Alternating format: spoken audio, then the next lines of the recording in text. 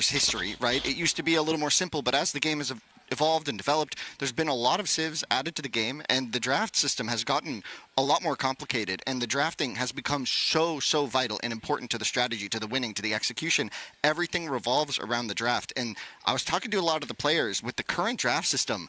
There's a lot of tension with some of the decision making because it's not quite clear what the best way to go about it is, and I think there's a lot of different ideas floating around. So we could be in for some really bombastic strategies where things just sort of happen left and right that maybe they're not even expecting. A lot of hidden practice has been occurring. What are your thoughts on the draft? Well, I have to, we'll elaborate on this later because we are going to have these players present themselves. Take it away, guys. Boy. Thank you so much. First up, ladies and gentlemen, he's the final boss of Age of Empires 4, two-time Redbull Wololo champion. He is the ultimate efficiency machine. My friends, put your hands together and welcome to the stage, Marine Lord!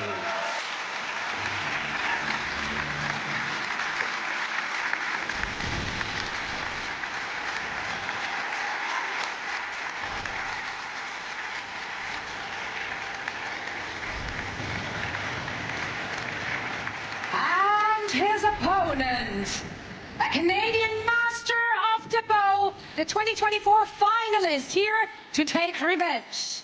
Your second semi-finalist today. Put your hands together. It's Puppy Paw!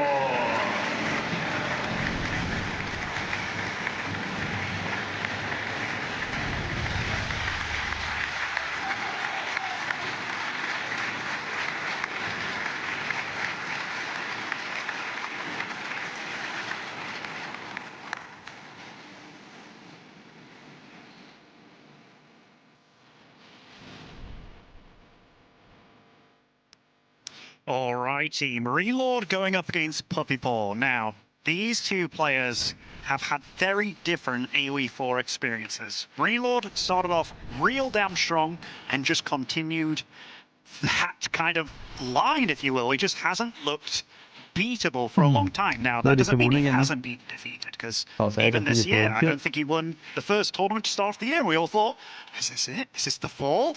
But Puppy Paw, on the other hand, I don't think he was even playing at the start. And if he was, he had this slow, steady rise up. And then all of a sudden, he was competing with the big boys right from the get-go.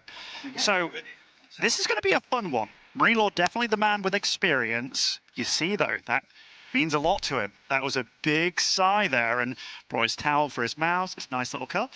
Isn't holding it with two hands this time. So definitely been pumping in the gym a little bit, too.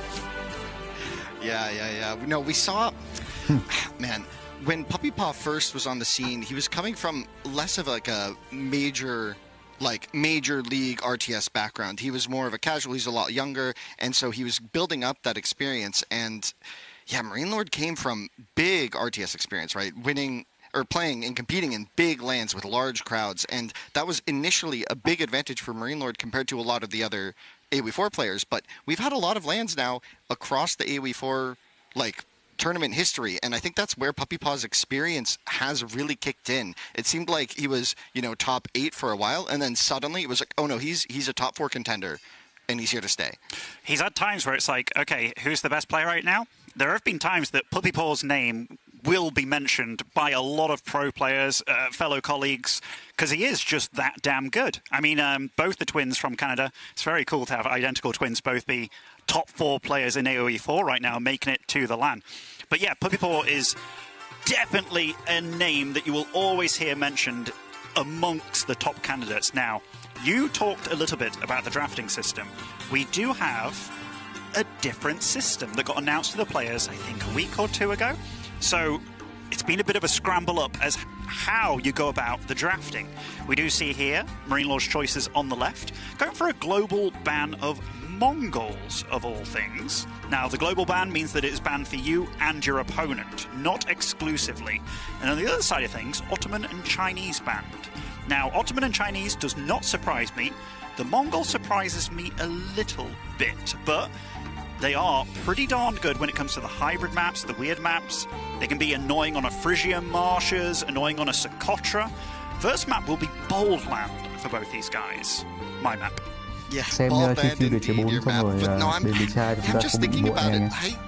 Còn nếu mà đợi thì sợ bị muộn. Tend to prefer Puppy Paw's draft. It's got, I mean, it just feels like it has a lot of flexibility to play any of these maps. But at the end of the day, I mean, Marine Lord's on his sort of signature French. Macedonian has just been super dominant in a lot of these games. Malians, I think, and Byzantines as well is another civ that's been favored. I didn't even notice that the English was vetoed as well, but obviously it's too...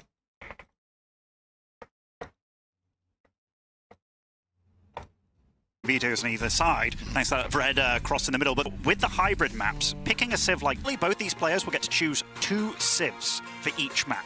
Your opponent will be able to veto the civ that they don't want to play against, meaning that picking the best civ for a map, well, you've both got to kind of rely on the fact that, I might not be able to play it. So Tuklak, with this new draft system, not going to be as great.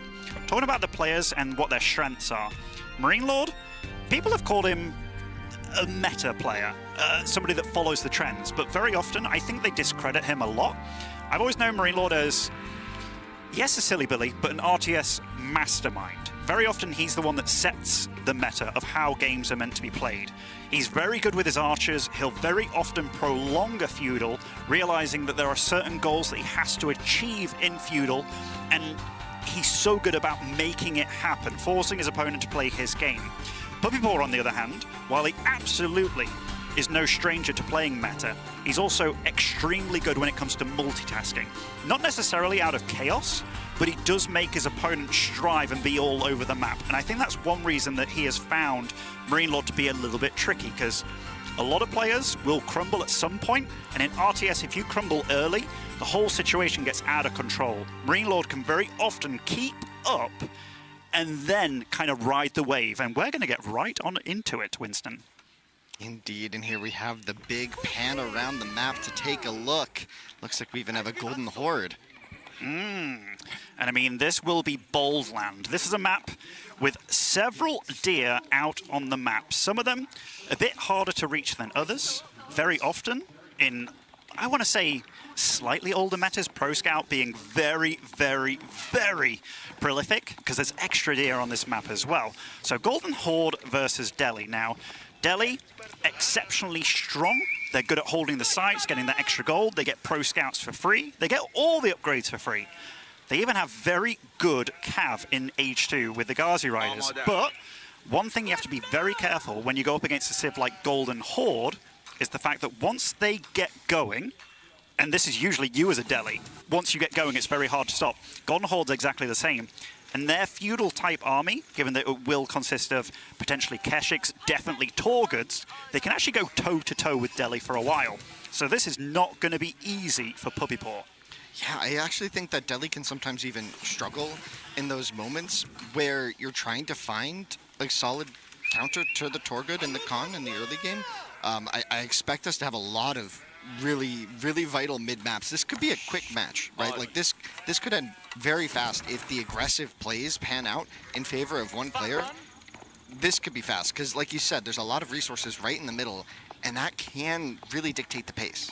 It really can. I mean, Puppy Paw is a guy that likes to be aggressive, likes to keep his opponent on their toes. Now, Golden Horde, what are their immediate weaknesses? They do not like to be harassed early on. And by early on, I mean the Dark Age. Delhi isn't the kind of civ that can do that. So immediately, Golden Horde pass a stage of the game that is most of the time very tricky for them. If you do have some spearmen turn up rather early, can be problematic. Now, Marine Lord is definitely a guy that loves his archers, and Golden Horde do produce them 2 at a time. If we look at the boar locations, boars are spotted at 12 o'clock and the 6 o'clock. So very often you do have Golden Horde wanting to take a boar, just to put a fortress on, that kind of thing. And the deer spots out in the middle, they're not quite in the center. Now you can have a kind of forward post where you want to put it on, just to make it a launch pad, if you will. Now, Marine Lord is heading out to the middle, and most likely will be looking to take that deer pack early on. And obviously, if you build the tower, which is more expensive, it also increases production. Now, we do see here a red little cheeky scout will be able to spot immediately what is up. Yeah, spawning this immediately is going to be pretty huge, right? Like, there's a really interesting moment here where there's a chance that the Ghazi get here. Oftentimes you'll see players build like an early archery range even, or production building near this outpost, specifically kind of on this forward resource pack of the hunt. And if this gets denied by Ghazi pretty quickly, it could be a problem. The tower will go up, but with only one villager here, things could get slowed down, but I'm not really seeing this being a huge issue for Marine Lord's opening just yet. No, honestly, I think this is going to be... I think Marine Lord's done this well, and Puppypaw, I think he was also aware of this kind of thing happening, because he actually built his age up with 5 workers, not the regular 4 for Delhi. So really wants to get stuff out and moving immediately. Marine Lord's age up, obviously not early whatsoever, but will have that tower up in pretty good time as well. There's no threat as of yet. Khan will be getting made out of that golden tent. Now, Marine Lord is getting his second OVU, so his economy is flourishing behind all this. Got the deer pack, so he doesn't have to worry about food for a long time. What is Puppypaw's goal this game thus far? He's going for pro scouts, getting the military flowing, and that will be Ghazi early on. Just going to try and do some pick action, make sure he can defend against that Khan early on as well. Yeah, sort of a slow opening from both. Nothing immediate from Marine Lord. We haven't even seen that first production building place just yet. Yeah, there it is. We have the barracks. So yeah, just the immediate counter. A couple spearmen out. That's not uncommon against the Ghazi, but yeah, we're wondering if we're even going to get a lot of forward momentum. We're going to be seeing Ghazi spearmen is the composition. No archers for Puppypaw in this early rotation. Oftentimes Delhi players kind of commit to a 2-unit composition, right? They do, but I've noticed that Puppypaw and Wham both like to go for the trio, which is, it's harder to control for sure, but if you can control it, it's very good. And thus far, Marine Lord is the one that's saying, okay, you know what, I'm going to be a bit defensive with my Khan. My Torg could take a good minute to build or so. And Puppypaw, behind this, is getting pro scouts going. He's also on a second mill, by the way, so really emphasizing getting out these upgrades nice and quick. Lots of scouting being done by him, and both of them opting for this spearman comp early on. Delhi have to be careful about going for archers, just because they are on a clock. If you go for archers against Golden Horde and the game does prolong itself and they end up hitting age 3, their armored units immediately all hit +2 range armor, meaning that those archers will just be tickling those armored units of the Golden Horde. And we did see the archery range as the follow-up, so it's just going to be archer spear for now with the target and the Khan. This is just a little bit of poke, a little harass, nothing major. Little damage there, but it's not the biggest deal, right? Just go back and heal it. One thing you will see from Marine Lord throughout this series and throughout the tournament as well, he's very good about paying attention to the counters of units. So if he sees you've got a lot of infantry or a lot of spears, he'll go for archers. If it's age 3 and he sees you've got a lot of infantry, he'll be thinking about springolds. He's very good about reading his opponent, scouting thoroughly. This game, though, Puppypaw is all about the aggression. Now, it isn't senseless, because he does know there's going to be points of interest out on the map, such as UVUs to harass. And he is going to be trying to get pro scouts afterwards. Pulls out a bunch of scholars here to try and heal, just making sure that he's not going to lose anything. Those Torgud and Khan do not deal a lot of damage. Their charge is somewhat substantial, though. Yeah, now we just have a little bit of harass on the UVU in the north here. This is one of the weaknesses of Marine Lord's opening, right, is he's got these slower spearmen trying to defend like 3 open points on the map. He's got his forward resources on his base. He's got his tower on the hunt for now, but that leaves the UVU rather exposed in the north. And yeah, just going to be running around. The spearmen going to be plenty to defend for now. The Ghazi count isn't too scary, but you can see in the queue, Puppypaw is not slowing down. He's keeping 3 fresh in the queue, so no matter what happens, there will be Ghazi. And I think that's going to be the vibe for quite some time. We could see a big battle soon. We could. We do see that Puppypaw is going for a wall. Kind of cutting off quite a good chunk of his base, so looking to secure those berries in the back, potentially a gold as well, could be a lot safer over there in the future. Is getting a nice +1 armor as well for his, well, I guess all his melee units, and he has stopped gold entirely meaning that he's at 5 scholars and 5 scholars only. That's a lot of emphasis on units. He's got a lot of guys on wood as well. We could very well see an archer switch by him at this point, and he's also very flexible when it comes, you talked about it, going for this trio of units early on, like the 1-1-1 kind of situation, and Delhi can do some very nice switches. Yeah, and that wall going up in the south is actually massive against small raiding groups, right? Just getting that wall up to block that rotation around the back is going to make him feel so much more confident. We saw the Khan and the Torguds trying to find some damage, and Puppy Paw was able to defend it pretty comfortably, and you can see he's off the gold here, so very little weaknesses in Puppy Paw's play right now. I just want to mention, so a bit of raiding being attempted by both these players, not getting too much done. The defense is very good by both of them. Marine Lord's done a good job of scouting this gold, and seeing your opponent's not on gold when he's Delhi, normally it's going to be at least 2 or 3 works on there permanently. So the fact that he knows that those workers are elsewhere, it's got to be wood or food at this point. So he knows that he's going to be up against a lot of units. He has to be. Now, Puppy Paw was a bit late to start his Sanctity upgrading, meaning he can grab those relics and does get a little bit of a grab going on here. Both these players suffering a little bit of losses, but that does mean that he is going to be producing way more units than Adeli does at this point in time. And if you look at the Torgud count, it's 6. That's a lot of meat there. Could body block with these villagers if he wants to. Tries to body block. Yeah, so going to get 1 Torgud for the trouble. If you're wondering why that one died when the Khan was getting hit, well, if a Torgud is around that Khan, the Torgud will be taking the damage. And we see here that the armies of both these players, this is very similar to their matchup in Spain, where it was a lot of big feudal armies. These two players tend to trend towards that in these games, especially with this Civ draft right here in front of us. And I think what we're going to see soon is Puppy Paw might feel a little desperate. Sanctity's in, and he's not even on the map with the scholars yet. Sanctity allows you to capture those sacred sites early, and that's something that Puppy Paw is going to want to get going. But Marine Lord, just look at what that engine has produced of the Golden Horde. That's a formidable force here, and you have a lot of Ghazi, but yeah, they can struggle against the Khan and Torgud, right? They definitely can. I mean, even the little dudes, what are they called? The Koreshes. They add +1 armor to all your infantry units, which that is a pretty big deal as well. Now, Puppy Paw is amassing a huge amount of archers. He's now not only caught up with Marine Lord, but he's going to be overtaking him pretty soon. Ghazi Stout count still incredibly high. Now, does get a couple of workers for his troubles as well. And I tell you what, that's a big deal. That is a really big deal. Those workers could have been carrying food, but also, do you really want to bring more workers over to that spot that is vulnerable? And this is what we talked about before the games began. Puppy Paw likes to play a style where he's attacking in not just 1 or 2 points, it can be 3 or 4 sometimes, and it's the way that he plays. Yeah, he's forcing Marine Lord right now to really make a decision. How are you going to protect your base, right? It's not so straightforward when the attack's from one location, and this sort of raid and pinpoint, we've already seen it break Marine Lord here. 2 vills down is a big deal against the Frenchman. This is not something that's super common, especially when he's playing his sharpest. So Puppy Paw bringing the heat and bringing it early here. It really is, and still no extra guys on gold. Stuck with 5 scholars. That +1 range missile is coming on pretty darn soon.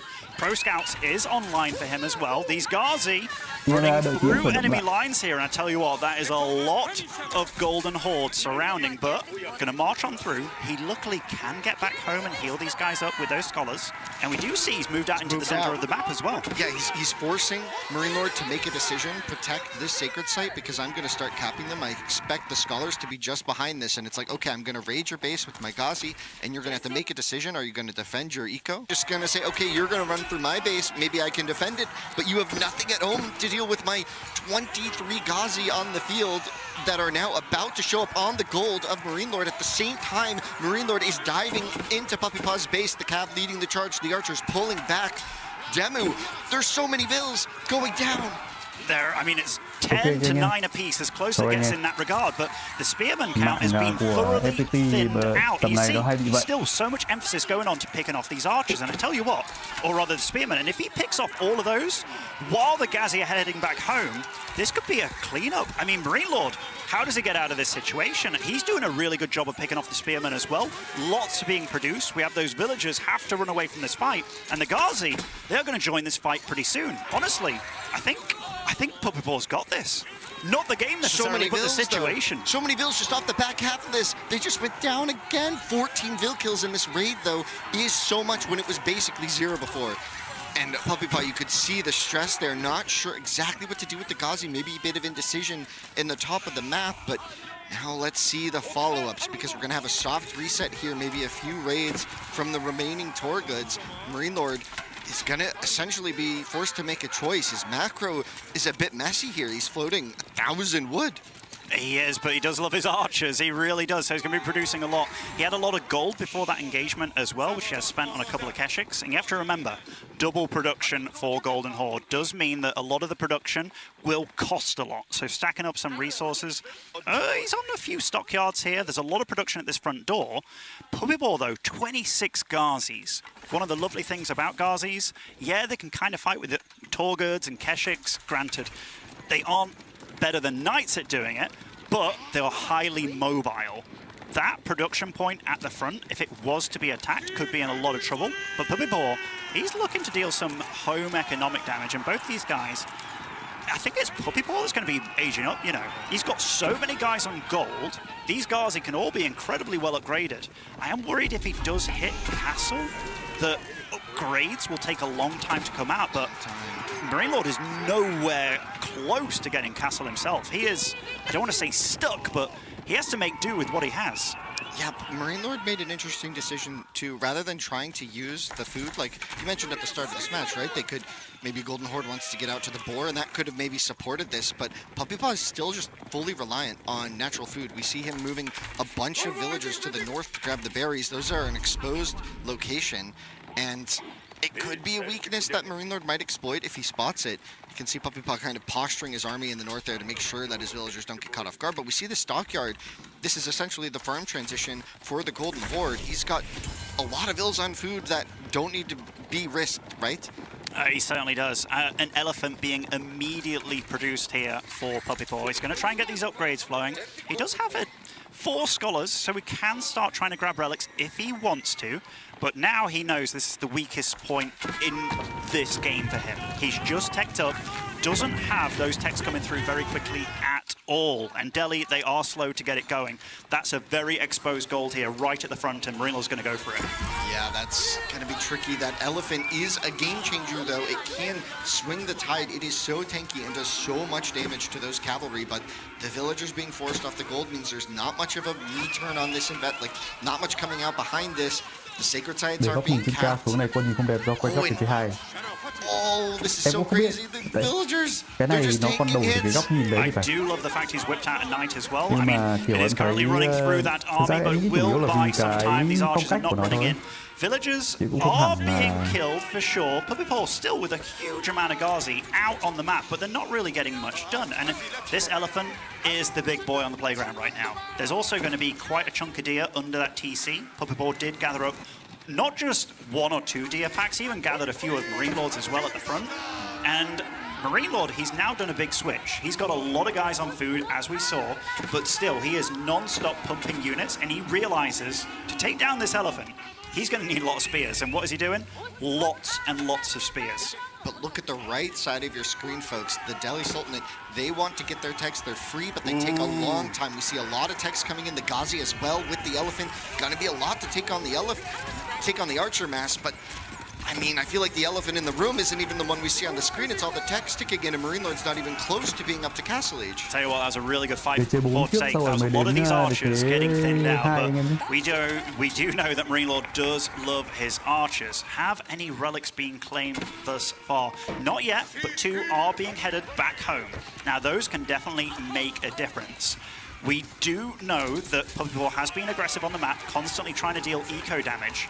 Has he been able to spot whether Marine Lord is staying on this tech or not? Because we know that Marine Lord is not going to stop with this. It doesn't look like he has much intention of slowing down and getting a castle, so Puppy Paw needs to hold on.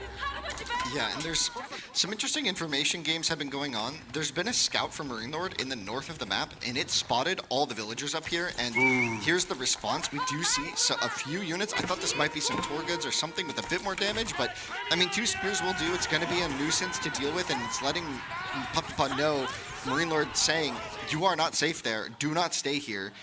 which is going to idle a lot of ills. They just made their way up there. Now they're going to leave, and even the gold mine was spotted as well. So we do see some raids on both sides. Still Marine Lord with increased villager kills, but we can see attacks are just coming in now. Things are going to start really kicking in for the Delhi. And Marine Lord, he wasn't worried about not hitting the age up real fast. He realized that that was a weak point in time for him, and he has been out on the map himself. These villagers, are they going to be able to do anything from this point in time? We do see that Marine Lord is closing in with a healthy bunch of spears, and those Ghazi, they won't be able to deal with that. Yeah, that could be a lot of trapped vills in the north there. They're going to have to make a run for it.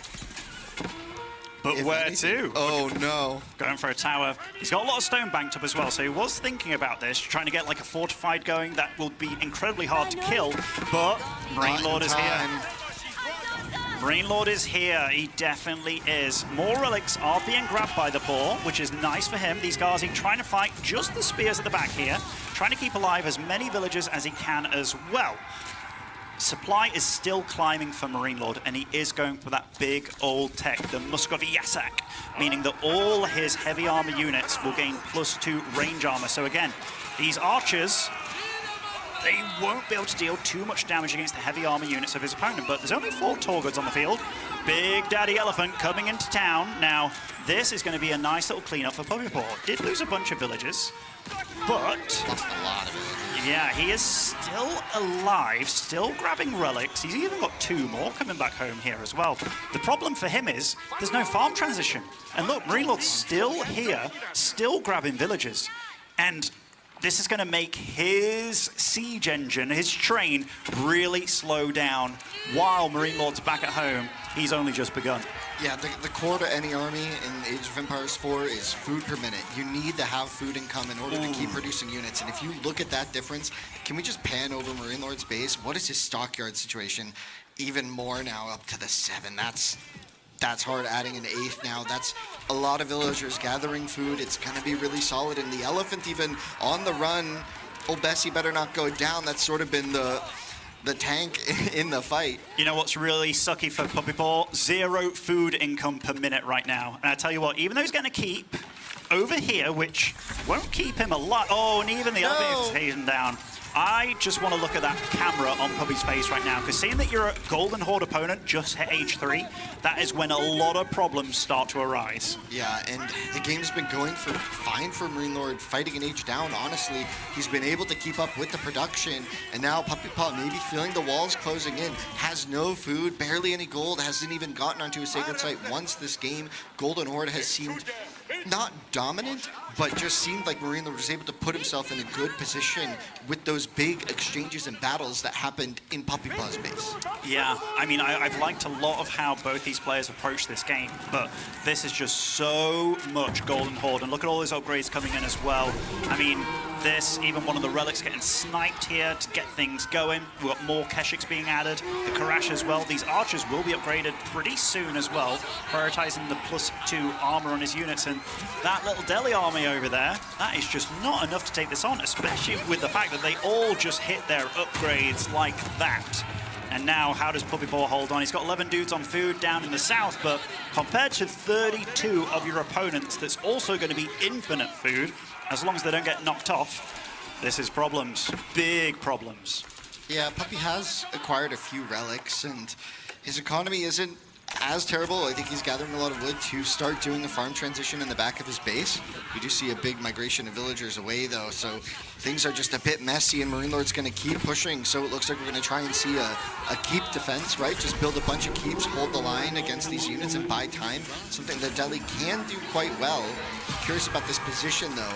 Really nice holding by Puppypaw, honestly. Yeah. This Spring Old Tower can't be taken out by just that amount of infantry, although I say that, look at that big chunk behind the webcam of Marine Lord. There's a lot coming, and it won't be slowing down. The stone hasn't hit massive counts. That is the weirdest little stockyard and camp going on over here, but you know what, I like it. Even a siege workshop produced over here, so Marine Lord is looking for just advancing, and Puppypaw just doesn't have the numbers right now. He really doesn't. Yeah, he might be looking to add some siege to either take out the main base, or he probably scouted that keep in the south of the map as well, which has a little pocket economy there. The elephant might not be enough. This is brutal. This is brutal. I mean, the scholar count has gotten higher for sure, but those techs have just taken such a long time to really get going. And most civs get bullied around by Delhi in the feudal age. And you saw this game. Puppy Paw really committed to an insanely hard feudal, but still wasn't able to really kind of close it out or get enough a lead that he could really step back and get his techs going and what have you. And that is one of the real strengths of Golden Horde. They don't get bullied in feudal. They really don't get bullied in Castle Age. And once they hit Imp, they are a scary beast entirely. So when it comes to draft, I do feel that this particular matchup, even though this map, I don't think it's bad for Delhi at all. The fact that you got most of the Dias on the map, just kind of one northern pack there in the middle, didn't quite clean it up. Golden Horde's been able to weather the storm, and now they're the ones to bring it. Yeah, now we're adding in the Siege, the Trebuchets onto the field for Marine Lord. At least they will be shortly, and that should help deal with some of these more fortified positions with the keeps. And we'll see, the crossbows and knights are in production. It looks like Puppy Paw has somewhat sorted out his food income, but you can see Marine Lord, it just hasn't dipped. He's been just churning food, and you can see that reflected in the population. Marine Lord's pop is just so comfortable, so cozy. He's going to hit 200 pretty soon if he just pumps out another group, but he doesn't feel the pressure anymore. I think he's feeling very confident about this game state.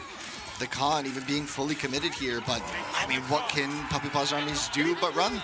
Yeah, I mean, he's doing a really good job of trying to pick off all these spears, but right now, this army that's right here, the only killer of the elephant are those spears, really. But we do see in the production tab, 6 batches of crossbows at a time. The count is already 18 for those bad boys. Those deal with these elephants very easily. So I dare say once those guys cross the field here, it's going to be lights out for Puppy Paw.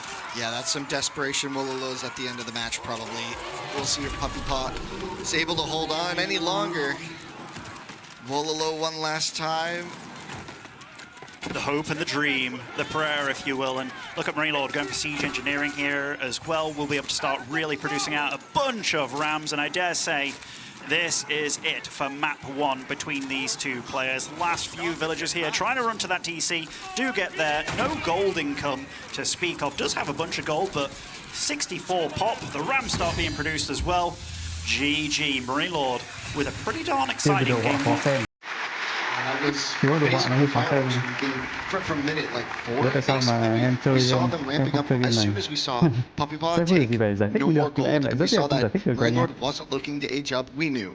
I think everyone here knew it was just going to be a big fight in feudal age, and I think that little maneuver with the Ghazi could have that had been a misplay, because it sort of felt like maybe with the Ghazi together with his army, he may have had a slightly better army at the time in the middle of the map, and could that have just been a premature?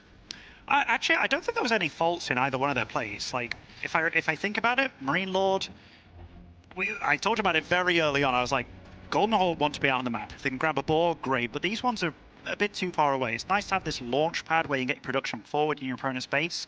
One of the first pro players to really utilize that was Vortex with Golden Horde.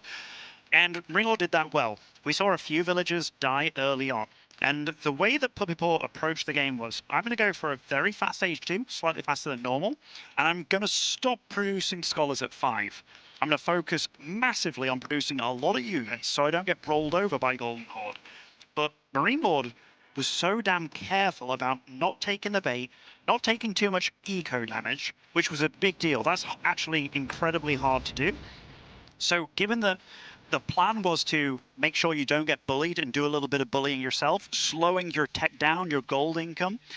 But the thing is, the Ghazi, there was a few fights where they were too far out on the map, like you say. They didn't get back home in time. And with that kind of stuff, you can't afford your opponent to kind of take the game by the reins there. And that is what I felt that Marine Lord did. He also did not overreact. He stayed on age 2 for quite some time, didn't try and get up his own age 3 as a response. He was like, all right, this is when you're weak.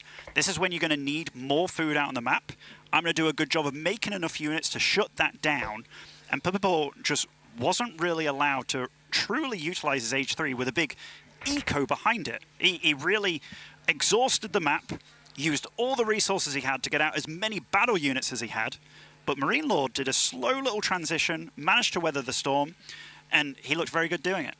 Yeah, and we even saw by the end, Puppy Paw was able to sort of secure those northern and southern food points, but with keeps, but that left the center of the base exposed. And like, there's times where it feels like Delhi can sort of enter that turtle play as a comeback mechanic. They have such a strong late game that can really surprise in Imperial Age once all those techs come in. And you don't need big map presence necessarily to get there, especially if you have a nice keep coverage. But it seemed like this map didn't really facilitate giving him like that really defensive layout that would have worked against a big feudal and early Castle Age army.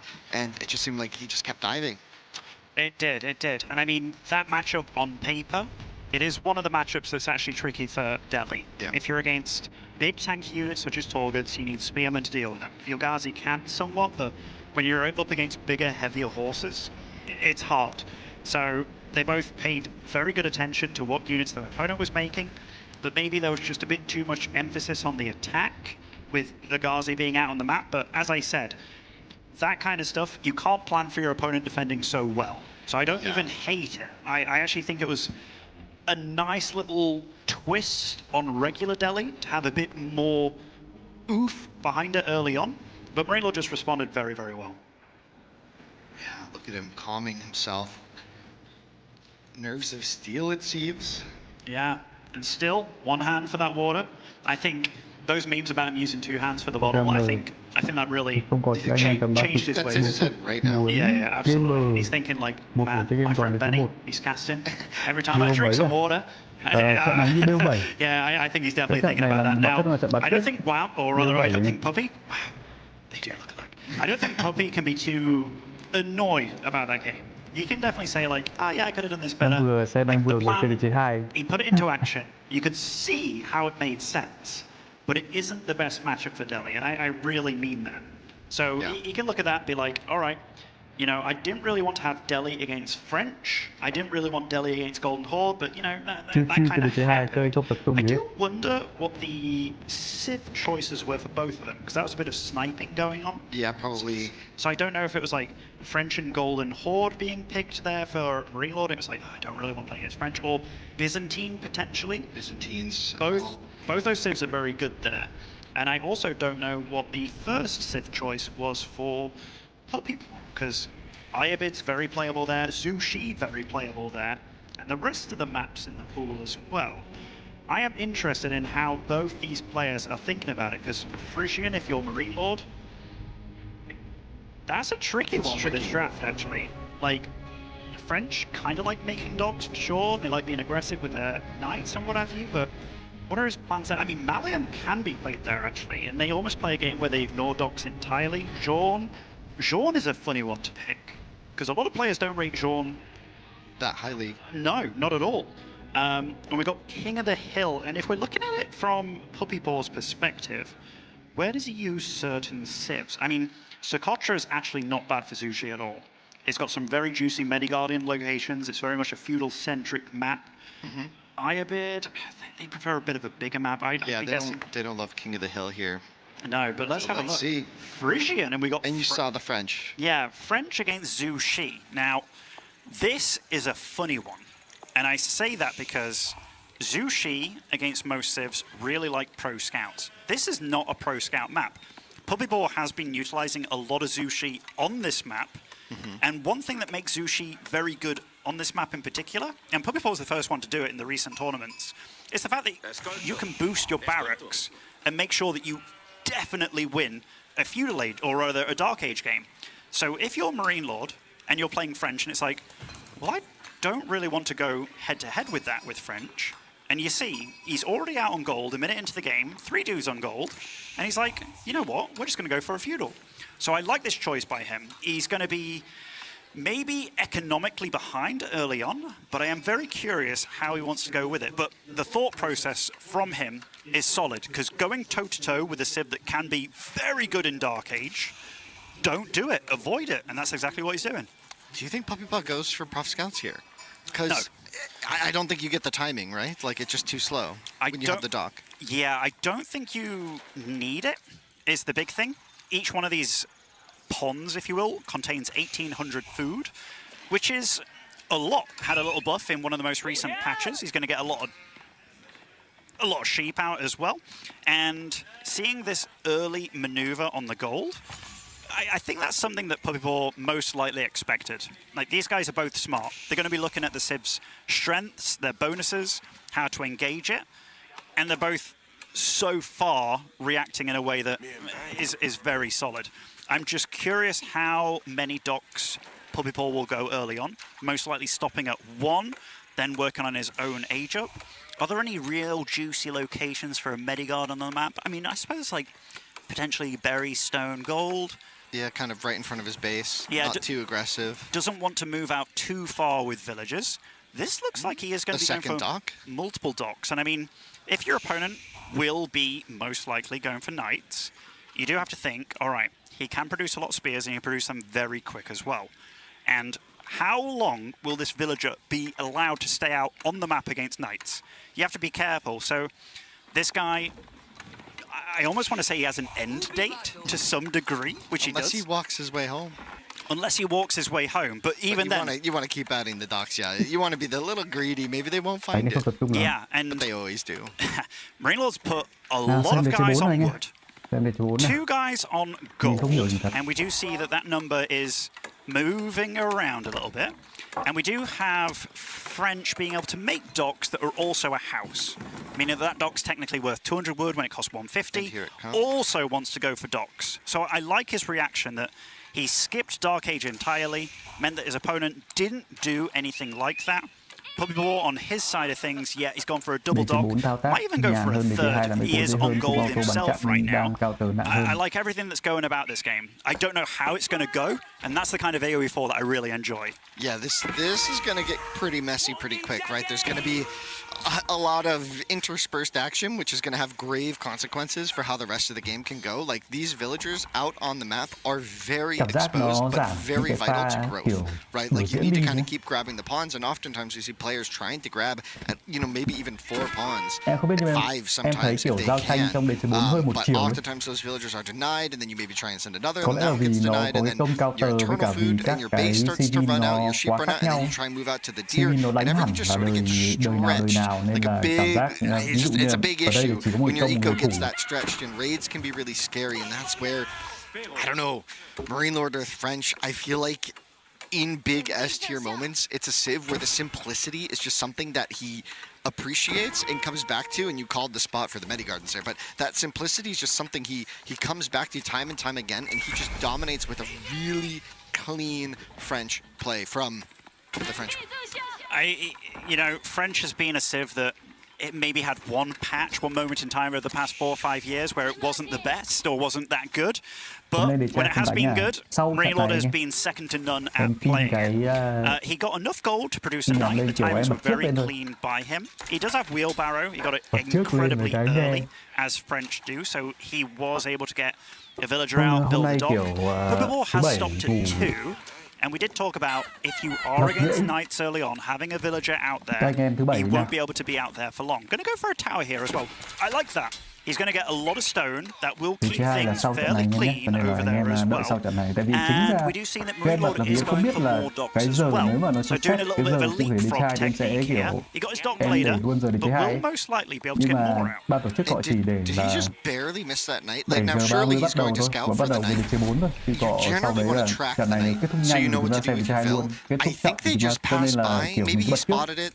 It's hard to say. Interesting positioning on it. You might see him go for the dock Vil at some point. Or did he pull it back already? He pulled it back already, that's what I mean. Like, he stopped at 2 docks, and there is an end date against French. Like, you can't be out. Whereas these spears, how many can produce? I dare say that horseman for Puppy Paw, the sole purpose of that is being out to find the Vil, to stop the progression of all these docks on the map by his opponent. Oh, and there's even a wolf there. This could get dicey for Marine Lord's Vil there. That wolf is very close. If he walks left, it's going to be an issue. And because, you know, taking even a little bit of damage will mean mean, that horseman will have a much easier time. And when you have a knight trying to kill a horseman, well, the horseman kills the vill. Well, it goes kind of one way. The horseman can generally live long enough, and if the vill's hurt, it's almost guaranteed. Puppy is out on the map again, producing docks. I like that by him. You see that Redbull is aware that that is a possibility, and he is going to be scouting around, seeing what he can get done. Because halting the progression of your opponent on this map means more than any other. He did add the second stable as well, meaning knight production's going to be heavy. So these horsemen, there's no archers to worry about for your spearmen. They can technically cross the map as well. It's just, once they cross, do they get back home? Can you defend? This villager might get lucky. Oh, the spears are here. A little ring around the rosy. Marine Lord trying to be cheeky with this knight. There's a wolf in pursuit as well. Everybody's involved in this one, and the villager sneaks away. Oh man, Puppy Paw, beautiful micro around that forest. It really was. And there's something happening a little bit north here. The horseman has found the villager. The dock does go up, which is pretty vital. But the vill will go down. And one of the things about this is, very often when you are taking docks, to try and take them later in the game when there are more units out on the map, it becomes incredibly risky. And are you willing to stake losing another worker on just kind of like a hopeless mission when you know there are going to be more units? But now Puppy Paw is going to be absolutely matching the dock count. He's Zushi as well, so he's going to be gathering a lot of wood, boosting it. And also, he's got a lot of units out already. That's a lot of spears, horsemen. We do see that the archer count is going to start growing from Marine Lord, but this is when Zushi shine. They get out a lot of units and choose which they exactly want to be producing. Oh, nice micro there from Marine Lord, gets the point-blank charge, and those spearmen take a big chunk of damage. And yeah, like you mentioned, when the unit count gets really high with melee units as well, this is sort of the threat that happens, right? Like the docks become the target, right? And you don't even need to find a way to kill the fishing boats, and oftentimes we see players try to defend maybe with a cheeky demo here or there, but these ships are so expensive that you really don't want to have to protect a pond with 3 fishing boats from some melee units. You don't want to have to build boats to do that. And it's sort of seen as a last resort, but if you're really behind, it could be an issue for Marine Lord to try and... It could be a solution here if he feels like he's continued to get pressured, but we see the mobility of the Knights now starting to wrestle control of the map with some clean micro, trying to bait out. The Spearman Brace does just go straight for this fight.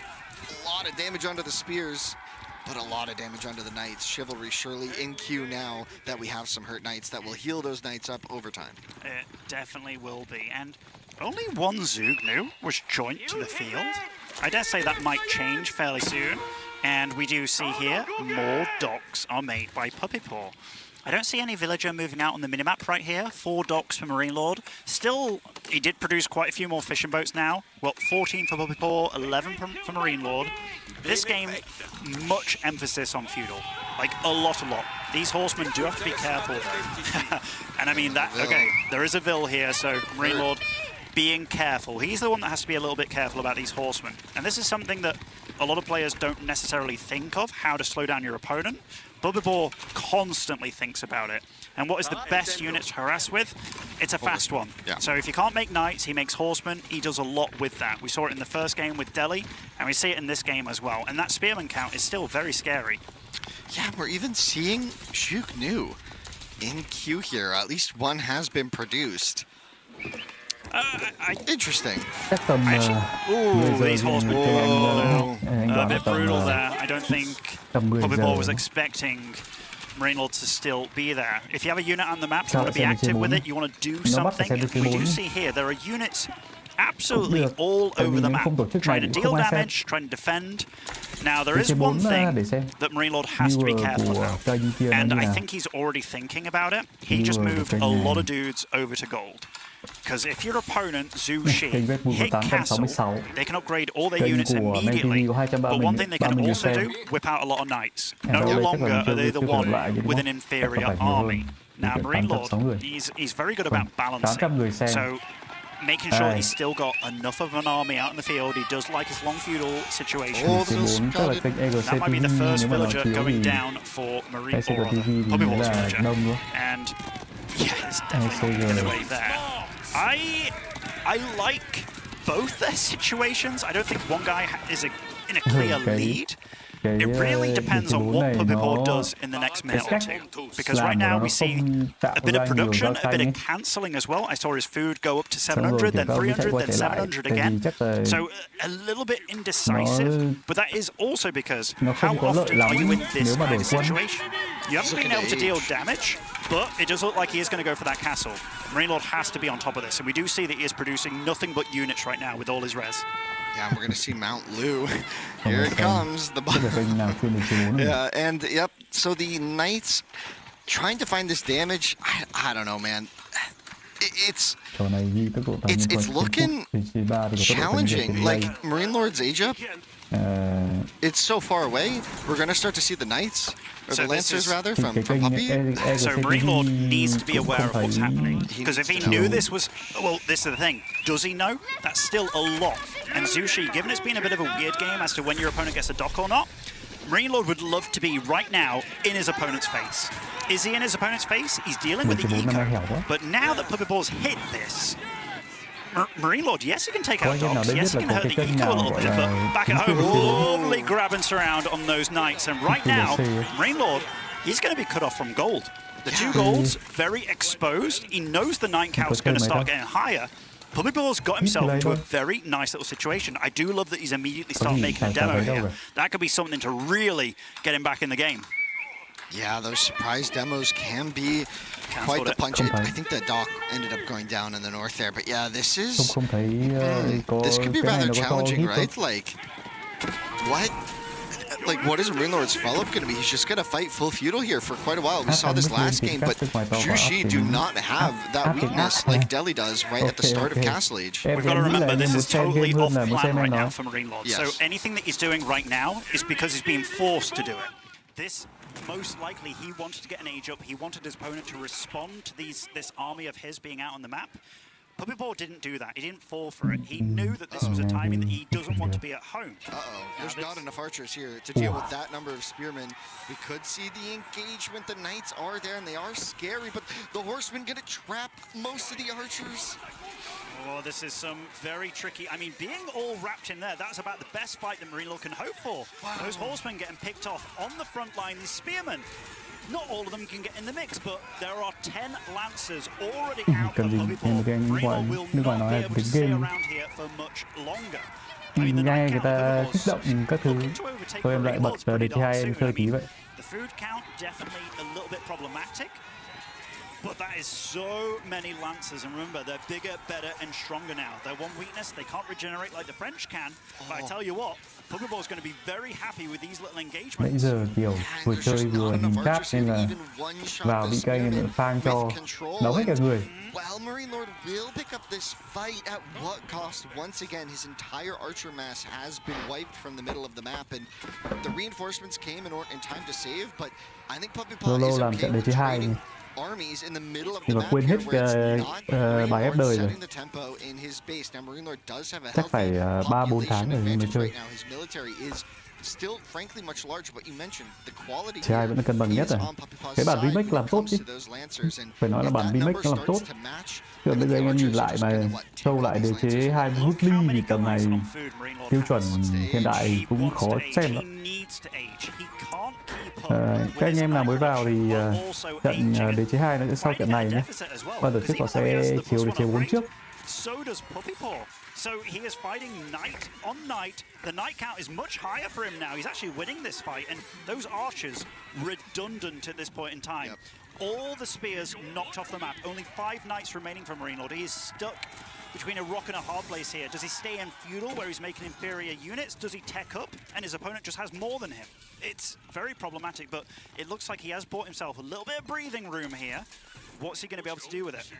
Yeah, Guildhall seems like the logical choice, but yeah, a lot of big farm eco on the back of this as well. We're even seeing a market just to help, you know, trade resources around. He might feel like he's getting gold starved here in the near future. He doesn't have a...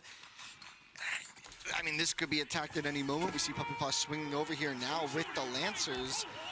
Is this enough French Knights right now? The age up isn't in, but he has to fight to defend the gold. He really does. I like that Marine Lord actually uses archers to tank there.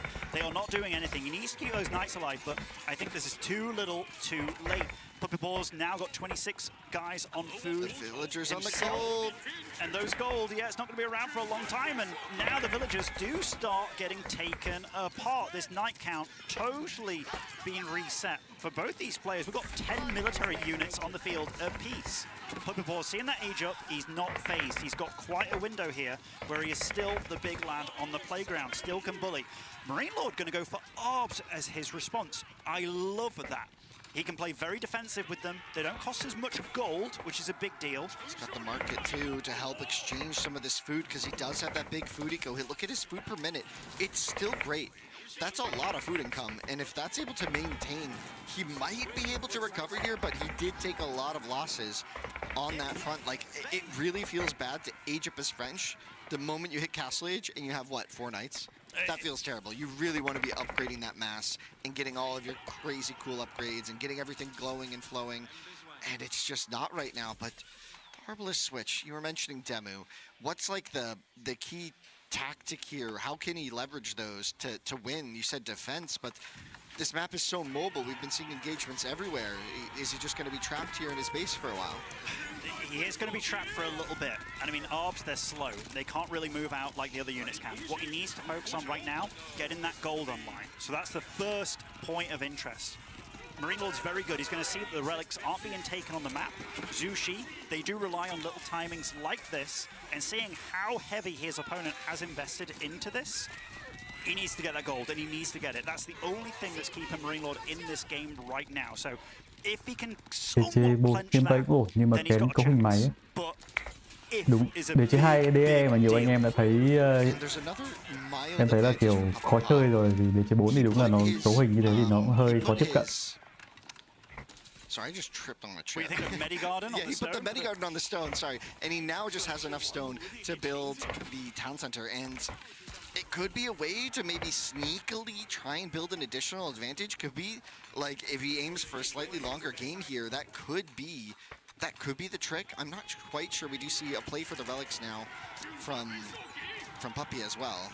One thing that surprises me a little bit about Puppy Paw, and I think this is just the stress of the situation, adding on some palace guards, but we do see a lot of spears queued up, because very often you can be in that heat of the moment doing all the shit. He cancelled them.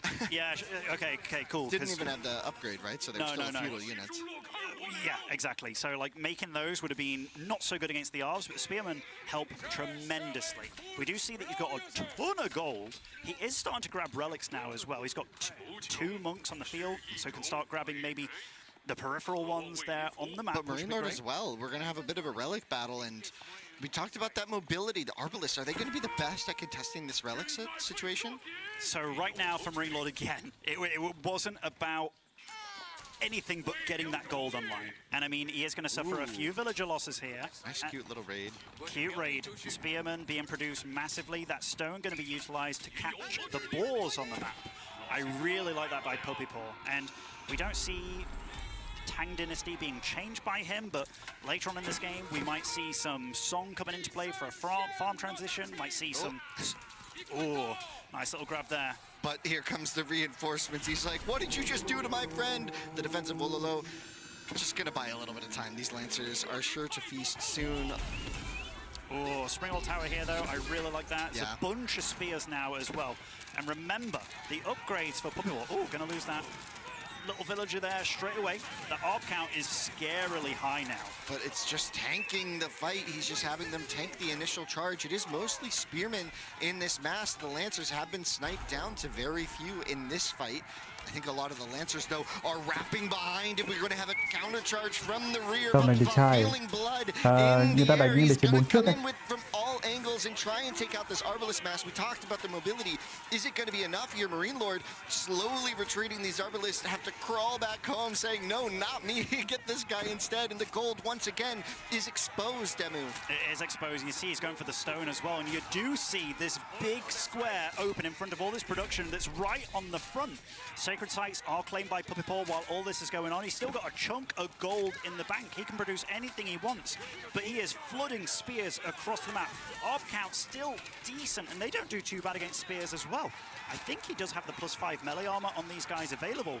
And the end of this fight, all things said and done, Puppy Paw needs to get out of here. Yeah, honestly, the Arbalist, a lot of them went down, but there was another mass of them in that base, and the villagers kind of tanked for a while the attention of the army, but didn't actually take all that much damage.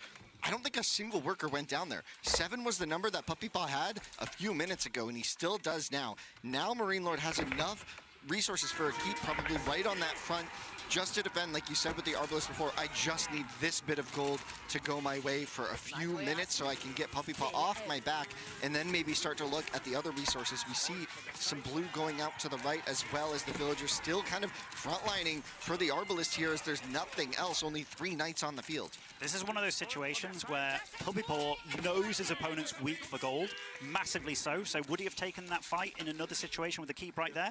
Probably not. But as you just pointed out to me, Puppy Paw, or rather Marine Lord, is out on a different gold. He has 36 villagers on gold right now. Yeah, and he has weathered the storm. Yeah, and with the keep up now defending the base, he's sending those slow units over to defend. Could be a bit of a foot race to get to this gold mine first, but it looks like it's going to be in time for Marine Lord. But this defense is going to feel a little bit different. Won't have the town center, won't have the villagers, won't have the keep now. And this could be another situation where Puppy Paw looks to take a big, aggressive, bold fight. I'd be curious if he's able to come out on top of that one, because so far the last 2 engagements were a bit dicey for him there. Double siege workshop by Puppy on the aggressive ball location. That's, when you've got no wood to speak of, that is definitely a little brazen. The spear count's getting incredibly high, and we do see a little bit of a horseman switch by him as well. So that is the main weakness of the ARBs. They do the obvious bonus damage to heavy, but if your whole army is going to consist very soon of spearmen, horsemen, they aren't really going to be too well liked in a lot of these future situations. Crossbows being added by Puppy Paw as well, realizing that the wood is not too great, but he needs a way to utilize that gold pretty soon, because he has been so happy in the gold situation. Very different across the board. Marine Lord about to get his 3rd relic. Puppy Paw only managed to get 1. Yeah, with the sacred sites and maybe a little bit of mismacro there from Puppy, he's just been sitting on 2,000 gold for minutes now, just not have a way to spend this, and that's not ideal. Like you said, if some of that was wood, he could have more Nesta Bees out right now, which would be rather threatening. Nesta Bee Spear would be maybe a decent way to deal with the Arbalist Knight composition of Marine Lord right now, and force Marine Lord maybe into something else. I don't know, it depends on the context, right, if the Nesta Bees are exposed or not, but oh boy, this is starting to brew again, both players in the middle of the map. You can really feel that Puppy Paw knows he's in the lead this game, and he knows that he wants to keep Marine Lord struggling. And right now, that is an incredibly aggressive keep. Will it go up, though? I don't know if this little monk over Less here... aggressive. Okay. I mean, he does know that he needs a vantage point to get things going. And the Red Palace in the north, I didn't even see that out of nowhere. The resources to imp from Marine Lord. So that's why he had so many guys on gold earlier, realizing the guild hall was on food. I mean, that will be able to be a structure if he can get it up. I mean, it's already it's denied. Like he's got the monk with the Wololo to buy a little bit of time. The villagers are going to have to tank for it. He does get the villager block. The knights, a few of them, nope, just barely escapes as Puppy Paw, but the army from Marine Lord isn't there in time. The Red Palace Một người ẩn should danh go up gửi here. tặng 4,4. Look at that. SME is kind of exposed, but the spears do wrap around again, and that Red Palace will be able to get up. Puppy Paw cannot stay around. Gotta run. He cannot, but look at all those ARBs. They're getting really sickeningly low. Now, Puppy Paw has got him in a beautiful spot. The Red Palace does snipe off a Nesta Bee. This army, this spot that is safe near this Red Palace, is actually, like, Puppy Paw's in between the reinforcements. Yeah, and we're seeing an immediate siege workshop from Marine Lord immediately queuing up a cannon. So we're starting to get that Imperial Age benefit. He's like, all right, I'm imp. Give me a cannon. Let's take care of this castle. It's gonna go down fast, this keep, right? If it's allowed to hit it, but will it? And there's also that looming threat of a counterattack. Like you said, he's in between the 2 economies of Marine Lord. He's got the gold in the north, and all of his food and wood is in the south here. And if Puppy Paw's able to leverage it, he can just swing and attack whichever one is unprepared and less defended, and that could essentially be a game-ending punch. Well, this keep is not as vital to the entire game strategy for Puppy Paw, whereas this position right now for him is such a a linchpin in Marine Lord's backside, right? The cannon was such a good choice. It's so good. That will keep the Nesta Bees at bay. But I also like Puppy Paw's retort here, getting trebuchets. Yes. They are going to be able to be out of range enough that they can still fire on his opponent, but that keep, how long is going to be able to keep it alive? You do see these trebs have shown themselves right now. Vision is such a big, important detail, and these Nesta Bees will be able to somewhat fight back. He's hit Imp as well. What is going to be his choice to go for early on? I'm not sure. The Arbalists are taking a weird path there, probably not what Marine Lord wanted. And there's another thing we have to think about here. Like, Marine Lord, food-wise, he's got a lot of farms now in his main base. Like, he is sort of relying on not only defending, but he does know that he's not on a clock that if this game goes on for 20, 30 minutes, that he's going to be in a bad situation food-wise. He's doing everything he can in his power to make sure that he still has a chance later on down the line as well. Well, there's a really important clock as well on Puppy Paw's side. It's a little cut off, but 4 minutes left, and he just got denied from that kind of cheeky denial. Marine Lord needs to win a battle in 4 minutes or the game is over, right? Because that Southern Sacred Site, maybe he can loop around to while Puppy Paw's distracted in the north, but that Imperial Age really feels like it threw off Marine Lord's economy, right? Like the production behind it, he's added a few Arbalists and one more cannon since we last spoke about his army composition, right? This was minutes ago, whereas Puppy Paw has been comfortably adding more and more Nesta Bees, more and more Spearmen, and now elite Spearmen on the field, some elite upgrades also coming in for him. The speed upgrade as well for these Nesta Bees so they can come in and poke these cannons a bit. Really nice cannon usage, by the way. He Yes. picked off 3 siege units there from Puppy Paw while keeping these 2 cannons alive. We'll be able to start working on that keep again. The real issue that Marine Lord has is, if his opponent gets enough melee that he can really just wrap around your entire army, you're going to be in trouble. But he has to be thinking about, how do I stop that Sacred Site situation? My opponent's army is just so mobile, and I see that he's getting more stone. Yeah, my cannons can take out your keeps, that's great, but how does my army, my Arbs, get into a situation where they're going to be feeling good against so many Nesta Bees, the Horsemen, the Spearmen, you name it, he's got everything. Feels like he's got everything he wants, and now Puppy Paw is just mass gathering stone, and he, once again, has a ton of gold to work with, so he's really comfortable just getting a bunch of these Imperial Age technologies that's, you know, before it might have been a weakness, this macro, but now it might really just be a strength. His food income, though, is very low, so if Marine Lord's able to take some form of decisive fight, this could start to look very different, and we have a bit of an engagement here. That's a lot of spears. The crossbows, the Arbalists, rather, aren't the best against this. Big shots from the Nesta Bees. The Spearmen looking to engage, maybe just try and buy a little bit of time for the Sacred Site victory. The clock is ticking down. Can Marine Lord get this into a 2-0 position? I tell you what, this is starting, like for Puppy Paw, his food situation is not good. Is bad. Yeah, it's not good. So he's Food is 200. He's focusing so much on these Nesta Bees, but what unit would he really love right now? If he had like 30 horsemen, I know that's a lot, that'd be great, but you still see these Arbs fighting against this. It's tough, keeping them alive, keeping your cannons alive as well. This is very much a last-ditch sort of effort here. There's not much time left, but these cannons doing such a good job. One more Nesta Bees. Look at this position as well on the Arbs. They are not taking very much damage from these spears, but they're also not dealing a ton, trying to keep these knights alive as well. And the supplies, we're at 130 apiece right now. I tell you what, this is so damn close, and Marine Lord with that big food eco. Look, he's still got 1,300 food in his gold bank. He can whip out so many units. This is so good for Marine Lord if he can find a way onto one of these Sacred Sites. Puppy Paw has fortified the north. The Vilpul is here. He's like, get this damn cannon out of my sight. This has been such a nuisance. These cannons, just 2 were produced at the start of Imperial Age and are still owning the battlefield. A minute left on this timer. We might see a Vilpul from both players shortly. Marine Lord might feel desperate. It might not be enough what he has, and we're starting to see some villagers move up. Things are getting rowdy here in London. Let's go. And you do see the resources now. Guildhall has been used. 8 knights in production.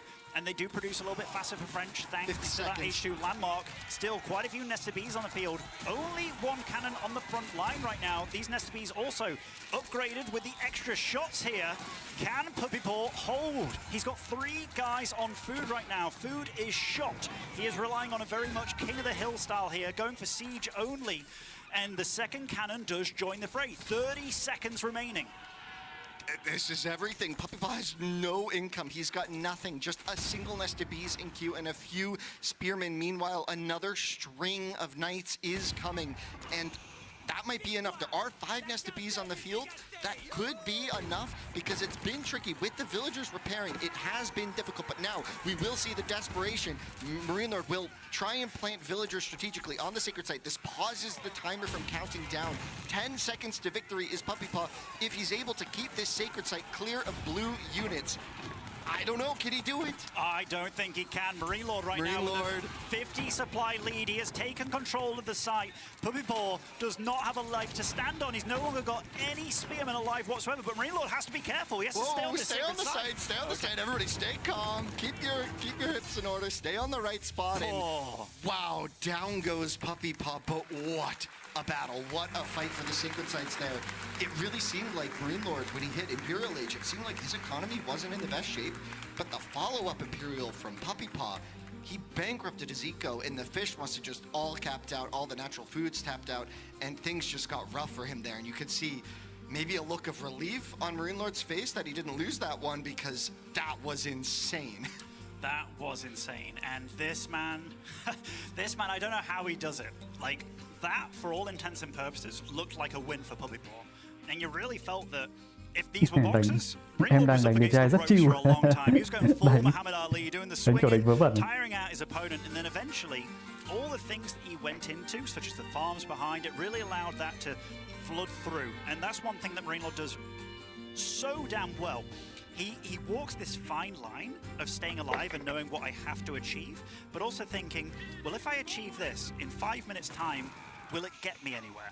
So he's constantly thinking about what to do in the next situation. PuppyPaw, I think a lot of the game was very much in his hands. He got himself out of a lot of terrible situations and really planted himself in a lot of great situations. It was just that cannon choice by Marine Lord, and I think this is something that I mentioned at the start. He's very good about saying, okay, what do I need right here, right now? And that cannon, like, in his situation, I might have been thinking about ARB upgrades since I got like 20-odd ARBs on the field, but no, his first thing was, okay, a cannon. Let's really start making sure that I can try and get myself out of this, because if the game does go on, I'm going to get myself into a situation where I have to stop that sacred site, 10 seconds or 9 seconds remaining, and I'm going to be in good shape. But it was just a real crazy game, man. It really was. That was insane. And I really think that call on the Arbalist as well, when the map is so stretched thin, to make the choice to go for the slow counter unit that doesn't even, like, it's not bad into spears, but it's not great into spears. It's not like an archer. Just to have the wherewithal to make that choice and to almost be punished for it. Like, PuppyPaw did have that crazy dive, and it looked like it could have been a runaway situation, but Marine Lord somehow mitigated all damage in that dive. And here we just see, you know, at this point, PuppyPaw's just last breaths here. He's got 3 vills on food. Just nothing. Yeah, nothing in the tank anymore. Like, this is one of those things where if you ask PuppyPaw what could you have done differently this game, it might have been, well, I should have balanced my eke out a little bit more, but honestly, I've not been in this kind of situation where somebody's held so well that it's like, normally the game's over by then, so getting to this point in time, a lot of this game was very freestyle by both players, and you really saw that. So there's a lot of things that were totally off the book and just going how they had to. And how many situations have both these players played like this? I dare say the numbers, absolutely, you can count on one hand. But yeah, maybe a Song Dynasty just to get cheaper farms, just to have the real muscle, because if there's one unit that would have helped PuppyPaw out a lot, if he could have afforded it, a lot of horsemen. A lot of horsemen. We even saw the elite horseman tech came in, so he agreed with you, and then he made 10 elite horsemen, and then he couldn't make any more. He just didn't have the economy to. He just said the spearmen are too important for dealing with the cav. I only have a few spearmen left or a couple horsemen. I have to pick. He kept with the spearmen, which had more upgrades, and just were doing more for him to defend the nest of bees. But yeah, I think what you said about freestyle, I'd like to dive into that a bit, because from my perspective on Frisian, it's like that early opening, it's not rote, but there's a lot of different ways to approach it. But one of the big plays is how are you going to handle the pawns? And I think in both games so far, we've seen that Marine Lord's farm transition, once with Golden Horde and then now with French, has just seemed like he's squeezing in these farms in a way that PuppyPaw isn't. PuppyPaw's kind of stylistically different almost, where he's saying, okay, these maps have a lot of natural food. I will take control of the natural food and I will try and win. right? And we've seen that food transition from Marine Lord into the permanent sustainable food sources. What's your take on like the playstyle difference there? So the playstyle difference here, like we've definitely seen that Puppyball wants to be active, wants to be very much in the face. If you are doing a farm transition at any point, be it like you add a few farms here and there, 3 at a time kind of thing, yes, it will prolong your food on the map, but also you have to realize every farm that you put down is potentially like 1 less spearman, right? So the fact that Marine Lord has been very careful about being the defender, your opponent takes a longer time to get across the map than you, that you can still eke out a few of extra units even if you are at a deficit. So using that time just to be the guy on the ropes, taking the hits, going for these little eco swings where, yes, we saw at the end there a lot of farms that get popped at once, but there were also farms way earlier on while he was on the docks and stuff. So I think it's just right now the way that both of them Thực are ra là phải anh em DC4 trải nghiệm chứ đúng không? Anh em DC4 nghĩa là thấy game nó hay ở điểm nào. Còn mình chơi DC2 mình nhìn sang thì mình có thể là mình cảm thấy không thích, nhưng mà kiểu người ta chơi người ta thấy ở điểm nào người ta thích thì sao?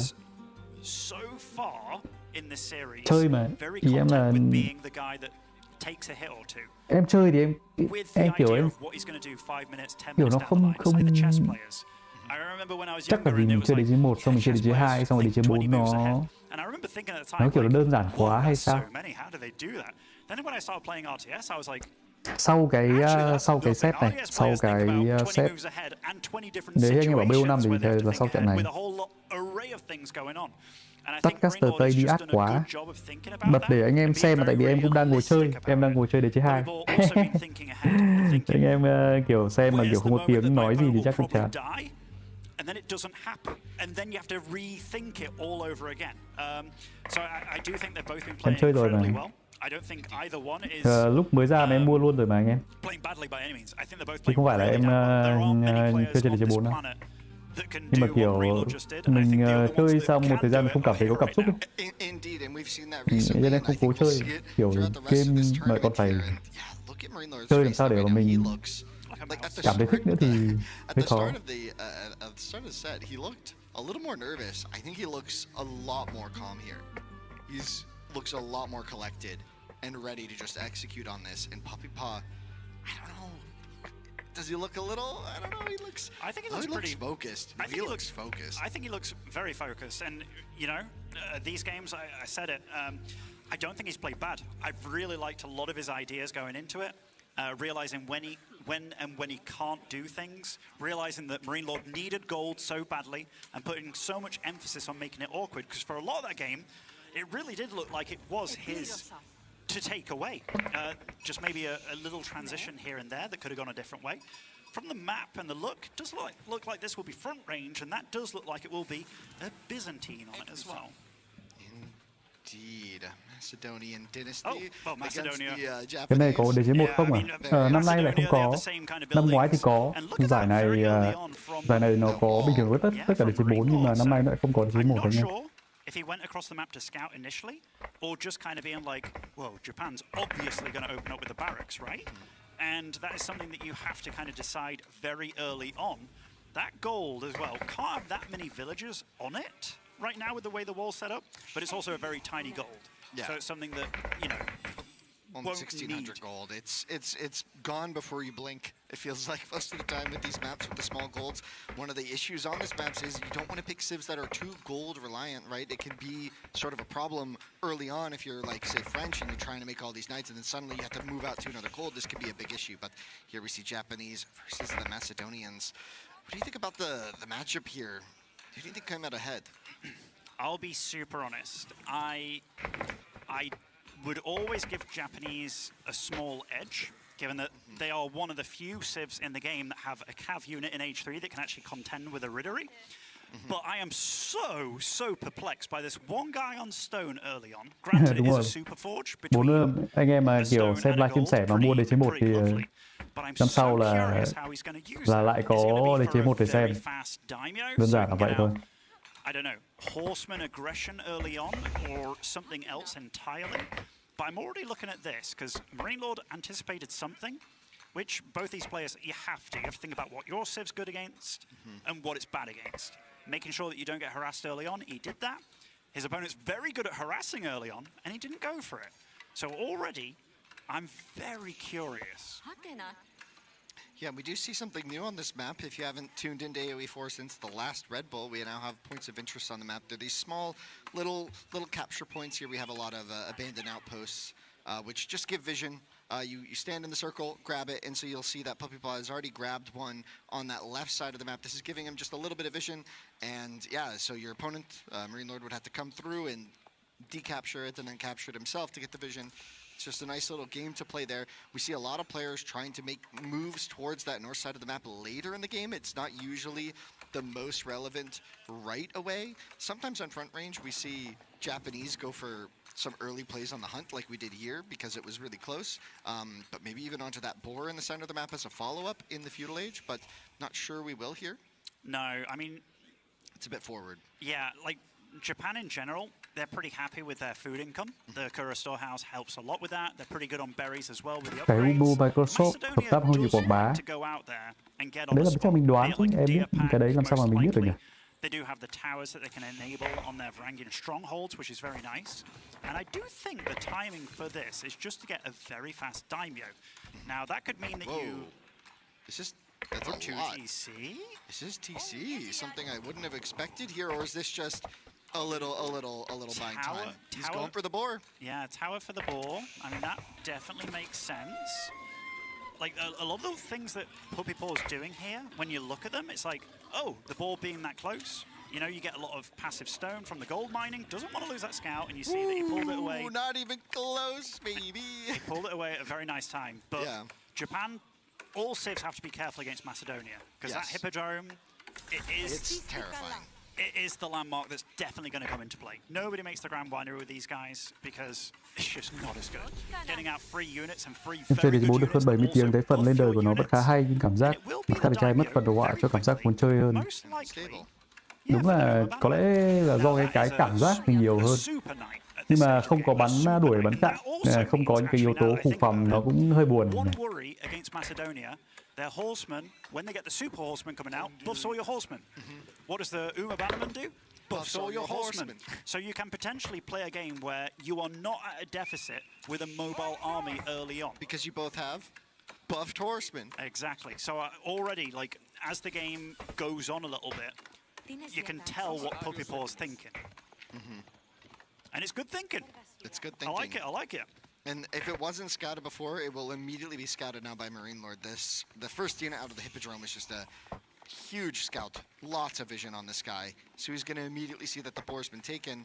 I'm sure he already caught that early on. I do like the fact that he went for the deer so early on as well. Yes. I think he started off with... I think he has survival instincts. The timing on the tower is pristine.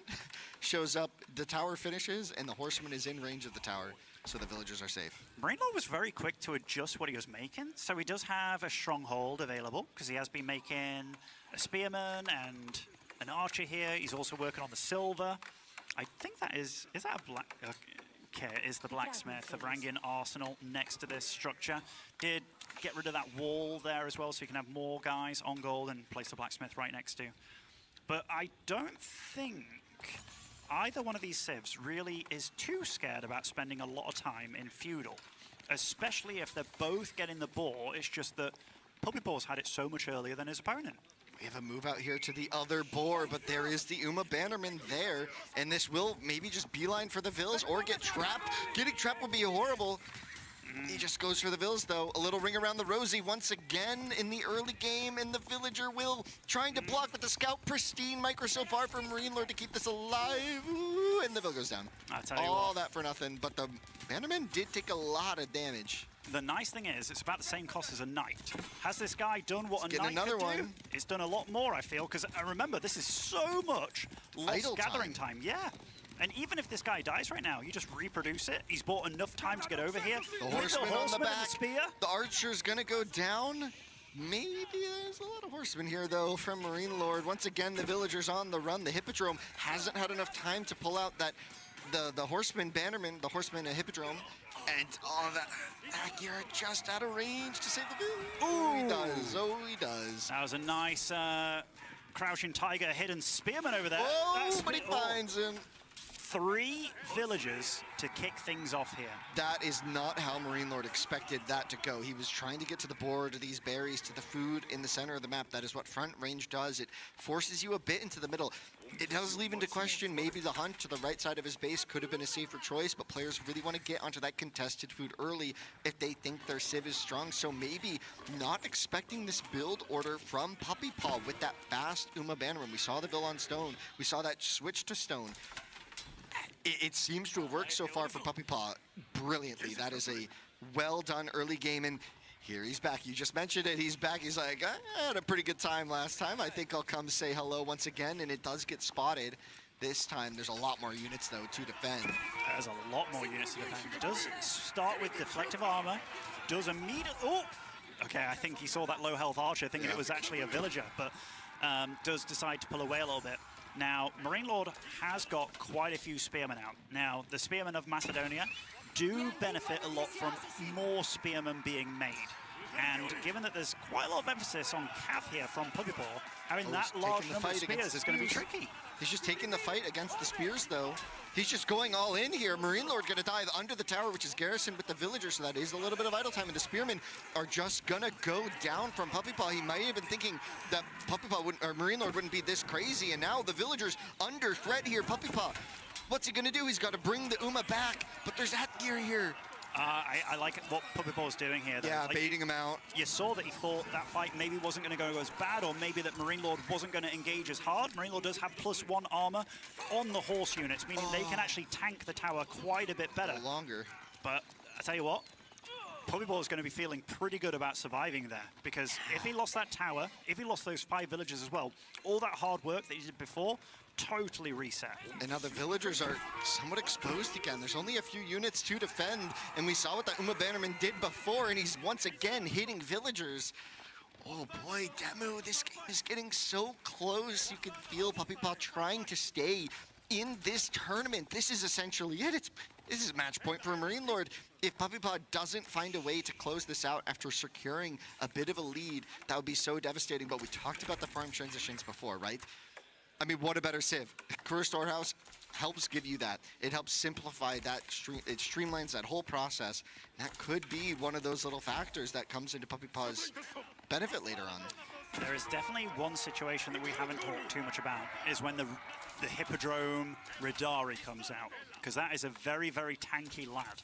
And having basically a castle age unit in age 2 that will also make it so all your infantry move faster, it's a big deal.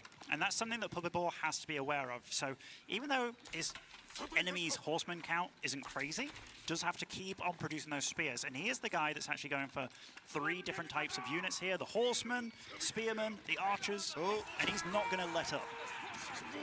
And there's actually a good amount of the Yumi here now. That would be the archer from the Japanese. They're pretty speedy, so it can be really good at running down these ads gear. And the outpost will go up, so we sort of have similar ideas for defending the base from both players here.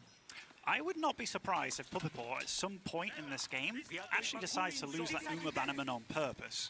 Just doing some harass, because you do see that his archer count is getting crazy high.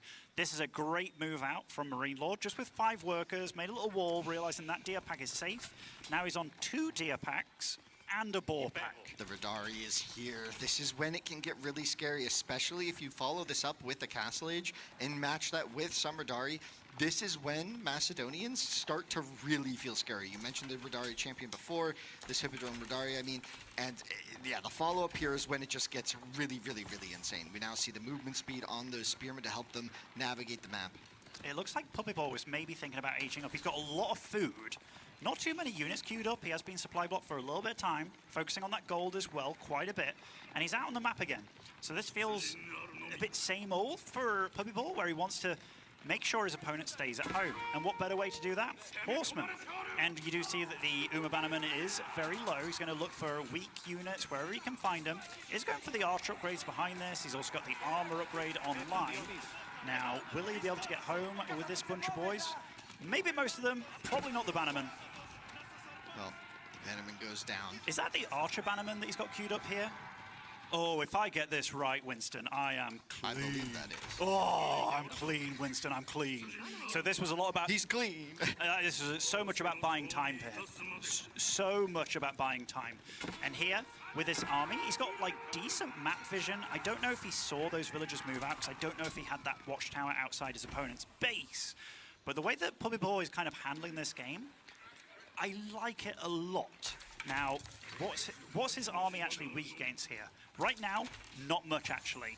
Marine Lord also potentially thinking about what he's going to do. He will have to change to gold soon if he does want to get an age up, but so far it's nothing but horsemen, which is a bit unusual for Macedonia, because you do need to make a stable, not the Varangian stronghold, but that is a perfect unit to go up against this army. Floating gate. Yeah, it's not often you see this position where puppypaw is in right now, where he's got more units, not necessarily the better army considering the effect of the Hippodrome champ, Radari, but this, I mean, he's got a big army and he's aging up, and I mean, Marine Lord is not too far behind if puppypaw doesn't push and force more units, but... I'm so worried for Marine Lord. If puppypaw does something that's a little bit weird, if he puts the relic on an archer range, goes for the upgrade immediately. But I guess, like, Samurai are so big. Mounted Samurai, one of the best units in the game. We do see that he's got nothing on wood, basically. I mean, it just went up to 7 from 2. Boar has been mined out. That is a lot on food, a lot on gold. It's going to be Mounted Samurai here, and what better unit to have and assist you in this situation? The archers fire their volleys across, the horsemen charging through the field, front range delivering a large battle in the middle of the map once again, as is tradition, one might say. It's almost in the name. And we do see the little relic there being plopped down by Marine Lord, giving the Macedonians extra buffs for all their units that are Viking-esque, and boom, Samurai start up immediately. Archer upgrade. Oh, he's going to get housed. All the Samurai not coming out right now. Do we have a house in queue for puppypaw right away? He's got 25 wood. Yeah, I think he's got a house being built. Power built with a lot of villagers. Certainly is. A little awkward. He's fortunate that this Kurosawa house actually ticked out a little chunk of wood there. But won't be able to afford too many upgrades. He actually is getting the +1 arrows and the archer upgrade here. But that Samurai count, where is it being produced? Is it very far forward? I think it's very far forward in the center. In the center, no? Yeah. Oh, the Golden Horn, right, for Macedonia. And it does act as like a mini French palace. Marine Lord was talking about this just the other day. He said he thinks this is a crazy landmark, and it's going to give him a lot of crossbows. And these crossbows are going to be able to help deal with the Mounted Samurai. Now, it's not great, like you said, the Samurai is like insane. It's absolutely insane. But, I mean, having a few free crossbows is certainly going to be a good feeling for Marine Lord here. It's going to be a great feeling for him. I mean, anything you can get to help out a little bit, it's going to be awesome. He's also done an upgrade on his range units. Now, gold will start becoming an issue for both these guys, just because of the little golds in your base, and we do see that puppypaw, currently 0 on gold, has had to move out. Yeah, he's moved out to that left side. It should be, he should be building that mining camp now and feeling, or the forge, sorry, and feeling good about it. And yeah, Marine Lord has that mining camp up there in the north once that deer runs out as well. Yeah, the forge. That's a bit of an awkward one. You got some vills that don't all fit in. Doing a little bit of dancing over there. Archer count getting very high for Marine Lord. I do think he is getting the upgrade for them if he doesn't have it already. He's also going to start, well, he's getting the crossbows. No Radari just yet. Going to be trying to get the relic game going on his side of things. That landmark being in the center there, next to the sacred site, also makes it so you don't have to worry about fighting against the timer again, which we all know is a big deal. Yeah, and Japanese actually might struggle to match that, and yeah, we do see some interesting unit transitions here for puppypaw. Yeah, so Onimusha being produced, because what is one of the scariest units that Macedonia can produce? Radari. So he's gearing up to get ready to go against them. But maybe Marine Lord feeling that his gold income right now isn't enough to sustain it straight up. So he's going with other bits and bobs here. Like, he's got a good chunk of the spearmen. puppypaw does keep suffering from these little supply blocks. His wood situation, not the freshest right now. But he's been putting so much heavy emphasis on getting out a lot of samurai.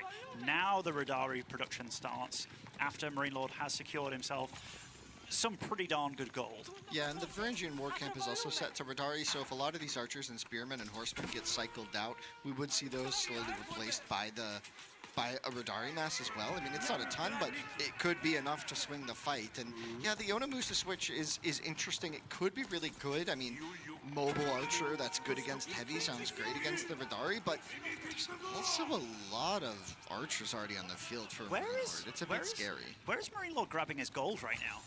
Is it not in the north? I thought it. Oh, no. I thought it was a bit south of there.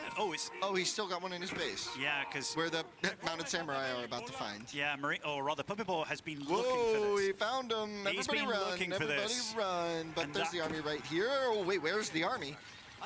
It's a little far away. The crossbow is going to be fodder. A single vill going to go down here.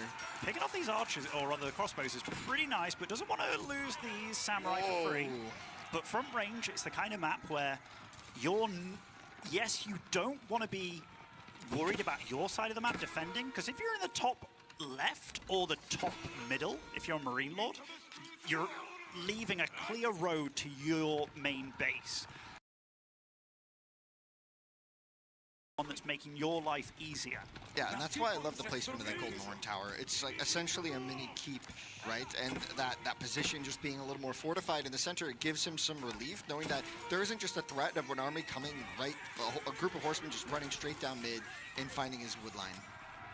Lets him feel a bit more comfortable playing in the north side of this map here, which he's doing pretty well right here. Finding a lot of the mounted samurai that Puppy Paw has produced. They haven't found that much value, probably not as much as he would have liked at this stage, but we'll see how that transitions if they ever hit another large battle here where, the mounted samurai are finding this around, but the spearmen are here.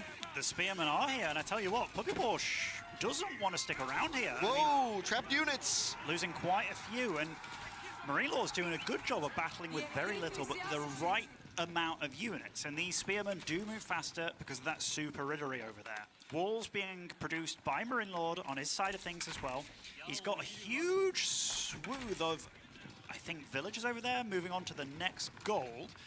But again, he is surviving a pretty crazy time. You see, he's trying to make the map smaller. Those poor villies, man. They'll figure it out. You think? Maybe.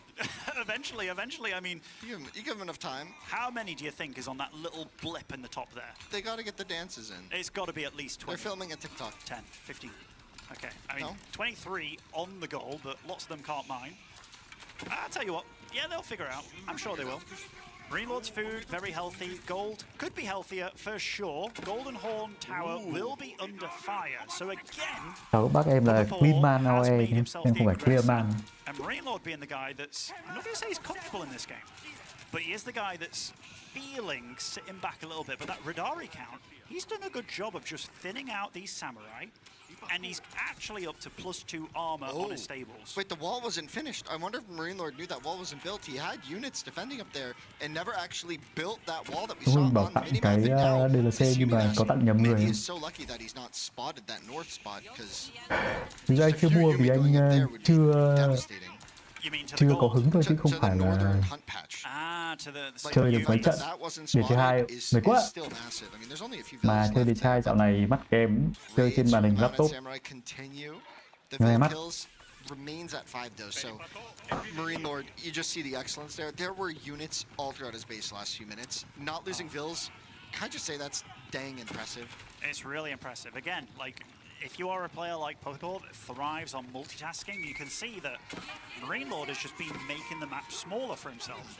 Trận này Marine Lord thắng, đúng không anh em? Marine Lord thắng đi. And a lot of the damage that he's hoped to get done hasn't been done.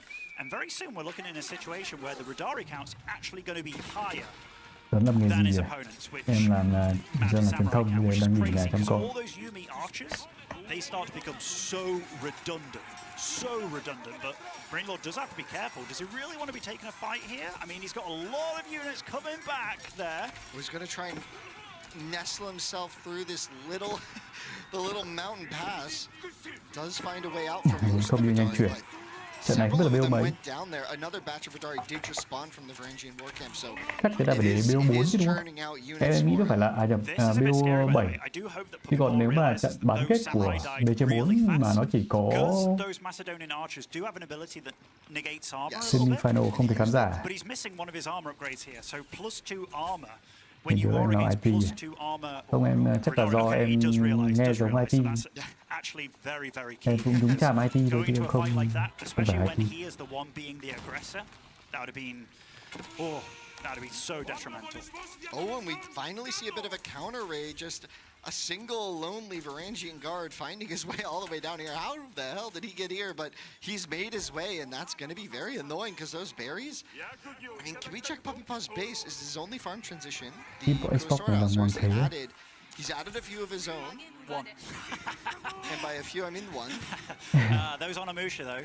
Thông báo nền tảng Xbox muốn tất cả trẻ em sử dụng Xbox được an toàn. Chúng tôi đã thỏa thuận dàn xếp với Ủy ban Thương mại Hoa Kỳ để giải quyết các cáo buộc rằng chúng tôi có thu thập dữ liệu từ trẻ em một cách không phù hợp.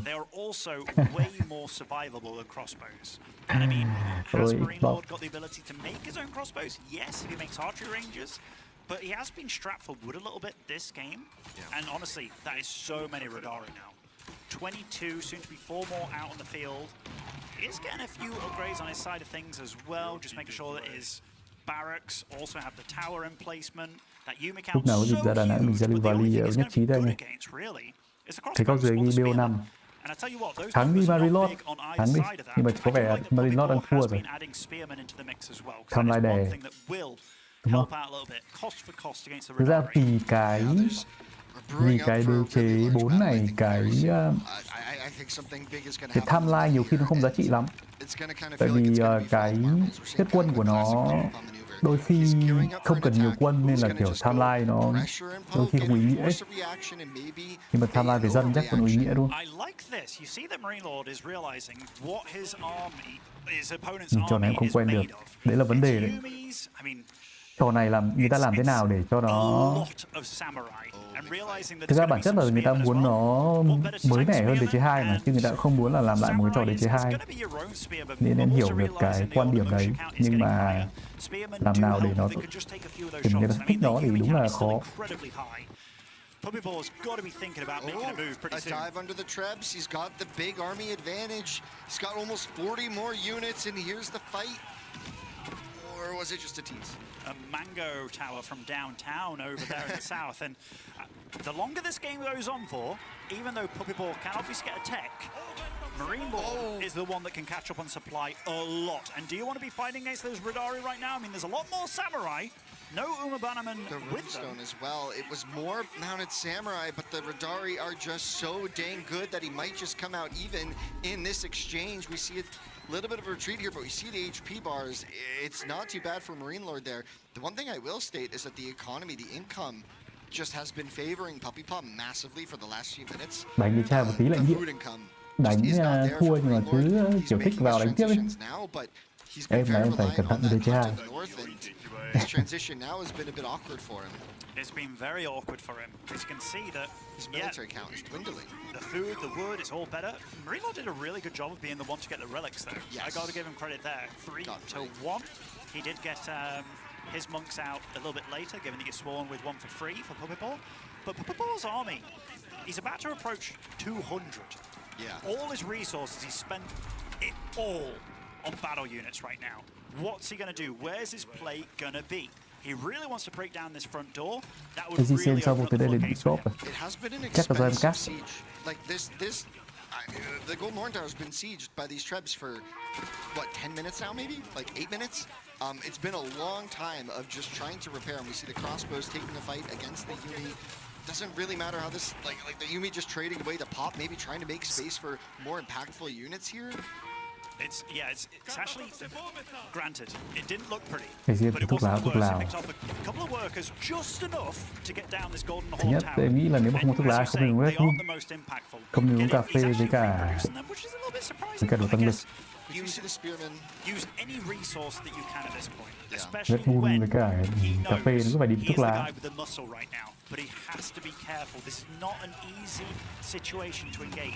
Marine Lord only has 1 raid left in his base to clean up, and once he does, his whole army could be here. But at the moment, a lot of his Rotari are not in this battle. And the Mounted Samurai count from behind might just surprise Marine Sau Lord. cái set này của DC 4 được đến DC 2 nha.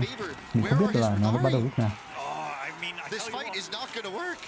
I don't know actually. I think Marine Lord has a good squad of units. There's no bombardment for the Mounted Samurai, but you're right. The Rotari count's just not here right now. Em không bật cơ mà. Look at the Yumis, Em by chỉ the bật way, một cái video để cho anh em xem rồi, em còn đang ngồi chơi game khác. Được chơi nhà đài, một cái gì nhỉ? Ê, gửi code à? Code ở trên cái khủng code ở trên cái big box này nó không copy được cơ, phải gõ. Đây để xem nào. Khổ ông ấy tặng quà tặng quẹt mà mình cũng khổ luôn. Làm nào để Hot vẫn ăn nhiều giải S. Hot ăn được nhiều giải S nào đấy nhỉ? Hot. Em không nhớ Hot còn được giải S nào không? Is this game winnable for Marine Lord? Absolutely. I would say one of the previous games, especially one Frisian, looked less winnable for him. But if there's anybody that can do it, it's that Frenchman over in the pink.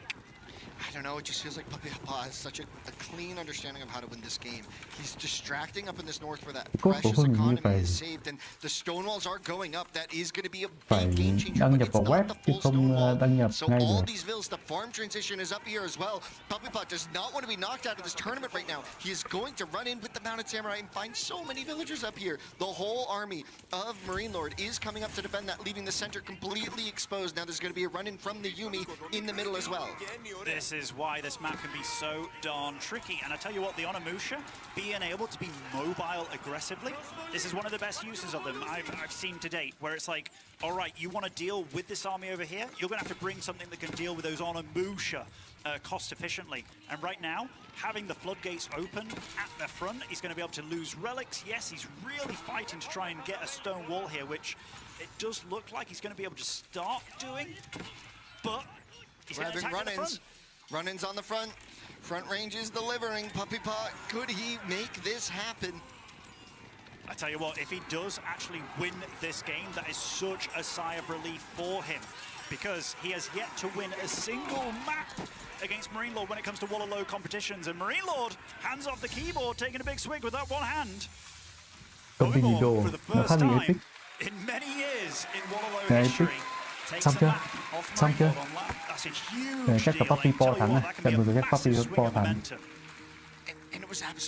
Chúng ta làm đợi xem trận nữa. Tôi đừng cả 5 trận như cái.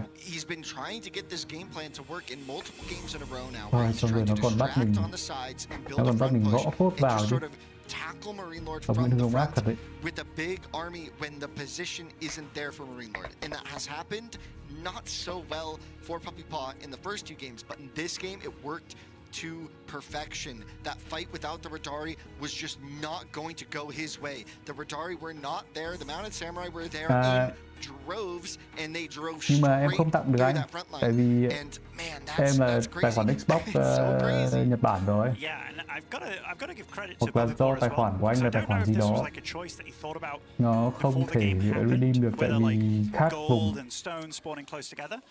Thank you ông Nguyễn Hưng, nhưng mà chắc là ông phải mang đi bán cốt rồi.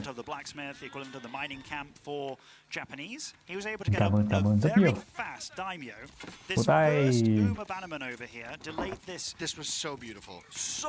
With macro hard của giải, với Microsoft. 2 or 3 villagers overall, I believe. I think it was 3. This was actually detrimental. And this was all practice. This was Puppy Paw's strategy with Japanese coming into this game, and it worked to perfection. You can tell Marine Lord's practice partners did not do this. But he did not move out at the right time. It could have been execution, but you can tell that Marine Lord was not ready for this strategy whatsoever. But it's also one of those things where it's like, if you do see your gold and stone together, which again, AoE could be a bit random in that. Did he mệt với ông Marine Lord với ông Puppy Paw lắm rồi đấy. I think this was again just kind of being smart, thinking on the fly, using what you have, which is what you have to do in AoE. But this whole game, Puppy felt in pretty darn good control. Anh không biết anh ở vùng nào. His ball was under siege from like an early little skirmish, but overall just getting enough of the villagers here just to realize, okay, now I can take down this landmark, and that will really open things up. And again, I think it was very nicely handled by both of them. They are putting each other in very awkward situations in which they both know what the other one has to do to try and get out of it, and then counteracting to that. It's smart play, very high level play, and you don't expect anything else from these guys. I love how the poses of the knightly armor behind each of them is a little bit different. The knight behind Marine Lord in blue is sort of like tall and like has his shoulders xong rồi đời quân toàn thắng mà đến một hồi thấy thua thì mình phân tích đi chả thấy bình luận gì cả. Tại vì em cũng biết gì đâu bình luận. Em bật lên chỉ để đợi đế chế 2 thôi mà công thì lâu quá. I am so happy for Puppy just because these games, like I said in the first two, this is not because I hate Marine Lord, even though that might... No, he's one of my buddies as well. But I'm so happy for Puppy because I think there have been times where Puppy to me has been absolutely like top 2/top 3, maybe even best in the world. But for some reason, when it came to playing against Marine Lord, sometimes it didn't happen. There are other times where he has beaten Marine Lord, but when it came to land specifically and Wololo, something just clicked extra well for Marine Lord that he just felt so damn comfortable. And I mean, he is an absolute formidable opponent. Right here, though, what are the civs that both these guys have left? So, Sengoku, Ayabid, Abbasid. I tell you what, if you're on a draft, if you're on is it Socotra next? Or King of the Hill, right? That's one of the two. That is... So Socotra next. Em thử refund xem. Hưng ạ. Tại vì lười lắm, anh lười lắm. Anh không mua game vì lười chứ không phải là vì không mua được. Bây giờ bắt tôi đổi sang Raging Nhật, xong tôi đổi về từ Raging Việt Nam, tôi thà tôi tự mua thôi.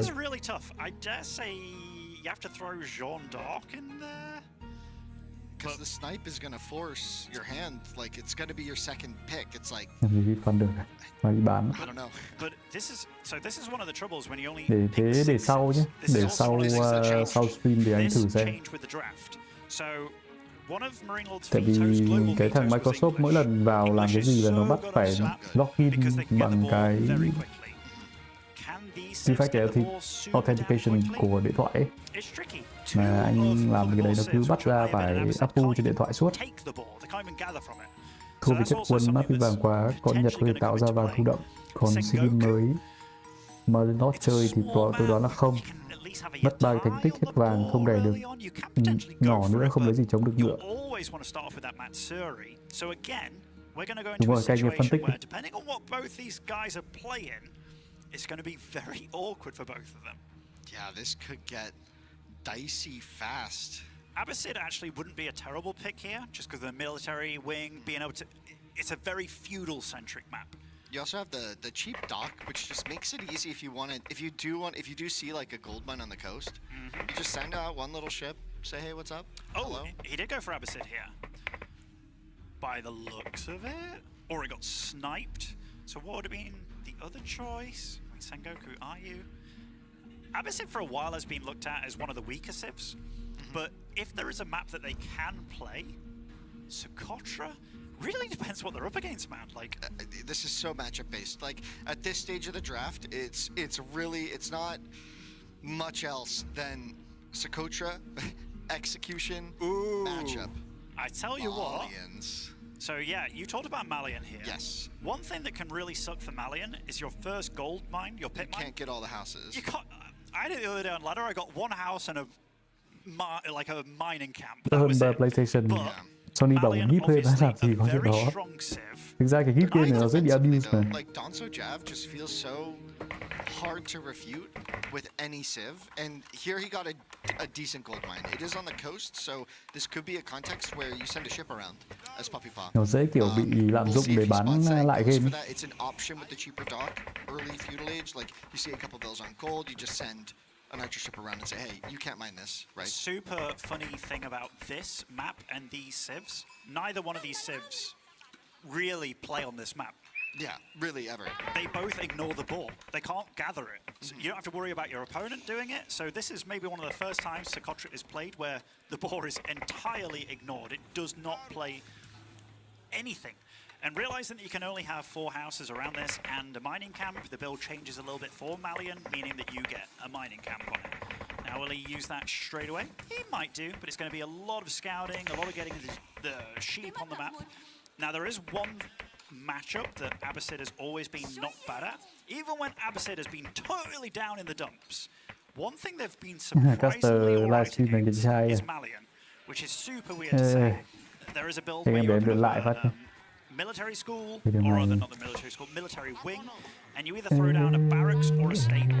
And it does mean that you can get out a good 5-6 units before your opponent's even thinking about getting their own first unit out, meaning that you're... How do you get up a second mining camp? Is your first, or a pit mine, is your first pit mine aggressively placed like forward? Luckily for Marine Lord, it's not going to be. You talked about the dock as well. I'm it's actually an option, but I'm excited. Like a flex. I'm curious how Marine Lord's going to play this. I might be getting my qualifier matches crisscrossed here, but I believe when he played Malians in the qualifiers, if I'm getting the games right, he actually went for Sofa. I think this was against Beastie. This could be a misremembering. But in the qualifiers, this was so long ago. Yeah, he played Mass Sofa, played really passively, went up to Castle Age, rushed and put it on, and things got crazy. Did he lose his scout? Wait. Oh. Wait, Puppyball lost his scout? He lost his scout. It's dead in the woods. I am so sad that we didn't get to see that happen, because that is such a big moment. And that is such a glaring mistake. Yeah, that's a no bueno. Luckily, that's a no bueno. Luckily for Puppy Paw, he's very good on berries, and he did get his first load off of the sheep back at home. So not all doomed and gloomed. ACM à? Đúng rồi, bây giờ đang đi chơi rồi anh. Yeah, he's trying to do a TC as well, so he's going to be playing blind. I mean, is this a situation? I know it sounds crazy. Do you just train another scout? Like, it feels bad, but like, can you play blind, not knowing? Like, I guess Malians are a bit slower. CV nó không có. He won't produce another scout purely because I không think có giỏi sao anh ấy. But also, he is gonna have military units out pretty soon. Sure. So, not a good situation, and yeah, he's definitely going to go for a second TC. I think this all comes down to the fact that, first and foremost, that pit mine is not really harassable being at the back of the base. Yes. Getting to that, it's kind of like a death sentence, because as soon as your opponent makes enough units to deal with your little squad early on, there's no way back home. Yeah. So we'll be a second TC by him. He's got a very nice deer pack over to the left. This map has a lot of berries as well. Archer range to deal with the spearman and the archer for free from the Abbasid here. Whoa, boar shot, boar angle. The first time the boar has not been slain on this map since 2021. Sure. Oh, wow. Yeah, and so, interestingly, I think Marine Lord... Sorry, I think Puppy Paw is going to play towards... Sorry, Marine Lord is going to play towards, like, the south of his base here, kind of defending this wood line on the south of his base, and play towards that second gold, maybe, in this mid-feudal age, trying to set up for those berries and small hunt pack later, potentially. That could be a way that he angles his base to be kind of hard to attack into. I'm super curious, because there's a few things that Marine Lord hasn't done this game, such as getting early lumber chopping, early wheelbarrow. Yeah, he might go into... So he's getting wheelbarrow now. Just said it. Yeah. Nostradamus that. What can I say? Crazy. I play this game sometimes. Occasionally, maybe? Occasionally, now and then. But, yeah, he really honed in on getting up his tech real fast and getting out a battle unit. He's going to have a couple of javelins. And I tell you what, going for the javelins so early is weird. But the fact that he could scout his opponent and he couldn't be scouted does allow him to be out like this on the map. How do you feel about that TC spot? Well, I think Puppy Paw doesn't know how he feels about it. I think he just canceled it and might think about it. Yeah, closer to the woodline here. Where would you put it? I think it's all right. Worst case scenario, your opponent makes a ship, which Malian, I don't think they'll make ships. Then you can actually hit the water as well. But it is nice if it's a little bit safer, because the wood line, you only start off with one big one on this map, so you will eventually have to move out and what have you. So being able to make sure that he's got wood, he will be able to get those berries as well. But these javelin throwers... It's a lot of value. It's already a lot of value. Could this be an impact of the scouting? Because 100%. Because yeah, like the archery range from Puppy Paw is kind of questionable when there's already a range up from the Malians, but Puppy Paw didn't see the range. 100%. He didn't see the jabs coming. He maybe assumed Sofa. Yeah, because... Which has been sort of meta, right? Yeah. Sofa opening. Sofa is very meta. Javelins early on. I mean, obviously really good against the archers, but these guys, they're pretty tanky. I don't think he'll stay on Javelin forever. Probably going to start thinking about, okay, how does he deal with his opponent showing a second TC? And there's a dock on that right side as well. And so he's thinking about harassing and just getting a little bit of vision here. I like it. I like it a lot. I mean, the cheaper dock, it's 75 wood with the Bassett just to build that dock. And I mean, yeah, it's a big cost to build that first ship. We'll see if he goes for... Scouting it's hard, though. Scouting it. I mean, for Marine Lord to scout it, and both the pit mines that he's made so far, they are on the peripherals of the island. And the javelins don't do well. I am so curious with Marine Lord. We haven't seen any battle units made by him. He's already well more than halfway to castle. Now, there is a situation where he gets to castle, doesn't even go for a cow boom. Yeah. Gets a Farimba out. Farimba. Goes, and upgrades the jabs. I was thinking freeborn. Oh, he's building barracks. He might be doing this exact thing. He's getting cattle. This is... And here's the thing. Puppy Paw didn't rebuild the scout. His units are at home defending against javelins. He sees nothing. He sees nothing. If he was scouting, he would see ranches or not, which could indicate what direction Marine Lord is going. You might be expecting Marine Lord to be on 2 ranches, maybe 3 cattle in them right now, and like around 7 minutes, right? It's around 10 minutes. You're at like, what, like a couple more? And here we are, and Marine Lord is going to age within seconds. Cattle have multiple uses. I think a lot of this series in particular has come down to freestyling, like reacting based on what's happened right here, right now. Farimba, baby, let's go. It's going to be a little bit of an all-in, right? We're going to have the blacksmith trying to get the armor upgrades for these units. We'll see exactly what he picks. I think the barracks is pretty clear that it's going to be the freeborn, which do really well against those ranged units. We do have the aeroship now looping around the north side, which will get on the gold, which will be pretty annoying. Now, there is passive gold here for the Malians, and Marine Lord, what a response. That was a good response. He has to be careful, though, because the amount of gold he's going to be getting, he will most likely have to take 200? A third pit mine just to mine from a little bit. Yeah, just in somewhere in the middle of the map. The freeborn will quickly make space on this right side of the map, though. Yeah, I mean, it could... But he can't make cattle anymore. So right now, it's starting to turn into a situation where freeborn, even though they're tanky boys... He's going to see the age up. He's going to show him the age up. Oh, the horsemen didn't see the age up there. The horsemen have very little line of sight. Yeah, I was thinking, like, freeborn are the ones that can stand under a TC and do a pretty damn good job. But the javelins might be the game winner here. Yeah, it's going to be freeborn. Freeborn, let's go, though. Oh, that's so exciting. That is, I mean, this is cool. He doesn't have that much production available. Second barracks coming down. Yeah, so he's going to be able to can use the Farimba as well. So he's got 3 barracks here. That should be enough for his economy. It's not that great of economy. Soon. The thing is, Camel Riders can still deal a bit of damage to them, but Horsemen can deal a lot of damage to them. Now, this all comes down to how fast can Puppy Paw see what's happening. Is he going to go for lots of Horsemen? Is he going to get +1 melee? You see that he's still producing archers against this. I'm very curious because he knows that this was a way faster castle, doesn't see any guys on gold on any of these bases. The Javs are still alive, and I tell you what, that freeborn is going to get pretty scary pretty quickly. He has the first ranged armor upgrade, and there's 2 freeborn now. It's chilling there. They might be visual, and you were saying, like, going out, like, just needed to secure this north side of the map with the units first, secure the gold, but here's the horsemen. Like you said, that's a lot of units, and the freeborn aren't going to be great against that. They counter the ranged units. The jabs are going to go down instantly in the freeborn. It's been a big transition here, but is it going to be enough? The archers are merely going to tickle. This is about the horsemen against the freeborn, and it looks like the freeborn are going down. But there's a lot of them streaming in. Yeah, the new gold. The big thing for Puppy Paw here is that he has to overwhelm and catch these freeborn before they hit a number like 20 or so. Yes. If they hit 20, and they also get these armor or melee upgrades, because 0 on gold. he can't gather gold. He can't gather gold. There's just 2 units in queue. This is getting ugly for Marine Lord fast. He thought he might have had a master plan, but the horsemen are here.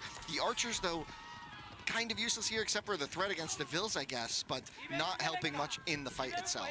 No, I mean, these freeborn will be able to chase down these archers. Where is Marine Lord going to get his gold? What is that building? Is that a market? It's a mosque to grab the relics, I suppose. He does have a market down in the south, though, so he is able to trade out for a bit of the gold. Trading out the wood for the gold. Yeah, this is getting rough for Marine Lord potentially, but he's got the strategy, he's got the plan. It's really just coming down to execution here. Puppy Paw at 90 population and now adding the camel archers. I like that he's adding the camel archers, even though, again, they don't deal a lot. It is way better than dealing 1 damage. That freeborn count getting higher. That's a lot of units, though. That's a lot of units. It really is. Denied the gold, but the market was enough so far. Now, more javelins coming out as well by Marine Lord, realizing that those camel archers can be annoying. Still, this galley has done its job of making the gold life for Marine Lord very difficult. And I tell you what, Puppy Paw, he is nowhere near close enough to try and think about age 3. He has to start thinking about getting like melee upgrades and stuff, and that's exactly what he's going for in these horsemen with this blacksmith. Now, archers at this point, they are tickle damage. The horsemen, though, getting the surrounds, coming from behind, trying to find the damage on these freeborn. This fight is for all the marbles. It's for potentially this ticket to the Royal Albert Hall on Monday. Marine Lord looking confident, trying to take this engagement. The horseman numbers are dwindling. The freeborn count is going up. Is it though? Is it? It is. This camel. But yeah, there's camel only archers. a few horsemen left. But the camel archers, man, those camel archers. Right now, those javelins will have such a job. They have to stay alive against the horsemen, which is hard, given that you're freeborn. Don't really deal with them that well. But the javelins now. The javelins has secured this gold. Does he have any relics on the field yet? Not yet. He hasn't been able to produce that monk. So he built the mosque, but hasn't been able to produce the imam. And he's still got no guys on gold, actually. He just grabbed a... Yeah, I guess he's content with the passive income plus the trade for now. He's just focusing so much on food. Yeah. So much on food. And Puppy Paw, that camel archer count is getting higher and higher. He's got 48 villagers on food right now. But doesn't have wheelbarrow. So many players like to neglect wheelbarrow. So many. I am not one of those. Horticulture would also help a lot. That'd be another good chunk of eco, but it's hard to play right now. This is so much pressure, so much mental. But also it doesn't have the resources to get those things. Yes. It's about, I need units now, because my opponent is so committed to this. This means that he won't have Falani available. So this is all about just making sure that he doesn't die. Now, what's the best way to make sure you don't die? Be aggressive, be out on the map. You don't want to fight back at home, because then your villagers are under fire. So a lot of this is about Puppy Paw trying to keep Marine Lord away from him. Yeah, and here we see the classic Puppy Paw technique, trying to keep these horsemen active on the map, almost capitalized on the market. And, ooh, little awkward micro there, but the villagers getting to the gold. And, yeah, you're seeing now Puppy Paw aiming for that Castle Age follow-up, but could that be a bit too greedy? Actually, I think it's necessary. The longer this game goes on for, the worse it gets. The quicker that those deer, those berries on Puppy Paw's side of the map are going to run out. And honestly, you're going to have to start thinking about a transition sooner or later. The camel archer count getting really high. These are veteran jabs now, though. They do start dealing with chunk. Almost 3 going down to just 3 volleys. We do see that damage is really racking up now. The army for Marine Lord, it wasn't there before, but now he has an army lead in terms of numbers. But of course, these camel archers are a big, expensive unit. But a nice raid, finds the gold, finds the hunt. Where's the army from Marine Lord? Not here anymore, not able to secure that northern side.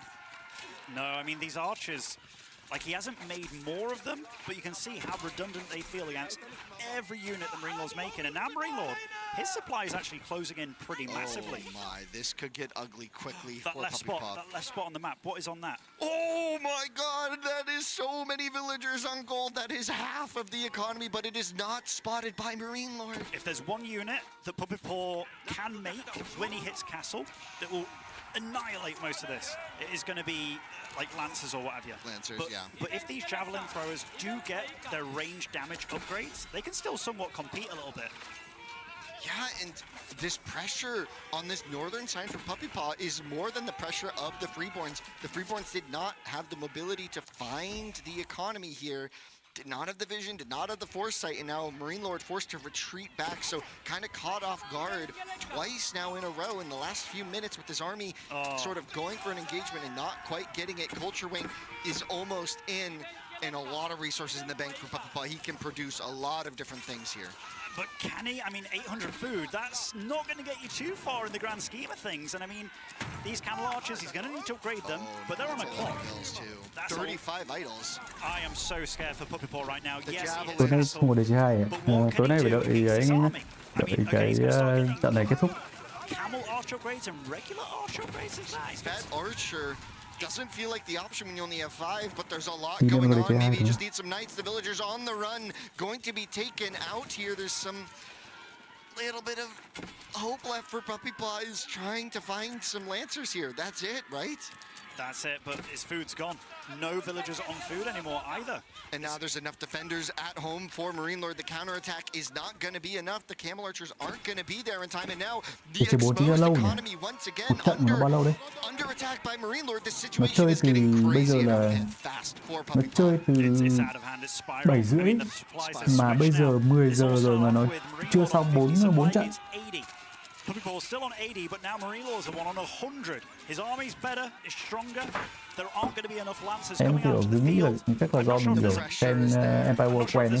I think there is a market for Puppy Paw because he has been mining so much gold, swapping out, trying to get some lancers on the field. But the thing is, these javelins can somewhat still deal with those lancers. You're going to see it now. Now they don't have any plus damage upgrades, but still, they're going to do the job. There's just not enough that Puppy Paw can do. And the only working villagers right now for Puppy Paw are the 33 on that gold mine. They just spent the last bit of what they have to build a market so that that gold income can do whatever. That is not a sustainable economy when Marine Lord is just pumping units into his base. But Marine Lord also 0 food. He's got 6 guys on food with 0 food on per minute. But this is how crucial it was that he made this happen right now. He had to make it happen right now, and he has made it happen. And here come the javelins. They're going to find all of these villagers, and oh, you can see a big sigh there from Puppy Paw. He is not pleased with this situation. The villagers on the run, they don't even have wheelbarrows still, so they are just slowly trying to escape. It's not going to be enough. They are on the walk home, trying to get somewhere, but Marine Lord smells blood. The javelins crashing down upon the economy. He wants to attend the grand finals in Royal Albert Hall on Monday. He definitely does, and it does look like he will be able to do it here. Not much chance for Puppy Paw. The villagers! So many villagers lost very close to at sea here, and they have a long walk home, and those javelins are faster than them without the wheelbarrow. And that, I mean, this is not just the beginning of the end, it's the end of the end. This is the end of the end. Puppy Paw just playing it out, trying to make something happen. He's got a little bit of a counterattack here in the north with the remaining camel archers he has. 3 units trying. This is a valiant last stand of, he wasn't able to do it. He wasn't able to take down Marine Lord, but Marine Lord, look at the composure. So precise this whole series. Yeah, he's been good. He's had his plan. He's known what to work with. Both these players have been very adaptable and malleable with how they approach the game. But you can really see when they smell blood in the water, they absolutely do. And just like his logo, his animal, his Wololo animal, the shark, yeah, he really embraced that today. And the last bit of food here for Puppy Paw being gathered out, those berries in the north, 45 pop against 95. Marine Lord also grabbing the relics, the sights, adding insult to injury, even getting a little bit of a cow boom, a farm situation going off, and Puppy Paw, hand off the keyboard, rubbing his head a little bit, not feeling good about this one, and yeah, this meant a lot to him. GG is called. Marine Lord will make it. He will do it. He's done it. Puppy Paw unable to make that happen. It was really good play. Honestly, a good series. I think a lot of these, situations could have really went either way. And guys and girls, we're going to hear from the winner himself. Take it away, Zoe. Thank you so much. Once again, please give it up for Marine Lord. A hard-fought victory against a familiar foe. Marine Lord, how did you approach that? Because the second map was really close. The third one actually went Puppy Paw's way. How did you rally for map 4? What adjustments did you feel you have to make in your game plan? I mean, every game is going to be very different because the draft is always something very important. So I was just trying to make sure I had good plans for every game, no matter if I lost or not. And after game 2, I was confident my draft was pretty good for the rest of the games, but I still managed to lose Macedonian against Japanese, and I was pretty confident in this one. But I often lose, right? So like, it's not like it's gonna kill me to lose one maps. So I made mistakes, and I tried to not do any mistakes in the second one, and here I am. Here you are indeed. Marine Lord, what kind of changes did you feel you had to make in preparations, looking at a new drafting system, right, that hit just a few weeks before this tournament? Did you adjust your approach to the draft at all, or do you feel like you can still kind of run it the same way as you used to? You have to approach it differently because, like, for example, some civs like Tughlaq are only good at water, and if you pick it here, you are going to be forced to play it on land because you can just force it. So I'm trying to work my ass off to make sure I figure out the draft, but I think it's very, very hard. And today it went my way, but Monday is going to be another draft, and hopefully it goes well again. But it's very dangerous, so I'm not too confident for once. All right. Well, you are finding yourself in the grand finals now, so hopefully that serves as a bit of a confidence boost. Looking at your potential opponents, Wham or Vortex, is there a preference or an ideal opponent you would like to face off against in the grand finals? I don't really care, but to be fair, like, I practiced most of my mounts with Wham, so it will be maybe a little bit weird to play him. But at the same time, I have no information about Vortex since 1 month. But I would expect him to play the same as usual, very aggressive and not macro very well. But yeah, both are very dangerous. You're coming into this tournament as a heavy favorite, right? So that also means that there's a lot of external pressure because people expect you to be dominant, they expect you to win. Does that kind of pressure ever get to you? No, I really don't care. I'm just here to have fun. And I'm happy, actually, it was not 3-0, because sometimes it gets a bit boring. But it was very hard to beat Puppy Paw this time. Even in game 4, it looked easy, but he made a few mistakes at the start that really made it complicated for him. But the draft ID he had was pretty good, I think. So it was always a danger, I think. Well, it's been an exciting match to watch. We hope for more close games to come. Marine Lord, thank you so much for the quick chat. Everyone, please, once more, a big round of applause for first Age of Empires 4 finalist, Marine Lord.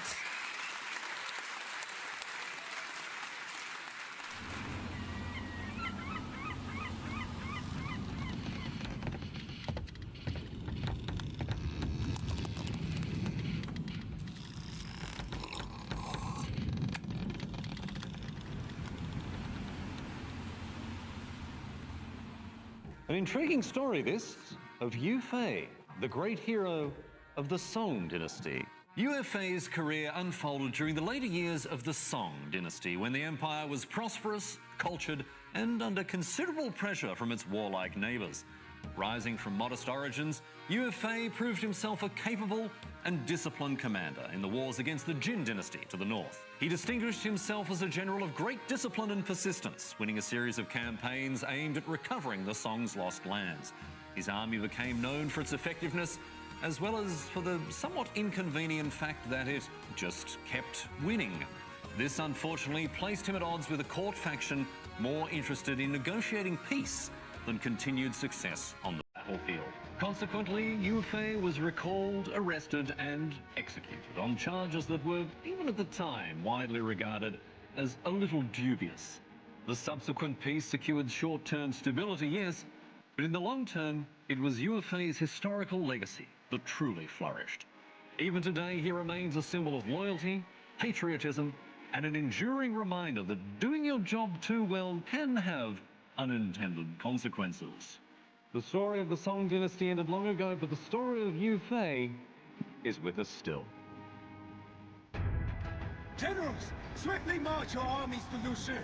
Heaven has granted us this opportunity. Do not waste it.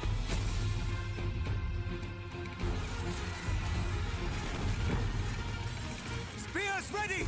Now, we fight back! The great Wuju is above the worthless truth. When Wuju's armies plunged into our lands once more, we would be the shield that guarded Song China.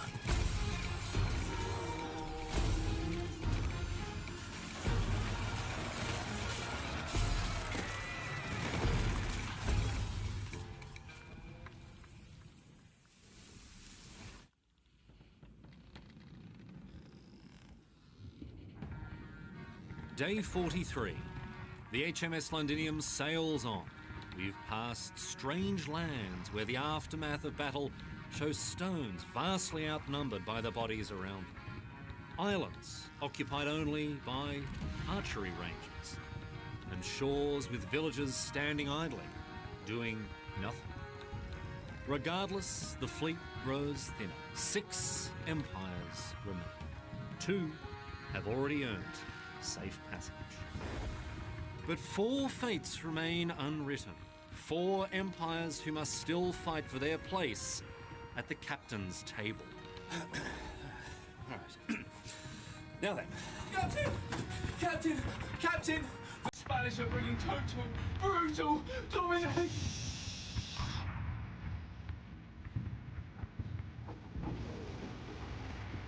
The next trial awaits. May Wololo have mercy on us all.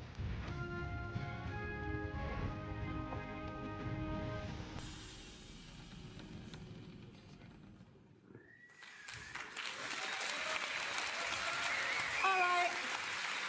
I don't know about all of you, but I'm getting slightly worried if we ever actually get to our destination. You seem a little distracted there. I'm seeing a lot of riding, a lot of logging, a lot of late 1700s influencer kind of things. Yeah. I don't see a lot of steering and commandering. No, leave that to the... Will we just drift onto the North Sea? Is Leave that that what's to the people happening? under me. Oh, Very, all right. very hands-off captain. I can tell, very hands-off. The ship will sail itself.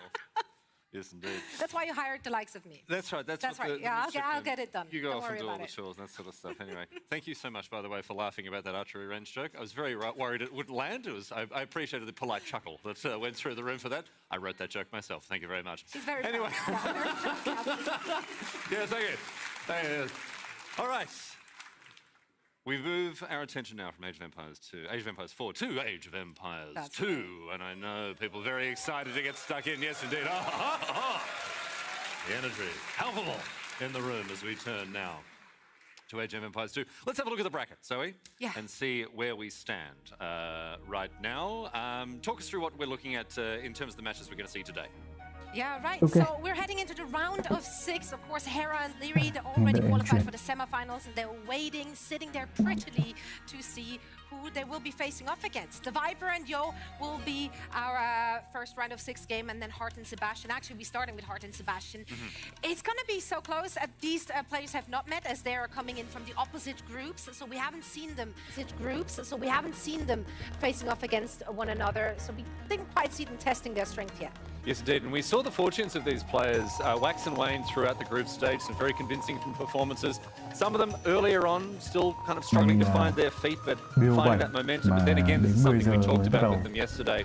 And indeed the days before, Zoe, the fact that there is a very different atmosphere here. Hundreds of people here in this cinema ready to see their heroes do battle, but there's a different sort of pressure. The bright lights, the energy of the crowd. It's going to be a very different feeling as these players take to the stage. Yeah, and I mean, if you're hearing Hera saying that it affects him in the group stage, that it's a different setup, a different vibe when you're in a LAN environment, and that can cost the maps.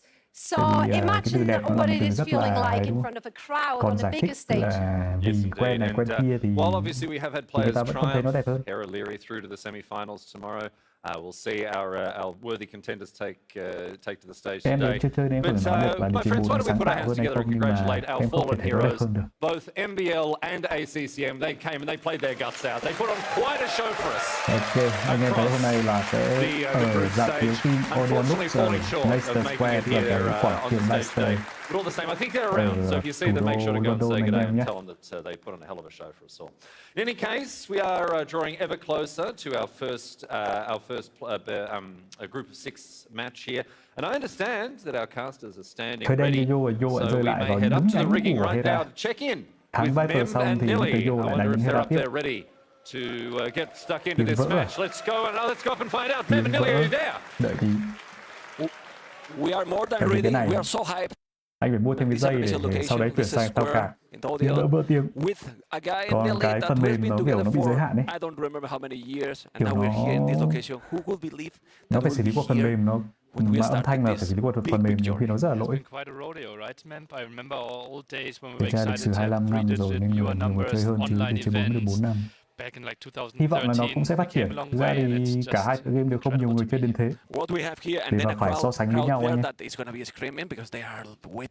Ví dụ như là một ông kiểu Dota mà hôm trước thấy cái bài mà Dota 400.000 người chơi giảm xuống 100.000 là kiểu người chơi Dota cũng hoảng loạn rồi, nhưng mà đế chế này, đế chế 2 có 28.000 người, đế chế 4 có 21.000 người thì Any favorite you have? Tính làm gì nhau?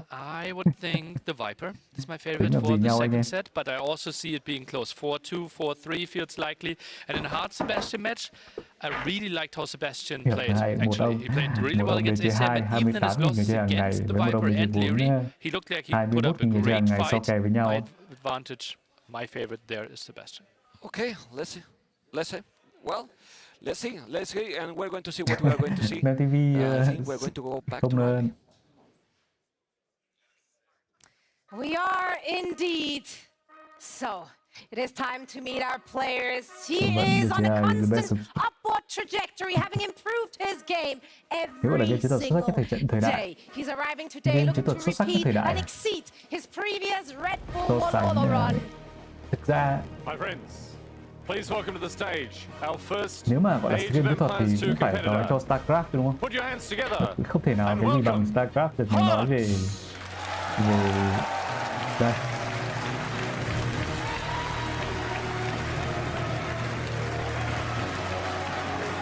Anh em thấy là khán giả tận hưởng đúng không? Hy vọng là accm đang ở đây chứ không phải là đi chơi. Và vé của DK2 đã bán hết rồi. Cái tiếng chửa không thay đổi. Anh em khác có bị dè không? Dè là dè như nào? Tiếng nói bị dè hay là tiếng của cái đường truyền ban tổ chức nó bị dè, hay là cả hai bị dè? Tại vì anh nghe không thấy dè. Sebastian tiếng nổ lọc bọp lóc cách. Anh em đợi tí em thử truyền lại cái nhất của Hearttt and Sebastian that is well the youngest player now, and you can see in his smile nearly that Sebastian is starving to get the win. Obviously Hearttt as well, maybe Hearttt with even more pressure, and Sebastian that got actually defeated, let's say, in the previous Red Bull by Hearttt. It feels like for both of them, it's okay what they achieved here, but if they get another W, if they make the semi-finals in a $250,000 tournament series, it is the biggest victory for them ever. Yeah, and how they are going to be feeling, because they're going to have the beautiful crowd in front, literally in front, because they are not even on a side. If they go to the left, to the right, and look through the monitor, better don't do it, you know? There might be some reaction, some people waving like, that's a sneak manager! Hearttt, watch out! Because the crowd, you know? There might be some reaction, some people waving like, that's a sneak manager! Hearttt, watch out! Because the crowd, I think, is going to be quite active when there is some quick walls, some holes, many situations that people is gonna get excited for sure. And we're gonna như là ngày thứ nhất, thứ hai, thứ ba là không khán giả. Okay, but we're going to see something that you're gonna enjoy. Team Vitality đối đầu Sebastian, Team Wonder, đồng đội với CCM. Tính bình luận to thêm tí đi. Anh em cứ đợi tí nữa vào trận là mất cái tiếng của bên phía caster phương Tây là nó sẽ ấy mà. Là tiếng ok ngay mà.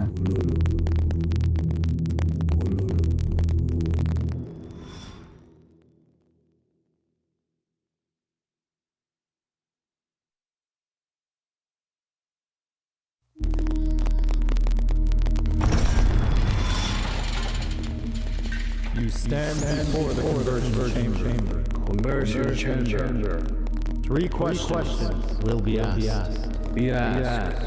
You will receive no indication of success or failure. Only at the end will your fate be revealed. Answer all correctly and walk free. Walk free. Fail and be converted. Be converted. Question 1. What age comes after the fuel? Castle Age. Question 2. Which civilization has portals? Persians.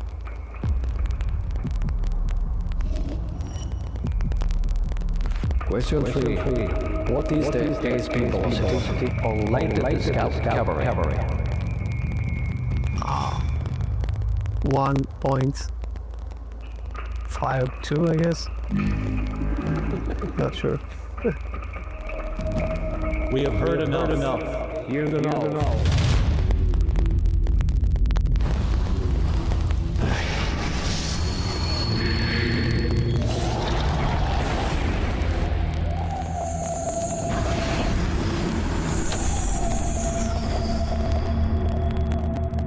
We welcome the converted into our order. Our order.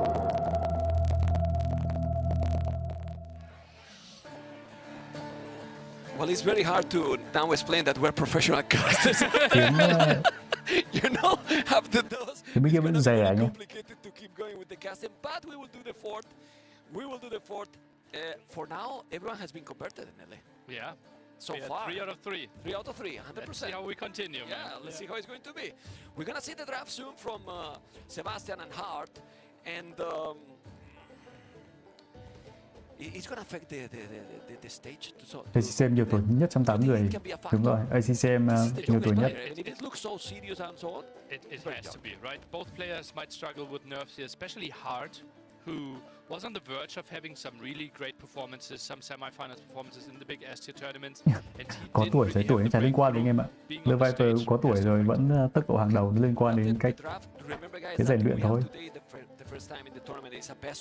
Anh em cứ tuổi mãi, từ 2-3 năm nay anh em cứ nói tuổi mãi. ACM mà bây giờ vào đánh với đứa kiểu 2x Việt Nam đánh có bét nhè hết. 91 là 34 tuổi anh em.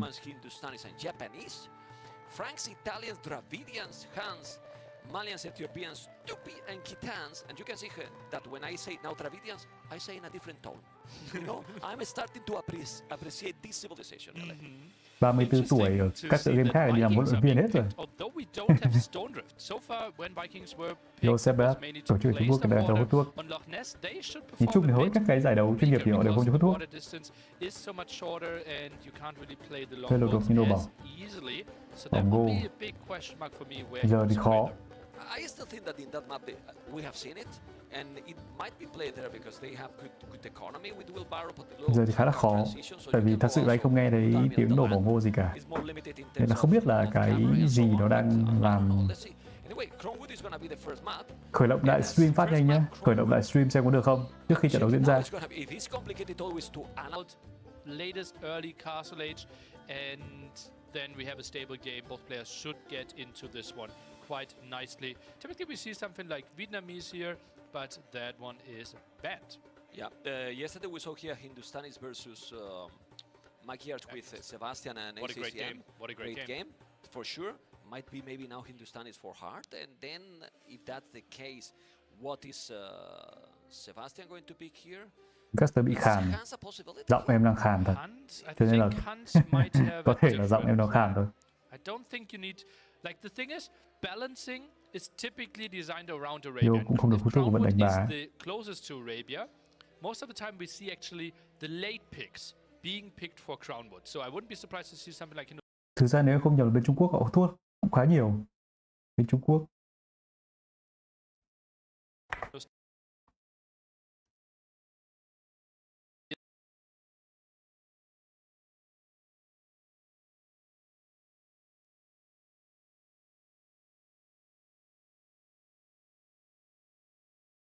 Đường truyền lần này nó set ở Audience Lux thì em sợ là đường truyền nó sẽ có vấn đề anh em.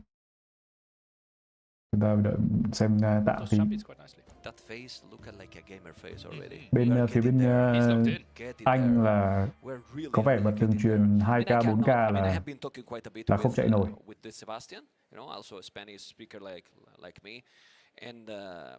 We're learning quite a bit, you know. Cannot spoil many, you know, because then he's not going to talk to me anymore. Tí nữa anh em sẽ thấy tiếng em to. Cứ bình tĩnh anh em. Còn nếu mà em bỏ hẳn tiếng này xuống cũng được, không vấn đề gì cả. Đây, như này cũng được. Tại vì đây là được. Để xem cái đường truyền của ban tổ chức đã có lại chưa.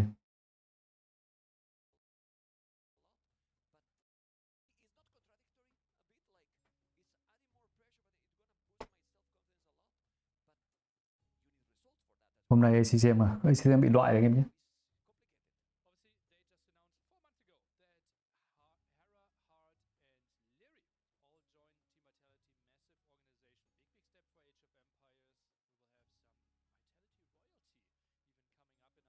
Năm ngoái tổ chức tại Castle Tây Ban Nha hoành tráng.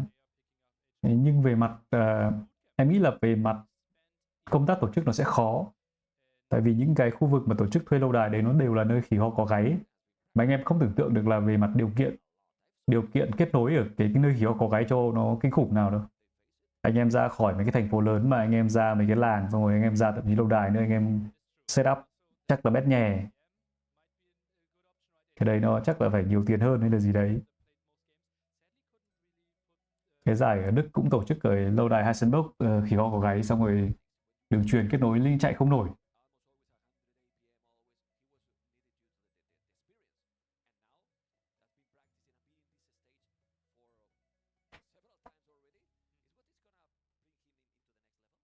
Bắt đầu đi hộ cái 10 giờ 30 mà cast 2 trận BO7 chắc đến 4 giờ quá.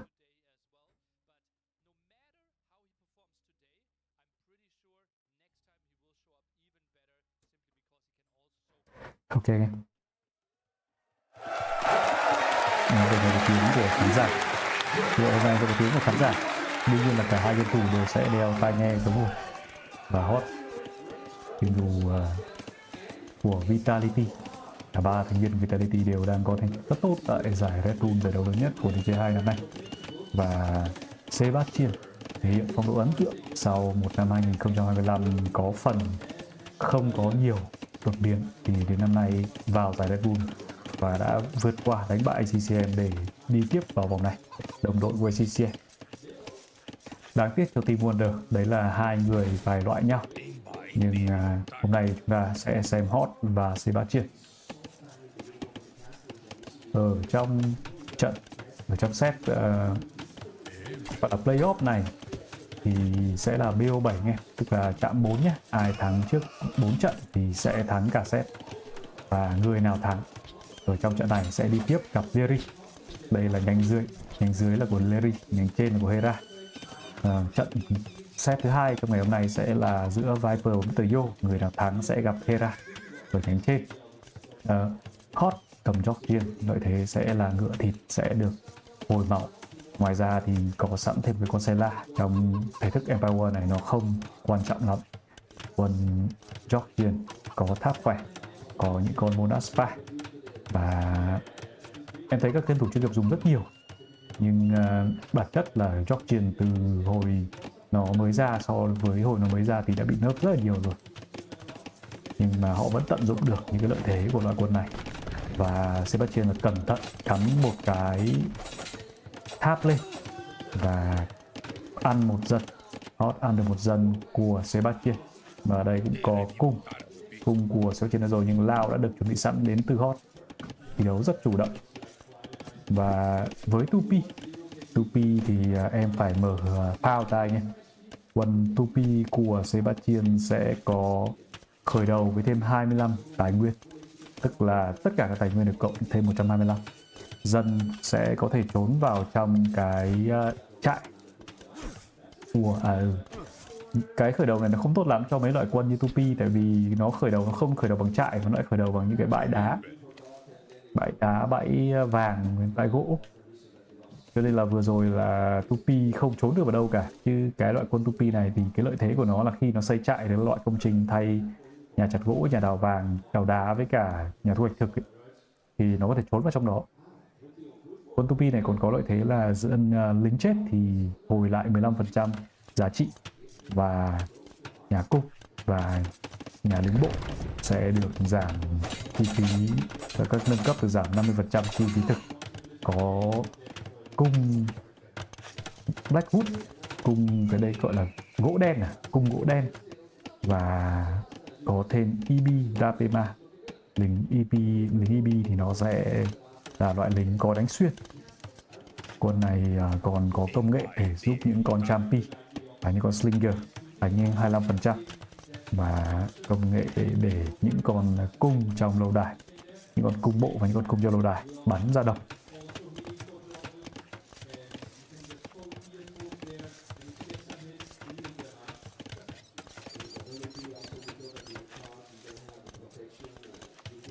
Sửa group state ở trong cái tiêu đề ấy tiêu đề có để vòng bảng để em nhìn xem nào.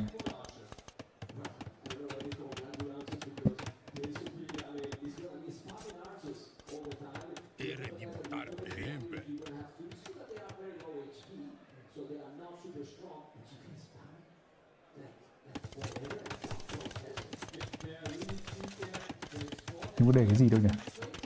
Trên này hoàn toàn là của ban tổ chức ấy chứ. Đây là đường truyền của ban tổ chức. Trong này em không chỉnh gì hết.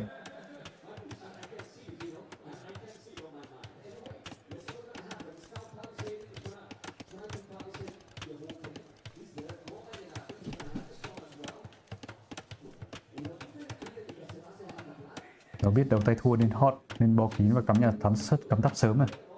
Tại vì cái phương án của Sebastian là cố lên cung rừng đen. Cố lên cung rừng đen thì không được ra quân. Tại vì bây giờ sẽ xem cái lâu đài. Với cái tháp ở đó rồi thì em nghĩ là cái lâu đài bảo vệ một cánh rừng bãi đá là ok.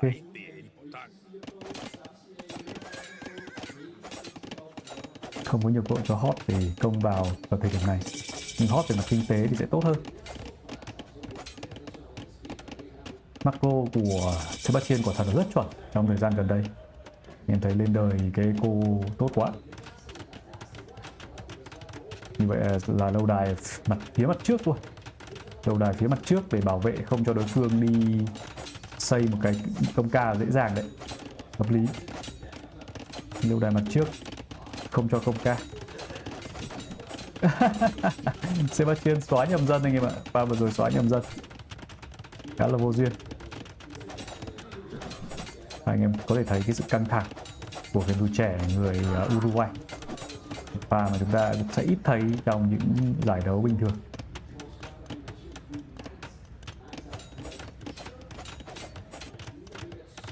Có lẽ không quan trọng lắm. Với cái kinh tế rất là tốt thì Sebastian vẫn có thể tăng 2 TG sớm. Một phương án có thể coi là không tất tay vào những con cung rừng đen, mà vẫn có kinh tế để xây lên cái ngày thứ hai sớm, không để thua đấy cô. Sebastian đánh mạnh thật.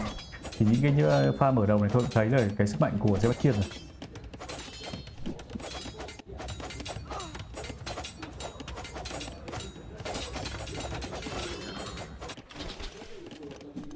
Tạm thời bỏ lại, nâng cấp xe rùa. Macro tốt quá. Sebastian chuẩn bị rất tốt. Rất tốt về cái phương án ép đời. Ép đời lên xây lâu đài sớm mà cân cho với đối phương về mặt tài nguyên. Macro phải nói là kinh khủng.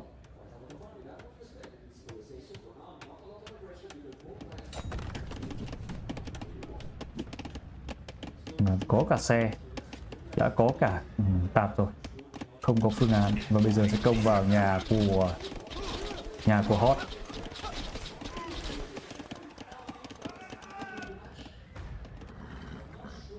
Bệnh dịch đen ở trong cổ. Nếu mà bệnh dịch đen thì họ Sebastian chắc là quýt sớm. Có thể là nghi lễ tế dân để cầu chiến thắng cho Sebat. Và có vẻ là nghi lễ đấy đang có hiệu quả. Lúc này thì em không biết là bên phía Georgian thực sự là có thể dùng cái gì để đánh với cung rừng đen. Không phải cung rừng đen mà cung gỗ đen. Cách nhất thì em nghĩ là cái gọi là cung gỗ đen thì đúng hơn. Loại cung này là loại cung đặc biệt mới được bổ sung cho nền văn minh Tupi, một trong 3 nền văn minh Nam Mỹ mới trong bản mở rộng những tù trưởng cuối cùng. Và những con này đặc biệt là bấm một lần thì nó ra 2 con, nhưng máu nó rất yếu, chỉ cần một cái tạt vào đầu thôi là chết hết cả đạo. Cho nên nó vừa mạnh, nó vừa có thể coi là một loại là glass cannon, đúng không? Anh em hay gọi là glass cannon. Những đơn vị có sức mạnh nhưng mà máu dày. Hút để vậy vẫn nghĩ là rừng à? Khi mà em đọc cái mô tả em cứ nghĩ là Blackwood là rừng, nhưng mà khi em đọc cái mô tả thì em cảm giác nó là cung gỗ đen thì đúng hơn. Đây là mô tả về loại quân này. Loại quân này nó rất rẻ, nó tụ rất là nhanh. Và đã là TC thứ 3 cho Sebastian rồi. Loại quân này nó vừa nhanh, nó vừa đông, ra nhanh ra đông. Để cho Tupi, để cho phần Tupi này chúng ta để xem Tupi đánh lết như nào. Nó đông như này thì kể cả Lao cũng không đỡ được. Đông hung hãn. Và khi nó đông như vậy thì nó bắn là những con xe nó cũng dễ. Tại vì con xe thì nó có cái giáp công cao, nhưng mà nếu mà 20 con bắn vào thì vẫn tụt 20 máu một phát. Trong đề chế ba ghi là người Tupi hay sơn màu đen đỏ lên người.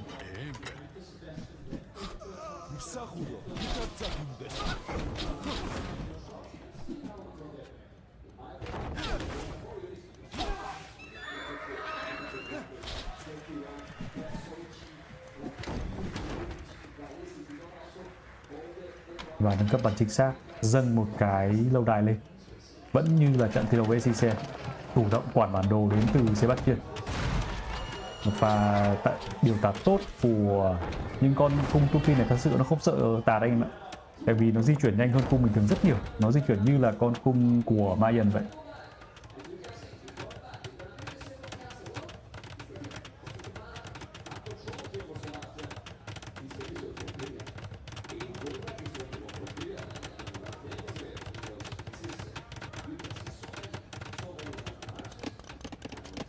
Bản đồ này thì vàng lại nghiêng về phía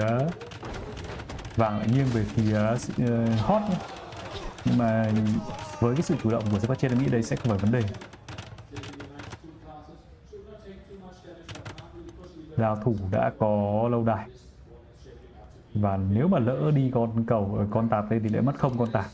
Tại vì hot vẫn chưa nhìn ra. Đưa quân đi quản, không cho đối phương mở rộng kinh tế. Đánh rất là nét, đấy anh em thấy. Con đấy đi nhanh quá, điều tạt thì nó rất là khó. Con này nó nhanh lắm.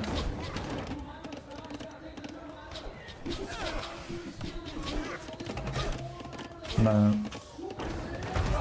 cũng không sao. Khó nhỉ, đánh với con cung rừng đen này.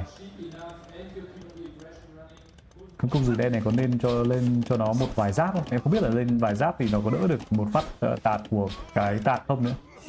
Vì nếu mà đỡ được một phát tạt của cái tạt nếu lên 2 giáp thì nên lên 2 giáp. Nó sẽ giúp giao tranh nó dễ hơn khá là nhiều. Thì xem mà thi đấu vẫn nghe giọng Venti trong vẳng á. Chắc là có cái giọng tại vì nó vang vào mic của game thủ hay sao. Vang vào mic của khán giả. Hôm nay thì trận đấu sẽ được tổ chức tại rạp chiếu phim Odeon, tại quảng trường gọi là khu vực quảng trường Leicester. Tiếng Anh đọc níu vào nên là nhiều anh em có thể gọi Leicester mà đọc là Leicester nhưng mà nó đọc là Leicester. Và Sebastian một pha tạt rất tốt và những con cung rừng đen sẽ quản nốt con tạt còn lại của Hot muốn lên 4 nhưng mà Sebastian đã bấm 4 từ trước rồi, bây giờ đang tăng thêm một cái lâu đài. Đấy anh em thấy không? Con cung rừng đen này thời điểm này em nghĩ là Georgian không có phương án. Georgian nếu mà lên em nghĩ là chỉ có bài là tháp thôi.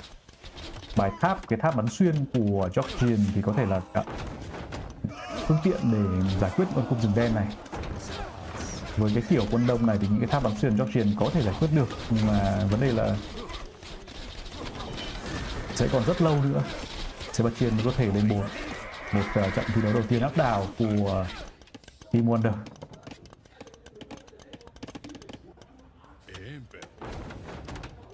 Chém nửa pop cũng nửa pop lại ra ngựa nửa pop lại đừng đấy.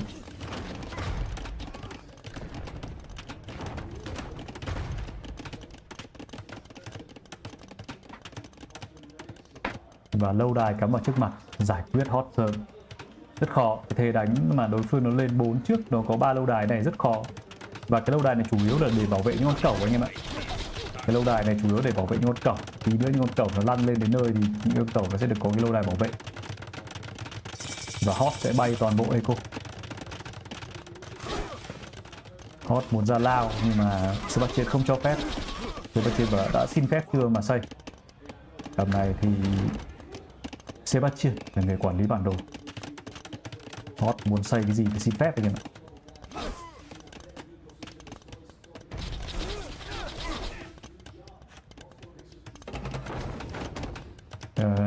Trong AC Valhalla chắc là đọc là Leicestershire, tức là cái hạt Leicester. Còn Leicester không thì nó chỉ là tên địa danh. Nó có thành phố Leicester, Leicester City, rồi nó có hạt Leicester, Leicestershire. Đọc hơi méo mồm thì em cũng không quen đọc tiếng Anh.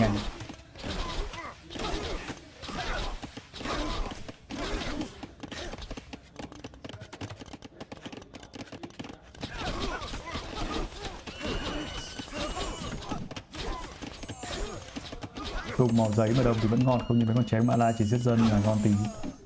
Thực ra những cái bài mà đẩy cung màu cơ bản là con này nó nhanh thôi.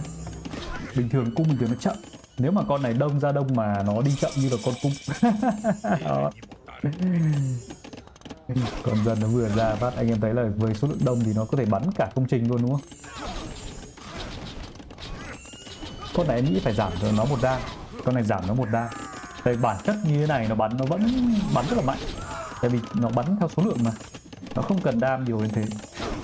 Đối với các loại lính nào mà kiểu nhận về từ nó 2 đam là đã toang rồi.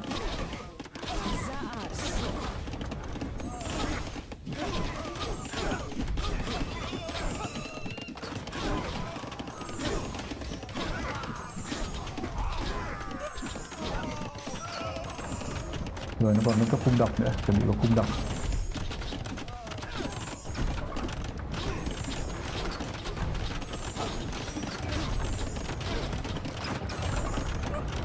Và nó cứ spam thôi, spam điên cuồng.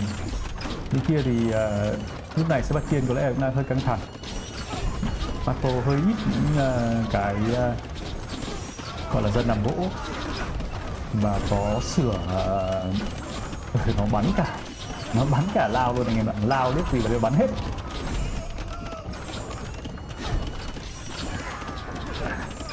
Thôi em nghĩ thôi. Chẳng qua là trận này Sebastian là đang tập trung phía mặt trước, macro không tốt rồi. Chứ còn nếu mà nãy giờ mà Sebastian macro chuẩn có 40 dân làm gỗ thì hot toang lâu rồi.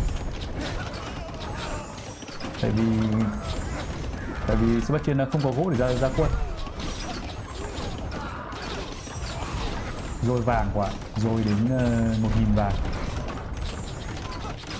Loại con mới thì cái macro nó có chuẩn rồi. Với cái thế đánh 4 này chắc là phải chuyển sang đúng không? Phải chuyển sang dâng lên thành tầm 40 dân ăn gỗ.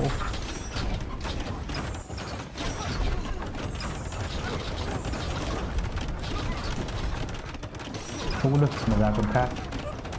Còn cung độc này có lợi hại. 5 cái cẩu nó cẩu. Cẩu của Hot sẽ sập sơn. Nhưng anh em thấy là game thủ số 3 Vitality vẫn đang rất cố gắng. Vitality một đội tuyển nổi tiếng trong tựa game CS2 thì đem về 3 game thủ hàng đầu của DC2 và là đội DC2. Trong đó có số 1 thế giới Hera, số 2 thế giới Yuri. Còn Hot thì thời điểm này thì phải để chứng minh nữa. Bởi vì thực sự thì thành tích của Hearttt ở các giải đấu Hearttt lúc nào, tức là trong khoảng 3 năm trở lại đây Hearttt tiến bộ rất là nhiều, nhưng mà thành tích thì vẫn chưa có.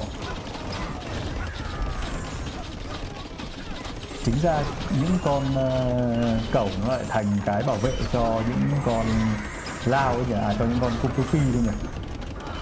Đấy em thấy là bắt đầu lên 43 gỗ rồi, cung tupi nó ra thì lao không ra kịp nữa.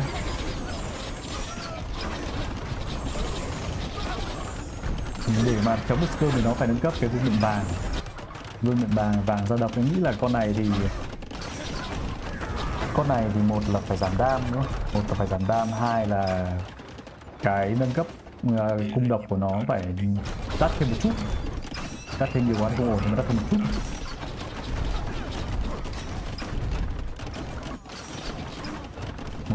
Pop. Hearttt không có sức mà ra thêm nhà dân, cho nên là bây giờ cũng không ra quân được, phải hết pop rồi.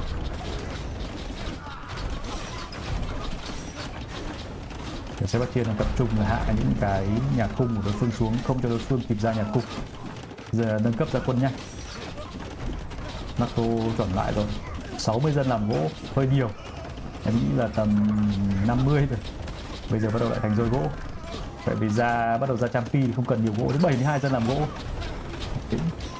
Champi khóa kèo thế thôi, chỉ cần một vài Champi. Giảm tốc một chút, nếu mà giảm tốc tớ cũng được, không cần phải làm gì cả, cho nó thành tốc độ giống như cung chạy bộ bình thường là xong. Là con này nó không thể mạnh được như này nữa, tại vì nó sẽ bị tạt quản rất là dễ. Tạt nó mà chỉ cần ném vào đầu con này phát, kể cả đời 3 đời 4, trúng một phát tạt là chết hết, không có con nào. Do vậy là đấy một cách cũng hợp lý.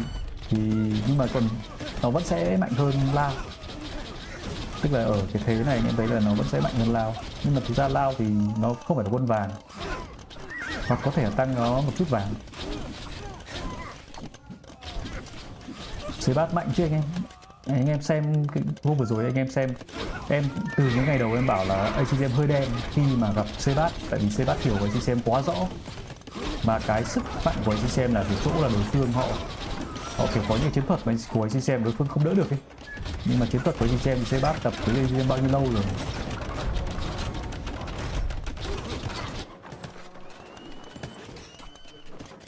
Cho em xem Sebastian nhiều mà, kiểu anh em nhìn thấy cậu này Sebastian, anh em cứ nghĩ là nó là thằng hater nào, nhưng mà những ai mà xem DK nhiều biết Sebastian năm 2022, 2023 không có gì cản nổi, đúng không? Và bây giờ chúng ta nhìn thấy Sebastian của năm 2022, 2023, 2024, 2025 thì bắt đầu là phong độ bị xuống. Thế thì xem bị loại rồi anh em nhé. Không thấy ông nào chơi Muska. Em không biết nữa, em không biết là Muska nó sẽ chơi combo gì. Quan trọng là người ta phải có phương án đánh với đội quân đó. Trận này đương nhiên là không có cơ hội cho Hearttt nữa. Vẫn sóc dần quá đều, nâng cấp những công nghệ cuối dành cho Sebastian. Bởi vì Hearttt bây giờ nó nâng cấp được giáp nhựa 2 và bắt đầu mất lâu đài thì cũng không ra được Monaspa nữa. Phương án định ra Monaspa để cân kèo nhưng không được. Tại vì bây giờ còn một lâu đài ra Monaspa, chắc đến ngày mai thì có đủ quân để mà đánh với đám quân này của Tupi. GG 1-0 cho Sebastian.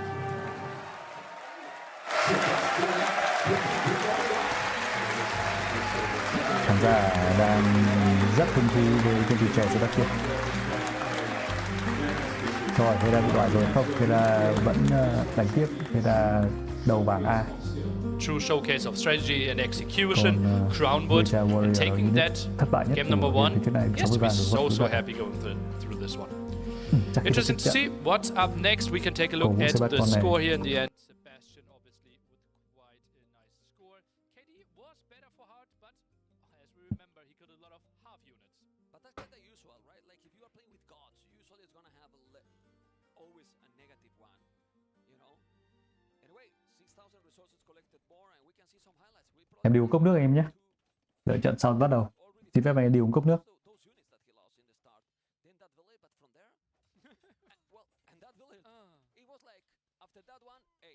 I need to focus. And he did focus. He did focus indeed. Ate a Not big anymore. shot here. Yeah. And it's like it's crazy how long he avoided all those shots, right?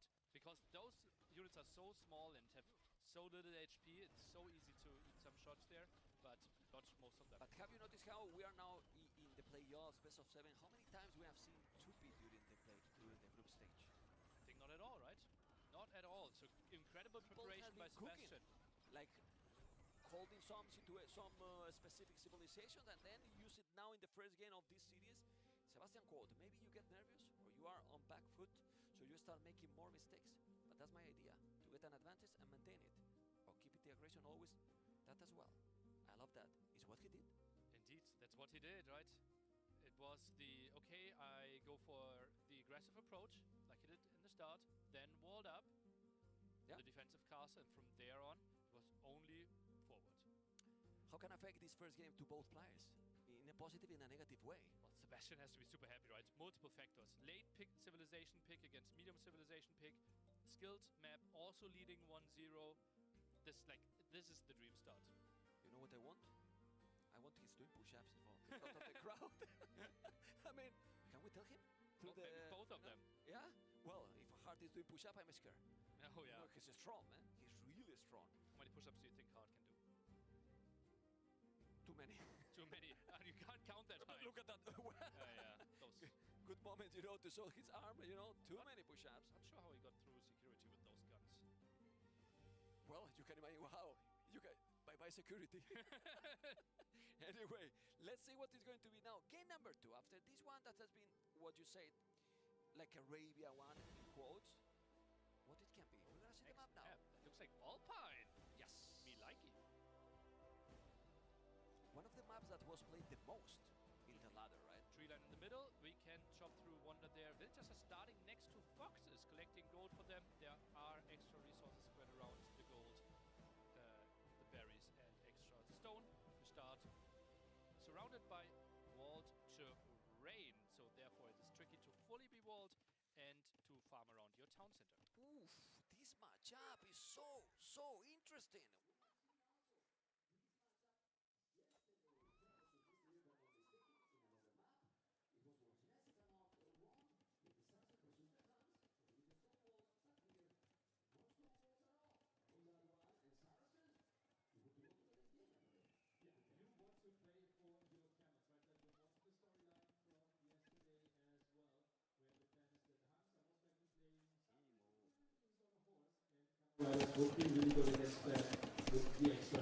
Ok, sorry anh em đến cốc nước. Trận thiếu thứ 2 xem thi đấu thứ nhất của vòng playoff. Đây là những người đứng thứ 2, thứ 3 tại bảng đấu. Và ai thắng trong trận playoff thì đương nhiên sẽ đi tiếp vào bán kết. Sebastian cầm Han, Hearttt cầm Saracen.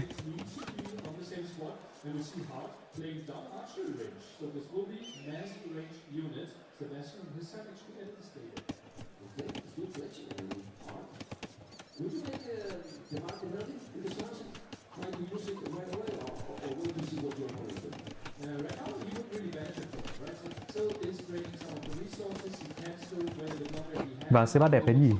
Đúng rồi, 3 bãi vàng sau cho Sebastian. 3 bãi vàng sau và gỗ đẹp nữa. Gỗ vàng Sebastian đều đẹp. Gỗ vàng của Hearttt đều xấu. Gỗ thì chủ yếu sang 2 cánh. Nhưng mà nếu bo sớm cũng được. Nếu bo sớm chắc cũng ok. Nhưng mà thường các game thủ ở tầm chuyên nghiệp này họ tiết kiệm từng tài nguyên, tại vì cái phương án ép đời của họ nó rất là chặt. Họ không có nhiều tài nguyên đến thế, không nhiều thời gian để mà đi bo hết. Đi bo như vậy thì họ sẽ gặp bất lợi so với đối thủ. Cái con cáo mà anh em nhìn thấy trên bản đồ là cái loại tài nguyên mới của chế 2 bổ sung gần đây. Loại tài nguyên này thì anh em chỉ cần chỉ dân và nó ăn thôi. Ăn là vàng nó sẽ tăng lên, chứ không cần phải mang về trả vào cái mỏ vàng hay là trả về nhà chính. Và đấy là cái lợi thế. Trên bản đồ này thì sẽ có 4 dân khởi đầu ở vị trí bãi cáo. Và các game thủ phải lựa chọn là có cho dân ăn bãi cáo không, hay là sẽ cho dân. Như vậy là một pha giao tranh rất là khá tốt của Sebastian. Pha vừa rồi ăn được những con giáo. Bên này thì có nhiều cung hơn dành cho Hearttt. nâng cấp giáp cung. Và vừa rồi cũng khá là ngang. Khán giả vỗ tay sau pha giao tranh vừa rồi.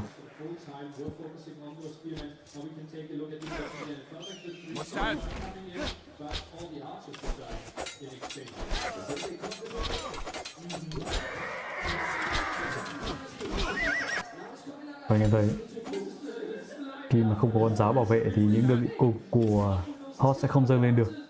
Hearttt cầm Hunt, Hearttt cầm Sebastian, lợi thế của nó là như vậy là pha đi quần lỗi của Sebastian. Sebastian này tốc độ điều không bằng được so với Hearttt. Tốc độ điều Sebastian nó vào tầm 90-100. Hearttt thì tốc độ điều vào tầm 110-120. Về đấu quân thì Hearttt sẽ là người nhỉnh hơn, nhưng nhỉnh hơn không nhiều. Cả hai còn trẻ và do vậy cái phong cách của các game thủ trẻ phương Tây thì là cái phong cách thích điều quân kỹ thuật. Nó khác với phong cách của các game thủ già hơn. Kể cả DAO hay là những cái game thủ lứa cũ thì cái tốc độ điều khiển không phải là ưu tiên hàng đầu mà là chiến thuật. Ở trong cái lứa cũ thì có Jordan là người có cái tốc độ điều khiển cao và giao tranh tốt, còn DAO không phải là người giao tranh quá tốt. DAO cũng như là Yo cũng như là accm thì cái phong cách khá là giống nhau. Saracen, đang nói Saracen thì cung của nó bắn công trình từ cộng thêm 2 câu. Lạc đà nó sẽ có thêm máu 140 máu ở trong đời 3 và 170 máu trong đời 4. Ngoài ra thì quân Saracen có chợ rẻ, chợ được giảm giá 100 gỗ và đổi đồ rẻ hơn, nên Saracen xây chợ xong sẽ bán hết đá và mua đồ lên 3 trước, sau đấy lên 3 để mua đá lại sau một cách dễ dàng. Trong khi đó thì các loại quân khác không làm được như thế. Han cũng là loại quân mà không có lợi thế kinh tế gì. Han chỉ có những cái nhà dân được giảm giá gỗ thôi, nó không thực sự là lợi thế về kinh tế. Ngoài ra thì Han có những đơn vị lính ngựa cung rẻ. Và hôm qua thì anh em đã được chứng kiến quân Han nó mạnh như thế nào rồi. Nếu mà phương án đánh là tốt, ngựa cung Han thực sự là nếu mà nói về tính hữu dụng, so với cái sự hữu dụng, về cái sự hiệu quả thì ngựa cung Han là ngựa cung mạnh nhất. Còn nếu mà nói về so sánh đơn vị đơn thuần thì ngựa cung nó phải là ngựa cung Magia hay là ngựa cung Tacta đâu anh nhé. Nhưng mà thực sự là nếu mà về gọi là để thắng ấy, thì ngựa cung Han để cho ngựa cung Han lên 3 và ra được cách thoải mái thì rất dễ rơi vào cái thế thua, tại vì nó rẻ quá. Quân Han còn có nhà ngựa làm việc nhanh 20%, đường cây công nghệ về ngựa rất là ok. Vì vậy đây là loại quân nó dễ đoán, nhưng mà dễ đoán khó đỡ. Sẽ có những con kỵ sĩ của Saracen để giải quyết đám quân này. Sebastian đang cố gắng đi sâu vào nhà của Hearttt để kéo quân của Hearttt ở nhà anh em nhé. Sebastian muốn kéo quân của Hearttt ở nhà để không cho vào giao tranh thật sự là tốt của Sebastian. Với các đơn vị quân đời 2 và đang delay được càng lâu càng tốt, đám quân đời 3 của Hearttt đang kéo một đạo cung 3 con xa. Ăn nốt của kỵ sĩ, điều tốt quá, Sebastian đang điều quá tốt, ăn thêm cung nữa. Thật sự là hay. Những pha thể hiện cái sức đánh của Hearttt vào thời điểm hiện tại, sức đánh của Sebastian thời điểm hiện tại. Cho anh em gọi là xếp 3 C3 nha. Ba cung lên rồi, nhưng 3 cung thì không đủ, tại vì vẫn có ở đây những con cung đề 2. Những cung đề 2 để giúp cho Sebastian ít nhất là thời điểm này vẫn đang bảo vệ được, vẫn chưa mất dân. Mất một dân đầu tiên, dân đầu tiên của cả trận đấu. Thêm đại học để nâng cấp và chính xác dành cho Sebastian. Em nghĩ vẫn sẽ là ngựa cung Han chứ. Nếu mà cung chưa nâng cấp thì em nghĩ ra ngựa cung Han thì hay hơn nhỉ. Ra ngựa cung Han bây giờ đợi nâng cấp cung các thứ thì em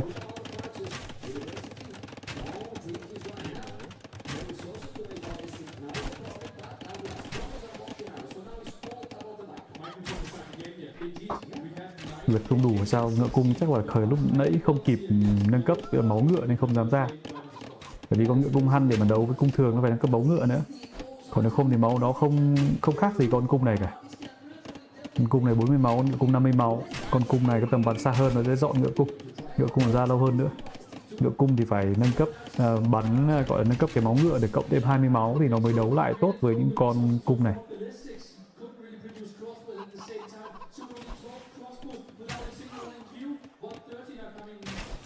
đang vừa giải thích là tại sao không ra ngựa cung rồi đấy.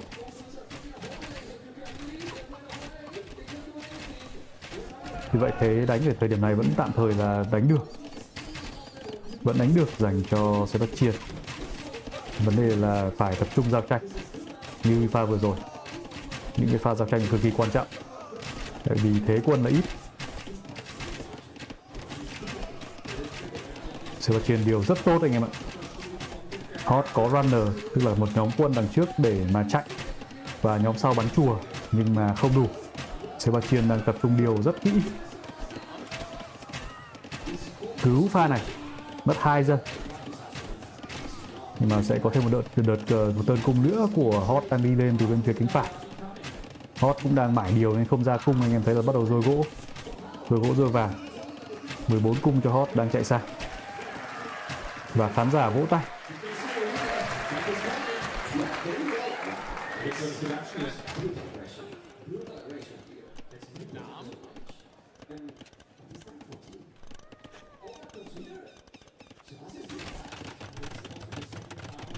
Nhà chính thứ hai ngay. Cả hai đều đánh rất tỉnh táo. Đây là sức đánh của top đầu thế giới anh em ạ.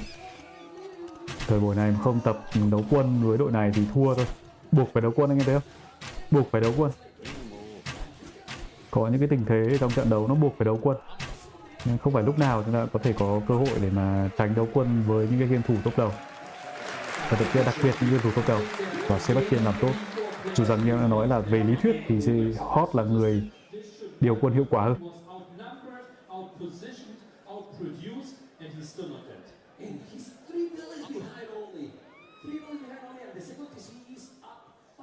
Combo nhà cắm thủ tháp thủ thì Hearttt điều quân chết Eco Sebat. Anh em vừa thấy Sebat cầm ít cung hơn đánh thắng nhiều cung hơn của Hearttt.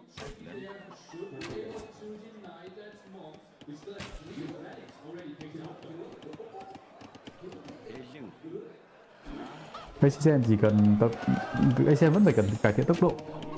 Cải thiện tốc độ và như đã nói đấy là có 3 điểm yếu.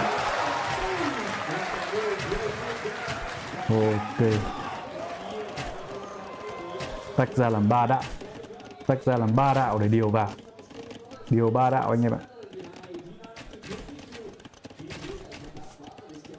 Sebastian như đã nói là cái tốc độ tối đa chậm hơn Hearttt một chút.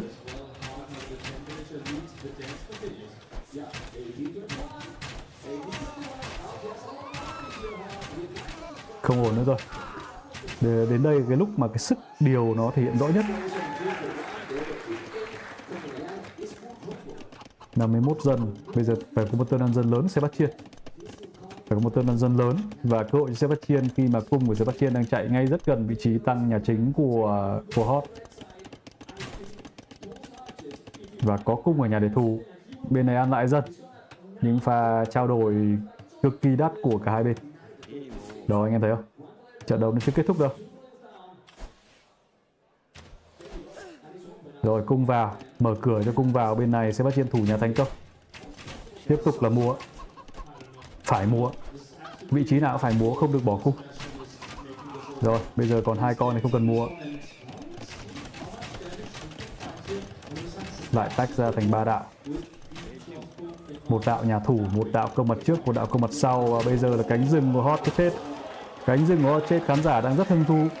Những pha đáp trả liên tục đến từ cả hai bên. Anh em đã GG rồi. Những người Việt Nam được cái là thích GG anh em này. Em thấy anh em Việt Nam khán giả rất thích GG. Anh em thấy là màn hình phải chia ra làm 2 để xem 2 game thủ ở thi đấu. Đây là đế chế đỉnh cao anh em ạ. Nó không phải là kiểu gõ GG. Nhưng mà nhìn chung thì Hearttt vẫn là người nhỉnh hơn đúng không? Hearttt vẫn là người nhỉnh hơn. Sebastian đang đấu rất chững chạc nhưng mà thế là không đủ. Vẫn sẽ phải ra thêm phụt. Hearttt thì macro kém hơn Sebastian. Anh em có thể thấy là Hearttt macro thì không kịp ra quân và cũng không sử dụng tài nguyên của mình hiệu quả. Nhưng mà quan trọng là Hearttt đang thắng thế nhờ vào khả năng đấu quân tốt hơn.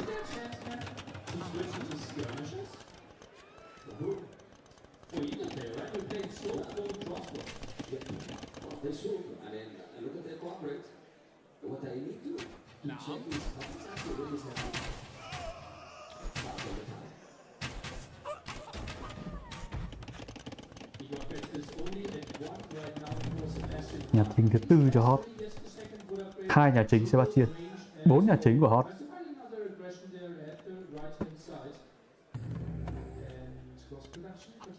IDOTC của Sebastian thì nhiều hơn. Sebastian để mà đấu quân với Hearttt thì phải IDOTC, tại vì tay không kịp. Sebastian chỉ có cái là cân đối kinh tế tốt hơn thôi. Nhưng mà Hearttt sau khi mà đấu quân xong thì có thể quay lại cân lại kinh tế là xong. Đương nhiên là người ta đấu quân như vậy người ta không thể cân đối kinh tế mới hoàn hảo được. Cái đấy chỉ có Lyri với Hera làm được thôi.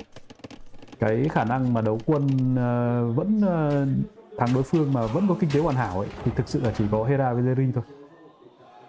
Còn Hearttt thì chưa đến cái mức đấy. Hearttt đấu quân một lúc thì cái kinh tế sẽ bị trượt.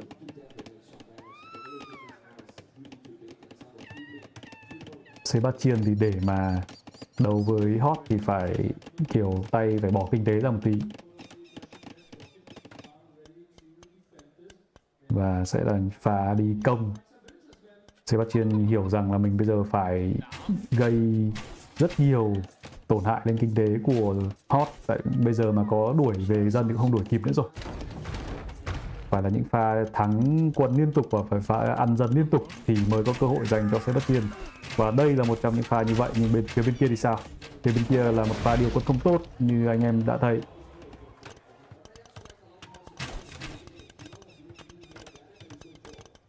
Ăn được 3 dân nhưng mà mất toàn bộ đạo quân bên cánh trái.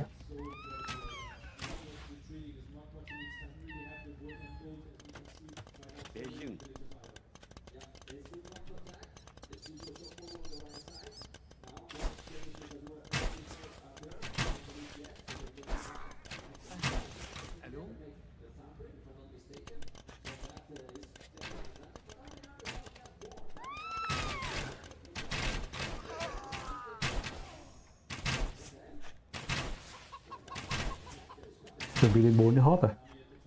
Trận này có lẽ sẽ thuộc về Hearttt. Dù sao anh em phải nhớ đây là bản đồ của Hearttt. Đây là bản đồ của Hearttt. Hearttt thắng bản đồ của Hearttt nó không có gì đặc biệt cả. Bản đồ quan trọng là bản đồ trung lập. Cái bản đồ của admin thì người thắng là Sebastian anh em. Nên là lợi thế nó vẫn sẽ thuộc về Sebastian cả thua cái game này. Trong đánh giải thì anh em phải để ý cái chuyện đấy nữa. Tại vì đây là bản đồ của Hearttt.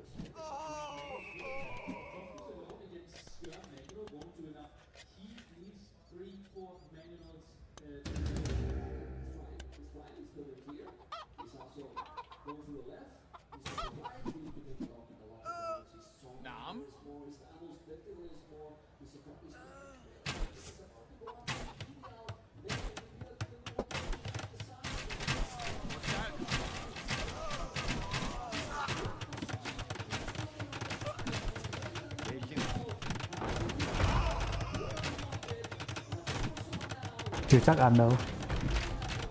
Chưa chắc ăn đâu. Một cái lâu đài. Cái lâu đài đấy cũng chưa với tới cái mấy cái sách cầu. Với tới không nhỉ? Nhưng mà với tới thì đau, không với tới đừng đấy. Lâu đài đấy chưa với tới cái xây cầu, xây tạp. Bây giờ Hearttt với Sebastian phải liều một tí.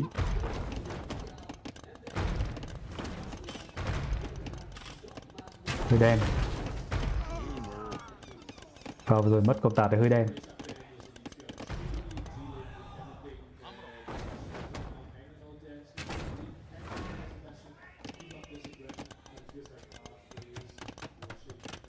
Thời điểm đánh thì hiền quá. Nếu mà để đối phương lên 4 như vậy thì sẽ không có cơ hội nữa.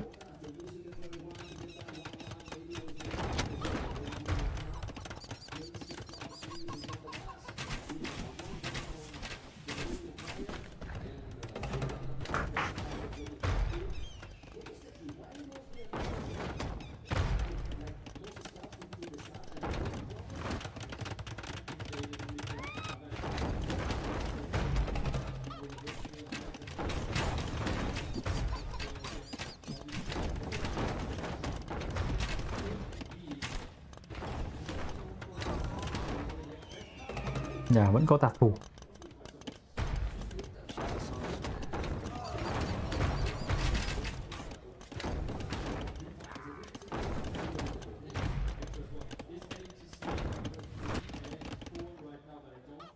Tăng thêm hành trình nữa, nhưng bây giờ em nghĩ cái đấy nó không tạo ra giá trị gì cả.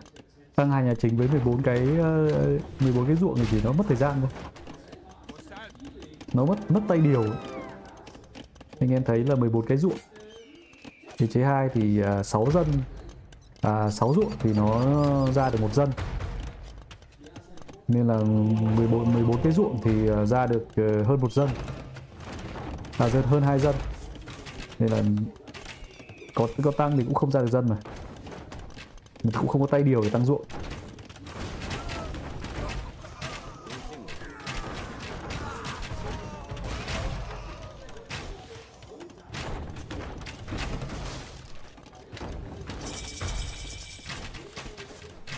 Chuyển live cap gì giờ này anh em? Chuyển live cap gì giờ này nữa? Live cap thì đánh cái gì của đối phương? GG. Hot cứ lại một trận rất căng thẳng, kể cả Hot cũng bị căng thẳng. They're loving it. We need to see the crowd.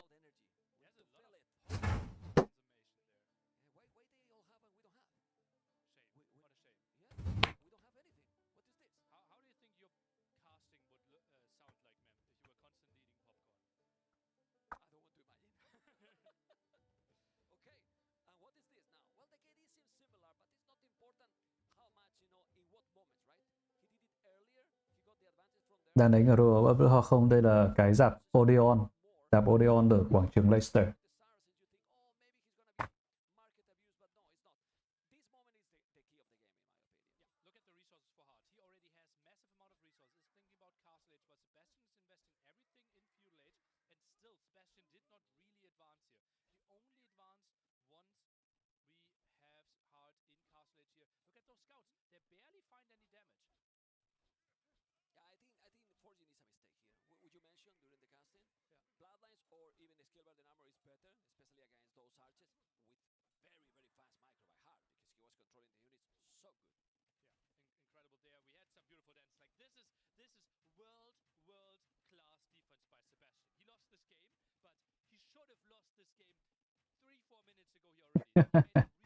Các guest nước ngoài đang nói là nhờ pha này mà Sebastian không thua sớm. Đáng lẽ Sebastian phải thua 10 phút trước cơ. Nhưng mà nhờ pha này nên là Sebastian kéo được trận đấu đến lâu đến vậy. Tất cả mọi người đều bất ngờ Sebastian có thể hold pha đó. Nhưng mà để mà thắng Hot thì phải nhiều pha như thế hơn. Để ở trong cái thế thua mà lật lại được thì anh em thấy sự căng thẳng. Sự căng thẳng đấu với đội hàng đầu là tay thật sự sẽ là căng cứng luôn.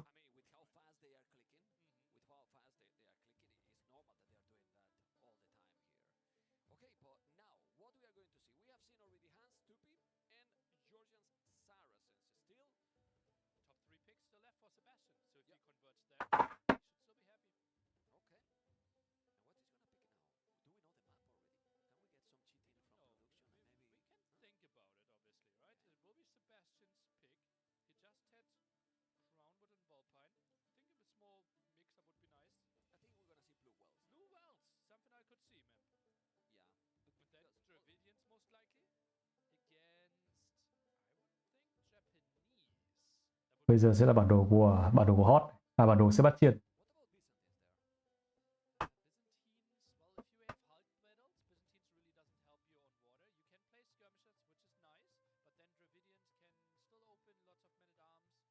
Đập tụ Vitality.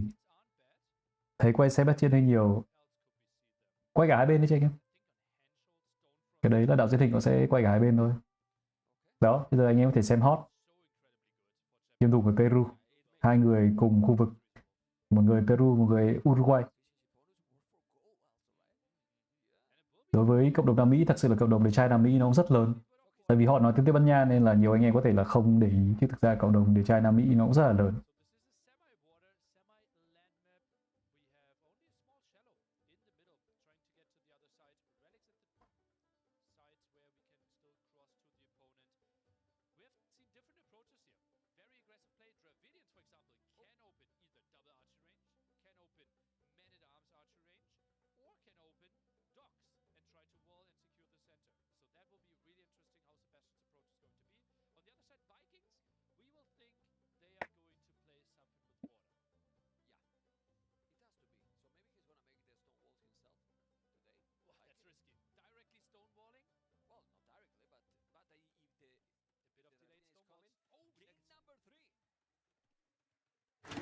game đấu thứ 3 và chúng ta có bản đồ Honest.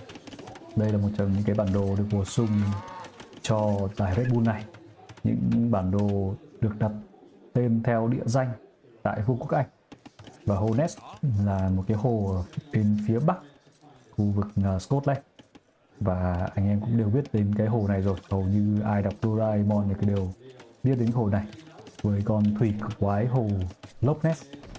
Dù trong tiếng Scotland cái Loch nghĩa là hồ, nó giống như là lake của tiếng Anh vậy. Nên là nếu mà có thủy quái hồ Loch Ness thì nó là hồ Ness. Chút nữa nếu mà có cơ hội thì ban tổ chức có sẽ show cho chúng ta con thủy quái hồ Loch Ness trong các bản đồ được bổ sung cho giải Redbull Wololo. Và đây anh em có thể nhìn thấy những chi tiết rất đẹp của vòng chung kết Redbull Wololo. Trong các bản đồ của Redbull Wololo lần này thì đều có những chi tiết nó thể hiện cái vị trí vật lý. Cái vị trí như vậy là cố gắng delay đóc của người cầm Dravidian lâu nhất có thể, và thậm chí là cố gắng ăn giật. Một pha thi đấu em nghĩ là cũng không tồi của Sebastian dù rằng mất đi con giò. Delay đóc để tạo lợi thế, anh em có thể thấy là quyết tâm thắng biển của Sebastian. Hot cầm Viking, lợi thế là thuyền rẻ hơn 15% và có xe rùa xe đẩy miễn phí. Đây là một lợi thế cực kỳ lớn. Cái eco trên bộ nó support được cái eco trên biển. Và Viking thì sẽ thường hướng tới những con thuyền longboat và những con thuyền đặc biệt, những con thuyền bắn tên rất nhanh. Ngoài ra thì Viking cũng sẽ có những con lính bộ binh được cộng thêm 20% máu. Dravidian có lẽ là loại quân em nghĩ là bây giờ vượt trội hơn Viking. Loại quân này full công nghệ về thuyền, có thêm thuyền Trisadai nhưng mà thường chúng ta ít thấy nó xuất hiện. Ngoài ra thì quân Dravidian mỗi khi lên đời sẽ được cộng thêm 200 gỗ, và với thể thức Power ngay từ đầu nó đã có 400 gỗ rồi. Đây anh em thấy là nó có 2 nhà thuyền trước. Ngoài ra thì Dravidian cũng sẽ có nâng cấp cho lính bộ binh giảm giá 50%, những con xe công thành giảm giá 1/3, những con lính đánh xuyên giáp trong lâu đài và công nghệ đời 4 giúp lính bộ binh bình thường cũng như con ngựa thịt nó đánh xuyên giáp. Cung voi và lao của Dravidian nhanh hơn 25%, và ngay thời điểm đầu em nghĩ là đây là một trận thi đấu rất sáng cửa dành cho Sebastian khi không cho phép người cầm Viking có thể ra được thuyền. Hot không ra kịp. Đây là sức mạnh của Dravidian anh em. Ở trong thời điểm đầu đời mà có gấp đôi số lượng nhà sản xuất, tức là những cái bến thuyền, 2 bến thuyền so với một bến thuyền, thì cái sự áp đảo là rất lớn. Hình game hơi nhỏ, hình game hơi nhỏ. Ok anh em. Đẩy thêm nữa xem có, đây là do ban tổ chức, cái đấy là cái tiếng game do ban tổ chức. Em đẩy thêm một tí anh em thấy có ok không? Đẩy nữa nó bị vỡ. Đúng rồi, cầm 2 con đi backdoor nhưng mà 2 cung thì sát thương sẽ có, nhưng mà không nhiều đấy anh em thấy. Thường là đấm luôn. Với tầm trình độ pro nó sẽ đấm luôn. Đương nhiên là vẫn sát thương được.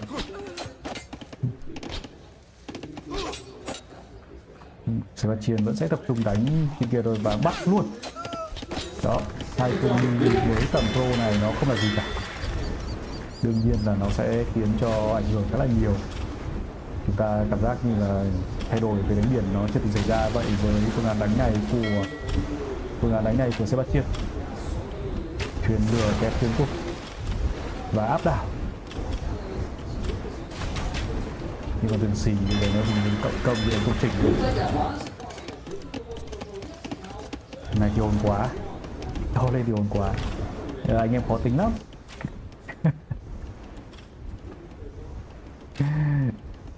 Tại vì thực ra mỗi người thì lại có cái, nói thật là cái tai của chúng ta nó là một cái tai, cái mắt nó là kiểu nó sẽ khác nhau ấy. Thật sự là có người nghe cái tiếng cùng một tiếng nhưng có người sẽ nghe thấy to đấy là nhỏ, nên là cũng hơi khó. Nên anh em nào mà thấy tiếng to nhỏ thì có thể là cố gắng xử lý ở cái máy của mình trước, cố gắng thì sẽ đỡ hơn. Chúng ta đời 3 cho Sebastian. Như đã nói, sức mạnh của Dravidian lên đời phát là có gỗ đuôi huề đi đánh nhau ngay. Tắt tiếng ban tổ chức à? Tiếng ban tổ chức đấy không phải là tiếng ban tổ chức ấy mà là người ta có thu tiếng khán giả và những tiếng bình luận ở trong khán đài nó lọt vào trong mic thôi, chứ không phải là tiếng mà tổ chức anh em.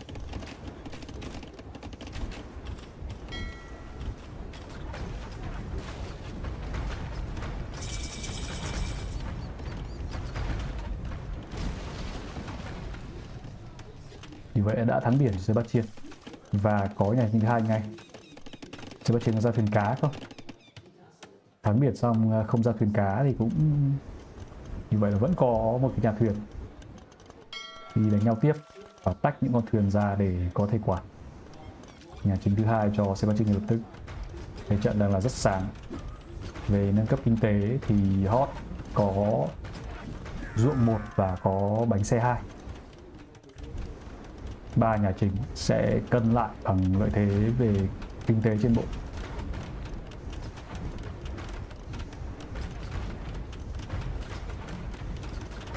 Thuyền xì, để mình nói anh em có mấy lần trong cái giải này em bảo là phải kẹp một vài con thuyền xì nữa, không thể không kẹp vài con thuyền xì được. Thì nếu mà anh em phá được nhà lệ thuyền của đối phương nhưng mà không xì cái nhà thuyền nó xuống thì nó không có giá trị lắm. Nên là kể cả có đánh thuyền móc cũng phải kẹp thêm 1-2 con thuyền xì đến khi mà có cơ hội là vào xì nhà thuyền của nó. Công ca, Sebastian sẽ công ca.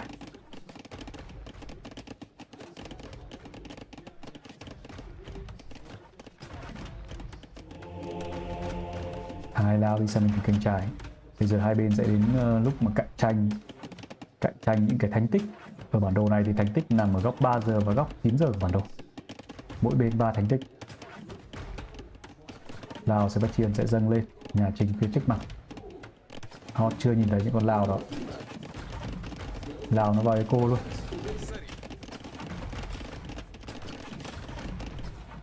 Vào tham quan. Đây là đi vào tham quan anh em ạ. Đi vào và đi ra rất thoải mái. Thật sự là một pha đi tham quan của Sebastian. Bên này thì quá đen cho Hearttt. Ra đến nơi thì bị gấu đuổi. Hearttt đang không được gọi là thiên nhiên ủng hộ.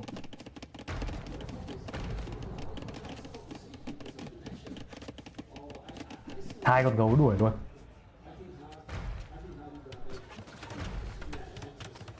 Sebastian không ra thuyền cá. Lúc này đang ưu tiên ra những cái như vậy là pha bắt khóa nhà ca, đi lên nhà ca của đối phương, quá hay. Hearttt đang ở thế cực kỳ bị động sau khi mà bị pha đi lên nhà ca đó. Bây giờ thì chậm hơn khoảng 4 con tạp so với đối phương. Ra thêm nhà ngựa. Ngựa Viking thì không có gì đặc sắc. Ngựa Viking không có màu và thiếu luôn ra cuối những con ngựa dây.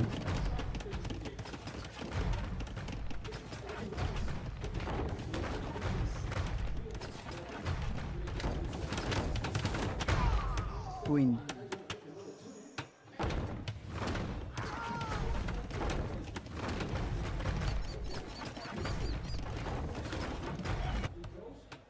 Bên này đã có nhà phù của Sebastian. Chắc xóa luôn dân nhỉ. Ưu tiên nhà thánh tích về trước. Không phù mà ưu tiên nhà thánh tích về trước hợp lý. Ít nhất là lấy được 2 thánh tích.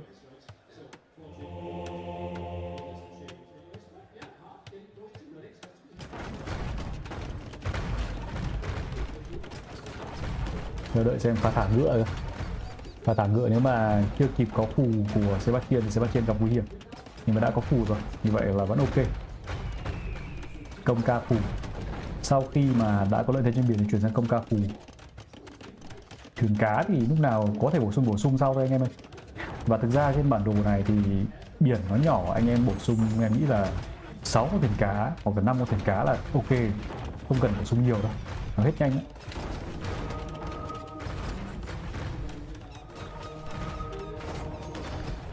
Một pha phù không phải là đỏ đâu, phù kỹ năng anh em. Pha vừa rồi là họ gọi là tra cái kỹ năng của con phù trước, sau đấy là họ phù một phát là trúng ngay.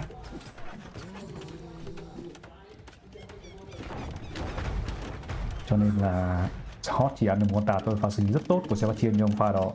Pha đấy là Hot giấu con ngựa nhưng mà xử lý cực kỳ tốt. Đặt cái con phù của mình phù một con ngựa thịt của đối phương trước.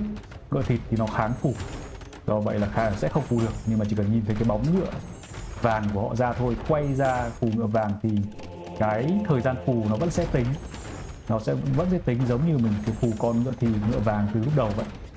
Thế về cái kỹ năng ở trong DC2 và kỹ năng gọi nâng cao đối với các kênh chuyên nghiệp. Đấy không phải phù đỏ anh em nhé, đấy không phải phù đỏ, vừa rồi không phải pha phù đỏ.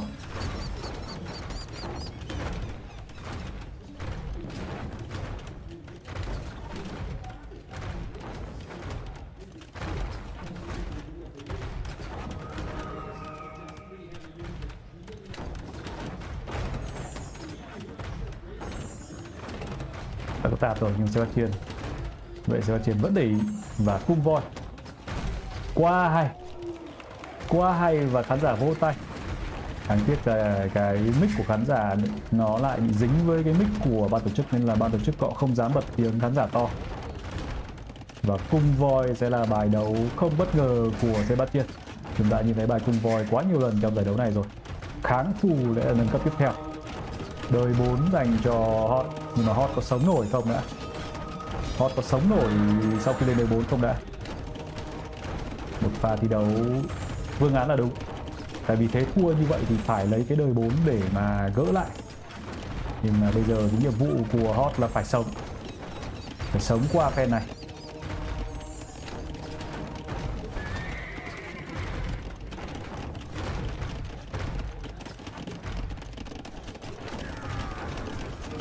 Cùng voi bắn hết luôn. Và quá kèo của Sebastian. Mấy con tạt ném đá vào đầu của những con voi nó không sợ anh em ạ.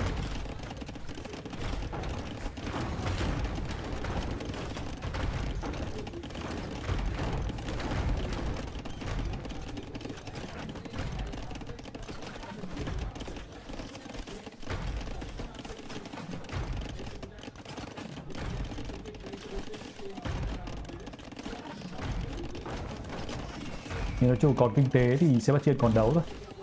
Còn kinh tế thì Sebastian còn đấu. Và pha xử lý rất nghệ của Hot. Còn kinh tế Hot còn đấu chứ, sorry anh em. Cùng voi nó tanh cho toàn bộ đạo này nó lên.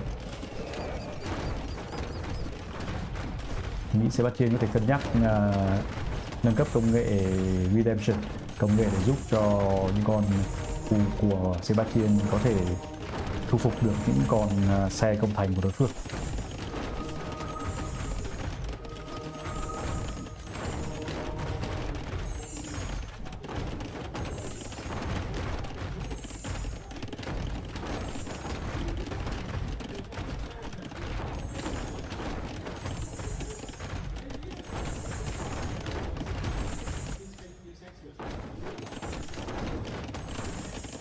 Điều rất khéo anh em nhé. Điều mất 3 con tạp này là Hot sống ngay.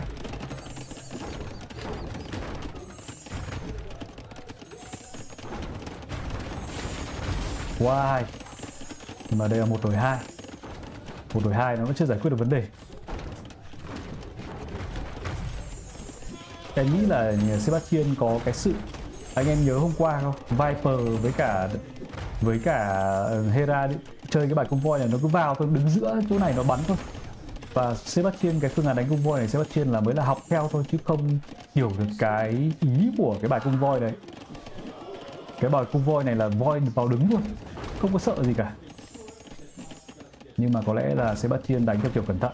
Và cũng không sao, tại bản chất là Sebastian vẫn có gần như toàn bộ bản đồ.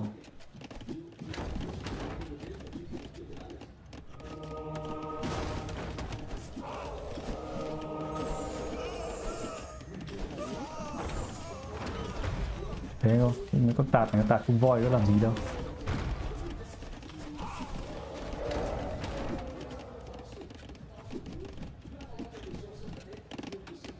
Thực ra cũng chả sao với Sebastian đâu anh em ạ. Bản chất là cái thế của Hot lên đời 4 không có lâu đài sớm nhưng chả có ý nghĩa gì cả. Lên đời 4 mà không có lâu đài sớm rồi phải ra lao thì cũng chả ý nghĩa gì. Vàng không có. Nên là cái phương án của Sebastian nó thể hiện cái sự khác biệt giữa các game thủ thôi. Nó thể hiện sự khác biệt về về tư duy giữa những cái game thủ như là Viper với Hera hay là họ Sebastian thôi.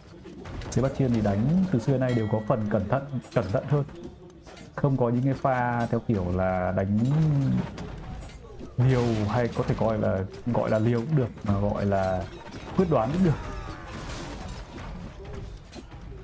Thì đây là cái mà người nào mà theo dõi Sebastian thì sẽ quen thôi.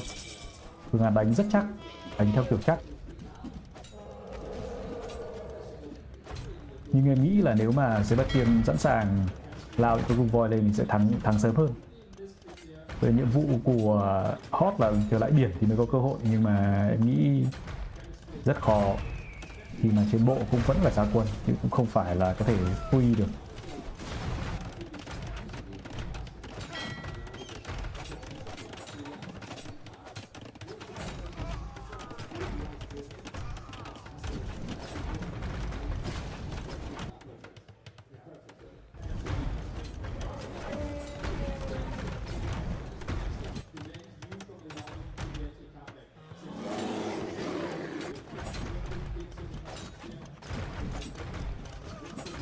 Viking không gì đánh Dravidian. Viking thật sự không gì đánh Dravidian.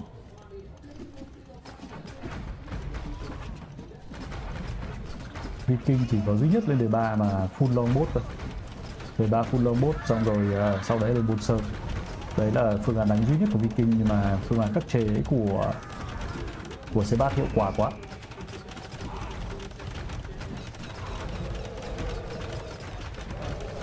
Đúng rồi, cung voi kệ thôi. Vói thì nhà mình giàu, tiếc vì GG. Và anh nghĩ là cái cách dùng cung voi thì các cái thủ khác có thể học hỏi, đúng không? Now, very good play by the winner. Yeah, that was just really nice, and this is tricky for Hearttt, right? Hearttt thua bản đồ trung lập, do vậy là lợi thế đang là của Sebastian.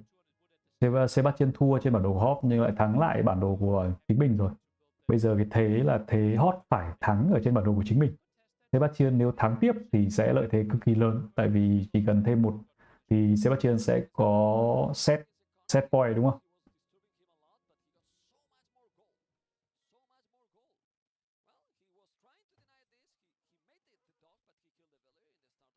Thành sân khấu với ai yếu tâm lý khỏi đánh luôn. Em nghĩ là những cái người vào đây thì hầu hết đều kinh nghiệm. Sân khấu nó sẽ không phải vấn đề, mà là sự chuẩn bị về mặt tâm lý thôi. Tại vì chính Leary cũng cái phần phỏng hôm qua cũng nói về câu chuyện là bây giờ thật sự là không ai trong cái nhóm mà những người chơi nhiều họ bị tâm lý vì kiểu đánh offline nữa. Nếu mà tâm lý gì nó chỉ là tâm lý sợ đối thủ hay là lo lắng theo kiểu một cách bản năng. Chứ còn ngoài Sebastian ra thì Hearttt, Hera, Leary, Viper, accm, Yo đã ngồi trên những cái sân khấu này quá nhiều lần.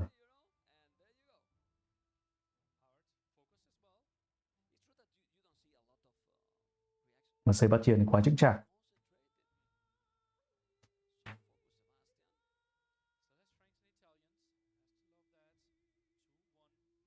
Cảm ơn anh giải trí tổng hợp.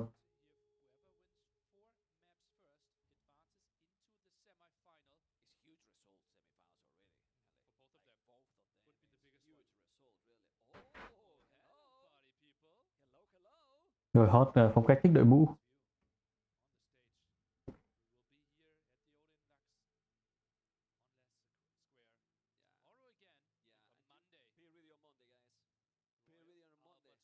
Khu vực rạp Odeon này là ngay cạnh khu người Hoa của London. Nên là những khán giả ở đây tiện thì có thể đi sang khu người Hoa. Đấy là địa điểm du lịch rất nổi tiếng nếu ai đến du lịch London. Dù rằng ở khu người Hoa ở London nó cũng nhỏ thôi, nó không to lắm. Nhưng mà rất nhiều hàng lẩu, rất nhiều hàng Trung Quốc.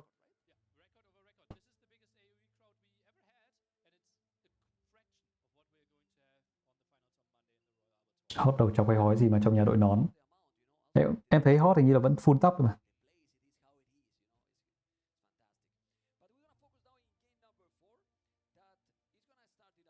Tai nghe vì hình như tiếng ồn trắng đúng không Đúng rồi, cái tai này là tai để những game thủ họ không được nghe tiếng khán giả anh em.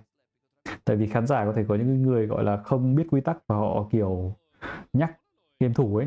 Nên là cái tai này chủ yếu là việc thứ nhất là cho tập trung, nhưng thứ hai là để tránh việc các game thủ họ nghe thông tin từ khán giả. Và cái này thì với những ai mà xem những các bộ môn khác thì cũng đều thấy rồi. Luôn luôn là một cái tai ở trong và sẽ thêm một cái tai chụp ở ngoài để chống ồn.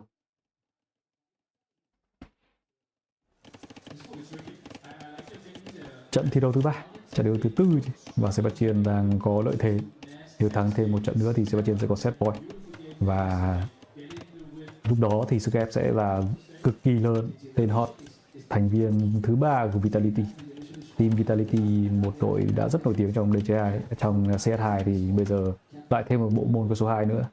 Đó là đội môn đế chế. Nhưng mà được cái là đế chế thì có đế chế 3, còn CS thì chắc là không có CS 3. Không có Half-Life 3, đúng không? Hot cầm Tacta, Sebastian cầm Malian. Bản đồ là bản đồ mỏ Dorothea. Đây cũng là một địa danh liên quan đến nước Anh thì phải. Nhưng mà địa danh này thì nó lại không có một cái công trình nào đặc biệt. Tại vì bản chất cái mỏ là cái mỏ rồi. Anh em nhìn thấy rất nhiều vàng ở xung quanh cái hồ ở giữa. Chúng ta có Tacta thì cho Hot và đương nhiên Tacta. Một pha không để ý của Sebastian. Em nghĩ nó sẽ khiến cho Hot cảm thấy vui hơn khá là nhiều. Một con giò nó vẫn cái gì quan trọng, vẫn cái gì quan trọng trong những cái phép đấu như này, tại vì điều này có nghĩa là Sebastian sẽ không thu thêm được thông tin về khu vực chiến đấu của Hot. Sebastian đã đo xong rồi bài đo sớm đến từ game thủ người Uruguay. Với tất cả thì Hot sẽ có những con lính nội kinh lên đề 3 sẽ được nâng cấp miễn phí. Lính nội kinh của tất cả nâng cấp miễn phí tay cầm và lên đề 4 nâng cấp miễn phí giáp công nghệ. Ngoài ra thì tất cả con tất cả đánh trên đồ kiếm được cộng thêm 25% đam, nghĩa là ngoài 25% đam nó của cơ chế đánh đồ, đánh trên điểm cao xuống thì còn được cộng thêm 25% nữa, nghĩa là tổng cộng được cộng thêm 50% công. Đấy là cái lợi thế cực kỳ lớn và một pha bò nhỏ cho những người nhà. Anh em thấy là tập này họ nhìn thấy là ít dân ở dưới chân nhà chính là họ vào luôn. Còn tất cả thì cơ bản thôi, sức mạnh lớn nhất là ngựa cung. Bên kia Malian sẽ có lợi thế là tất cả công trình chặt gỗ nó sẽ được giảm giá 15% gỗ. Ngoài ra thì Malian cũng nó sẽ có kiếm được cộng thêm một giáp cung mỗi đời, nhưng mà cái đấy thường không quan trọng lắm. Ngoài ra thì Malian có con lính nữ binh ném lao và nữ binh ném thủy ở trong lâu đài. Và lên đời 4 thì có công nghệ để ngựa được cộng thêm 5 công, đúng không? Công nghệ để ngựa cộng thêm 5 công. Và lạc đà Malian với những cái công nghệ đó cực kỳ nguy hiểm. Đặc biệt là với những con ngựa cung Tacta, bị lạc đà của Malian nó đuổi, nó chém một cái thì toe máu. Phương án là có cho cả hai. Và chúng ta để xem ai triển khai tốt hơn thôi. Bản đồ này thì em nghĩ là chất quân lợi thế nó sẽ thuộc về Malian nếu đánh lâu dài. Đại quân Malian là loại quân có đại bác, còn bên kia thì Hot sẽ không có đại bác. Và ngoài ra thì cái lợi thế là giảm 15% gỗ, nó rất lợi. Điều này có nghĩa là ruộng nó giảm 15% gỗ. Về đánh lâu dài tiết kiệm được gỗ nó cũng lợi lắm.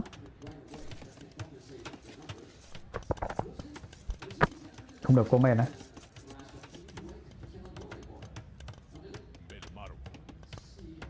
Mic đau tai. Mic bị gì rồi là sao anh? Em thấy tiếng của em vẫn bình thường mà.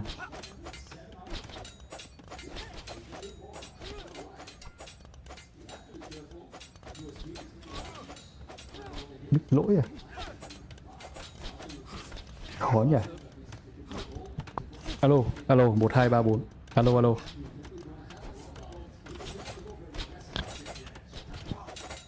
Alo.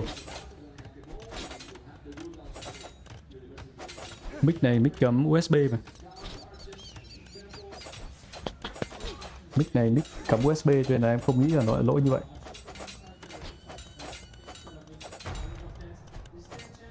Anh em thông cảm, không có con mic rồi, em đang không ở nhà. Đây nằm trong fancast à? Không. Em mãi tập trung trận đấu anh em phải thông cảm, tại vì vừa đọc chat vừa cast nó khó lắm. Vừa đọc chat vừa cast vừa nhìn trận đấu. Tại vì nếu mà em làm thế thì em sẽ lỡ mất cái diễn biến trong trận đấu. Cái màn hình em nhìn lúc đấy như là em nhìn cái màn hình có cái pha hot đang giữ để vào. Đánh cung Malian. Cung Malian lợi thế của nó là nâng cấp nhà đại học nó nhanh hơn 80%. Nghĩa là lên đời 3 thì cung Malian bắn chính xác nó có ngay. Và lên đời 4 thì bấm hóa học thì cũng gần như có ngay. Một lợi thế mà tưởng nhỏ nhưng mà cực kỳ lớn đối với một loại quân như vậy. Nhưng mà Malian mà để cho nó đứng trên đồi này đuống thì hơi mệt.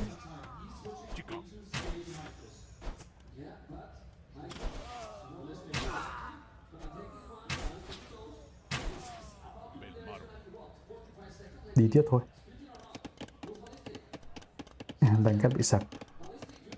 Cái mic kiểu nó kiểu như dí vào người, như là nó bị cái gì đó thì phải. Lúc đấy cái mic của em nó bị đổ vào người. Cái mic cái áo nè. Cái mic cái áo này là nó không tốt lắm.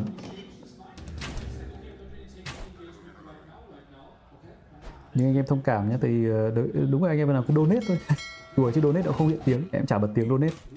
Nên là không có tiếng donate.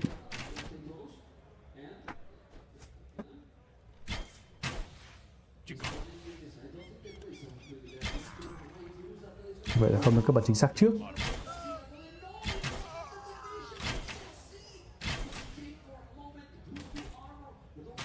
Không bật chính xác trước.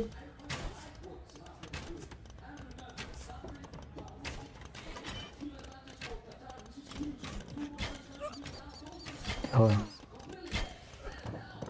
Như vậy là Sebastian biết rằng đối phương đã có bật chính xác. Phương án của Sebastian là gì nhỉ? Sebastian phương án là gì nhỉ? Em tưởng pha vừa rồi phải công rất rát lên nhà hot để mà ép hot ở nhà cơ. Dù sao thì nhà cũng an toàn rồi nên cũng không sao. Thêm một cái nhà ca. Thuyền phải cho vào trong. Ngựa bắn trên đồi xuống. Công của con này lúc này nó đang là 6+2. 6+2 nhân một nửa, cộng thêm một nửa, tức là cái công của nó công 9. Mà cung công 9 thì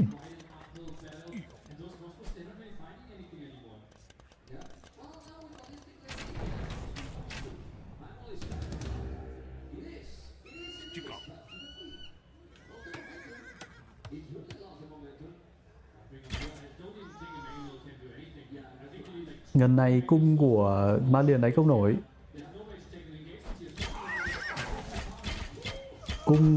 Cung bộ thì phải tụ lại một chỗ và cung bộ phải có bắn chính xác trước.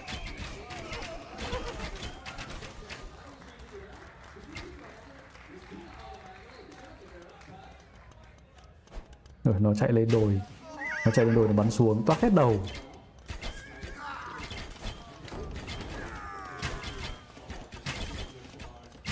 Runner đằng trước. Điều rất khéo.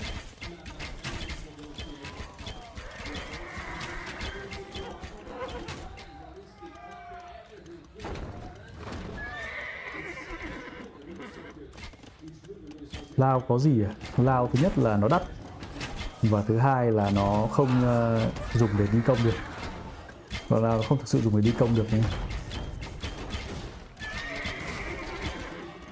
Áp đảo. Để ngưỡng cung nó tụ, ngưỡng cung tắc ta nó tụ, ngưỡng cung mạnh nhất đời 3. Đánh trên đồi xuống cộng thêm 50% công. Và gãi mũi rồi. Sebastian cũng lại gãi mũi rồi. Web GG gãi mũi.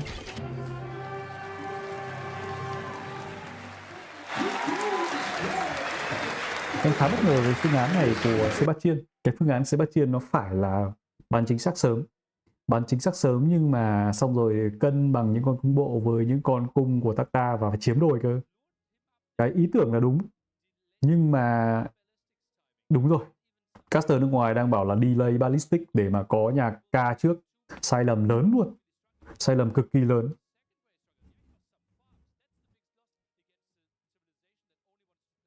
Nếu mà Sebastian có ballistic trước thì hot không chạy qua được. Hot không chạy qua được tại vì cái phát bắn nó không trượt mà.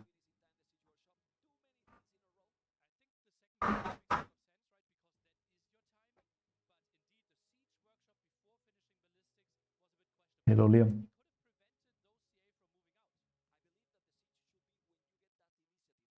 Đúng rồi. Cả hai caster phương Tây đồng ý là khi mà bắt đầu có lợi thế thì mới tăng ca được. Tăng ca quá sớm. Cái thời điểm này chả ý nghĩa gì cả, thời điểm này thắng rồi. Thời điểm này thì để ngựa cung Tacta nó tụ lên 15 con xong rồi đã có bật chính xác thì chả ý nghĩa gì nữa. Máu ngựa đã có, tốc chạy đã có. Con ngựa cung nó chỉ bị bất lợi thời điểm đầu đời 3 tại vì nó phải nâng cấp thêm tốc chạy máu ngựa thôi.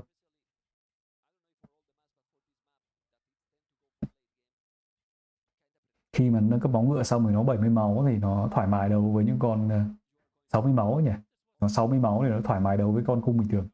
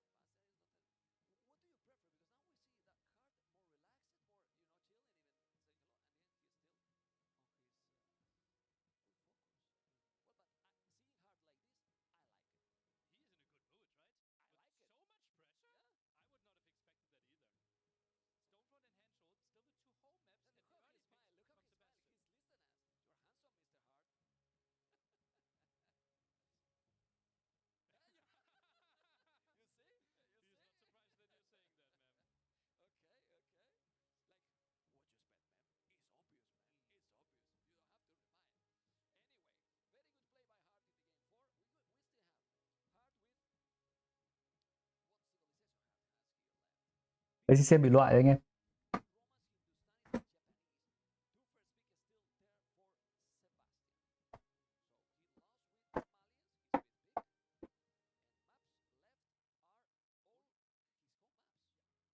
Trận sau Viper gặp Yo.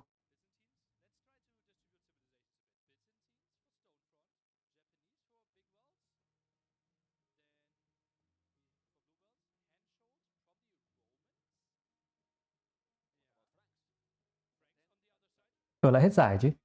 Thường thì về máy bay người ta đặt sẵn mà.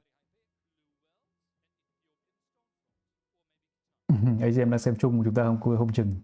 Em nghĩ là dành thời gian đi chơi hay hơn. Xem thì xem lại được mà. Mất thời gian xem làm gì, dành thời gian đi chơi. Nếu mà ban đầu trước cậu không bắt phải có mặt thì mình dành thời gian đi chơi chứ.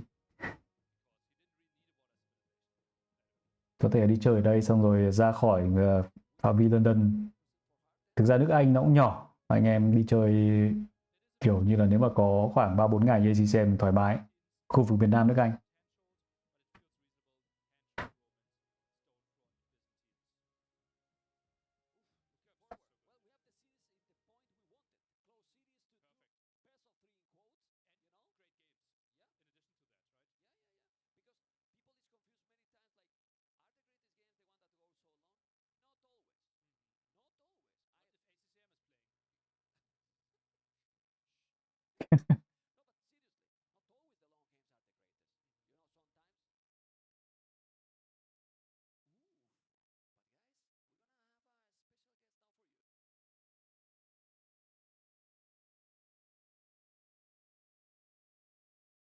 Lyri, phỏng vấn Lyri đấy anh em có thể thấy cái bên ngoài của phòng thi đấu anh em. Đây là dạp chiếu Fibodeonux nhưng rất tiếc là ban tổ chức họ lại không cấp tiếng cho cái cam này. Chúng ta phải sang cam của ban tổ chức ấy. Hơi fail. Bên đạo diễn hình hơi fail.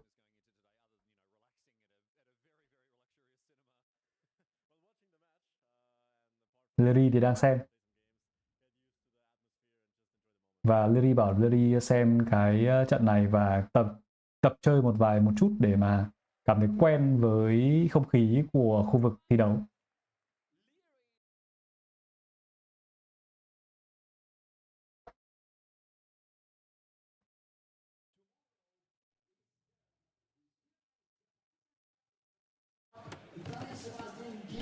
Chúng ta có trận thi đấu thứ 5. Và ai thắng trận thi đấu này thì sẽ có set point, đúng không? Đây là người có set point trước. Và đương nhiên là người còn lại sẽ phải thắng liên tiếp 2 trận nếu trong trường hợp đó. Do vậy đây có thể coi là trận bàn lề của set đấu này. Ý dành cho Sebastian, Hearttt cầm Nhật Bản. Với Nhật Bản thì Sebastian, với Nhật Bản thì Hearttt sẽ có những nhà chặt gỗ, đào vàng đào đá, nhà thu hoạch thực giảm giá 50%, thuyền cá làm việc hiệu quả hơn 5% mỗi đời, đời 20%, đời 3 15%, đời 4 20%. Và Nhật Bản có ngựa cung bắn lính có tầm xa đối phương cộng thêm 2 công. Nhật Bản cũng có các lính bộ binh đánh nhanh hơn 33%, và có samurai, có tháp khỏe, có công nghệ để những con cầu nó đóng mở nhanh hơn và được cộng thêm công. Bên phía bên kia thì Ý là đội quân cực kỳ toàn diện. Quân Ý thì lên đời giảm giá 15%, thuyền cá giảm giá 15%, quân thuốc súng giảm giá 20%, công nghệ trong nhà đại học và trong bến thuyền giảm giá 25%. Con đốt Piero và cung bộ được cộng thêm một công, một giáp cận chiến và một giáp cung. Có cung chống ngựa ở trong lâu đài và công nghệ đặc biệt, em không nhớ công nghệ đặc biệt, hình như là để cho những con lính súng nó bắn xuyên.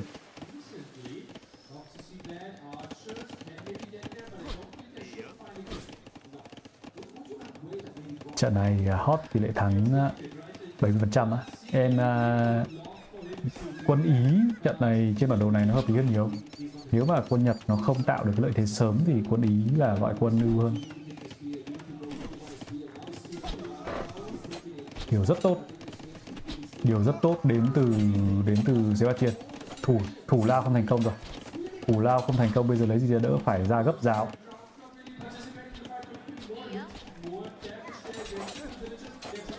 Một pha thi đấu quá tốt của Sebastian. Khán đài nó đang rộn lên nhưng mà tiếng ban tổ chức có để nó hơi nhỏ. Thủ lao không thành công, để mất những con giáo như vậy thì sẽ cực kỳ tai hại.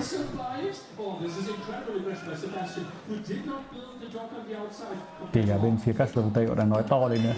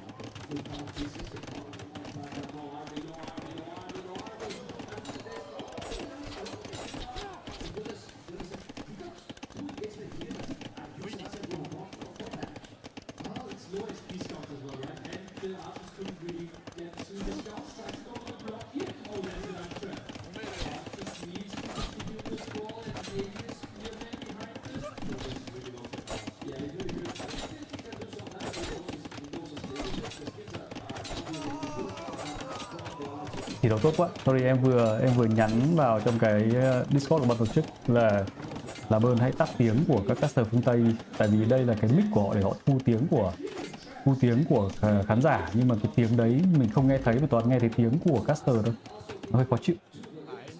Nên là đây anh em thấy là hai bên lên đời cùng lúc, nhưng mà Sebastian thì đang có lợi thế rất lớn khi mà dọn được nhiều quân của Hearttt đang thua về KD với tỷ số là 6-13, và Sebastian cũng đã ăn được 2 đơn vị kinh tế của đối phương rồi.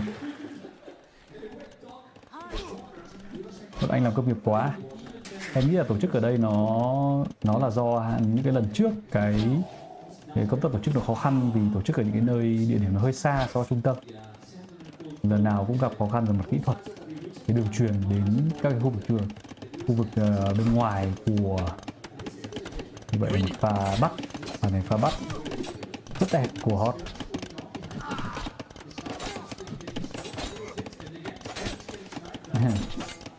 Cung hoàng gia anh em nhé, cung Albert nó là một cái nhà kiểu như là nhà hát, với nhà hát hoàng gia, mình gọi là nhà hát hoàng gia thì rất dễ hiểu hơn. Chứ không thể nào được chơi được cung Buckingham đâu. Nhưng nhà hát hoàng gia cũng rất là đắt, cái số chỗ ngồi nó nhiều hơn những cái lâu đài lần trước nhiều, nó rộng hơn lâu đài lần trước nhiều. Mấy lâu đài lần trước nó chỉ gọi là lâu đài thôi, thực ra nó chỉ gọi là cái fort, núi castle cũng được, gọi là castle cũng được. Cái khu vực để mà xem ở trong các cái lâu đài đấy nó rất là khó.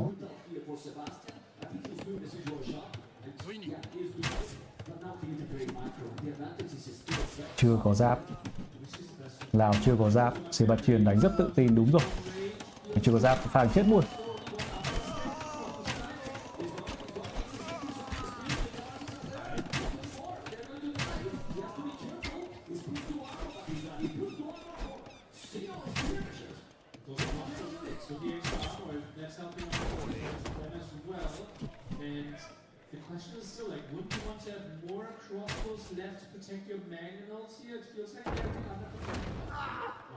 Why?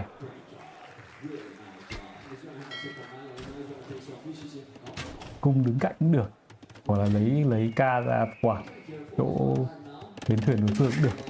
Này tính thứ hai cho Hearttt.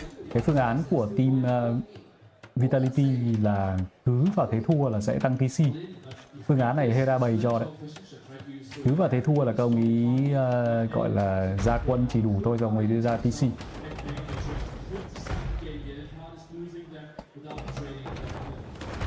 Quá tốt. Cung lao lên. Sebastian phải đánh chậm quá. Cung lao lên còn tí máu thôi mà. Giờ lao thì muộn rồi. Giờ lao thì muộn rồi.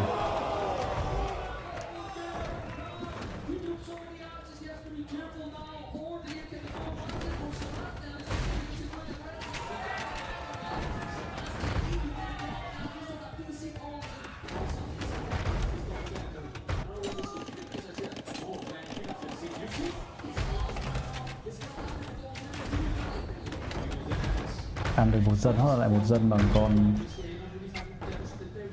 và đi công rất giáp.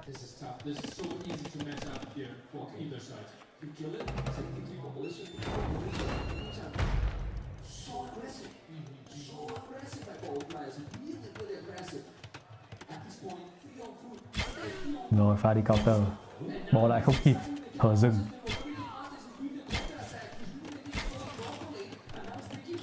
Vẫn cân nhau thôi. Nhà chính thứ hai sớm dành cho Sebat.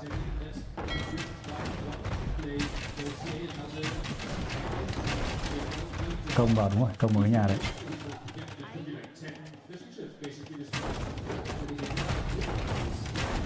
Quá tốt.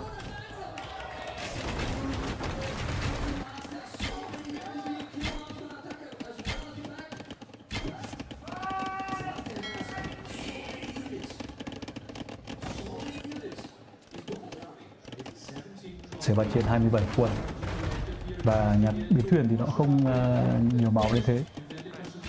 Người nhà Sebastian đã gặp khó, nhưng mà coi như là những con thuyền cá này của Hearttt vô dụng. Để đổi bằng, Hearttt bây giờ thua khoảng 6-7 thuyền cá. Tại vì 6-7 thuyền cá đấy nó không làm việc được nữa, nó không có chỗ để trả đồ. Nên thực tế là người trong pha giao tranh vừa rồi thì người có lợi hơn là Sebastian anh em.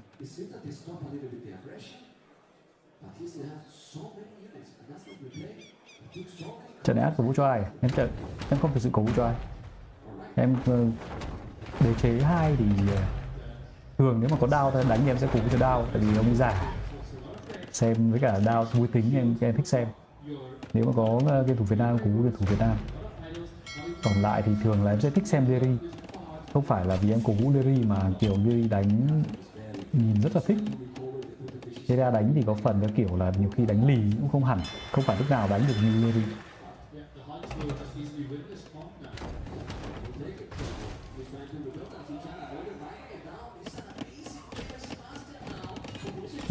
Bắt đầu xây tấm lâu đài rồi. Hơn đang Thực tế là Sebastian đang hơn khoảng 7-8 đơn vị kinh tế. Nếu mà được số lượng bằng nhau thì là hơn 7-8 đơn vị kinh tế. Đấy, anh em thấy cái hồ ở bên phía góc 9 giờ là hot có 7-8 con thuyền cá nhưng không có dùng được. Nên các bản chính xác luôn.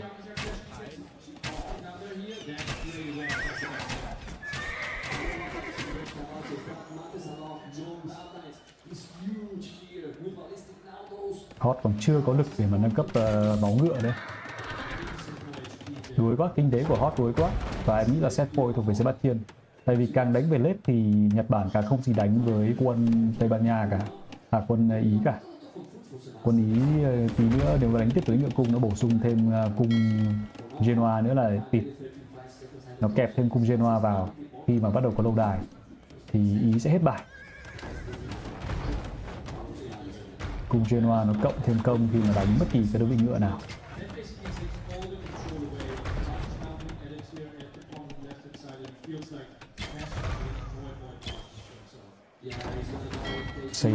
Xây lại thì bên phía bên này.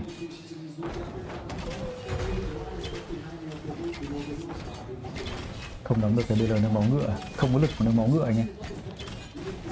Không có lực, tại vì anh em nhớ là mấy cái thuyền cá này chết rồi, với cả ruộng không có 19 dân. Bên kia Sebastian ruộng hơi chậm, 4 nhà chính. Sebastian trận này tập trung đấu quân nên là cái macro không tốt bằng rồi.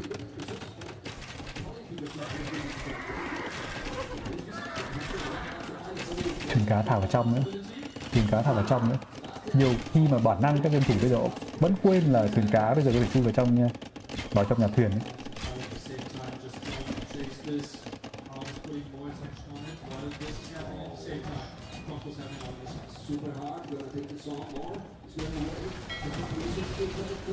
Trao đổi nhanh. Đấu ở 4-5 mặt trận. Pick Nhật Bản xác định đánh thủ đúng rồi, được lên nhưng mà lên được bắt đầu lên được trụ thì may ra. Nhật Bản thì đánh có thể thắng được với bài là lên 4 bắt đầu. Nhật cũng là một loại quân tốt như ta nếu mà gọi đánh lết nhưng mà phải bắt đầu có trụ cơ. Bọn này không biết có nhiều đá không.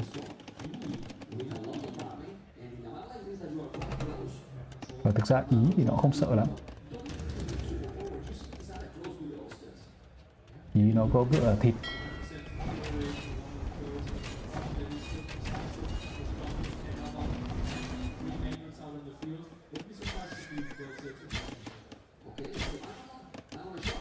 Hát nói to được không à? Sao? Anh em thử chỉnh lại tiếng xem. Các anh em hát có bị tiếng nhỏ không? Tại hôm nào cũng có anh em bảo là tiếng nhỏ xong rồi hỏi các em khác đấy nhưng mà tiếng bình thường. Tiếng khán giả ồn quá.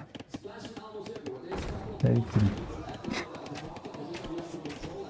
pha này hơi lỗi. Biết kém hết cỡ rồi, em quay hết cỡ rồi.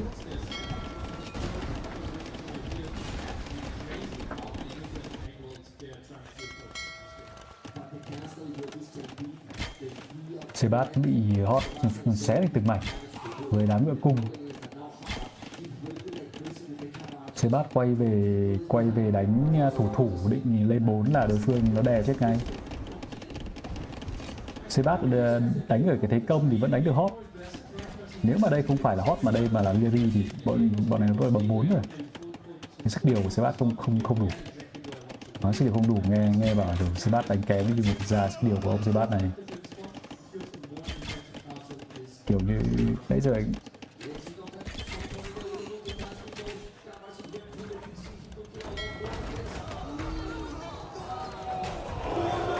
bắt đầu đẩy trụ này, đẩy trụ Nhật Bản trả lễ rồi, nhịn ăn nhịn mặc để đi công. Nhưng macro của Sebastian nhìn gỗ đuổi mãi với những con ngựa cung, nhưng mà ngựa cung Nhật Bản ngựa cung tuyển Đội cung Nhật Bản bây giờ nâng máu xong là nó thành đội cung tuyển rồi. Đội cung Nhật Bản nó cộng 2 công khi mà đánh cung nha anh em. Một vài cung thì đánh không lại.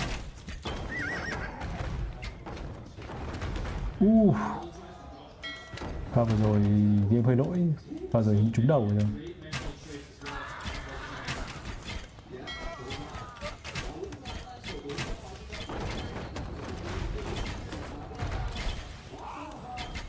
Đội cung Nhật Bản này mà nếu xây lâu đài thì kẹp cung viên hoa vào.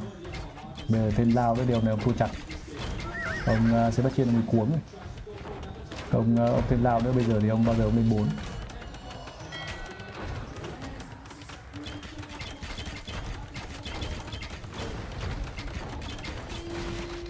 Thua liên tục, thua quân liên tục.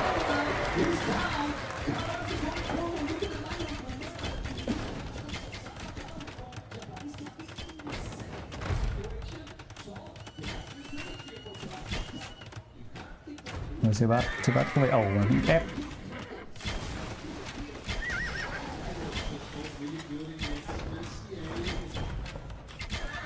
Kẹp cung trên loa vào là đối phương toan cái gì mà làm việc khó đấy biết.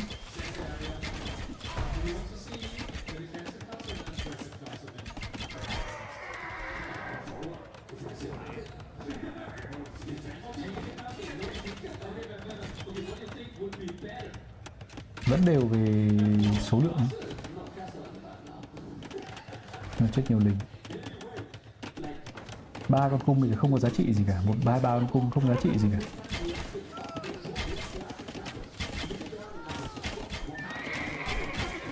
Sebastian đánh chắc là lỏng tay khoảng 10 phút là đối phương cho biết thế nào là lễ độ. Có điều đến 4 đạo nó chạy vào nhà. Cung Nhật Bản cộng 2 công.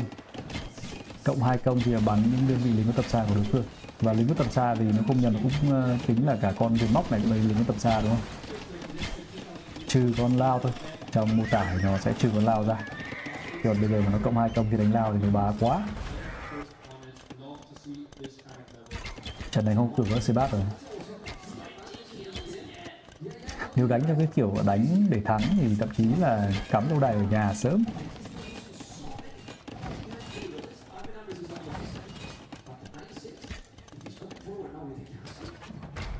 Ép định boom lấy lợi thế. Đánh như boom lấy lợi thế thì phải đấu quân chuẩn. Còn nếu mà đấu quân mà mất quân thì đương nhiên là không gỡ lại được rồi. Thì đấy gọi là đánh bị mất tập trung sao nữa. Nếu mà quân vẫn ép đối phương thì đối phương họ không có nhiều quân. Nhưng mà Sebastian có 4-5 pha để mất quân với cả phát những con ngựa cung của đối phương không tốt. Nên là mới thành cái thế này. Chứ còn ép đến thế rồi cơ mà.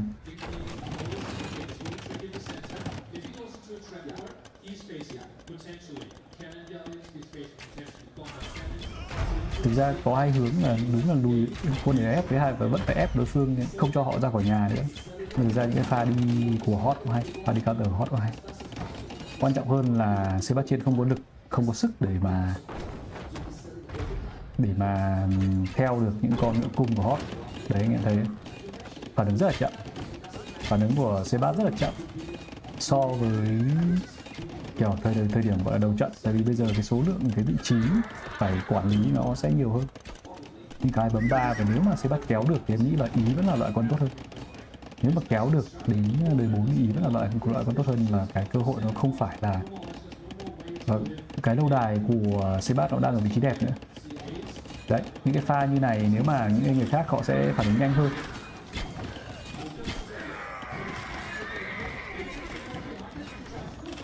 Bỏ cái gì nữa? Ôi!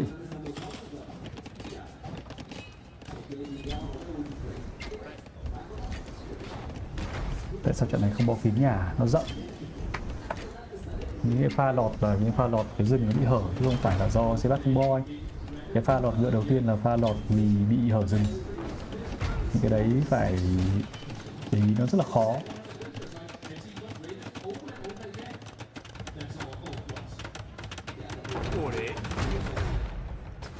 Cả hai thấy gà lên 4 mà đánh lâu dài.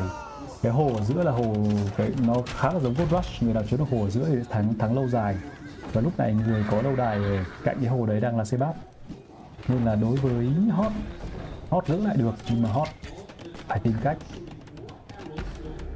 Bây giờ Sebast là xây nhà chính khắp nơi rồi, xây đi khắp nơi để mà dân chui vào, không thể nào mà theo kiểu là phòng ngự bằng quân nữa. Lên 4 bằng nhau thì quân Ý nó sơn hẳn. Hóa học rẻ hơn này, các công nghệ rẻ hơn này, rồi các công nghệ thuyền rẻ hơn này, cung nó kẹp thêm cung Genoa này, nó có đại bác nó chạy ra này, quân thuốc súng rẻ hơn 20% này. Bây giờ Nhật nó phải là khác với cả Kataparuto, tức là cái công nghệ vương miện vàng mà nó phải sớm hơn cơ.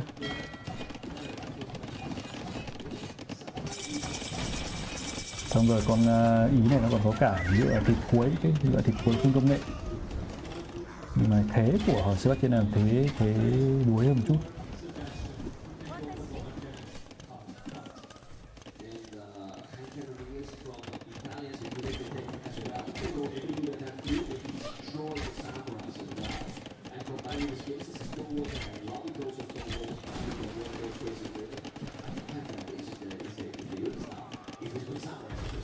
Rồi thì combo lao trụ tên. Con đá nhỉ, còn nhiều đá nhỉ. Bản đồ này thực ra là bản đồ mới để bổ sung cho vòng chung kết, nên là cũng không biết là bản đồ nhiều đá không để mà Nhật Bản chơi vào đấy để lao trụ samurai.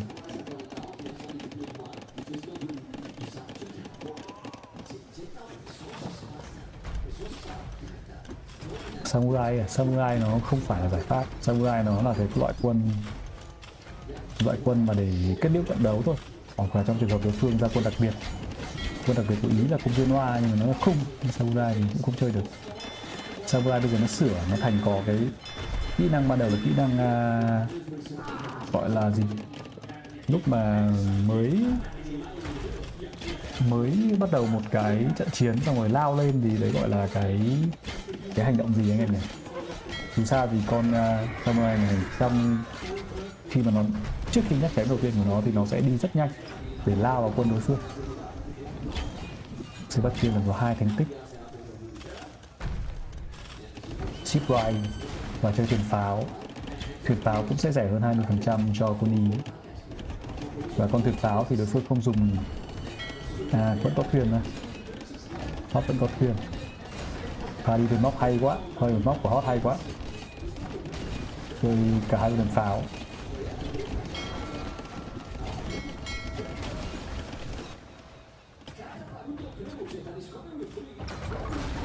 Đúng là cái sức đánh của Hearttt nó hơn hẳn sức đánh của Sebastian nếu mà đánh theo kiểu là nhiều vị trí.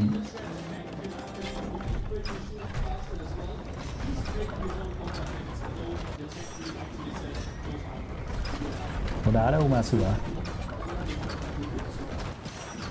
Thuyền đại bác ra đỡ.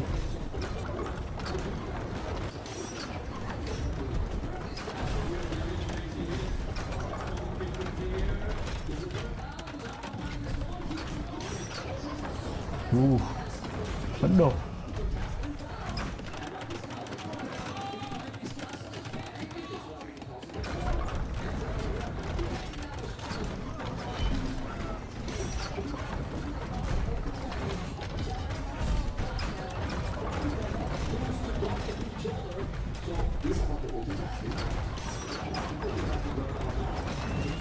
Mình cấp full công nghệ tháp rồi. Bản đồ còn bao nhiêu đá nhỉ? Anh em nào nhìn tinh có thể nhìn được cái đá trên bản đồ nhỏ đó lại là màu kim, hơi khó nhìn.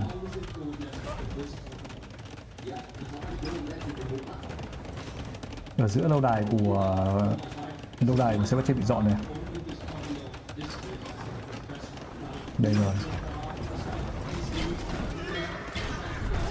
Em nghĩ là cái phương án thuyền của Sebastian sai lầm. Phương án thuyền của Sebastian hơi sai lầm. Con thuyền này nó khá vô dụng nếu mà nằm ngoài cái vị trí đó. Sebastian em không biết là tại sao lại đánh phương án thuyền, tại sao không phải là đại bác. Nhưng mà thuyền pháo nó kiểu nó át chắc tuyết thôi. anh em thấy là con thuyền pháo thì cái tầm xa nó sẽ hơn là tầm xa của đại bác. Nhưng mà khi mà đối phương nó tông vào đến nhà này rồi thì lấy cái gì nữa.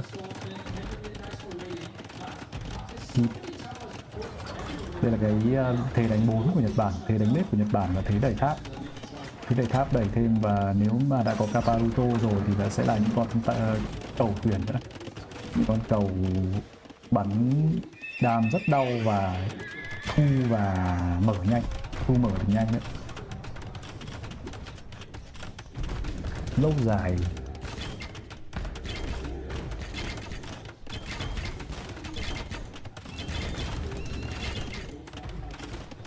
Thuyền nó kiểu người ta thấy thuyền pháo ở vũng nào người ta tránh vào vũng đấy là xong rồi mà. Cho nên những con thuyền pháo kiểu nó rất là hấp dẫn, nhưng mà thực tế là không có quân trên bộ thì bây giờ đối phương nó công vào đây rồi thì là cái gì nữa ấy. Thuyền pháo đấy người ta bỏ qua thôi, không chơi với bay. Được cái là vị trí hồ giữa là Sebastian vẫn có đấy. Giờ có quân trên bộ để đỡ nhà. Đại bác vẫn phải nhiều lao hơn nữa.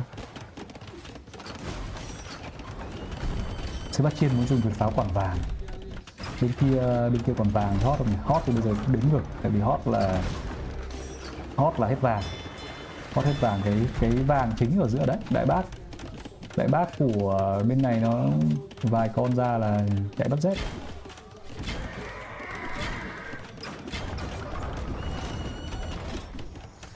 Nhưng mà không có lao.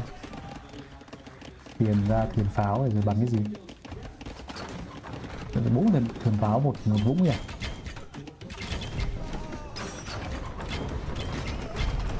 Bây giờ mang thuyền pháo ra thủ nhà. Mang thuyền pháo ra thủ nhà đây nhé.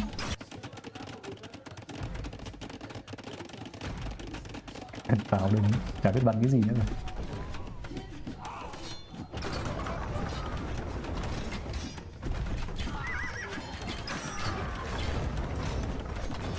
Dãy chứ, giải này phải dãy chứ. Nhưng vấn đề là bây giờ mất ruộng này, mất nhiều ruộng quá, ra lao mất nhiều ruộng như này nó sẽ không ra được nhiều. Như hai con có 4 nhà cung, làm mọi thứ về thủ. Ra thêm ngựa của Nhật Bản, người Nhật Bản thì thiếu ngựa giấy. Rồi.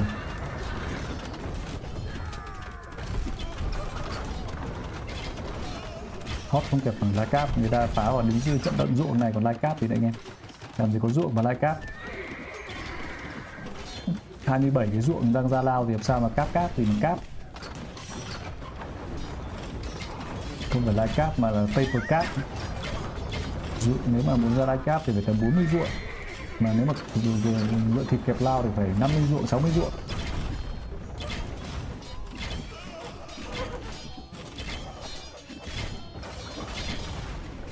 Một trong hai thôi, nếu tầm 35 45 ruộng thì phải chọn một trong hai thôi, một là ra lao, hai là ra. Đấy. Về 54 ruộng. 57 ruộng bắt đầu ra được thằng hát xa. Dãy thôi, tại vì vàng vẫn có mà. Vàng của Sebastian có thể ôm vàng đến trận sau. Thế đánh lết của quân nó cứ tránh cái hồ ra, ông ra mấy con thuyền pháo, ông ra mấy con thuyền vớ va vẩn, xong rồi kiểu nó cứ tránh cái hồ ra, nó không đánh hồ của ông đi mà cầm mấy cái hồ. Và mấy con thuyền nó còn khiến cho cái phốp nó bị phun nữa, nó cứ đứng trên đấy, nó kiểu nó tốn cái xuất dân của mình ấy. Mày ra thuyền trên hồ thì tao không đánh hồ với mày, thế thôi.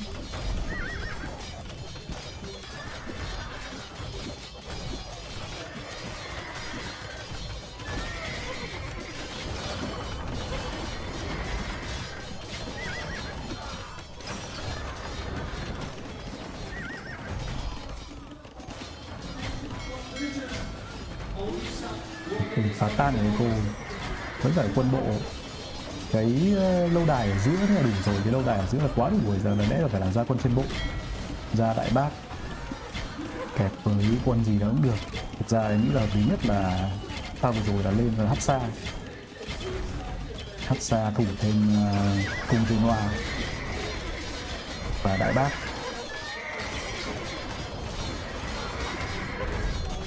Tám 8 dân.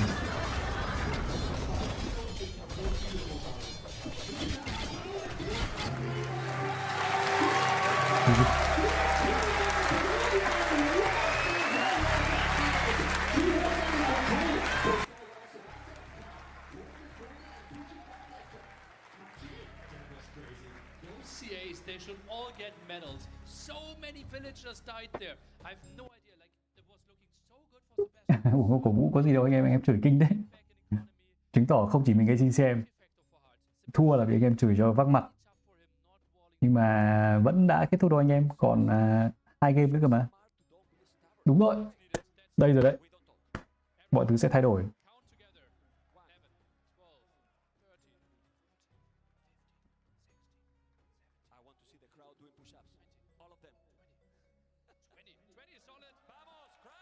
Trận ưu thế được 30% lúc đầu. Trận này theo lý thuyết thì Ý phải thắng, nhưng mà Nhật Bản cũng không phải là quân yếu khi mà đánh về thế lết.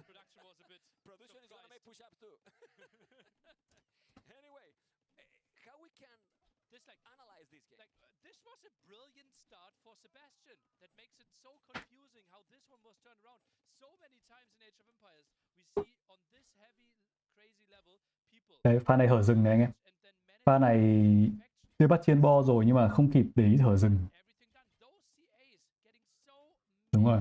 5 con CA đấy vào, đúng pha hở rừng của Sebastian.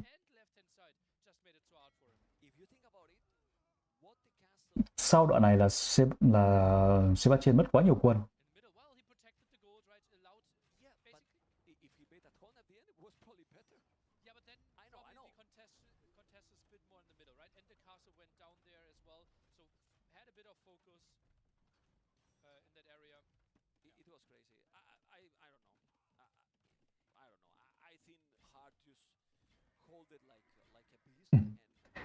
Cuối trận 30 con đi đào, tại vì lúc đấy chỉ có chỗ đấy là an toàn, chỉ có vị trí ở giữa là an toàn.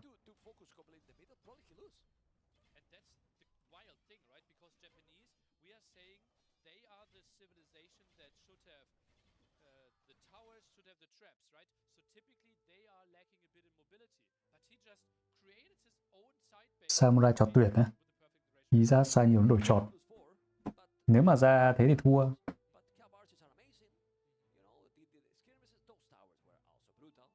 Người ta ngựa người ta thả quanh eco, dân nó không làm được kinh tế, chứ người ta đâu có quan tâm đến việc mất ngựa đâu.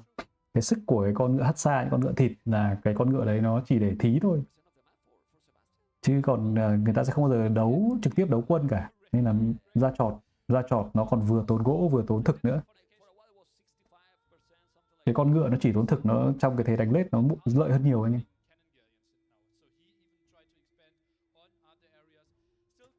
Nó thả ngựa vào, nó chạy long quanh eco, nó chủ yếu là để cho không làm kinh tế thôi. Nó không phải để đấu với những con chọt gì.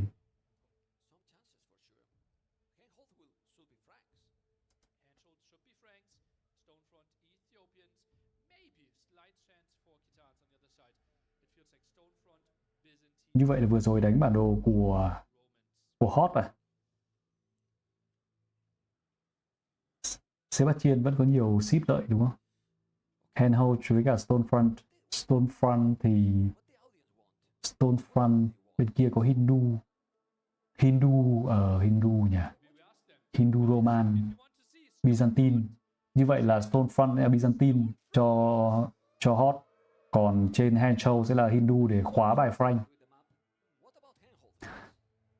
Hindu khóa bài Frank. Vẫn phải đánh thôi, không làm gì được.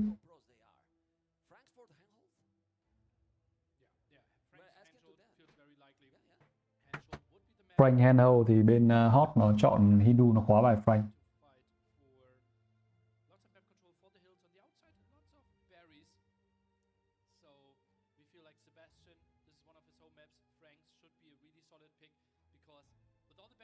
outside Frank's faster berry collection, he should just fly with his food count. You know what I swear what the crowd want? Game 7. Seven. Game 7. Do you want 7 games or not? That's right. And remember, we had Sebastian beating Leary with Franks on Hensholt in a crazy performance. Mass scouts there had the game and we are Roman into it. Roman cũng hợp lý. Roman là gần như 5%. Roman cũng còn là một cái ship cũng có thể khóa được Frank.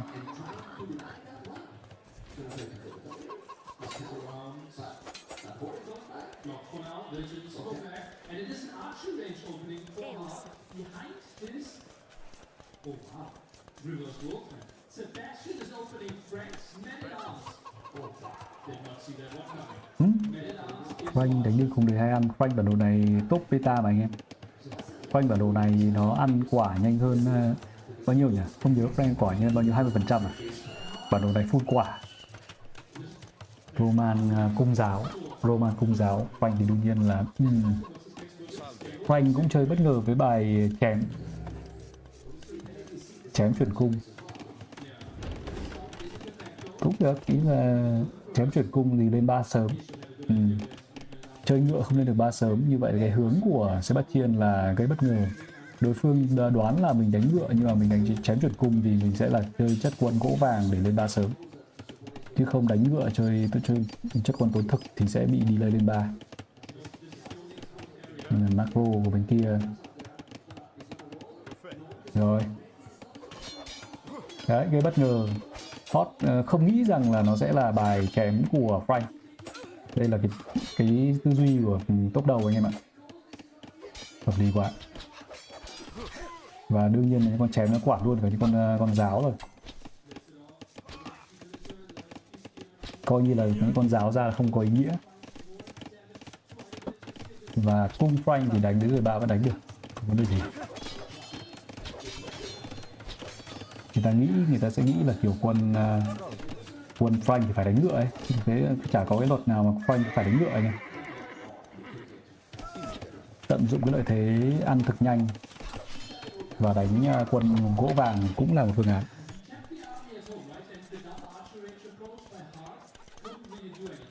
Tối nay đánh mấy game à? Tối nay đánh 2 set.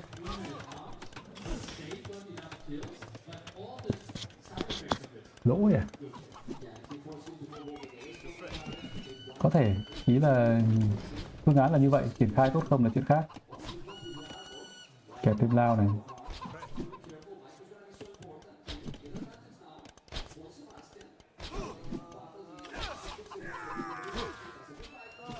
Rồi, Hot điều luôn 2 con lao kẹp vào không sợ. Roman kinh tế tốt phết nhỉ. Nhưng mà cuối cùng thì vẫn là lao thôi. Đánh cái nào thì vẫn là lao thôi.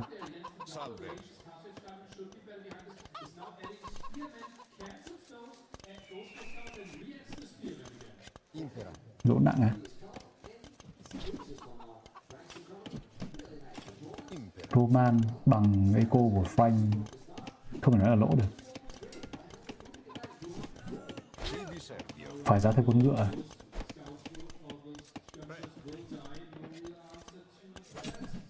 Bên kia ra ngựa rồi.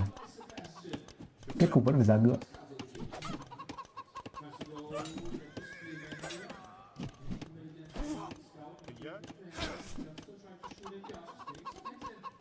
Tốn eco nâng ăn nó một view á. Theo anh hiểu là 3 con chém đấy ăn được một view là lợi. ba con chém ăn được một view sớm là hòa vốn. Nếu mà có tốn thêm cung thì mới gọi là sợ rồi. 3 chém chỉ cần ăn được một dân thôi là cơ bản là hòa vốn. Tại vì cái snowball về kinh tế mình hơn đối phương một dân sớm, nhưng mà đấy là đánh ở trong cái bình thường đấy. Snowball về dân sớm. Lúc mà có khoảng 30 dân thì mà ăn được lúc đấy khoảng 30 dân nó ăn được một dân thì thực ra nó chỉ có khoảng 3-4% thôi, nhưng mà cũng được. Không lãi bằng nếu mà đánh theo kiểu là thể thức tiêu chuẩn. Thể thức tiêu chuẩn mà lúc đấy đang lên đời mà đang là khoảng 20 dân mà mất một dân là mất khoảng 5%. mất 5% kinh tế so với đối thủ, đổi lấy 3 con chém tấm 3 sau khi mà ke bãi vàng lên 3 GG á. Lên 3 7 con cung thì lên 3 nó phải bây giờ cung mà bị bắt nữa mới gọi là toàn.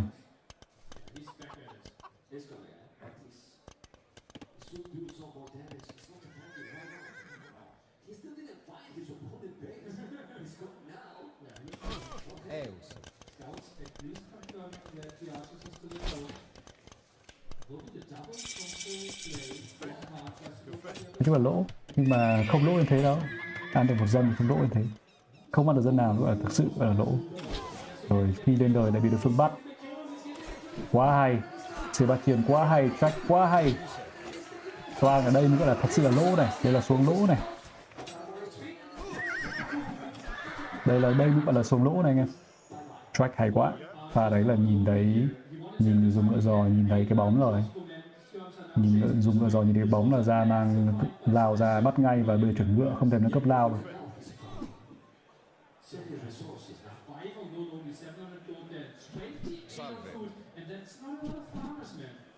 Rồi giờ mang 4 con cung đi mà điều cả bản đồ.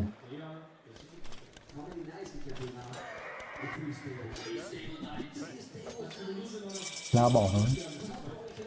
Lên đời đánh kỵ sĩ chứ phanh đánh kỵ sĩ chứ đánh gì mấy con lao đấy.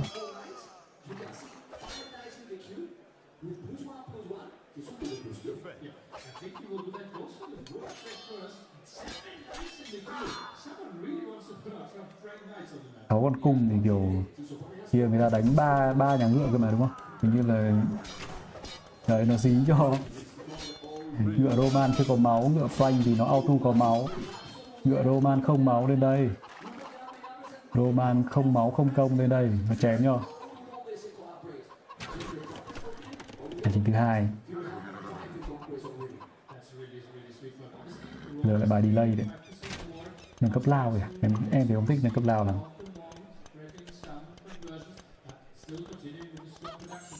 Tốn, có lẽ là PC sớm.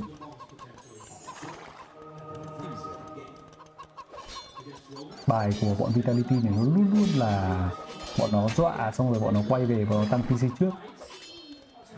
Ông Sebastian này bị nó lùa vào thế là delay PC, xong rồi lại còn công 2 nữa. Má cái nâng cấp lao đắt kinh khủng khiếp. Nâng cấp lao là một trong những nâng cấp đắt nhất.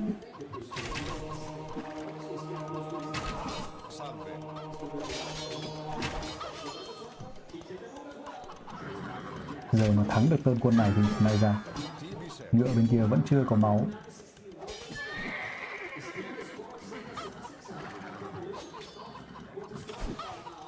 Bây giờ mà nếu mà để cho lao nó có sự hiệu quả còn phải nâng cấp thêm vào giáp nữa. Tại vì lao nó phải nâng cấp, thứ nhất là cái nâng cấp lao này, nâng cấp lao nó đắt, xong rồi nó phải có giáp thì nó mới có giá trị, còn nếu không nó chỉ đổi ngang con cung thôi. Mà con lao nữa là quân thực, và thực ở thời điểm này nó quan trọng hơn vàng.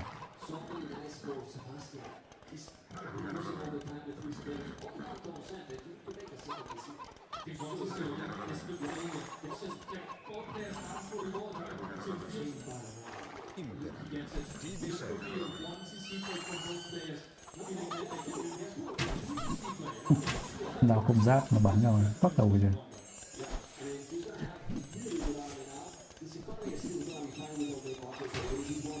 Đợi giáp 2 vào. Có cắm vài con ngựa thịt không? Hay là lao quản phù? Ý có thể là lao quản phù. Bây giờ mình thêm cái giáp lao nữa. Lấy đâu ra tiền anh em? Nhà đã nghèo rồi.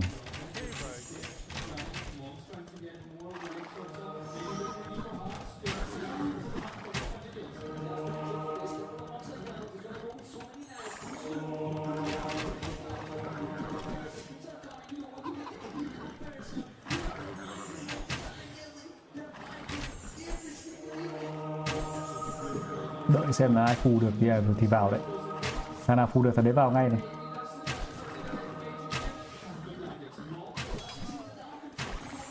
Còn lao phải vậy.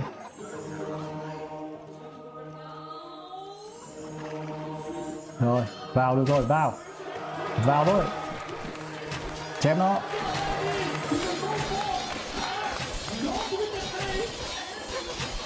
Đấy, thằng nào phu được thằng ấy vào. Clear luôn.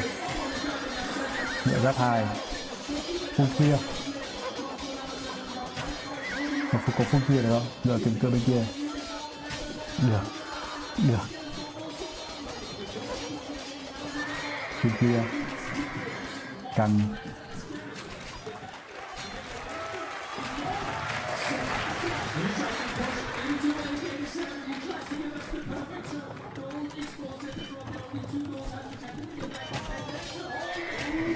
Để lấy gì đỡ, bây giờ phải điên cuồng ra quân anh em ạ.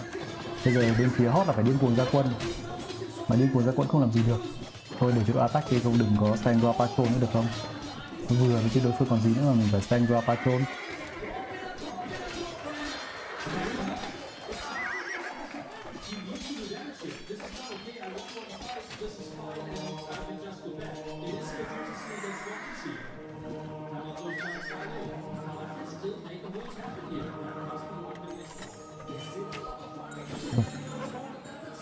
Thì nó phức tạp quá mẹ, đẻ chết nó mẹ đi đánh thế đã thua dân rồi.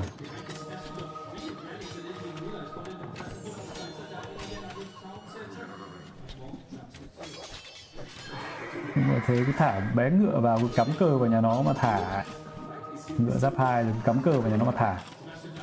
Để quái gì cứ phải nhảy cái ra nhảy vào thì cho nó con ngựa.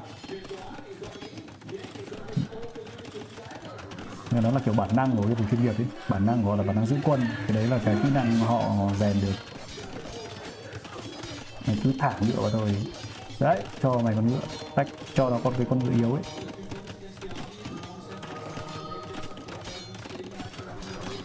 Ngựa này yếu máu hết rồi, chém hết.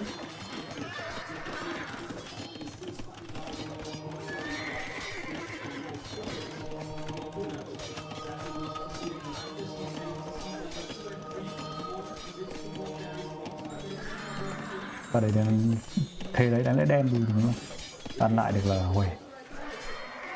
3 nhà chính kéo lại với 65, kéo lại với thế cân.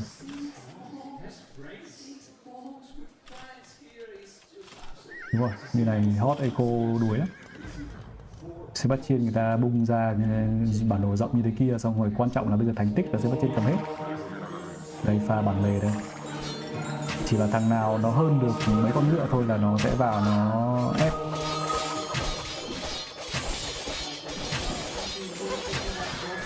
Không đè qua đấy thì vẫn đè được thôi, nó chỉ là chuyển chậm hơn tí. Sebastian kéo ngựa về để mà đợi thêm quân tiếp viện, xong rồi nó vào.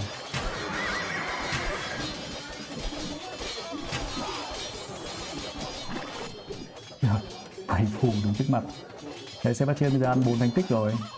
Ăn 4 thành tích rồi mà Roman thực sự là nó có gì đánh đâu. Roman chất quân đời 4 của nó không phải ưu việt hơn Phanh gì cả. Ra mấy con ném dìu rồi nó khóa luôn kèo mấy con Legendary Roman này.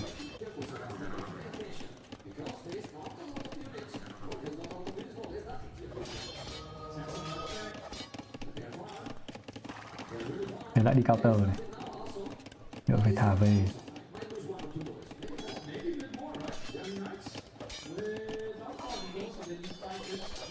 Nói thật đi, em nói thật. Ông Sếp ông cứ tăng lên cho em 2 nhà ngựa, ông tăng lên thành 20 con ngựa đi, ông vào ông chém hết. Ông cứ để này nó rết ông. Ông cứ chơi theo kiểu là 2 con ngựa ông thả vào đi. 2 con ngựa giáp 2 công 2 với 7 phù.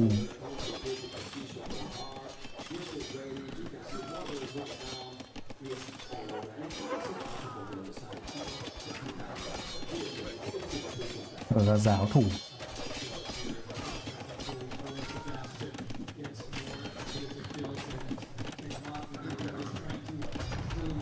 Đúng không? Ngựa Roman, ngựa Frank.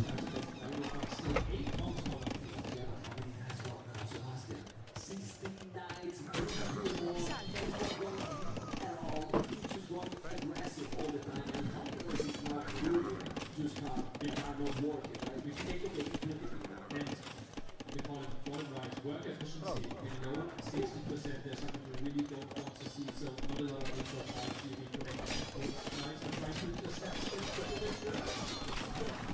Đúng rồi, tăng thêm đấy, tăng 4 nhà ngựa, sóc ra 2 đôi ngựa vào, đẩy vào.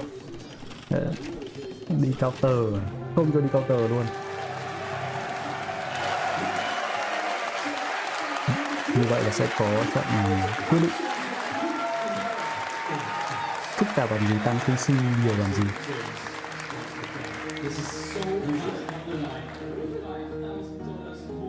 The next spot is spot in semifinals. The biggest achievement for either of those players is one single game away. KD, much better for Sebastian. Got the better economy there in the end because of work efficiency and all the work faster work with the berries.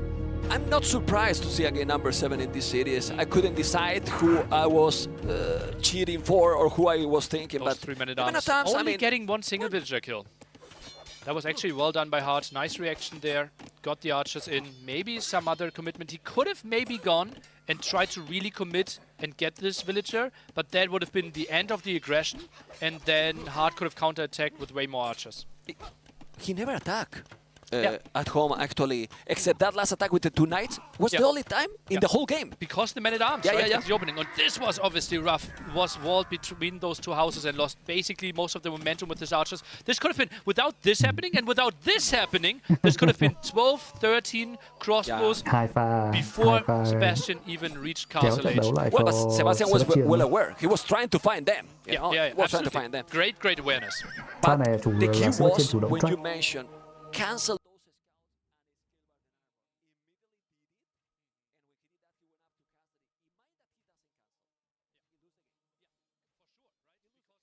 Mấy con lao đúng là cũng dùng để quản phù được, nhưng mà yếu quá, nếu không có giáp nó kiểu bị ngựa đối phương chém chết nhanh.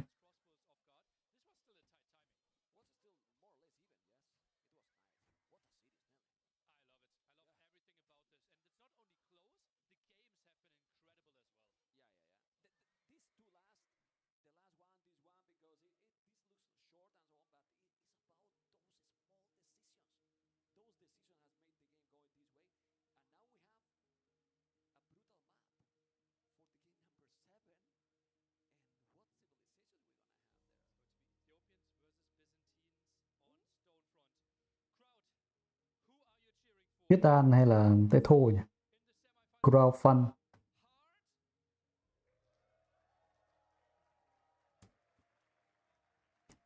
Lao quản phù, quản cả giáo.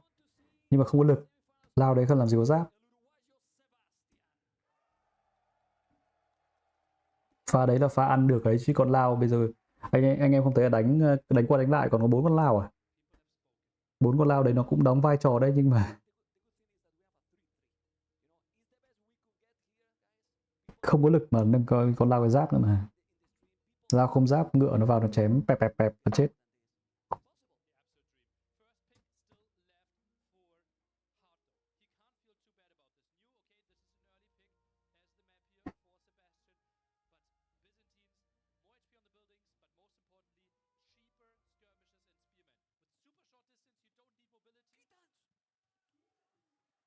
Khiết Đan làm sao mà đánh Etho đấu với ấy được. Etho sao đấu được với Byzantine bản đồ này.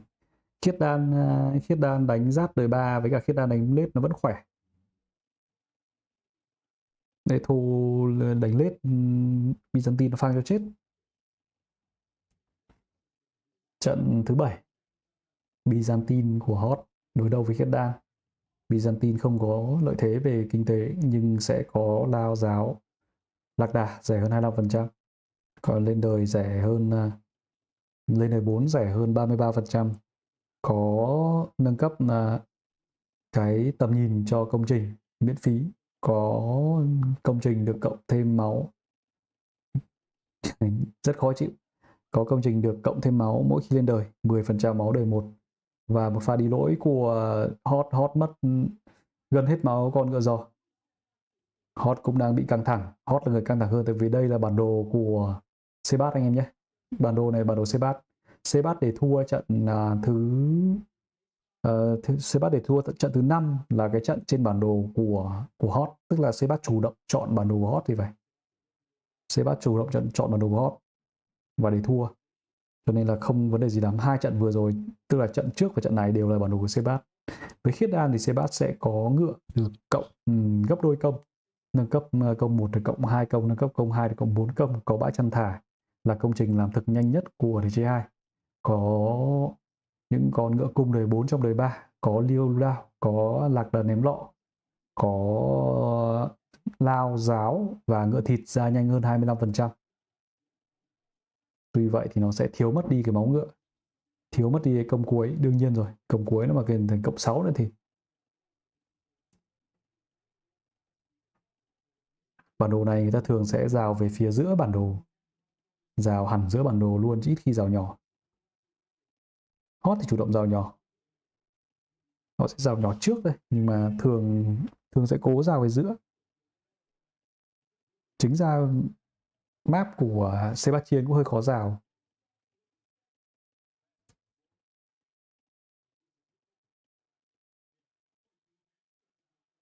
Nhầm, em vừa nghe Gulam à? Không, em bảo là liêu đao là ném lọ.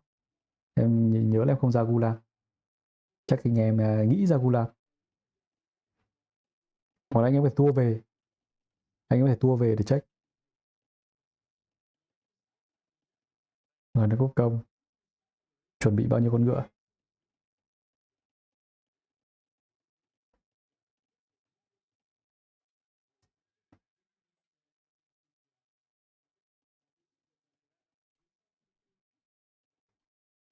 Như vậy là lao thủ kẹp ngựa. Pha này tôi bắt quân này. Sebastian đang đợi cho Hearttt đi sâu là bắt quân. Lao sẽ dọn 2 con rào. Sau đấy là ngựa công cộng 2 sẽ dọn phần còn lại. Toàn. Pha này là Sebastian cố tình để vào. Sebastian cố tình để vào anh em ạ. Nó cố tình để vào nó bắt quân.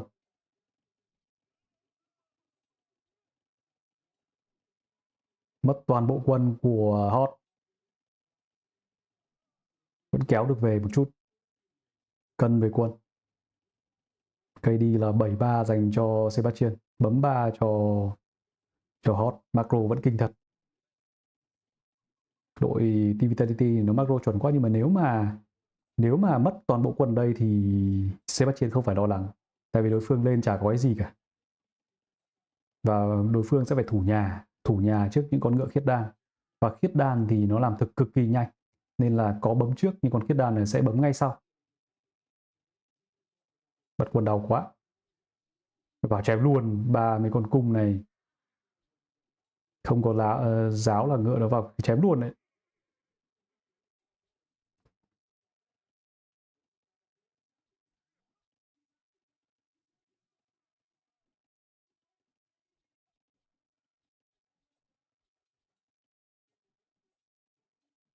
Ngựa cộng 2 công kinh thật.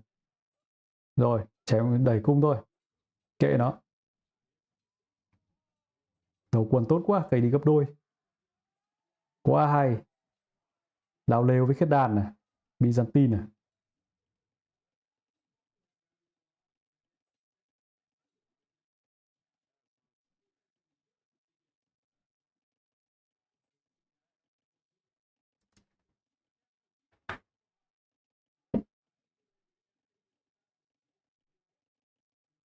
Thế vẫn cân thôi, thực ra thế vừa rồi vẫn cân.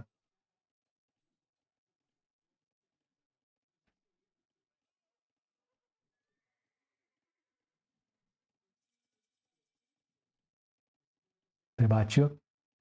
Nâng cấp như vậy sẽ là hỏa thương. Hỏa thương khiết đan anh em. Hỏa thương khiết đan ra nhanh hơn 25% mình phải. Bao nhiêu con giáo mới đủ với những con ngựa thịt của khiết đan? Bao nhiêu con giáo mới đủ? Hỏa thương khiết đan sẽ khóa kèo cả lao cả lạc đà. Ngựa khiết đan là chém đau đấy.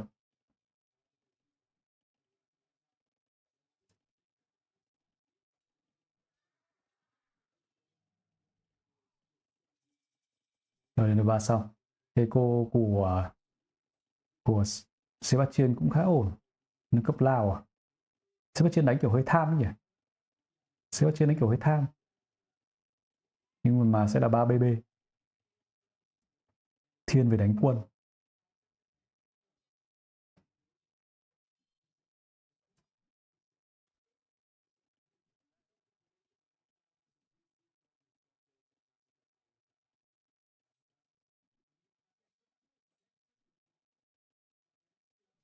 Hỏa thương sắp 2 rồi. Lao đời 3. Tiếng á. Ok. Cái tiếng thực ra anh chỉ nghe được tiếng của ấy.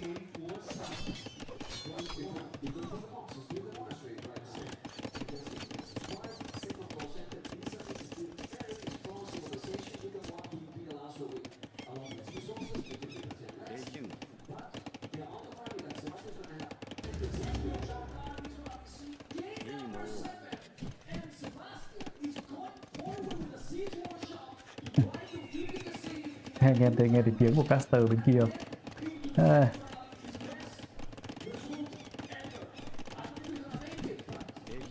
Tiếng caster bên kia ổn lắm. Nó ổn hơn tiếng game nhiều.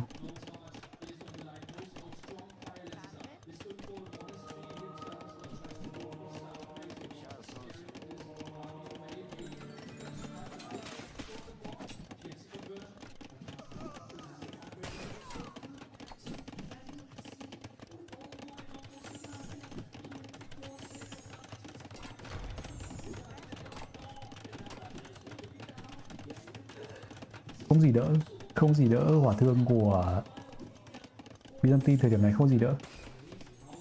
Lại còn hở rừng nữa, toang. Hay này, đúng bài, đánh đúng bài để hỏa thương ra nhanh hơn 25%. 3 nhà nó sóc hỏa thương thì thôi.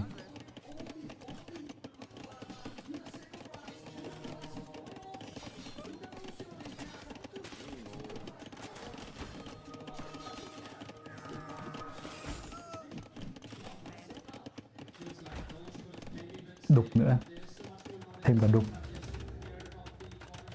đục cả nhà xuống. Bên kia ra 3 TC nó chém cho 6 dân.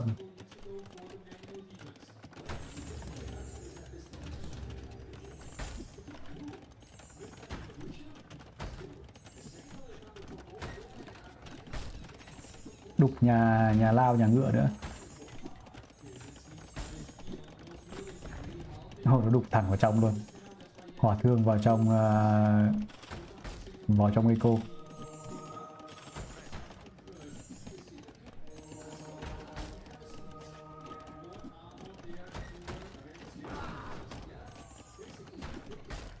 Cố mà sửa.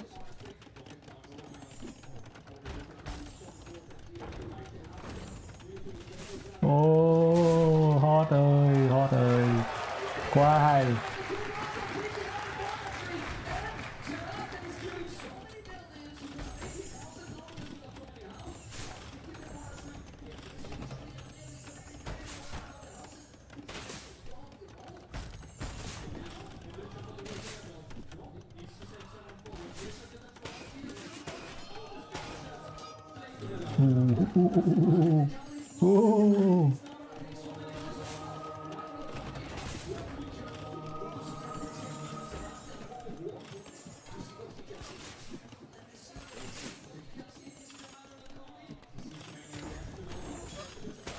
Vào thôi đúng không? Vào thôi, thời buổi này vào thôi. Không dừng lại ở đâu. Xử lý con kiểu nó trước. Xử lý con tạt của nó không xử lý. Lỗi quá. Sebastian đánh lỗi quá. Không sao đấy, không thay đổi gì cả. Phương án nó vẫn vậy thôi.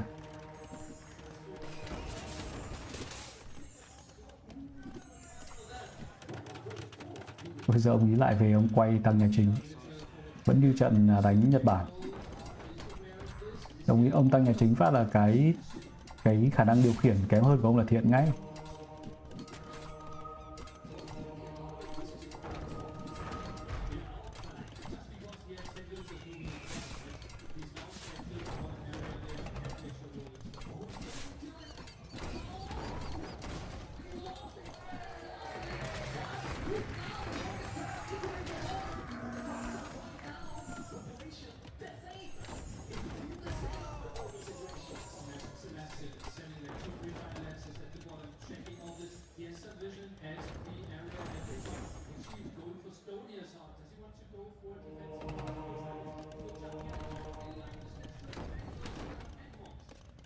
Đánh một hồi khi đang chủ đủ đồ kích 4 nhỉ. Hiện tại đang không dân làm thực.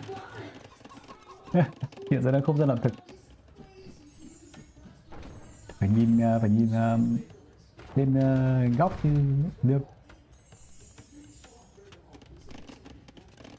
Kiểu giờ đánh một hồi về nhìn thấy ruộng mình cháy không còn cái gì.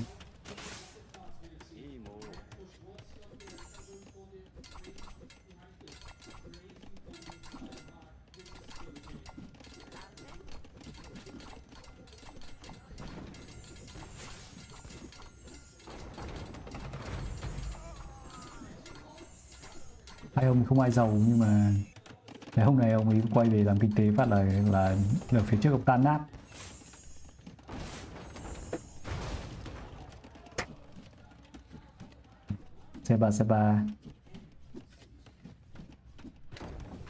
C3 để thế này là C3 thua rồi. Byzantine lên được lâu đài thì Khiết Đan hết cửa.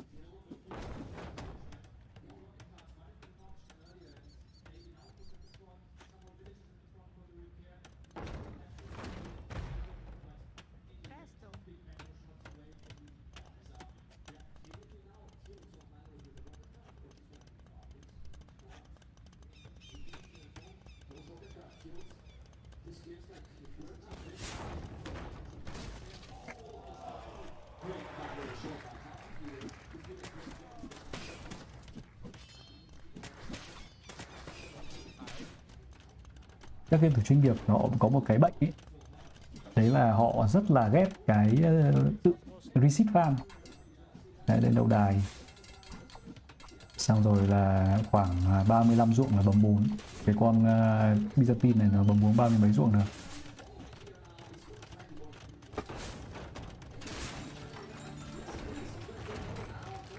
Trận cuối lại chắc là lại cóng tay không dám một TC. GG. Không sức điều so với hot không có sức điều. Bây giờ có đi với họ làm gì nữa. Lên 4 dành cho Byzantine. Bên này Khiết Đan cũng muốn lên 4 nhưng mà lên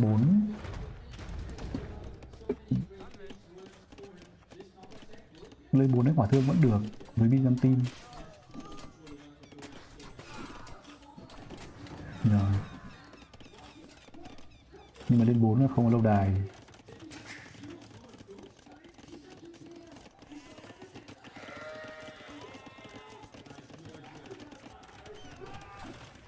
Vẫn có cửa. Nhưng mà thế đánh càng muộn thì Byzantine càng thắng. Cho đến khi đối phương bắt đầu Cataphact.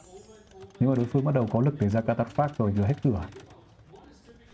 Nhưng Cataphact là rất đắt đấy.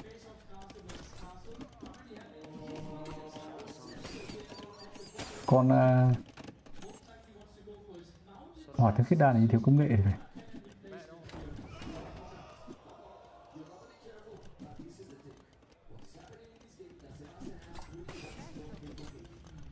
Hot cũng đã bị cuống. Hot cũng đã bị cuống.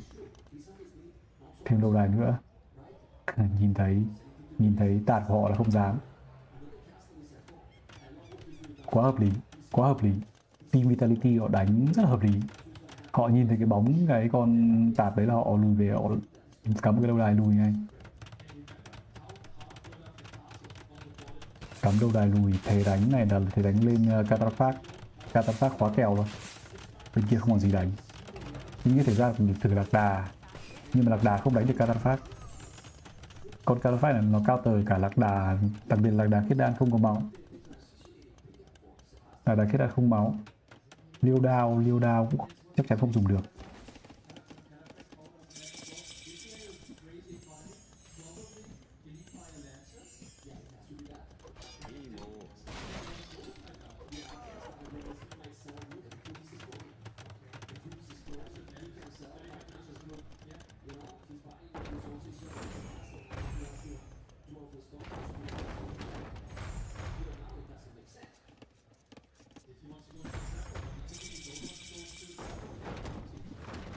Hot cái gì bung ngoài.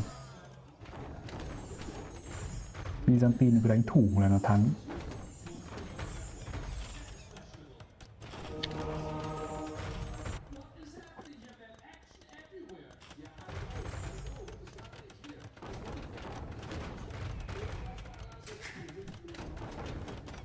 Rồi, pha này hay. Ôi trời ơi. Ôi rồi, dây bát ơi. Vẫn còn thiếu một chút kinh nghiệm nữa, vẫn còn một chút ít sức điều nữa. Nhưng mà Sebat phải nói tiến bộ rất nhanh rồi.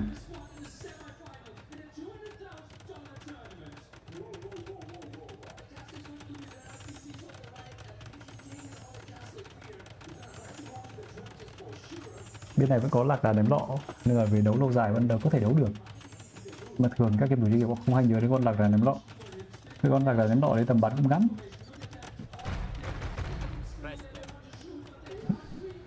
Nó đứng lại nó bắn một phát. Nó đứng lại nó bắn một phát. Pha này là chắc không phải lỗi Sebastian. Pha này là cơ chế của loại quân này là đứng lại nó bắn. Quá đen cho Sebat, quá đen cho Sebat. Đen quá. Cơ chế của loại quân này nó hại chính Sebastian.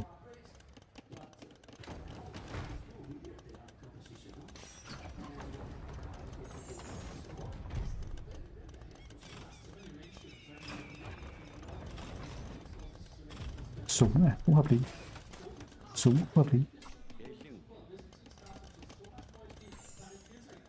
Nhưng nghĩ súng với... Nếu mà súng thì...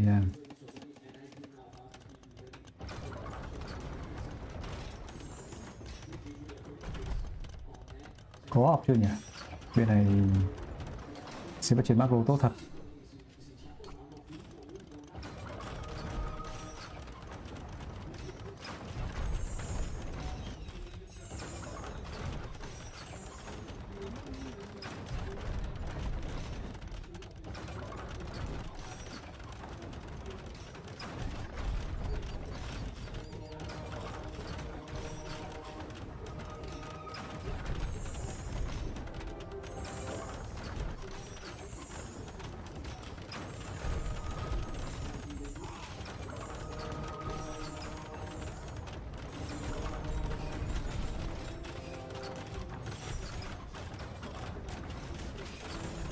Chưa biết là nó như nào.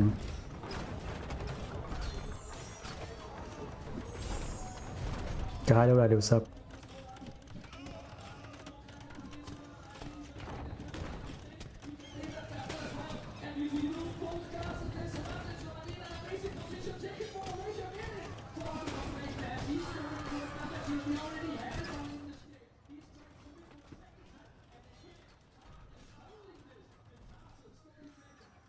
Hot điều khéo thật. Hot điều khéo thật. Phải đánh cả tắt phát cơ. Súng không giá trị. Chắc là sợ phù. Sợ phù nên là muốn phải đánh súng. Hay tắt. Hot nó điều phải nó cứu.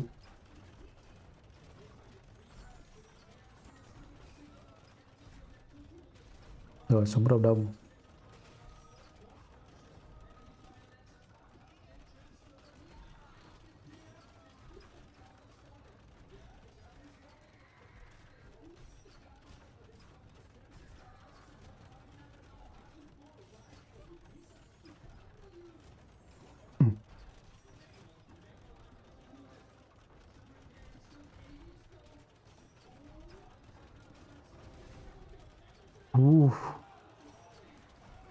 Vẫn đỡ được, vẫn đỡ được.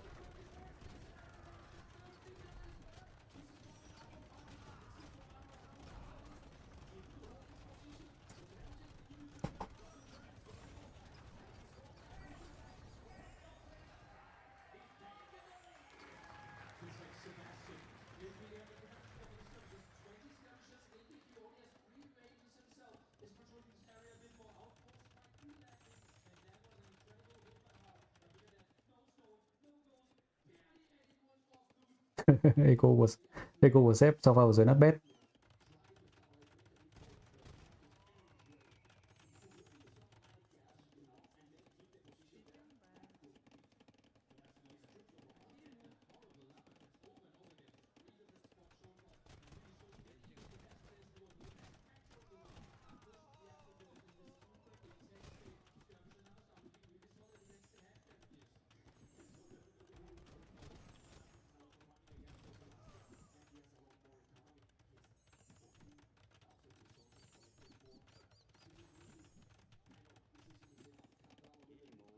Đi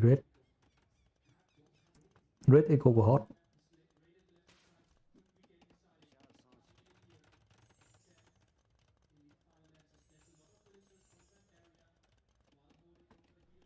Cái sức sản xuất quân của thằng Khiết Đan nó mạnh thật.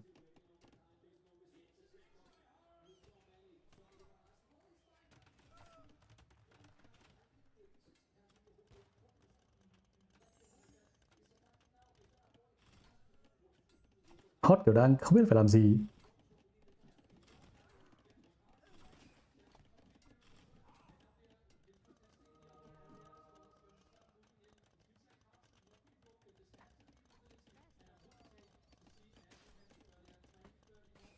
Sebastian đang thắng thế rồi. Quan trọng là nếu không có Tarfak, không có Tarfak đánh khá là khó.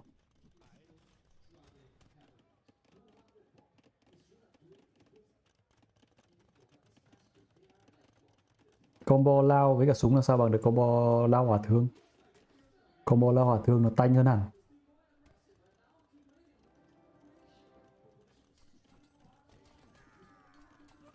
Anh nghe thấy không? Combo em nghĩ phải là Cataphact. Cataphact nó sẽ giúp ủ nó dễ hơn rất nhiều, cộng dễ hơn rất nhiều. Em không biết là phương án súng cũng là một cái phương án nó khá là hiểu, nó logic, nhưng mà đấy anh em thấy không? Đắt quá, súng nó đắt đấy chứ.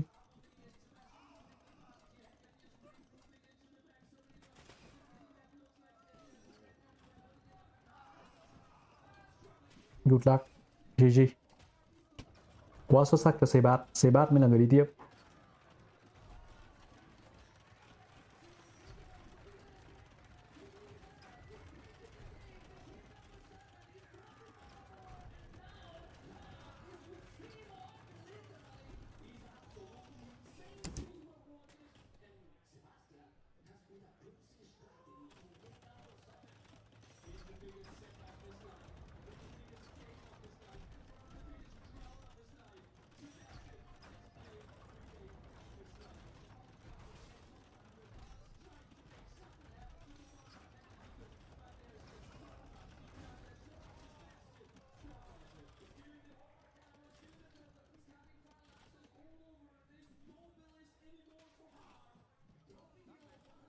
Vương bạc của nó là chỉ phản đam cận chiến thôi. Vương bạc của nó không phải là phản đam từ xa.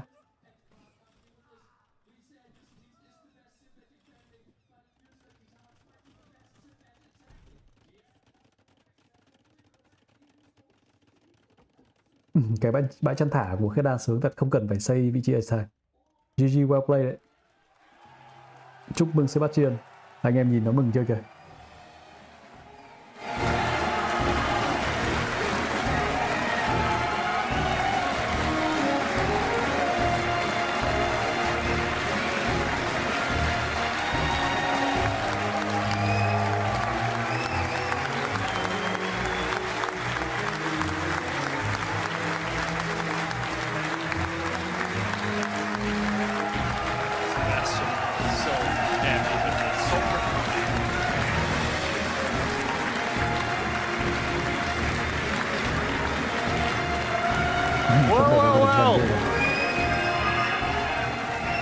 Well. What a performance from you, Sebastian. My friend, before we get into, I want to ask you all about what we've just seen, but before we talk about that, my friends, let's keep that energy going. Let's once again put our hands together for a valiant defeated player. Well done indeed to Hearttt. What a performance he put on for us all here today. I know he was a worthy foe for you, and I tell you what, he put you through your paces, didn't he? Let's talk about what we've just seen, Sebastian. That was an incredible set, an incredible conclusion. All the way, 7 games. What's going on with you right now? How are you feeling? The exhaustion, the excitement. Talk to us about all this. Yeah, insane set, insane energy like from the crowd. Thank you very much. Set đấu quá điên rồ và năng lượng tuyệt vời từ khán đài. Hot đánh rất tốt. Hearttt đã rất gần rồi, nhưng mà nói chung là set này cực kỳ nó có thể ai cũng có thể thắng.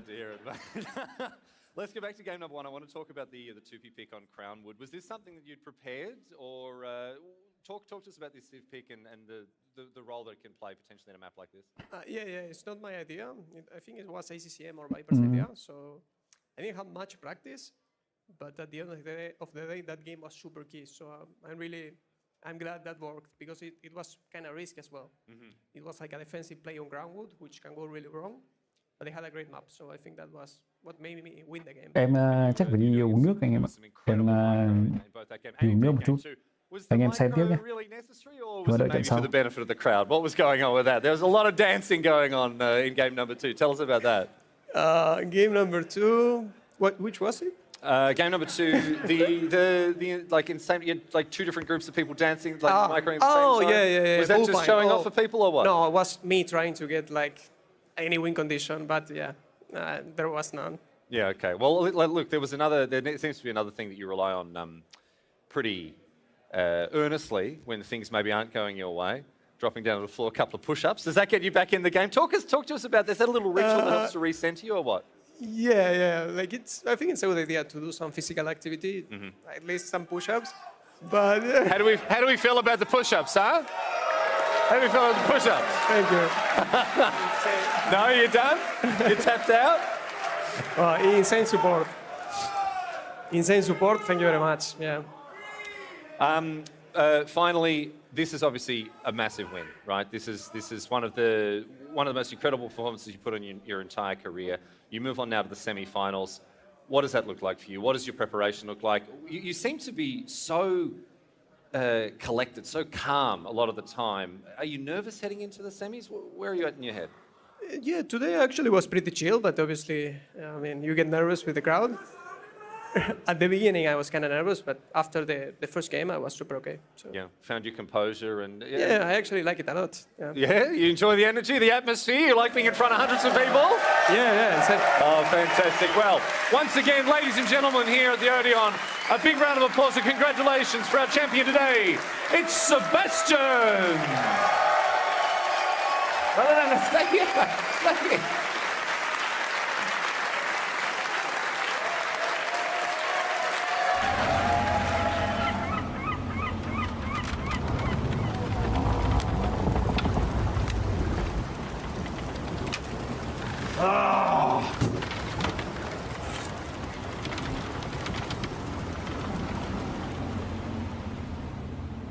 There are precious few today who have not heard tell of the conquests of Alexander the Great.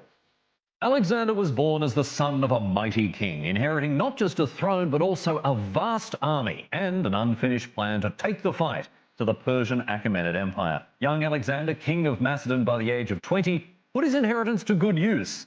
These days you might spend your 20s travelling, seeing the world, but Alexander instead spent his 20s conquering it, building one of the greatest empires the world had ever seen by the time he was 30. Alexander enthusiastically dismantled the Achaemenid Empire piece by piece, winning a series of battles that were decisive, efficient, and, as time went on, increasingly expected. He conquered Egypt, where he was declared a god, a status he seemingly expected with minimal hesitation, before pushing further and further east into Central Asia and even India, where he divided his time between conquest and his favourite hobby, establishing cities which he then named after himself. Eventually, however, his troops decided that they had done quite enough conquering for the time being and declined to march on any further. A rare example of someone saying no to Alexander and living to tell the tale. Alexander Chuktayuin returned west only to die in Babylon at the age of just 32. His empire collapsed almost immediately, but his reputation did not, which, from a historical standpoint, may have been the more important achievement. Alexander the Great remains thousands of years on, one of the most famous and celebrated conquerors ever to have walked the earth.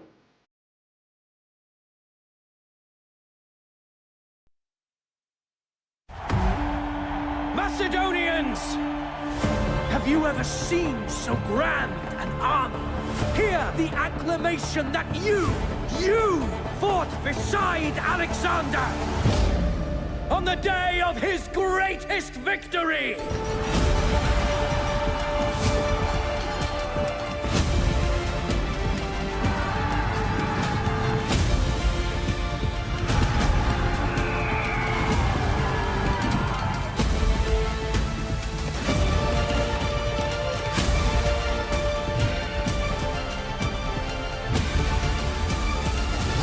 Let undying glory be the victor's prize.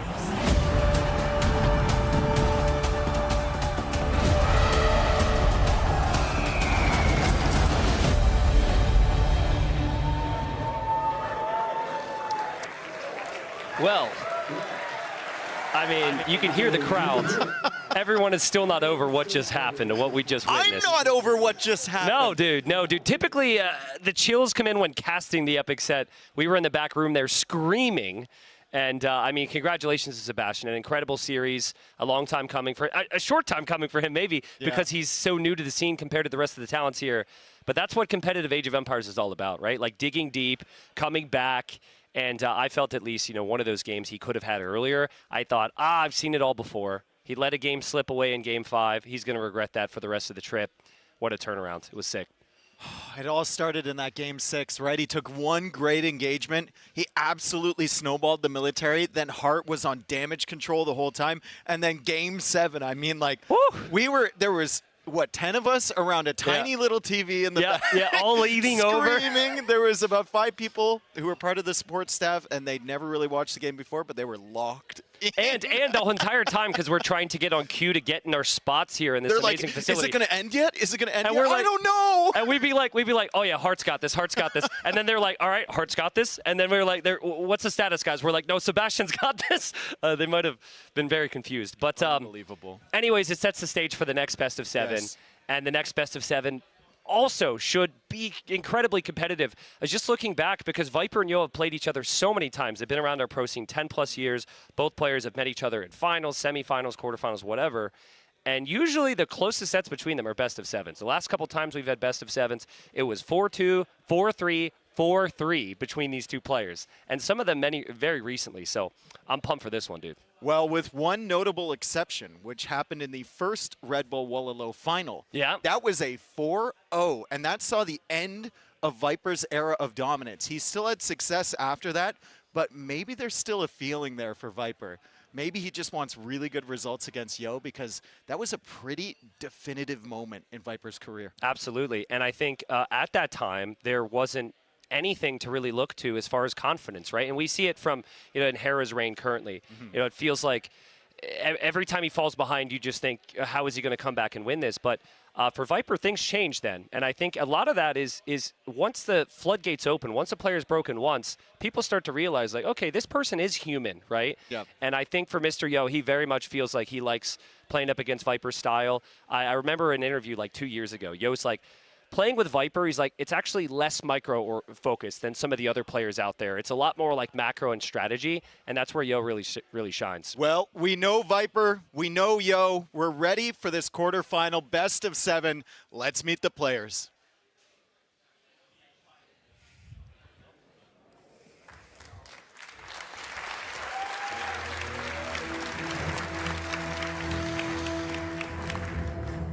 The time has come for our next elimination match.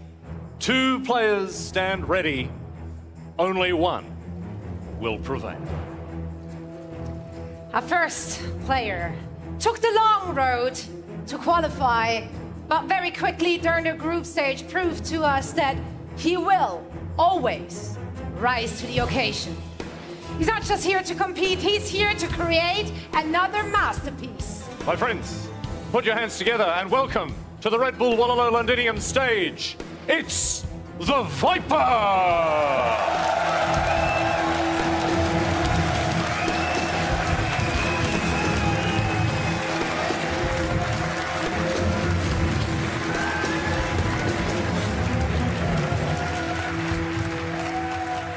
And his opponent, the original Redbull Wololo champion. When you go up against him, you better watch your back. Expect the unexpected from this living display of consistency.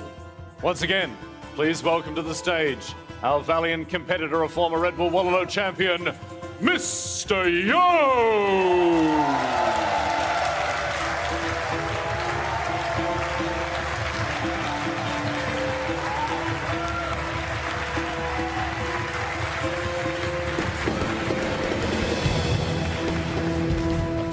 All right, folks. Well, there it is. There's an epic intro for both of them. And again, they go way back. Just scrolling through it here. The first time these two ever played a best of 7 against each other was in 2014. And I know you're probably thinking, oh, that was like 7 years ago. That's a long time. No, that was 12 years ago. We're all really, really old. So yeah, welcome to the oh crap moment there. These two are just so good, Dave. You can see how they performed in the ladder qualifier. Viper, of course, missing out of the top 4 in the ladder qualifier. Yo as well. And they both had to find their way back. Yo fought through the last chance qualifier. Viper was actually the replacement qualifier because he lost 4-3 to Sebastian to get here. So Viper had the ability to recover, of course. And then earlier on in the tournament, even got his revenge against Sebastian in the group stage. But things are shaping up here at Redbull Wololo Londinium. I have been sitting, like many of the fans out there today, just waiting to be able to talk about AoE with you all. And I just want to say thank you, everyone, for watching with us. There is Mr. Yo getting prepped. But what are you thinking here, Dave? Any big things, any big call-outs that pop into your mind here as we get settled here? When I look at a tournament bracket and I see Viper and Yo on the same side, I'm always anticipating that semifinal or that quarterfinal where they meet. I really look forward to the best of 7s. We've had some of our best sets between these two. Viper, calculated, he's precise, right? He's always winning the fights head-to-head, but that's the key to Yo. He doesn't want to take the fights head-to-head. He's going to sneak an army around the backside of your base, he's going to defend at home, and while you're distracted, that's when he's going to strike. So the snake has to be careful for Mr. Yo waiting in the grass. I agree. No, and I think Viper's got to just really take the fights to him today. I think Viper needs to delay his town centers, delay his eco, send the pressure against Yo. Yo will know that's coming. And another thing with Mr. Yo, there's a lot to be said about Viper, but Mr. Yo loves to get a castle down, man. Yes. Usually it's to play unique units. We've kind of questioned that a little bit this week. Like, why are we trying the Konas, right? I mean, but there's a whole lot of things that aren't quite as questionable. So as we get a peek there, Viper's Spotify playlist, we would see loading up some music there potentially. I think that was his razor. Oh, was it? Oh, whatever. That probably makes more sense. But yeah, I think Viper should probably have banned out some really key civs. I'd love to see the draft here. Before we get into it, just some call-outs there. Probably banned. Yeah, I mean, look at Viper's draft. He got Spanish out of there. He banned Mapuche, even though we weren't even convinced. As well. We saw an excellent display of why Tupi shouldn't be. Cửa có bình nước bên cạnh ấy. Đi ăn, anh đi ăn. Không nghe gì caster à? Vừa bảo là ăn một bát mì một trứng.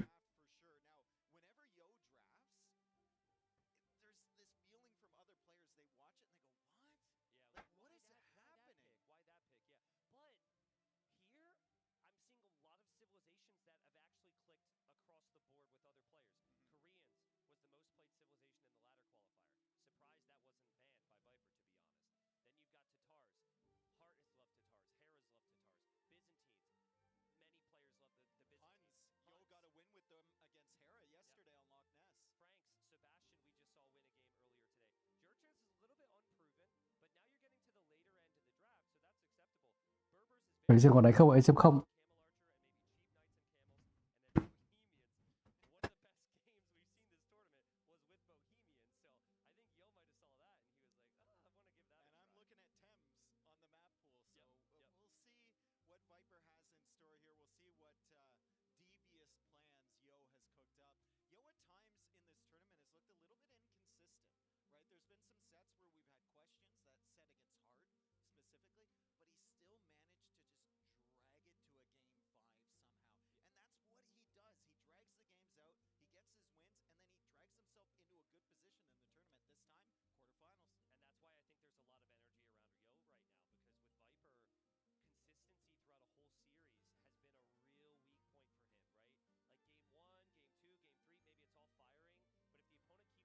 Cam tiên sinh à?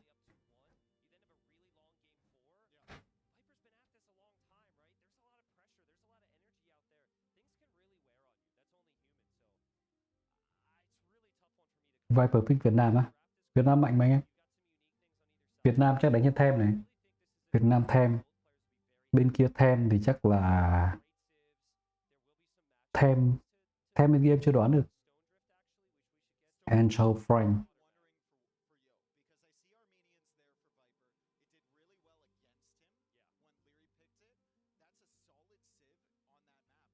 Vô họ cam ở. Anh cũng đoán là vô họ cam nên chú mới nói thế.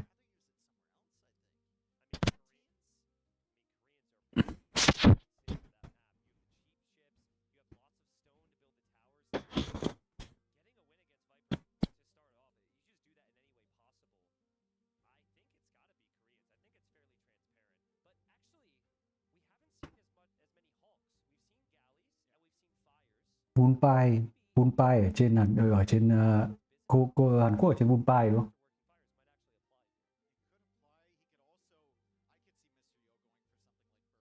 Cùng họ với Cam Linh bên Đông Ngô.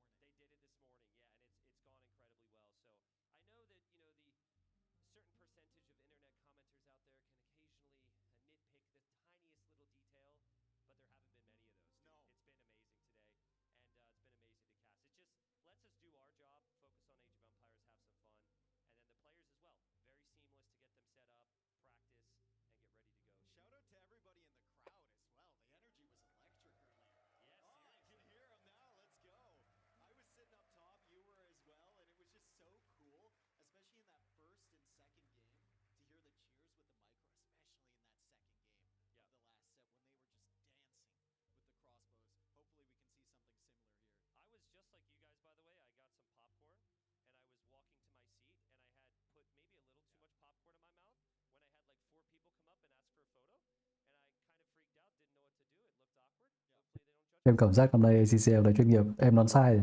Em đoán sai. Người ta không vì cái giải này mà người ta ấy đâu.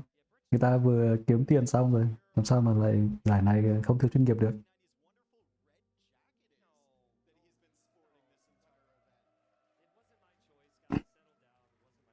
ACCM đã đi Đức, đi Tây Ban Nha, đi Anh nhờ giải này. Đã kiếm hàng chục nghìn đô la từ những cái giải này. Làm sao mà bây giờ không thiếu chuyên nghiệp nữa. Nhưng mà ACCM phải chấp nhận là khi mà thua thì sẽ bị nhiều người nói thôi. Rồi đấy là một cái không phải ai cũng được. Không phải ai cũng được chửi đúng không? Ý là được bị mắng mỏ như thế. Tại vì cái để đi đến được cái vòng này, để được mắng mỏ như thế thì cũng phải là cái thế nào đó.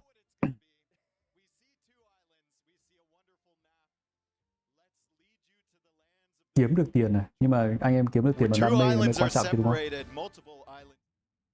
Còn kiếm tiền thì nó đâu đến mức gọi là khó cái để kiếm thế.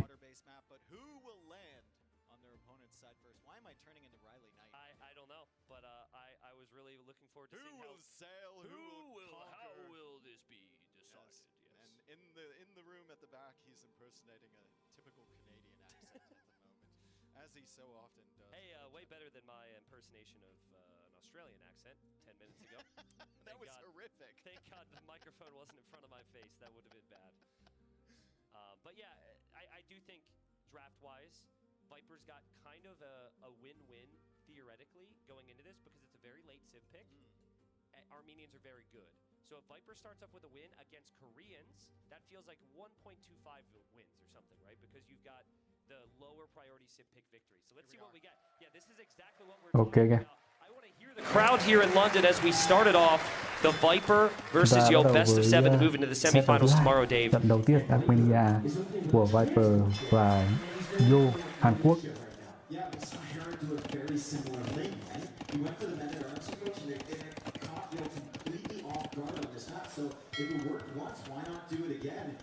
Đây.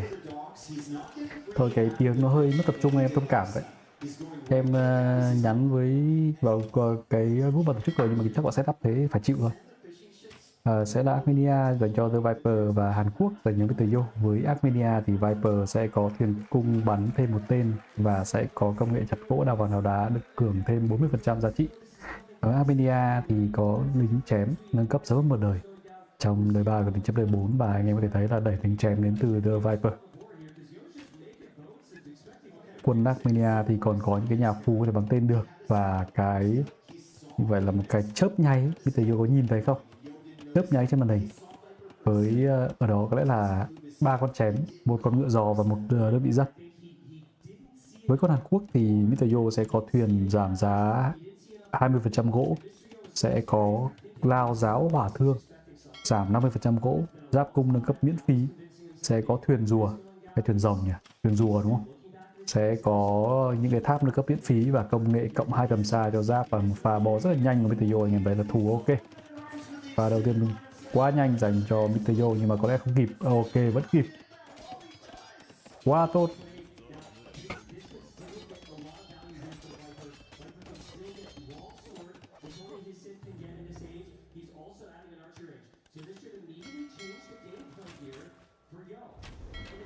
Bên này là thuyền cung kẹp thuyền lửa.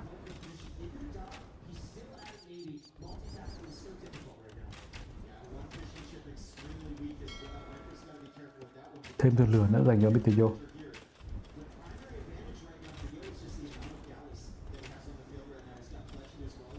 Bên này mr.yo đã có công rồi, bên kia Viper không có công. Pha đẩy chém chưa đem lại nhiều giá trị và có cung kẹp thêm.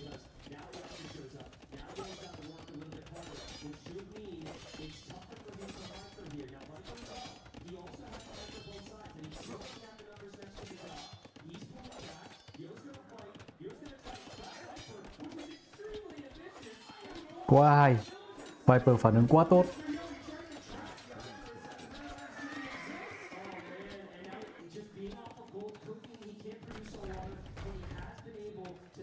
Vì vậy thì mr.yo lấy lại gọi là cũng chiếm lợi thế trên biển. Viper là thuyền cá không làm được nữa. Viper mất 4 cá, mr.yo vẫn làm được vàng. Như vậy là Viper chưa đạt được nhiều thành tựu lắm trong pha đi đẩy này. Ruộng của bên kia thì nhiều hơn.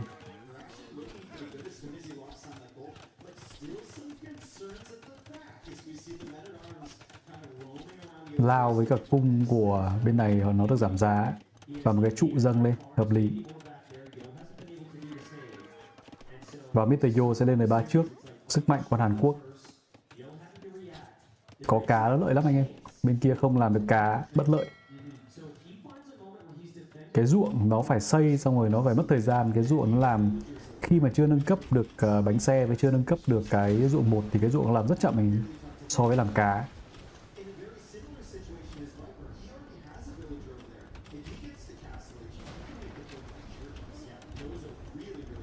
Bên này Yo đi hơi lỗi.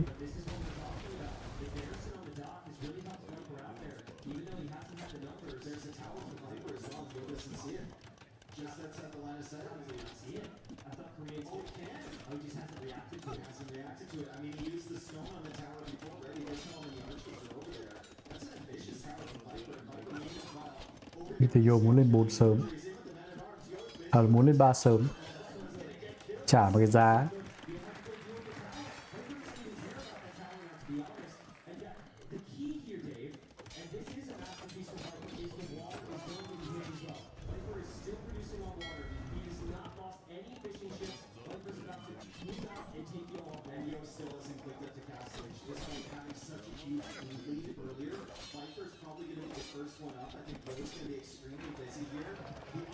Yo bấm trước, Yo bấm 3 trước, mất 3 dân.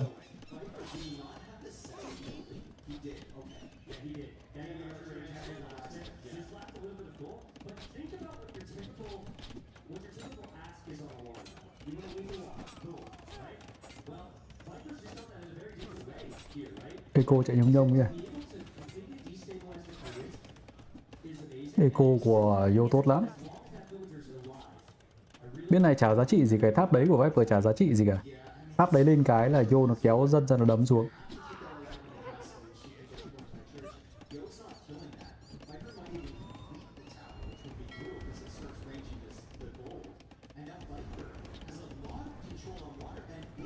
Vẫn có lợi cho Viper.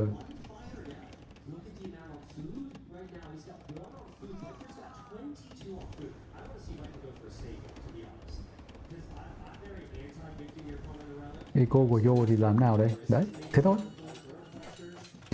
Mấy con lao nó không thể làm gì dân được cả. Yo bo lại là xong.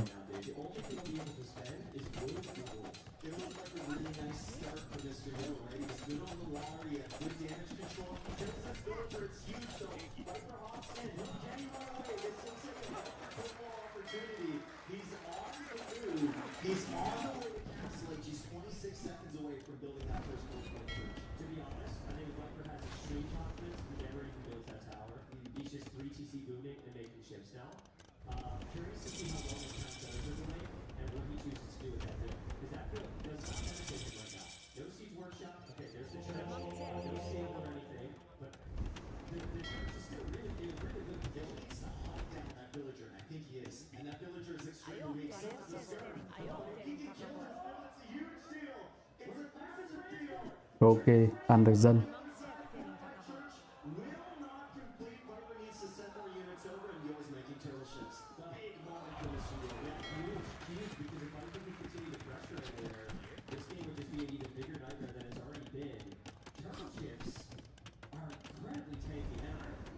Sorry anh em bị cái tiếng của bên caster phương Tây nó làm em rất tập trung qua, em tắt tiếng hộ cái anh em nhé. Có thể là bật cái tiếng của feed bên này lên nhưng mà tiếng mất tập trung quá.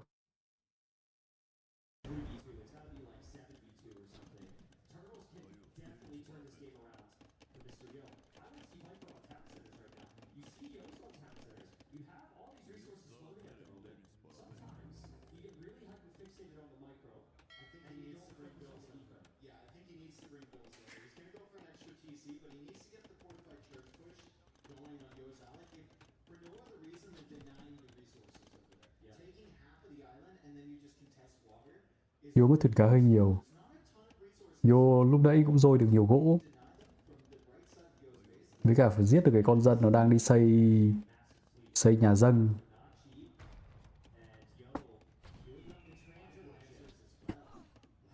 Thuyền rùa.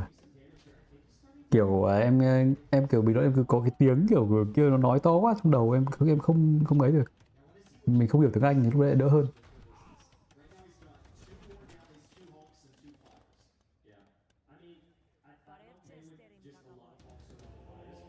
Như này không có tiếng game.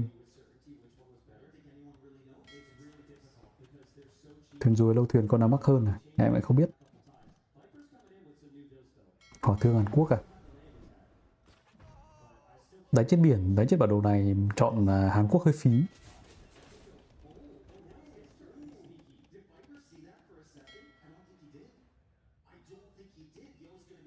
Thuyền rùa đó gần như bất bại. Thuyền rùa này nâng cấp lên xong thì nó sẽ... Những con thuyền kia nó phải nâng cấp lên. Hay cái nâng cấp ở trong nhà đại học. Giờ Viper Eco 10 ruộng thôi, nó không phải là Eco tốt thế. Viper Eco không tốt như em tưởng tượng. Đi đẩy tháp của Hàn Quốc và hỏa thương ở nhà thủ.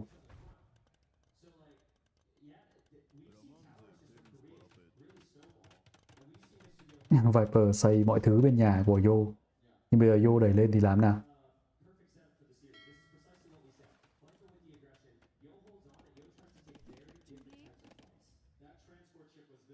Kiếm Pau. Sỏi Pau ấy nhỉ?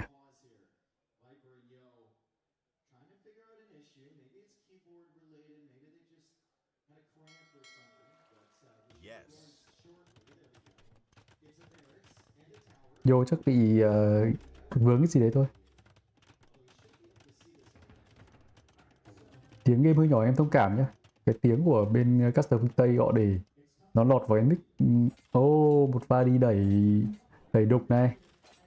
Hỏa thương chưa đủ. Em nghĩ là không đủ. Phù chiến à? Phù chiến là phương án đúng không? Bây giờ con phù chiến nó khỏe thế. Pha đi đẩy này của Viper hay quá. Nhưng mà em sợ là không thành công.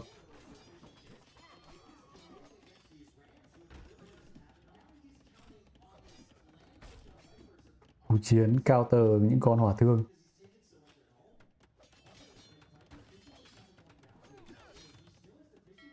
Vẫn có thuyền cá. Bên kia Yo đẩy vào đến nhà.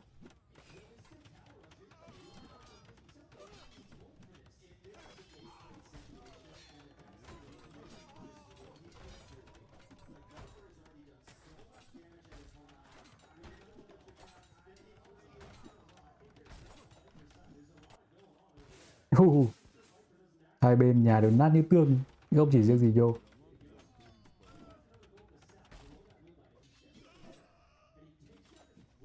Nhưng mà Yo bây giờ chỉ còn là 50 dân thôi.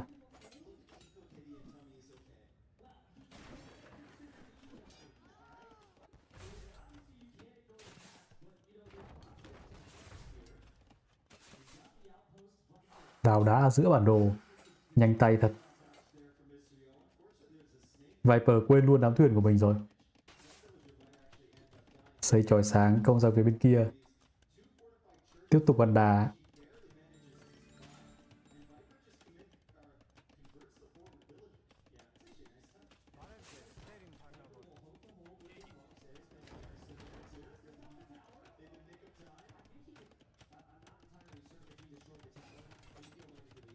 Đợt phạt này quyết định này.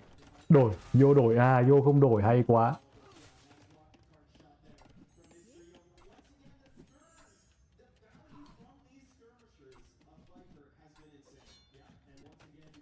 Yo chưa nâng cấp được giáp 2 của con hỏa thương nhưng là Lao nó vẫn quản được. Yo phải nâng cấp được giáp 2 con hỏa thương. Mà pha vừa rồi một phần cũng là do Yo không có được giáp 2 hỏa thương nên mà đẩy mới dễ thế.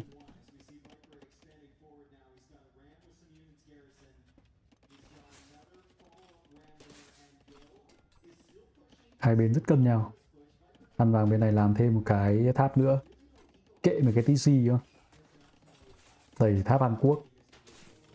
Viper không còn đủ thực ra dân đều. Viper nhìn 4 gỗ rồi. Thật sự là ít khi nhìn thấy Viper như này.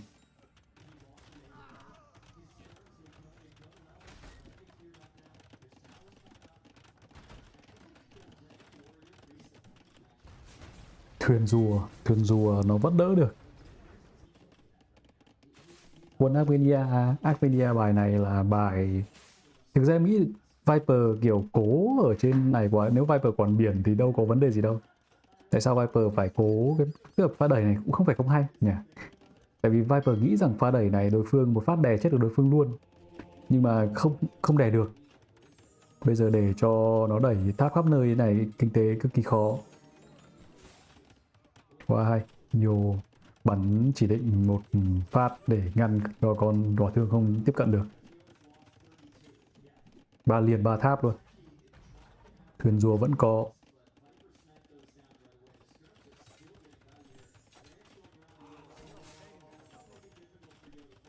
Một cái lâu đài. Quản tháp. 12 dân làm ruộng. Thêm bắn chính xác. Trận này vô hai bên vẫn gần bằng nhau. Một người 70 dân, một người 65 dân.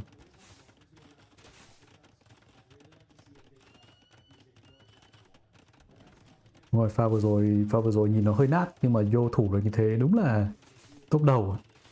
Nhìn nó hơi nát thế thôi chứ còn thủ kinh khủng. Và vừa rồi ông vô ông thủ kinh khủng khiếp. Nhưng mà chưa hết, mọi thứ vẫn chưa kết thúc.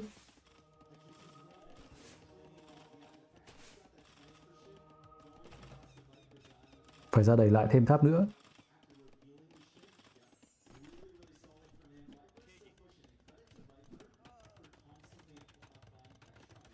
Ở nhà vô không xây được ca à?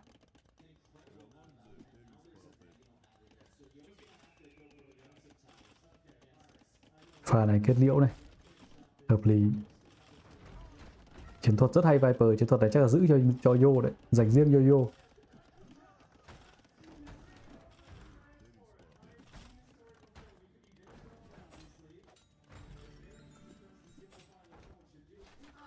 GG. Và để kết thúc và em nghĩ là Yo cũng không đánh lâu đâu. Tại vì cửa trên luật trên bản đồ biển như này khó. Hỏa thương.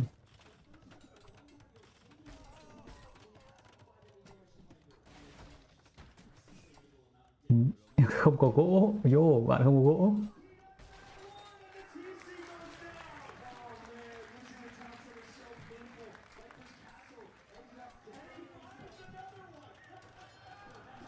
Không cho dân đập đục. Tại vì có con tạt ở đấy. Có lao ở họ đấy. Vẫn đánh tiếp. Ép lên 4 à.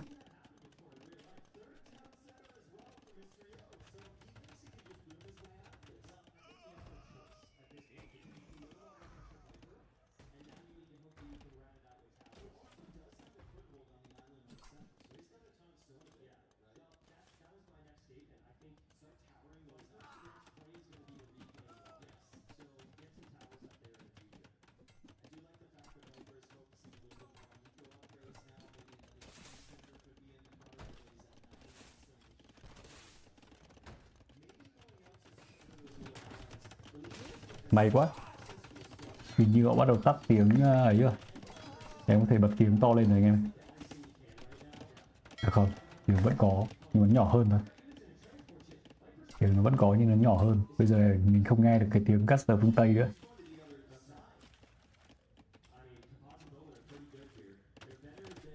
Nó vẫn như cái tiếng ruồi.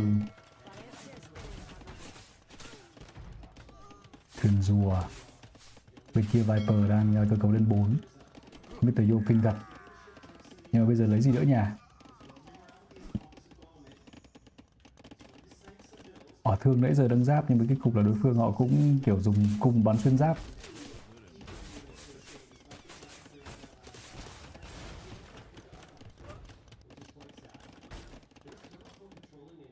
Yo đánh nỗ lực thật.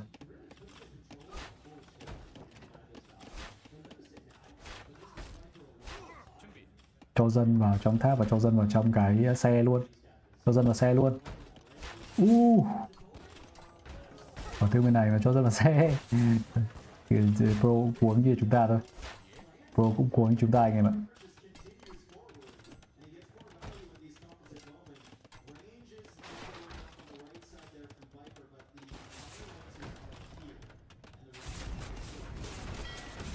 Đánh nhảy 4 á, vì mà phải quýt. Đánh đã, bây giờ thuyền lửa nó cấp lên rồi thì nó bắt đầu xì được cái thuyền này. Cái thuyền này vẫn khỏe quá. Quay lại đấu chả chạy được mà. Bảo rất con thuyền này không chạy được.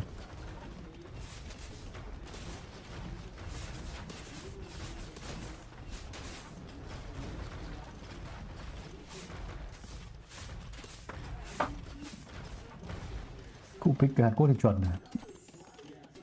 Đánh thế làm sao mà không sợ được.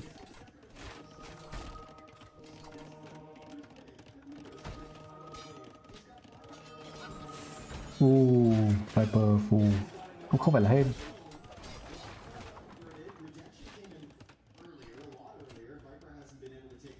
Bắt vô ở nhà.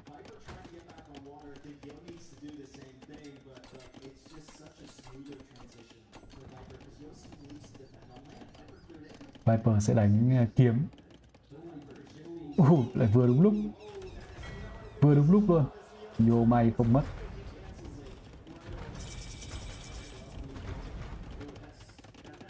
GG 1-0. Kết cục là pha đẩy lâu đài của pha đẩy của Viper có hiệu quả quá. Xin lỗi vì đã nghi ngờ Viper.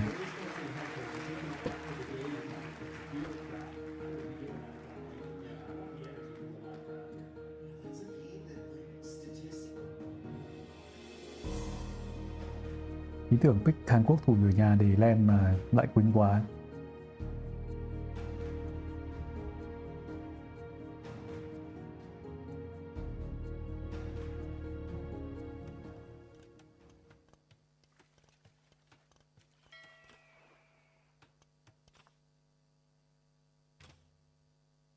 Pha này thực ra nếu mà đánh lâu dài thì Hàn Quốc nó sẽ có khả năng là thắng được Armenia. Tiếng game có hơi nhỏ không anh em? Bây giờ em thấy bên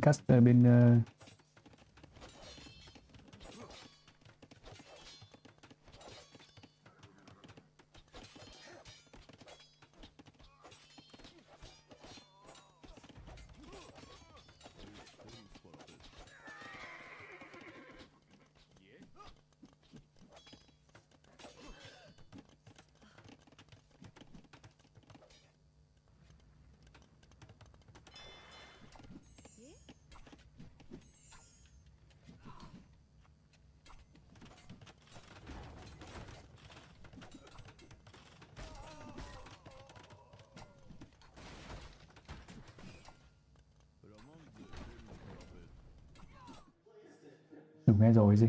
Ok. Bên admin họ cũng vừa mới đọc cái đoạn chat của anh rồi. Thật sự hôm nay xin lỗi anh em là em bị mất tập trung quá. Cái tiếng này nó cứ nhằng nhẽo trong đầu, để đeo tai nghe mà. Đeo tai nghe nó nó thẳng vào đầu mình. 1-0 Viper rất vui, rất tự tin. Stone Drift bản đồ đầu tiên, bản đồ trung lập là Viper thắng. Hàn Quốc có như mất Hàn Quốc. Bản đồ thứ hai của Yo Glacis, Vuntai với cả Dorothea. Yo định gây bất ngờ với Hàn Quốc ở trên Stone Drift. Nhưng bây giờ nếu mà đánh thế thì lấy gì đánh mấy bản đồ còn lại nhỉ? Dorothea carry thì chắc là sẽ đánh Han rồi rõ ràng. Vuntai thì có thể đánh Byzantine cũng được. Vuntai đánh Byzantine. Còn Glacis để xem cái chiến thuật của Yo là gì. Tham Crowd Angel. Yo đánh ban đang không tiến bộ, mãi là để top 3 top 4 có phải mình tiến bộ đâu anh. Tiến bộ thì sẽ là cả cộng đồng ra tiến bộ chứ đâu chỉ riêng mình Yo tiến bộ. Nếu mà Yo không tiến bộ thì Yo đã không vào được đây rồi. Nhưng vấn đề là mình phải tiến bộ nhanh hơn người ta thì đấy mới là cái top đầu chứ. Chứ còn có phải là cả thế giới nó dừng lại để cho mình tiến bộ đâu. Sebastian nó tiến bộ, Mi2 nó cũng tiến bộ, Sito nó cũng tiến bộ. Chứ có đâu phải riêng mình Yo là đi lên đâu.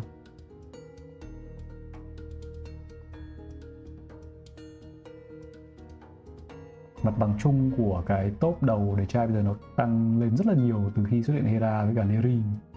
Để đuổi Hera Heri nó kéo theo cả một cái lứa sau, nó đánh rất chuẩn.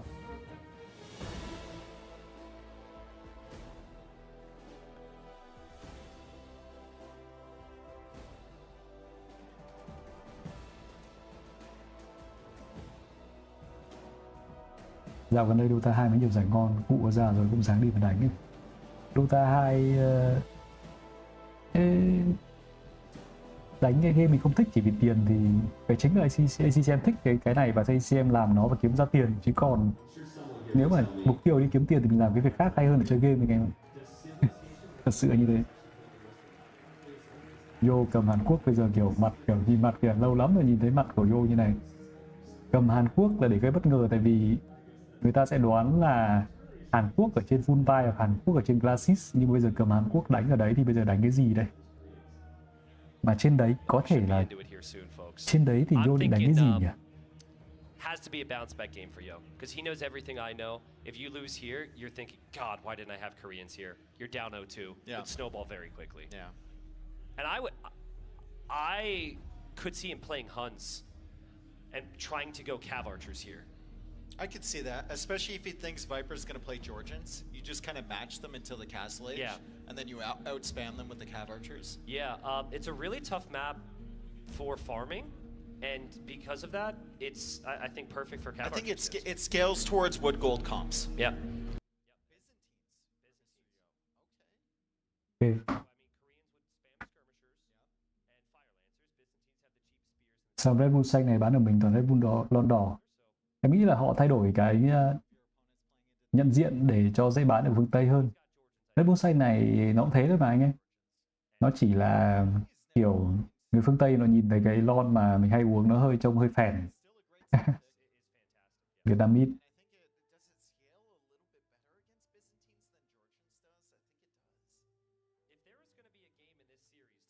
Okay.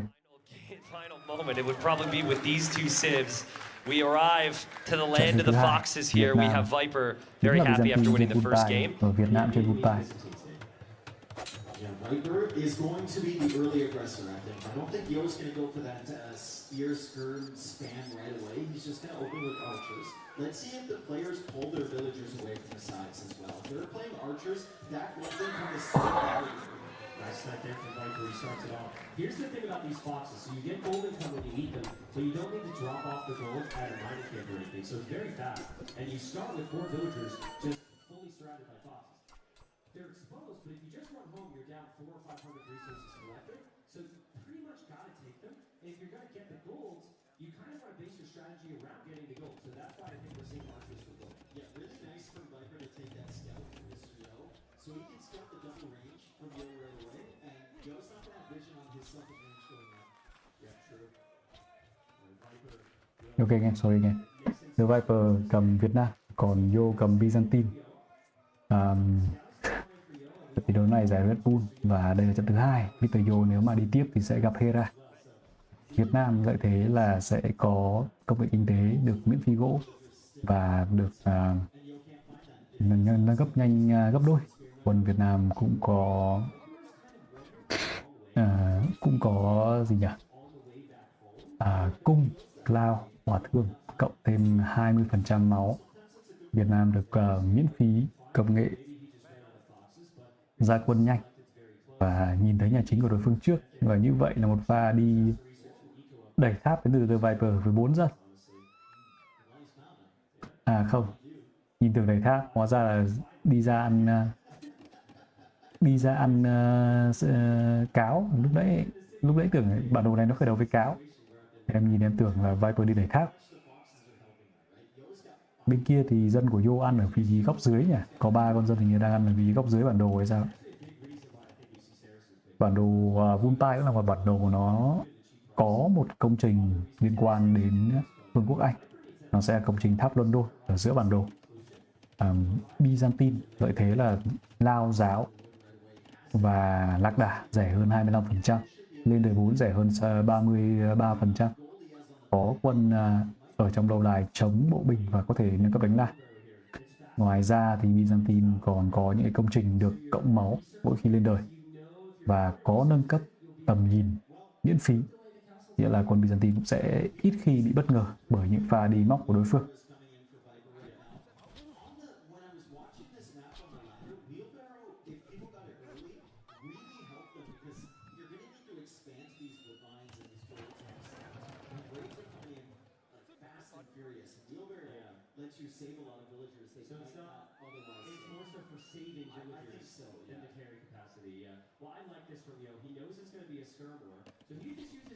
Cái này pha đi bóc của Yo, nhưng mà Viper cảm giác Viper quen với Yo hay sao? Viper quá quen với cách đánh của Yo hay sao? Yo phải đổi đồ lên đời và Yo bo rộng. Yo bo rộng, nhưng mà có lẽ là khoảng cách lên đời nó chắc cách phải khoảng 1 phút.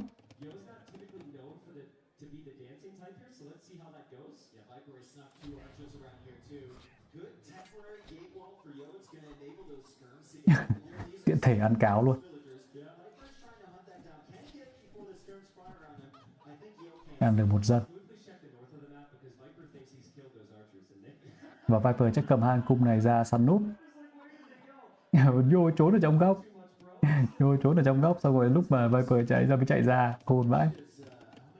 Xong rồi bên này Viper phải tách ra. Một bên là lao giáo rẻ, một bên là lao giáo. Ok, như vậy là gây sức ép được vào nhà của The Viper. Đúng là lên đời muộn hơn 1 phút. Việt Nam nhà cửa giống Trung Quốc lạ thế. Lên đời đúng rồi, nó sẽ thành set thôi. Nó thành set cái công trình của các cái nền văn minh Đông Á thì Việt Nam lại nằm trong cái set đấy. Hồi xưa thì Việt Nam được xếp vào cái nền cái công trình của Đông Nam Á, nhưng mà sau này thì Việt Nam đổi sang set công trình Đông Nam Á. Và đây thì mr.yo bỏ qua luôn, mr.yo đang không tập trung. mr.yo không để ý. Có lẽ là cái trận đấu quá căng thẳng. Yo lên đời 3 trước The Viper. Và đây là những con lính lao rất là đông của quân Byzantine. Byzantine lợi thế của nó là số lượng mà. Người ta không thể, rất là khó để người ta làm cho từng một 50 mấy civil, mỗi civil một cái công trình anh em. Khó lắm, người ta chỉ làm theo set thôi. Trung Quốc, Nhật Bản, Hàn Quốc, Việt Nam, các nước, 3 nước Tam Quốc với cả nước nào đấy em quên rồi thì là theo cái set cùng một set. Sau đấy là Mã Lai, Miến Điện, Khmer thì cùng một. Đấy, kiểu vậy. Chứ người ta không thể làm theo kiểu là mỗi ông hết được. Các phương Tây, Bồ Đào Nha với cả Bồ Đào Nha, Pháp, Tây Ban Nha các thứ là nó cũng sẽ cùng một set.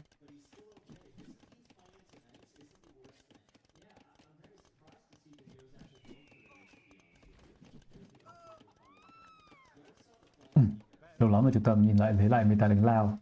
Nhưng hỏa thương Việt Nam bắt đầu ra rồi. Hỏa thương Việt Nam bắt đầu ra.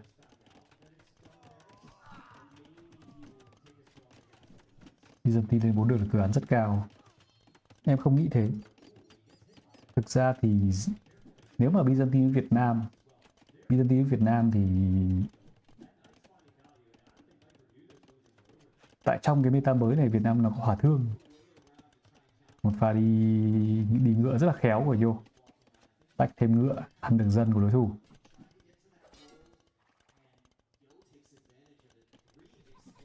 Như bên kia cũng tắt cái tiếng của caster rồi.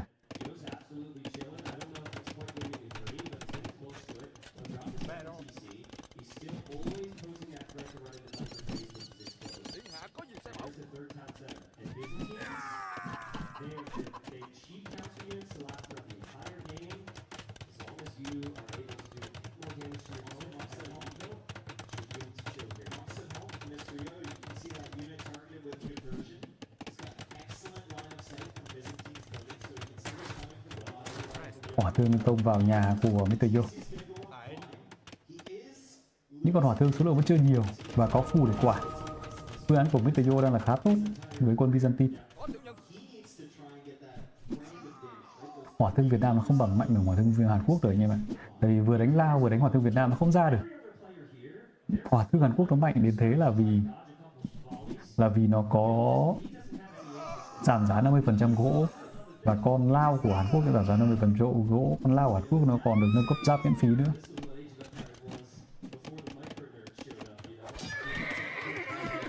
Ngựa của Yo chắc là không có nâng cấp gì.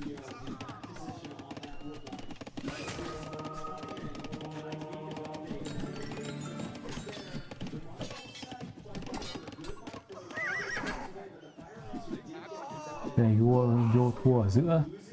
57 dân cho Yo. Yo tăng nhà chính sớm hơn, Yo 3 nhà chính. Ở đây vẫn thủ được. Cái quân Việt Nam đẩy không thể là bằng quân Hàn Quốc, tại vì cái quân nó không được giảm giá. Nếu mà đây là Hàn Quốc thì nó có một đống hỏa thương với cả một đống lao rồi.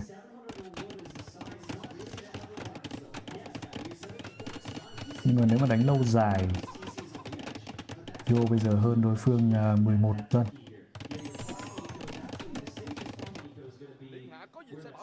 Và Yo có lẽ là cần nhiều phù hơn.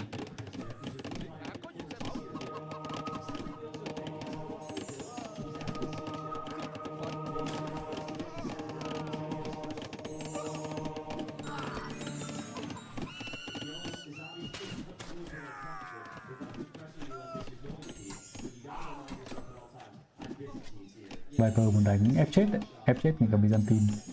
Có tạt không?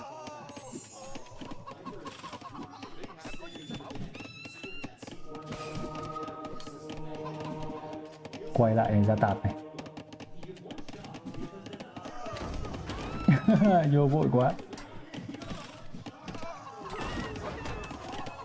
Qua hay, một pha xử lý rất hay của Yo.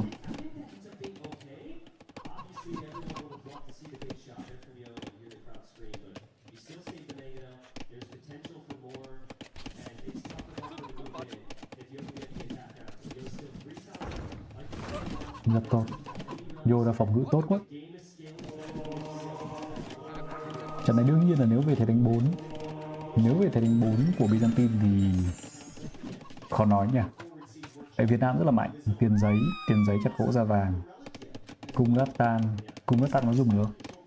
Nhưng bên này có lao rẻ thì em nghĩ là sẽ không có cung rattan. Tại vì Byzantine lao rẻ rất khó đánh cung rattan. Voi thì giáo rẻ. Chắc là chỉ vẫn bài hỏa thương thôi. Và đến lúc mà hỏa thương nó đông, nhưng vấn đề là Viper Eco là một TC muốn đè chết Yo nhưng mà phải đè không được. Yo đánh thủ vẫn hay. Muốn đè chết Yo nhưng mà đè không được anh em ạ. Bên này 2 con hỏa thương. Yo có kịp bo lại không, để ý để bo lại không?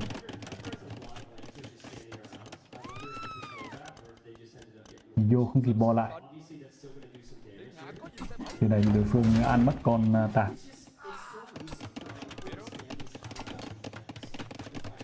Wow. Chỗ này mà nó kéo đến nơi thì một lâu đài phía trước mặt nhà vẫn là hơn 17 dân. Toang quá.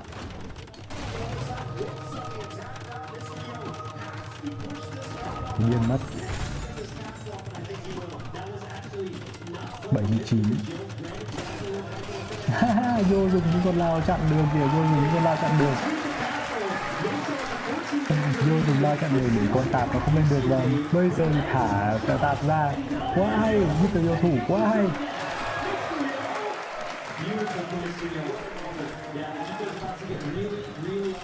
Hơn 14 dân lên được lâu đài rồi, mọi thứ sẽ ổn định lại cho mr.yo và có Catapult để giải quyết những con hỏa thương của đối phương. Và Viper buộc phải đặt PC ngay tại vì pha đi công đã không thành công rồi.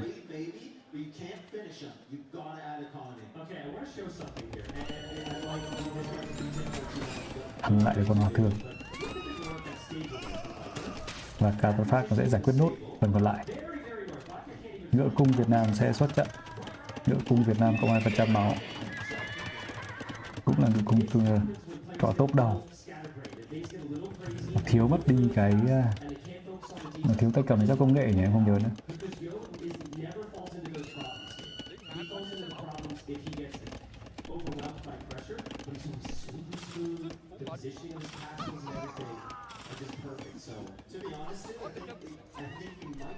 Cả 15 dân cho mr.yo rồi.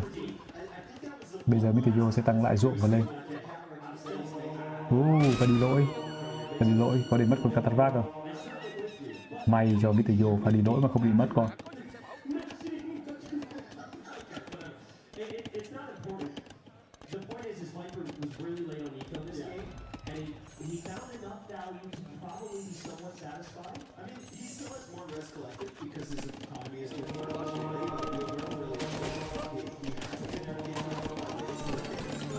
Ok, ăn lại được. Bên này có ngựa cung Việt Nam bắt đầu chạy vào, nâng cấp bắn chính xác cho mr.yo và nâng cấp dụng 2. Mình thấy là Catapult đã giải quyết những con hỏa thương này khá là dễ dàng. Nó được giảm cái đam bonus và nó đánh những con hỏa thương được cộng đam.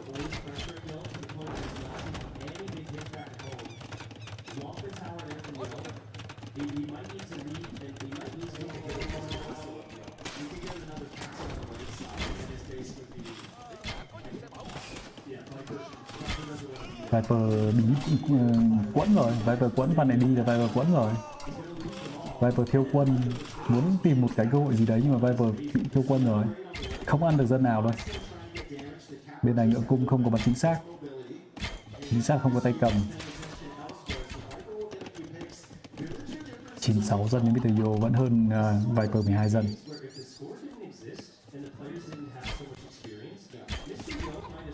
mr.yo lúc nào thủ cũng vừa vặn, gọi là thủ suýt chết. Ngựa của bên này chưa có giáp 2.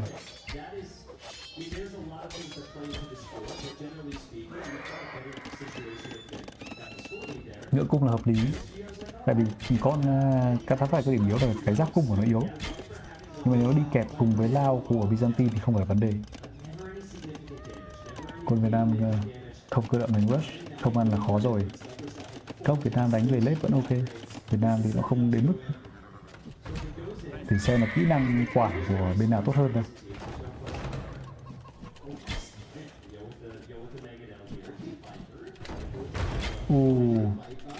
Viper hơi tự tin quá trước Yo.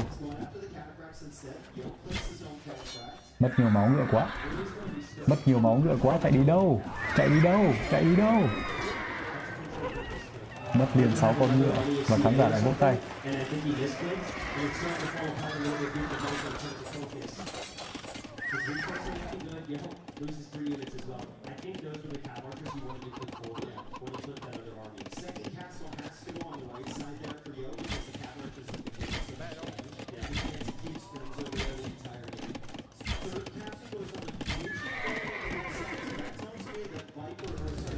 Và một lâu đài dâng rất cao để nhớ Yo. À đâu, lâu đài không dâng cao lắm nhưng mà bảo vệ bãi vàng như Yo.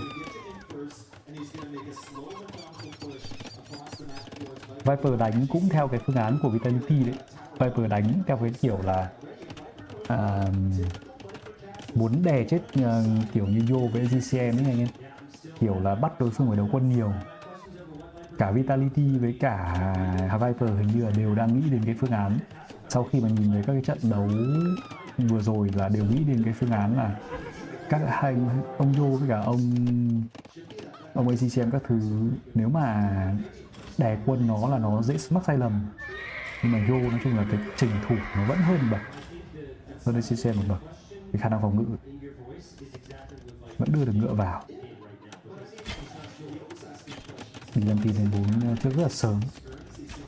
Có cả tật phát rồi nó đánh về cái thế thôi, còn mình đi giờ đánh về cái thế thôi.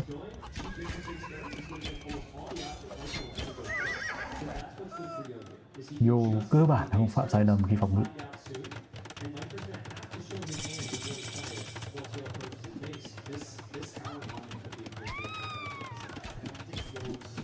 Đánh cái tư duy trong đầu của họ là họ muốn đè bắt Yo với cả kiểu như hai người Yo accm là bắt hai người để phải đấu quân.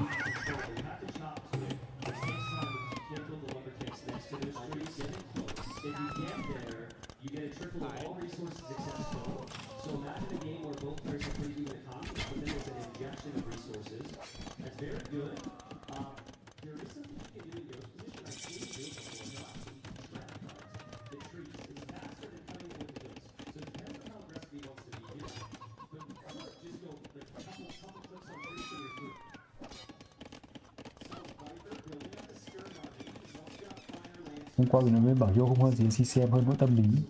Giờ lại bảo tranh thủ. Anh thử đặt ngược lại xem em nói như thế nào.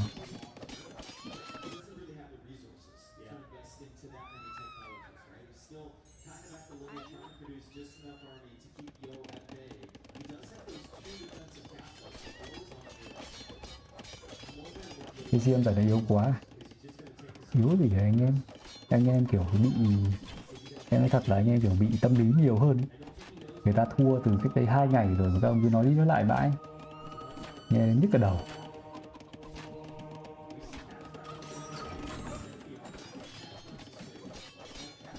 Bị ám ảnh hay sao?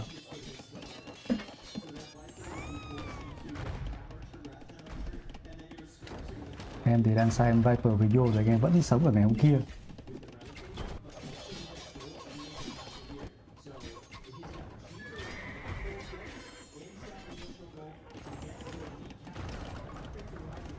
Map này nó không đi giữa lính, đi hai cánh nên lâu không khó.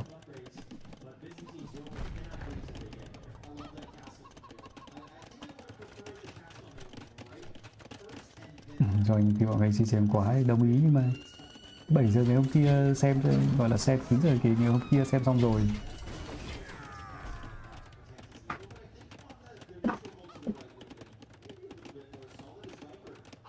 Bản đồ này vào giữa thì có thể lấy được cái tháp London.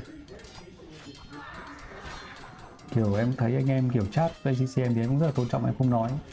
Nhưng mà kiểu nó đi quá đi chứ. Đọc chat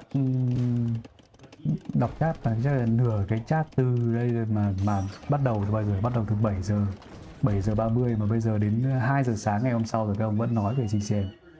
Tôi chịu các ông.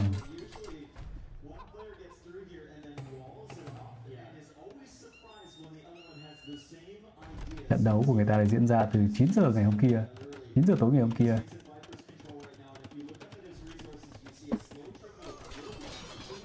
Cataphact chuẩn bị đến Logistica. Cung Việt Nam cũng là một phương án đúng không? Thực ra quân Việt Nam không hề yếu chút nào.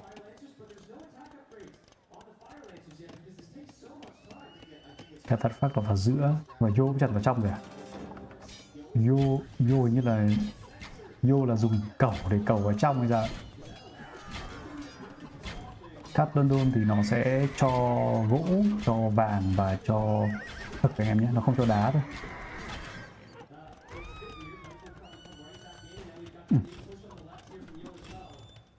Đâu ý là kìa, cái đấy thì em không quan trọng, tức là việc mà chê ACCM hay các thứ em không phải phán ACCM, em không quan trọng chuyện đấy, nhưng vấn đề là nó diễn ra cái đấy rất là lâu rồi ấy.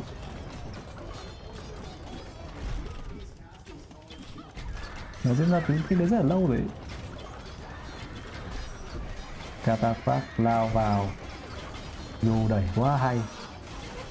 Pha này Viper không chuẩn bị đủ.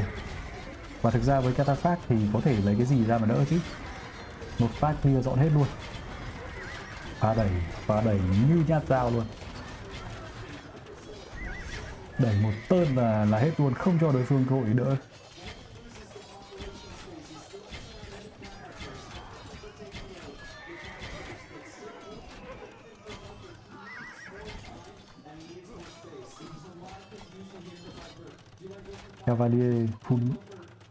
Cavalier à? Đồng ý, nhưng mà Cavalier thì lấy đâu ra tài nguyên đây?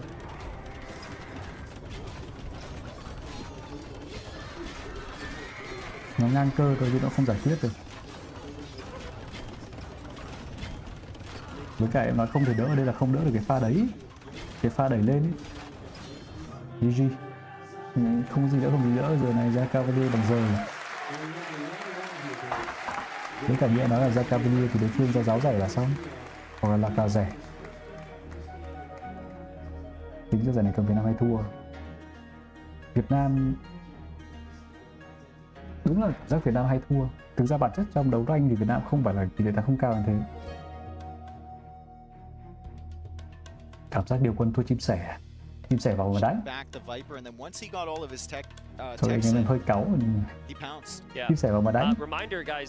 Vietnamese have all the Chim sẻ vào đây đánh dập đầu. But there was one aspect of that map which both players utilized, and that was the foxes. I really think the key in this game, mr.yo recognized this will be a skirm war.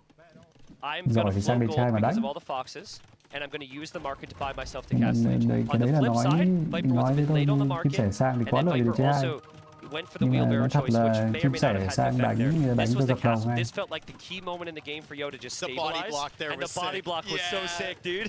And then the shot. You shall not pass. Viper doesn't get much value there. Yeah, and then the shots as well here. He hops out. And like you look at this, as soon as Viper fails, they're instant second, third TC, and he plays into the game that he didn't want to play the late game against Byzantines. I wonder if maybe Viper can apply similar amounts of pressure and be on 2 TCs throughout some of that. Maybe.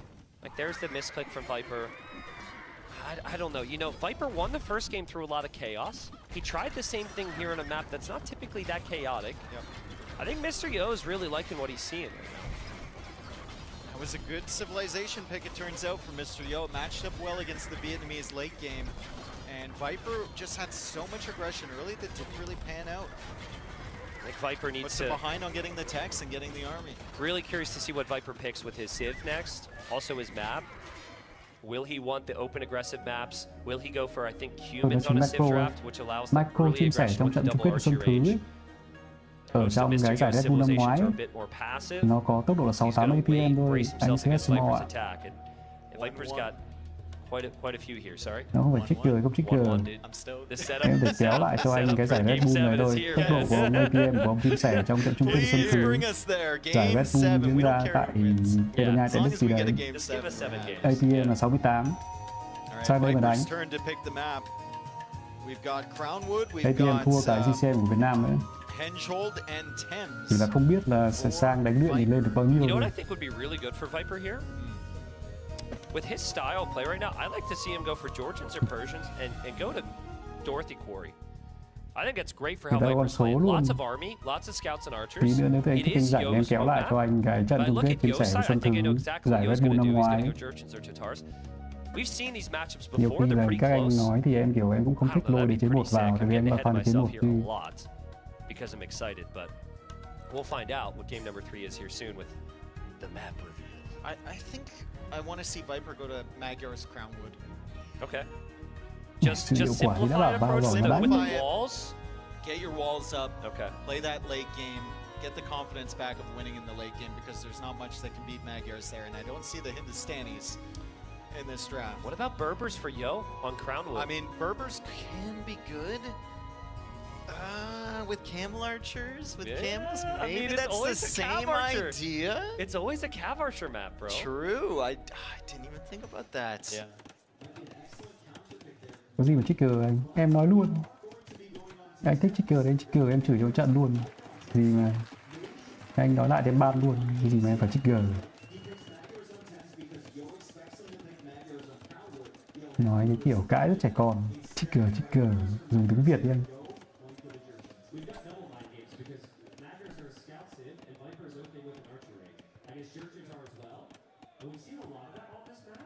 Chúng ta bước vào trận đấu thứ hai, The Viper gặp mr.yo. Tỷ số đang là 1-1. Đây là trận set thứ hai của Redbull Wololo, giải đấu DC lớn nhất thế giới. Và người nào thắng trận thi đấu này thì set thi đấu này thì sẽ đi tiếp vào vòng bán kết gặp Hera. mr.yo thì hơi đen hôm qua để thua Hera, và sau đấy nếu mà thắng Viper trong vòng này thì cũng sẽ phải gặp Hera. The Viper sẽ cầm Magia trong trận thi đấu thứ 3 và mr.yo cầm nữ chân. The Viper thì với Magia sẽ có ngựa cung tuyển. Ngựa cung của Magia nếu mà nâng cấp vương miện vàng cuối thì sẽ cộng thêm 1 công và 1 tầm xa. Ngoài ra nó cũng full công nghệ nhưng mà phải đợi đến cuối, đến đời 4 mới được. Ngoài ra thì Magia thì lên đời nó sẽ được cộng công cận chiến miễn phí, và người cầm Magia cũng sẽ tận dụng lợi thế này. Nếu có thể, con ngựa thịt của Magia được giảm giá 15% nữa. Nhìn chung là Magia là loại quân nó đánh thiên về tính cơ động, và trên các cái bản đồ mà cần cái tính cơ động cao thì Magia, em nghĩ là bản đồ này với cái hướng đánh Magia ấy, thì có thể là Viper sẽ lấy cái công trình đặc biệt trên cái bản đồ này. Đấy là cái tháp Hoàng gia Albert. Tháp Hoàng gia Albert thì nó sẽ cho thêm 25 suất dân. Tức là bình thường DC2 nó có 200 suất dân. Thì nếu mà ai thu được cái tháp Hoàng gia Albert, gọi là cung Hoàng gia Albert, sẽ lên được cả 225 dân anh em nhé. 225 suất dân anh em. Và trong cái trường hợp mà đánh ngựa thịt, thì anh em mới từng chứng kiến cái trận mà Hera đánh ngựa thịt với 225 suất dân, thì nghĩa là mình có khoảng 140 dân thì mình có thể có khoảng 70 mấy con ngựa trên bản đồ. Bên kia nữ chân của mr.yo lợi thế là tất cả các loại con ngựa đánh nhanh hơn 20%. Hai bên đang cố giao tranh nhưng có vẻ The Viper mới là người kiếm được dân, chăn được dân. Nữ chân thì còn có lợi thế là đồ ăn, nếu mà giết thì không thối thịt. Và quân nữ chân có thêm lợi thế khi mà con tạt ấy, nó tạt vào đầu quân mình thì nó được giảm 50% đam.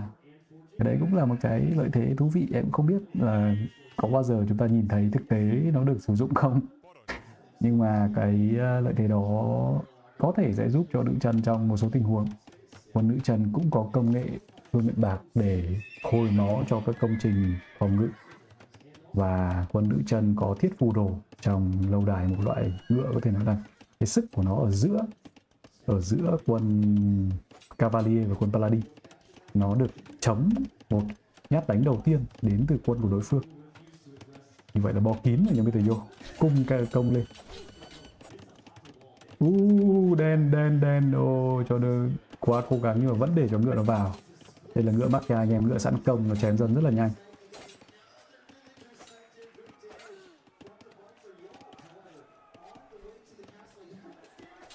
mr.yo bấm 3. Pha bò thật sự không thành công, hơi đen cho Yo.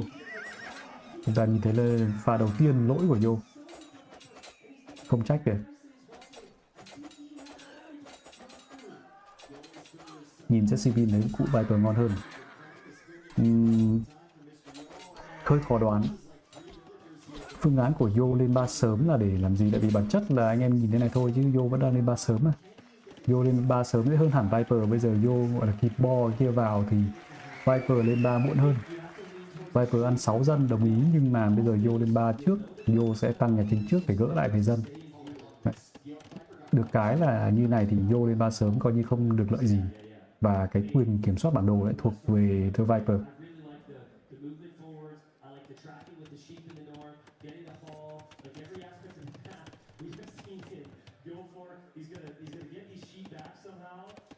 Em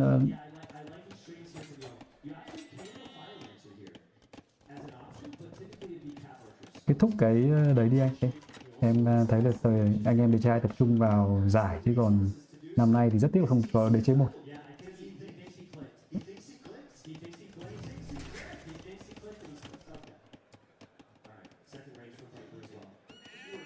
Đời 3 mr.yo đánh ngựa cung à? Ngựa cung nữ chân thì nó thiếu mất cả tay cầm và giáp công nghệ hay sao đúng không? Con đấy thì nó bắn nhanh 25% nhưng nó thiếu mất tay cầm và giáp công nghệ.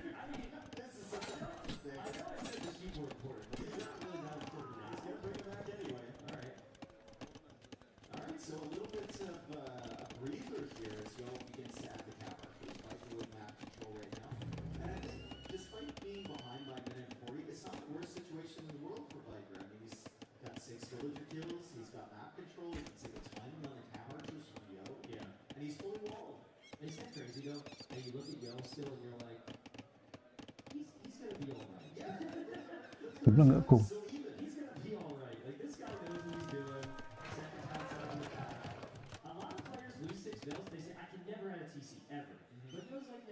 Bình luận game đi hay vẫn bình luận game mà. Chả có ai cứ bình luận xong ra đọc chat thấy nào là accm nào là team xảy đi nắng thôi. Anh em đam mê quá. Game AoM không thấy Wololo nữa, năm ngoài có thấy. Wololo năm nay thật sự không biết là nó có được tiền như là năm trước không.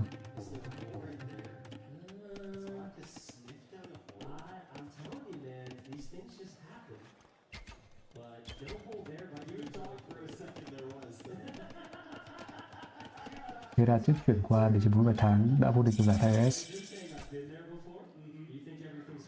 Để chế 4 nó không có nhiều tiền, nói thế thôi. Anh ấy cáu cho kênh chat có giới hạn. Tôi thỉnh thoảng cáu ấy, cơ bản hôm nay kiểu nghe cái tiếng ngồi không phải là em cáu ông CSMO đâu, mà là em bị bực cái tiếng. Đấy, em bật lên cho anh em nghe. Em bực từ đầu đến giờ. Đấy, em có khó chịu không? Em muốn nghe tiếng game đi. Đấy, em bật lên là em thích không?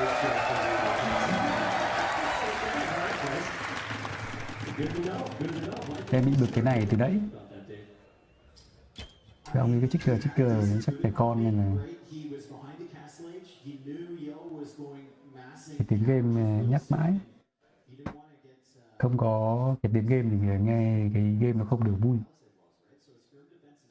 Nãy giờ anh em thấy em không nói là kiểu em vào cái chat của bên Redbull để em chat. Không phải ban tổ chức nó không filter được noise mà là kiểu họ chỉ cắt mỗi cái đường tiếng của caster đi thôi, nhưng mà họ không cắt cái đường tiếng của cái bên khán giả. Và cái tiếng mà bình luận ở trong cái khán đài để nó vang vào trong cái mic đấy.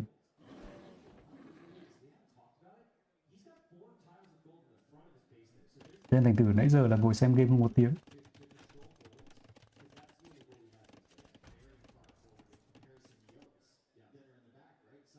Cho tiếng game bé tí đi nữa không sao, không quan trọng lắm. Anh thích nghe tiếng game.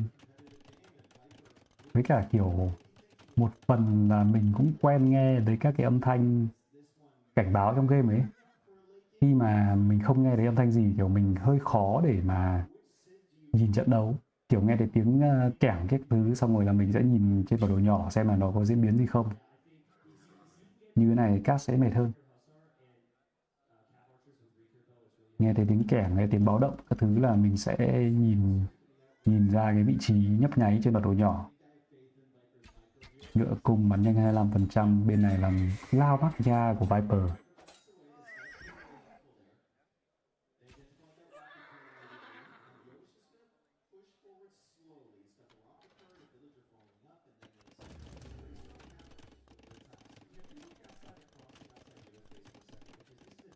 Nhưng mà tiếng nghe ambient nó bắn nhanh thật. Viper vô đánh những chân hay quá nhỉ. Viper cầm Magia đánh lao có lẽ là không cạnh tranh được. Ăn được một dân của đối phương múa để làm gì đâu nhỉ. Cho Magia yếu ở điểm này đây nghe. Magia yếu ở điểm này đấy là nó không có lợi thế gì về kinh tế. Con ngựa của nó thì nó phải lên đến đời 4 thì nó mới khỏe.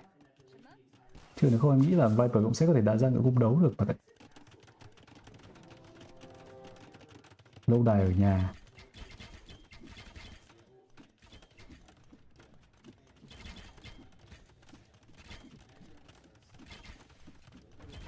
Em nghĩ là Yo làm thêm con đục thì hay hơn. Yo làm thêm con đục dâng lên. Yo lên 4 sớm à? Yo hình như là đánh lên 4 sớm ra. Đầu tiên làm thêm con đục đã.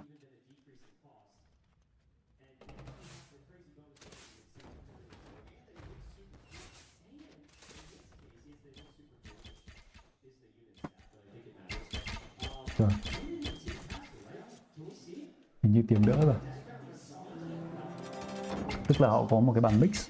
Khi nào mà tiếng họ cần kiểu cái tiếng audio cao lên, nhưng mà mỗi lần họ để cái tiếng khán giả cao lên họ lại quên áp xuống.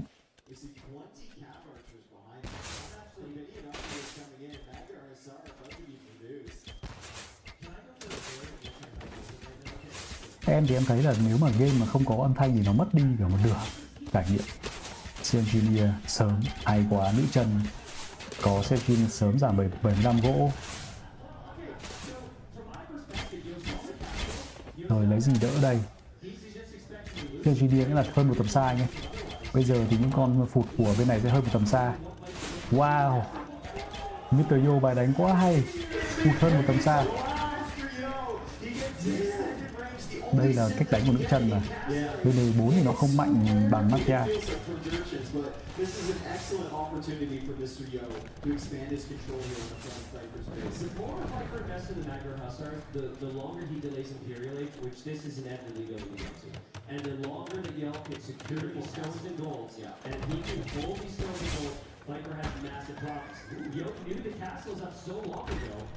Viper still does not move down to attack here, and after that, big siege engineer shot, I think a little worried. Very good on this push, waiting for siege engineers before it really pushes forward here. mr.yo gets that one great set. Viper is taking huge risks going out those scripts, but the camera goes up. There we go. Viper's hitting the Magma Hussar, distracts with the 4 from behind. mr.yo with that extended range, maybe able to snipe the skirts. Here from the Magma Hussar. Viper counter lại bằng những con Magia Hussar. Con này được cộng 3 công khi mà đánh những cái xe phụt của đối phương. Nhưng mà cái thế này thì Yo quan trọng là Yo, cái chuyện mà bị lật lại thì nó chưa quan trọng. Cái chuyện quan trọng hơn là Yo sẽ tận dụng cái thời điểm này để quản bản đồ tốt hơn. Sẽ một cái lâu đài cho mr.yo để quản vị trí góc dưới, và Viper sẽ là đúng như dự đoán, sẽ hướng tới cái combo 225 xuất dân của Magia. Cái điểm đặc biệt trên bản đồ này, bản đồ duy nhất có thể có 225 xuất dân.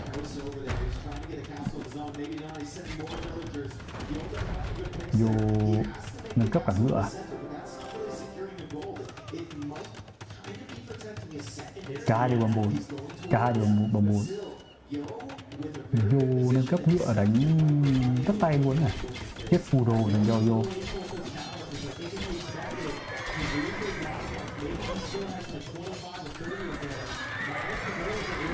Hợp lý đấy. Yo nếu mà cũng được.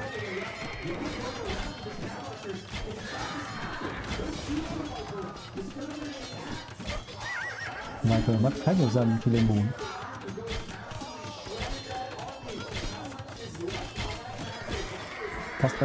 Castle vẫn lên được, nhưng bên này là quản vàng. Ngựa cung Magia, Yo đánh trận này tham quá, Yo đánh về cái quản bản đồ hay hơn. Nhưng mà vừa rồi cũng ăn được rất nhiều dân. Và thiết phù đồ nó sẽ thả về cô. Thiết phù đồ giáp 2 rồi mà. Sẽ thả về cô lấy gì đỡ nhỉ?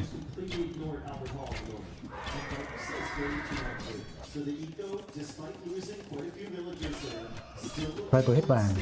Viper bị quản vị trí này thì hết vàng. Yo đang ý định là quản cái bãi vàng đó và tăng thêm một cái lâu đài phòng đề phòng đối phương đi counter. Và Yo thực tế là chỉ lên đời muộn hơn có khoảng phút rưỡi thôi.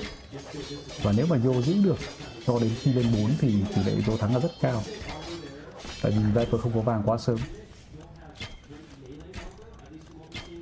Hết bãi vàng này, hết tiền này. Thiết phù đồ thả về cô. Nâng cấp lao dành cho nữ chân. Lao nữ chân như vậy là vẫn full công nghệ.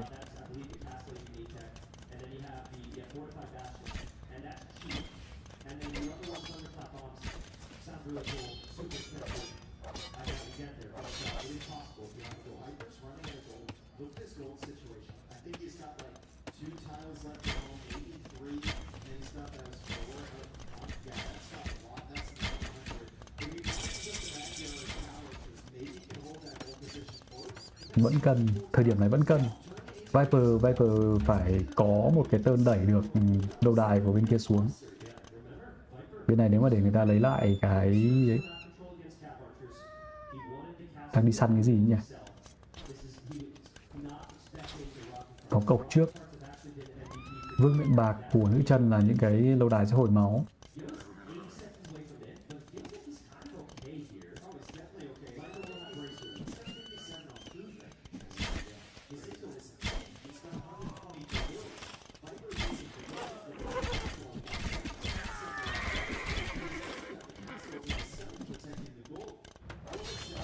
Rồi, ngựa của mr.yo sẽ vào bên này thì coi như là bao kín, không có cơ hội để đi chăn. Nâng cấp máu công trình cho Yo rất sớm. Nâng cấp máu công trình bên kia đã 2 cầu.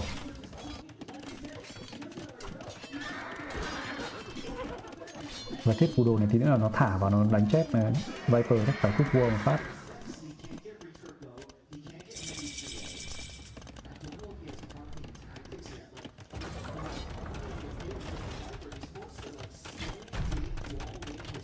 Nâng cấp sát quân nhanh. Viper vẫn để được 2 con hàng cung này ở đây. Thêm lâu đài nữa cho Yo. Nữ chân hình như có đại bác rồi. Nữ chân là một trong loại quân Tam Quốc mà có đại bác, nếu không nhầm. Thiết phù đồ thái cô bây giờ không có gì đỡ. 134 dân cho mr.yo.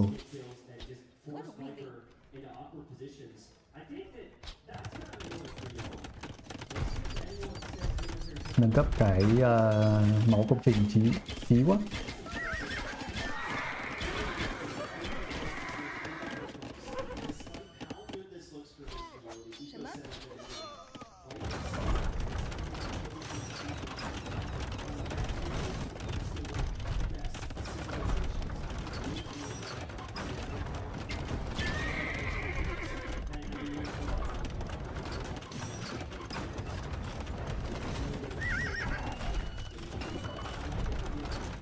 Hay, nâng cấp cả được một cái gọi là kiến trúc nữa, máu nhà 2 mà nâng cấp cả vương miện bạc nữa là kinh điển.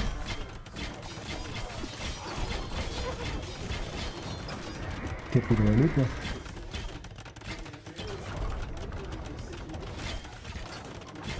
Cũng vô đi quân lỗi.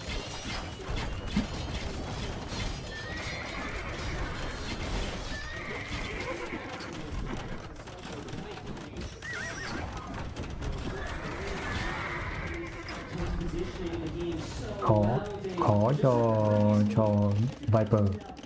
Tại vì bây giờ vào cái thế bên kia nó có máu công trình rồi. Công trình của nó 6.500 máu, công trình 4.800 máu. Thiết thủ đồ elite. Bây giờ nó vào là chém cả ngựa cung Bắc Nha không có lực để lên.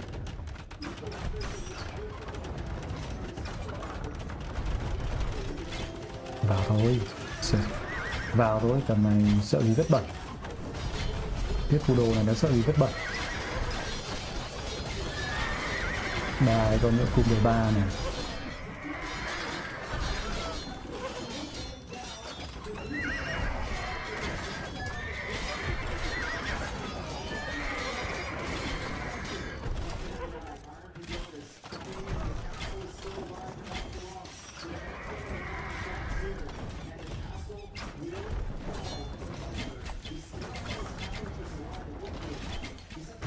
Thiết phù đồ nó còn có cái đặc điểm đấy là nó chặn cái phát bắn đầu tiên anh em, nên là đối với ngựa cung nó cũng đỡ hơn tí nữa. Bây giờ Viper phải lao xuống dưới, cố gắng ăn vàng. Hợp lý quá.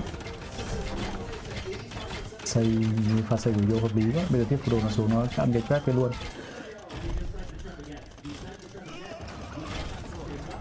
Để nó chặn phát bắn đầu tiên, cái tên bắn đầu tiên nó bị trượt,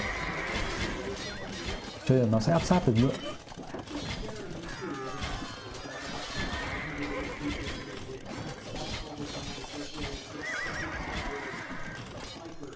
Ngựa cung Bắc Gia vẫn được mỗi lực, chứ còn nếu mà ngựa cung Bắc Gia mà lên được thì ngựa cung Yo vẫn rất tỉnh, vẫn để con ngựa ở đấy để ngăn không cho đối phương gọi là lao lên mở rộng.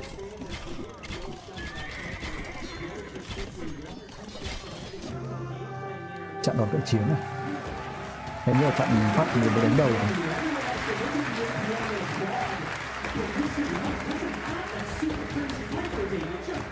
Hai một đúng không? 2-1 dành cho mr.yo. À đúng rồi. Mini attack.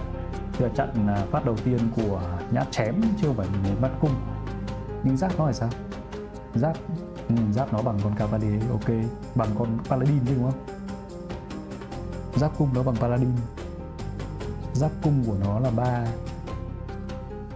Cavalier giáp cung 2 nhỉ? Giáp cung của nó là 3 cộng mấy? 3 cộng 4. Nhá, 3 cộng 2. Giáp cung 3 cộng 2 giáp cung 5. Giáp cung Paladin có phải là... Nhìn lại phát học lại các anh em. Quên hết rồi. Cavalier giáp cung 2. Paladin giáp cung 3 đúng không?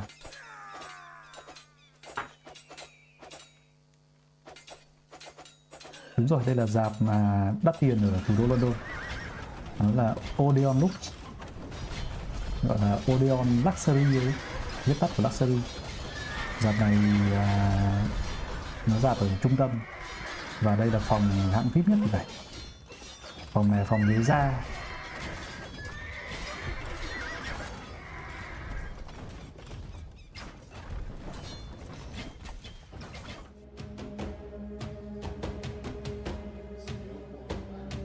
Thiết phù đồ theo đúng xử thủ châu chó. I think the ability to adjust yourself is important. Like, be prepared and do not lose any sleep before the final day. That's the words of a stone cold killer right there. Get your Look sleep, at his ladies face, and gentlemen. man. Just get your sleep. I don't get nervous, just get sleep. This is the man who walked into the building holding a Red Bull in his hands. He chugged one yesterday after that win against Hera. Yeah. No, I mean, he's so good. He's so good. He's experienced. And honestly, when Yo loses, it's because the opponent is able to have this ever-present feeling of smothering him, right? And he then knows, okay, this is how it's going to be. Then he doubts himself. Hasn't really happened today. He's been able to find the counterattacks against Viper. He's been able to out-macro Viper. I think Viper... I don't know how you do it, but I think you need to settle it down and play the economic route a little bit more here. He's been very late to town centers compared to Yo. It's tricky because we've also been on record saying Viper needs to delay his town centers and be more aggressive, but I think there's a better balance. I'm not certain that's the case against a player like Yo. Maybe. I think that's the case against a player like Hera, a player like Hearttt, a player like Leary. They're constantly attacking. We Sau rin vào anh em uống đến lúc mà anh em nó run tay hơn. Đánh chơi thì được chứ đánh này nó run tay rồi đấy. It's still only 2-1. This is a best of 7, and I still expect it to go the distance. So Viper went Magyars there. I would have thought maybe Georgians, Ketons there. We've even seen Persians played. There were a lot of options.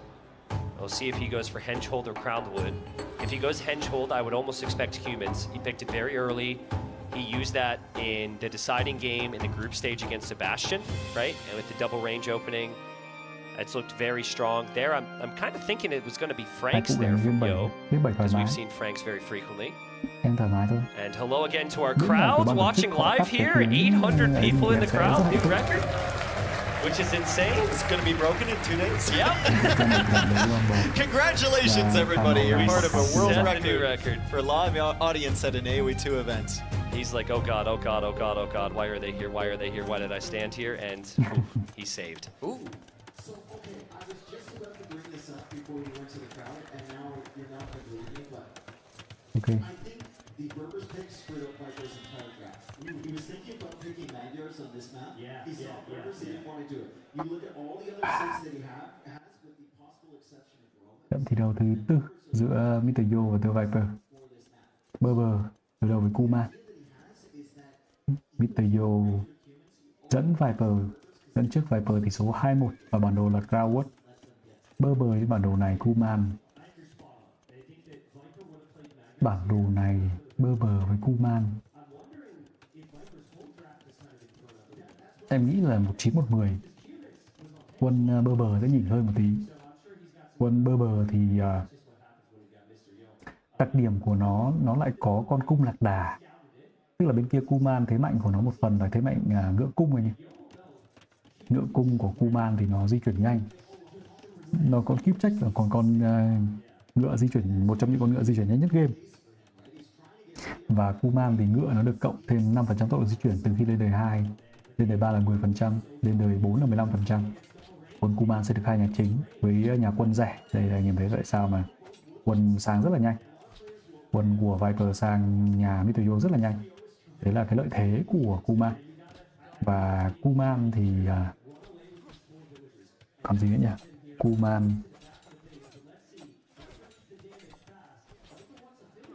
Kuman còn xưởng vũ khí, không quan trọng hơn là có công nghệ đề ra ngựa giò, ngựa thịt, ngựa chọt và ngựa cung nhanh hơn gấp đôi. Pha vừa rồi vô thủ mà không mất dân nào và vẫn ở đây, vẫn bo được nhà. Viper có công rồi đúng không?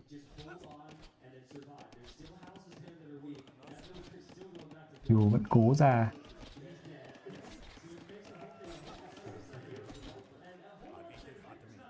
Cố gắng bó kín lại Yo như đang muốn lên đời sớm. Vẫn buộc phải xây.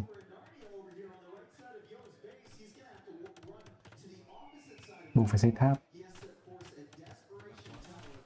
Về cái kiểu đánh này rất giống cái kiểu đánh của Team Vitality đối với accm hay là Sebastian hay là mr.yo. Tràn quân thôi. Tràn quân bắt phạm sai lầm.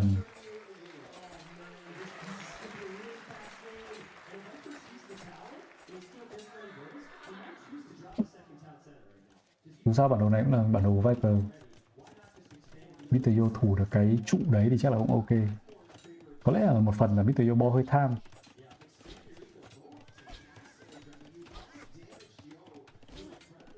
Quân Berber thì dân nó di chuyển nhanh hơn.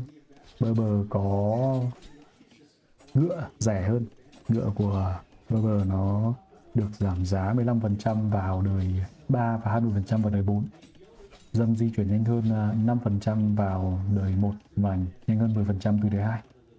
Còn Berber có cung lạc đà. Cung lạc đà của Berber nó... Lúc nãy em muốn nhắc đến câu chuyện là cung lạc đà nó chống ngựa cung anh nhé. Cung lạc đà là loại quân nó được cộng công khi mà đánh ngựa. Cộng công khi đánh ngựa cung của đối phương thì vậy. Nên là nó sẽ khác ngựa cung của các CV còn lại. Chỉ số rất tốt nữa.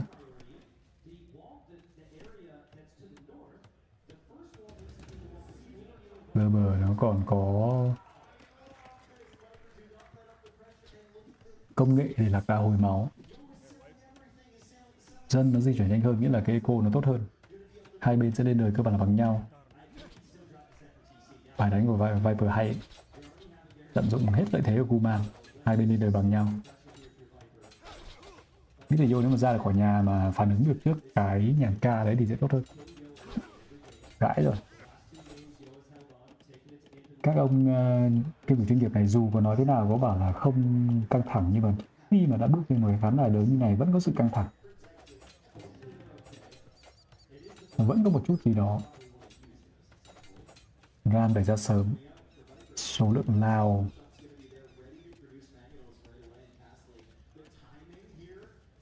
Thầy ném rồi nhỉ? Biết làm sao?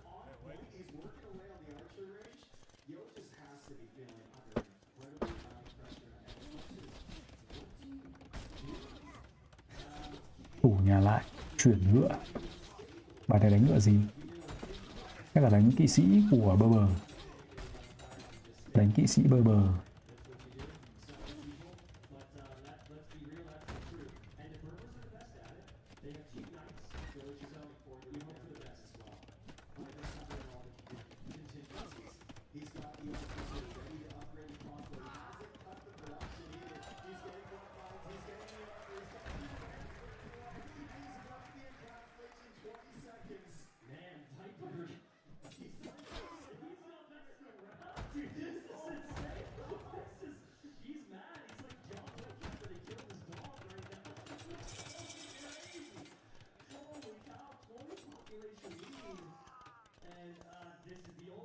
Thì cô và tôi đánh bài này đúng là cái cô trước đánh bài không kịp. Nhiều khi trong cái thế này em thấy cứ xây cái công trình ở dưới chân nhà chính hay gì đấy, nó lại hay. GG. Hai đều.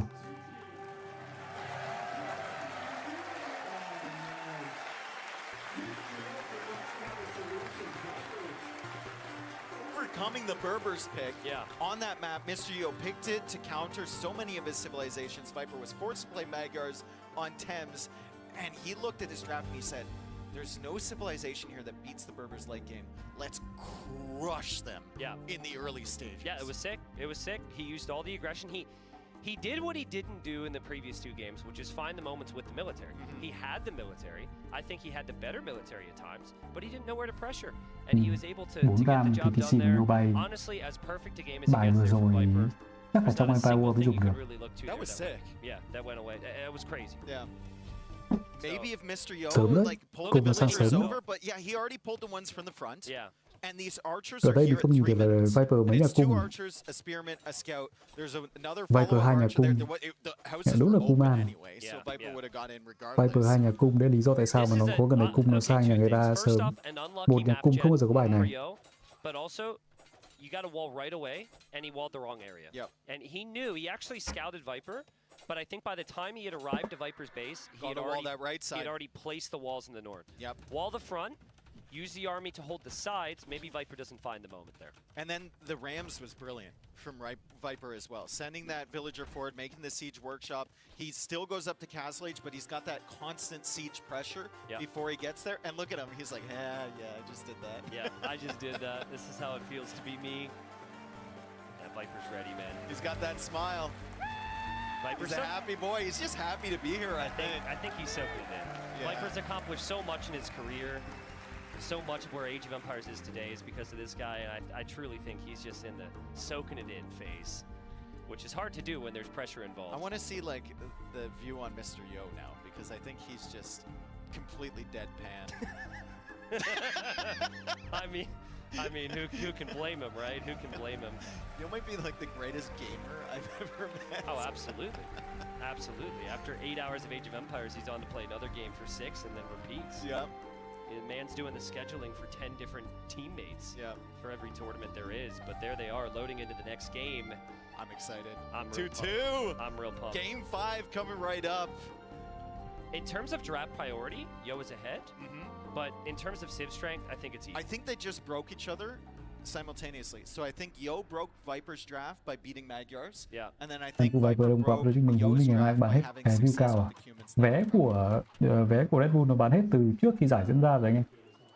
Chỉ có vé của cung gọi là nhà hát Hoàng gia Albert là nó còn thôi. Trận theo thứ 5, mr.yo Viper nó hòa nhau tỷ số là 2 đều. Chúng ta đã chứng kiến những trận thi đấu rất là hay ở cả hai set, set 1 và set 2.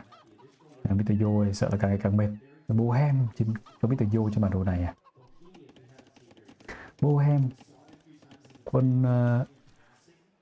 Bohem cũng khá bất ngờ.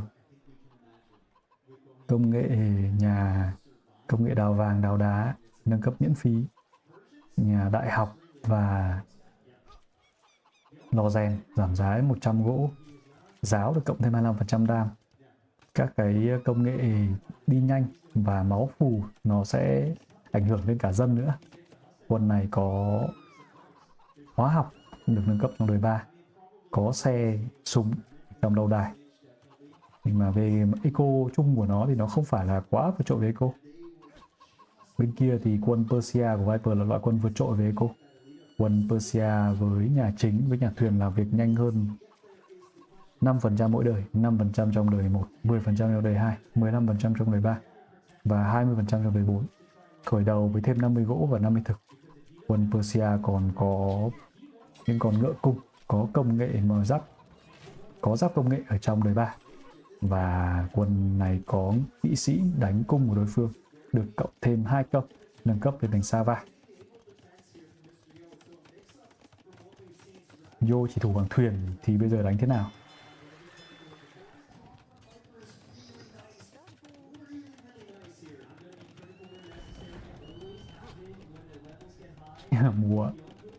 Mùa xây thêm chợ.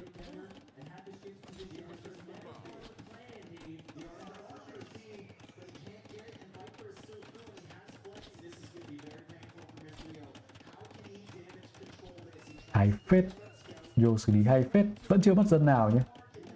Vẫn chưa mất dân nào anh em ạ. Nếu mà gõ được con kia, gõ được cái con cung yếu kia và con ngựa kia yếu kia thì pha này của Viper là hết công. Yo cũng chuẩn bị bấm rồi. Viper chuẩn bị bấm. Hai bên đều chuẩn bị bấm. Có lao thủ. Thủ qua 2 bấm 3 trước. Sau đấy Viper cũng bấm. 2 ông ngang đài ngang sức. Và như thế mà nó thủ không mất dân nào.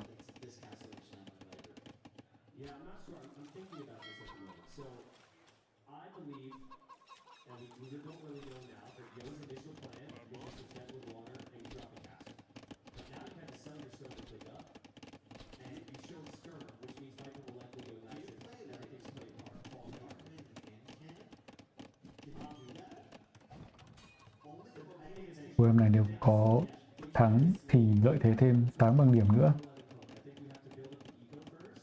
Em trận bóng thắng bằng điểm chúng ta nhìn thấy 2 lần nhưng mà không phải là thường xuyên như thế đâu.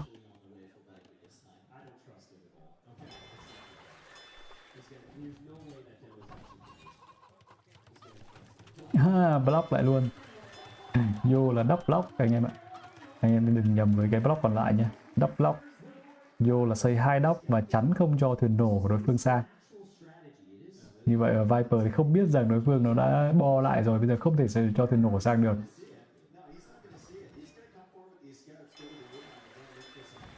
Thêm cả ngựa thịt nữa. Đánh đúng kiểu là ép đối phương phải đánh quân nhiều. Yo bo nhanh, ở dưới chắc vẫn hở. Em đoán là góc dưới có hở không? Không hở. Bò xong hết được. Lên 3 thành công. Và nâng cấp đại học, nâng cấp khoa học ngay.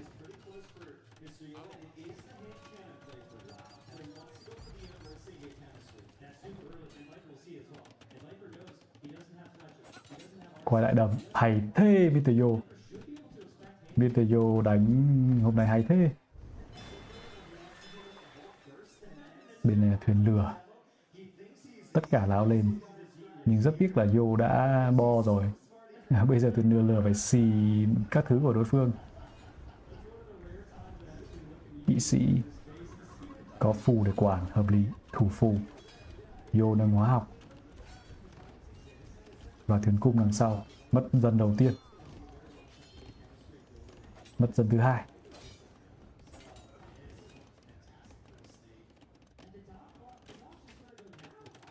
Nhà chính thứ hai cho Viper. Phương án Viper vẫn hay đúng không? Yo thuyền nổ không nhỉ? Yo có thuyền nổ. Rồi.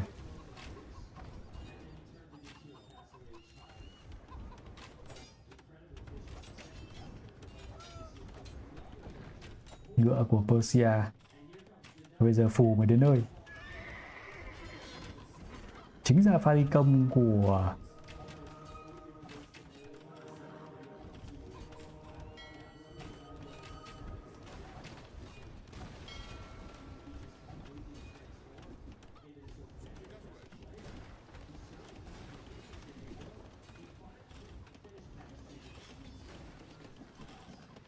ăn lại được con ngựa. Pha này vô thủ hay quá. Nhưng mà vẫn mất 5 dân. Viper vẫn là người lợi thế hơn sau những pha giao tranh vừa rồi. Súng. Như vậy đánh súng. Súng đời 3. Loại con duy nhất có súng đời 3.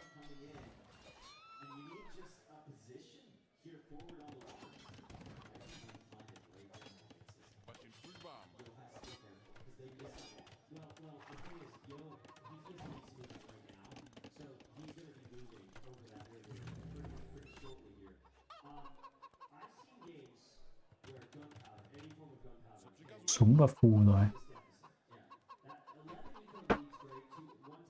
Bên kia nâng cấp lao thủ.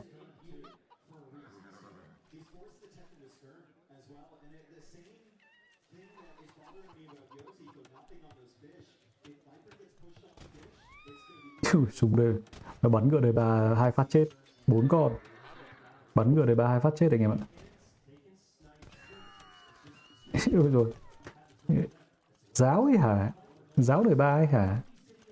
Vào đây. Thuyền đời 3 ấy hả? Vào đây.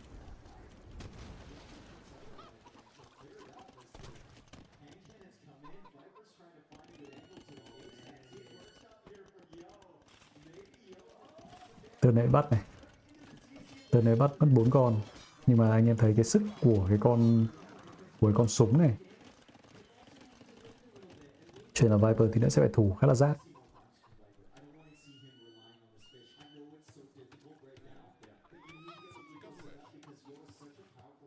Quân đời 4 mà có trong đời 3 lúc nào nó cũng lợi thế khủng khiếp.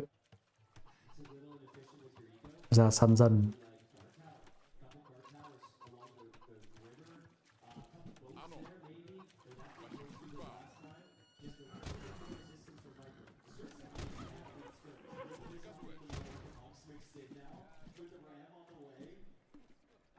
Bên này vô phải cẩn thận thuyền nổ. Viper giờ chỉ có mỗi thuyền nổ là hy vọng thôi. Nhưng mà thuyền nổ của Viper thì ở bên kia.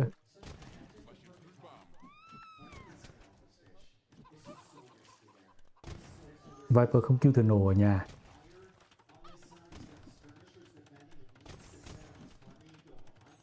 Con súng này vẫn cứ phải đứng vào gần rồi không thì bắn trượt.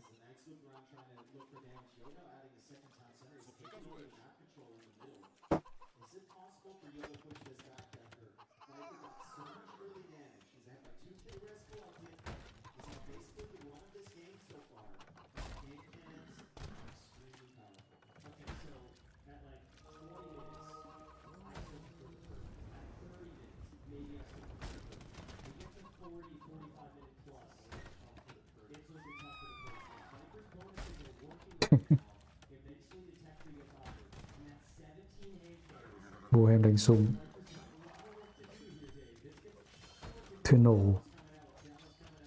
Chắc là tính là không thể nào chơi thuyền nổ với mr.yo được.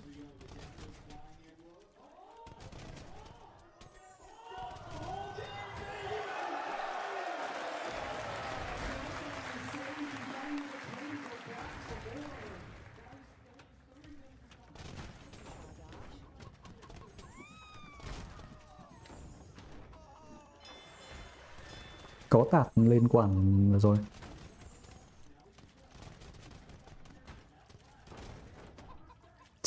Quá hay.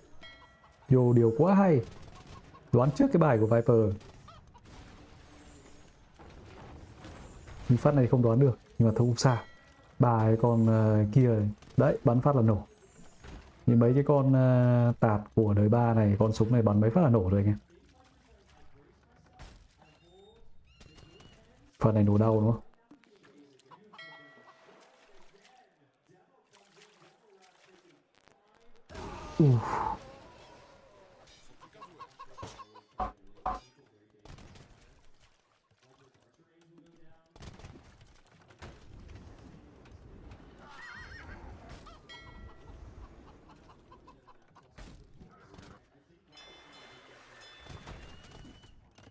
Cái chính của Yo phải đẩy lên được. Yo phải đẩy lên được cơ. Yo là thứ hai.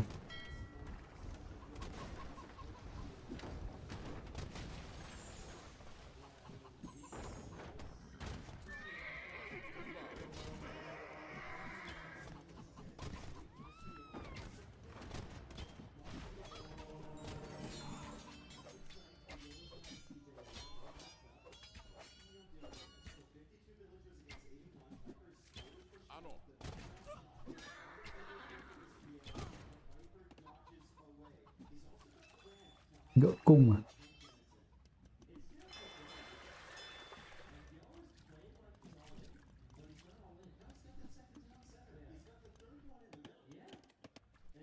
Yo cũng ba nhà chính rồi, nên không phải là Yo có Echo.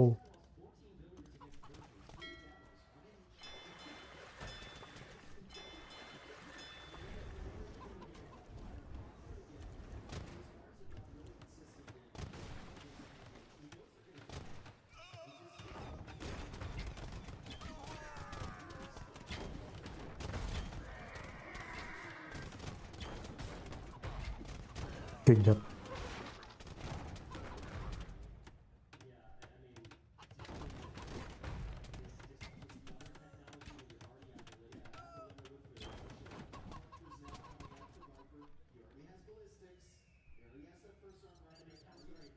Súng nó khóa keo ngựa cung ấy, nhưng mà súng nó ở ngựa cung làm cái này anh em. Ngựa cung nó sang nhà nó quản echo của đối phương, nên là nó không thuần túy là để chống bài ngựa cung.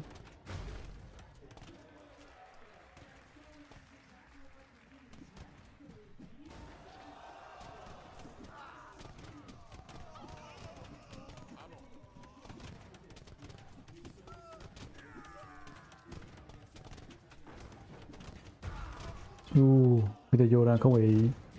Đấy, ngựa cung nó làm gì thì ngựa cung nó làm cái đấy. Ngựa cung nó không phải để chống con súng.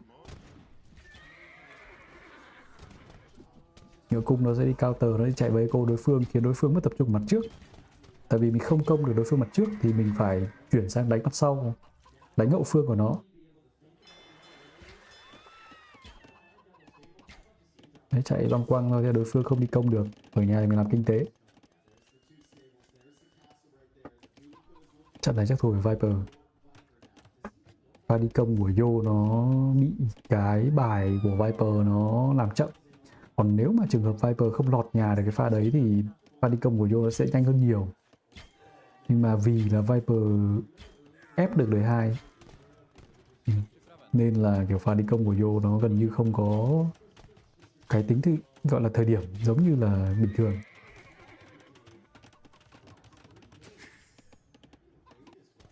Cái lâu đài đấy như nó không với tới rồi.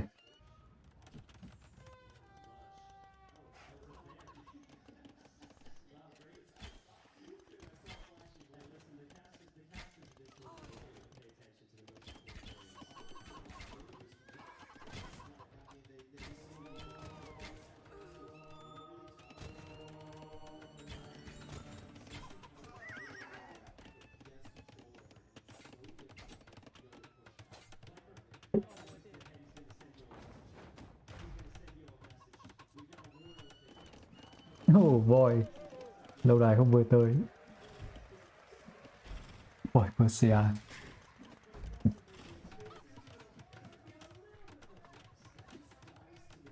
Yo vẫn còn cửa thắng mà. Yo kéo được về 4, kể cả Echo kém hơn thì cái cửa của Bohe vẫn có.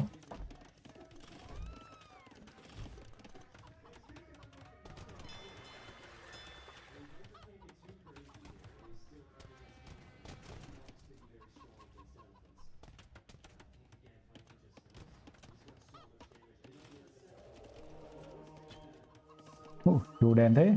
À đây, mày. Đúng phát cùng phát đấy mà không ấy được thì đúng là...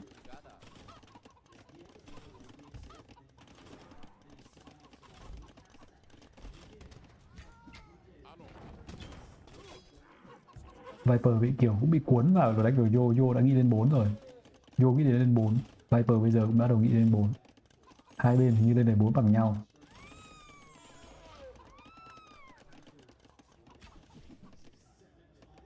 Em nghĩ là cứ phải một cái lâu đài trước, đúng không? Lâu đài trước mặt nhà mình.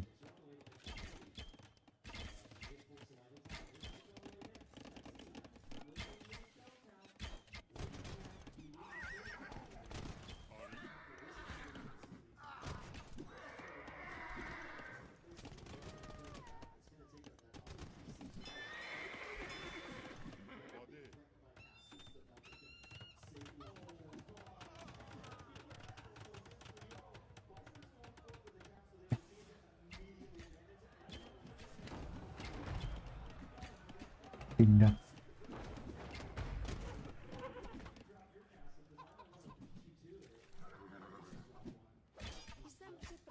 Vô dân quá, lâu đài dân quá.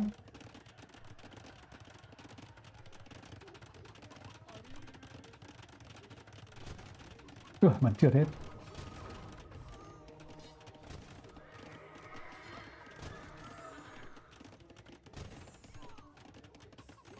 Viper không vội. Viper sắp lên 4 rồi, Viper không phải vội.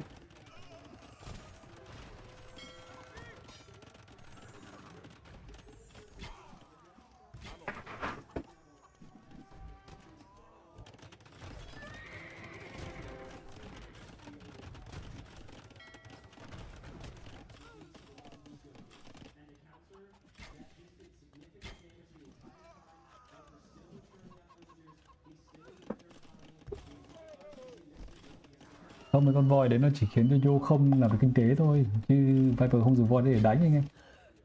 Không cho voi cho Yo ăn làm kinh tế ở dưới cái TC đấy. GG. Như vậy là 3-2 cho Viper.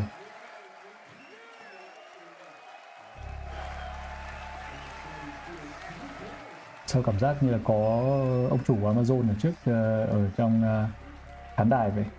Anh em có nhìn thấy chớp nhoáng cái ở ông chủ Amazon không? Đùa chứ ông nào chọc thế nhỉ?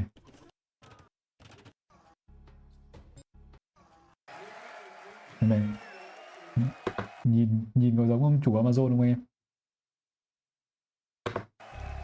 Liệu có Z Bezos ở đây không?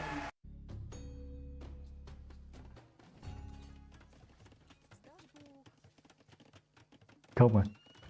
Em nhìn đến tưởng Z Bezos.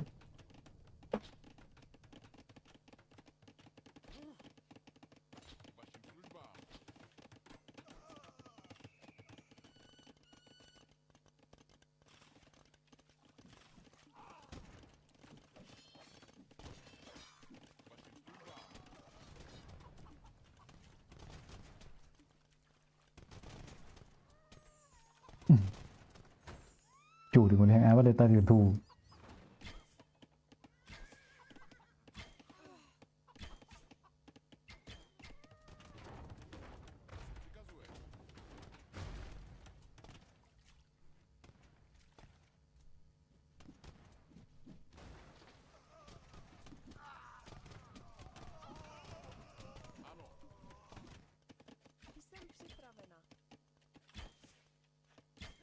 Giả nhiều ông trông có vẻ lớn tuổi quá nhỉ. Phút 15 hơn 30 dân, phút 20 hơn 30 dân. Phương án đánh của Yo Viper thủ quá hay.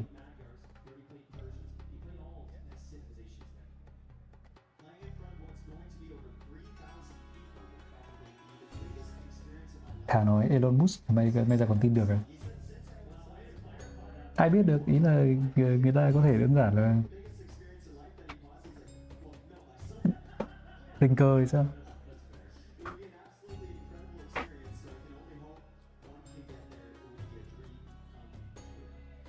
Well, I mean, as someone who's going to luckily be there in a different capacity, I can tell you Anh em thấy lời dạp chiếu phim Luxury nó như nào? These guys going at it. How you doing, crowd? Crowd's doing good. Doing good. Look at.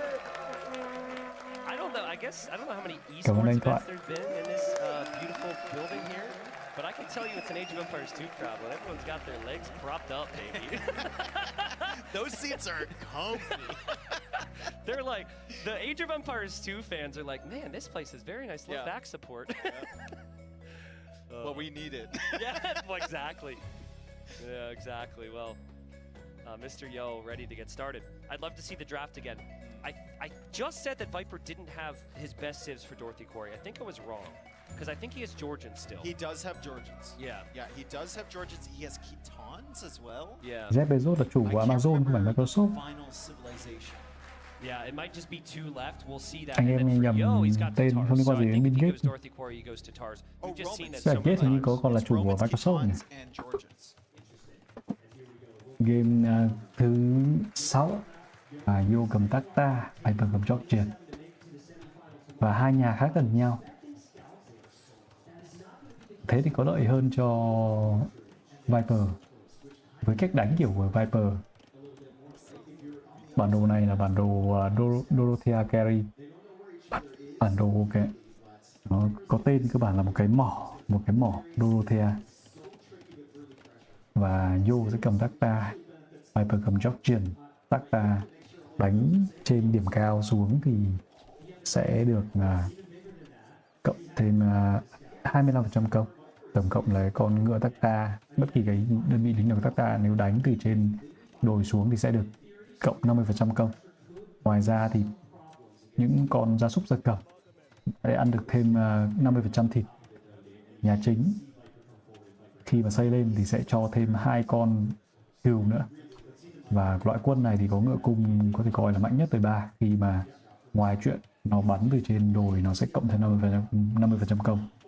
Nó còn có tay cầm, tức là công nghệ để giúp bắn nhanh và bắn chính xác hơn, cũng như là công nghệ giáp, công nghệ miễn phí trong đời 4, và có công nghệ đặc biệt trong đời 3 để cho những con ngựa thịt, những con ngựa trọt và những con ngựa cung được cộng thêm một giáp công, một giáp cận chiến, một giáp cung.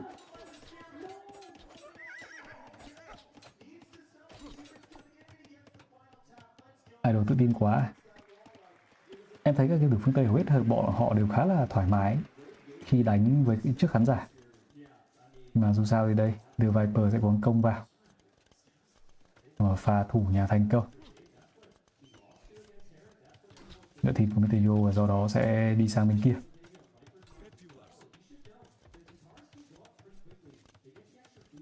mr.yo tiếp tục vào pha kiểu macro để lên được đời sớm ấy. Để mấy con này mà nó lên đánh từ trên đồi xuống đau lắm nhé. Nó chém dần từ trên đồi xuống đau lắm anh em ạ.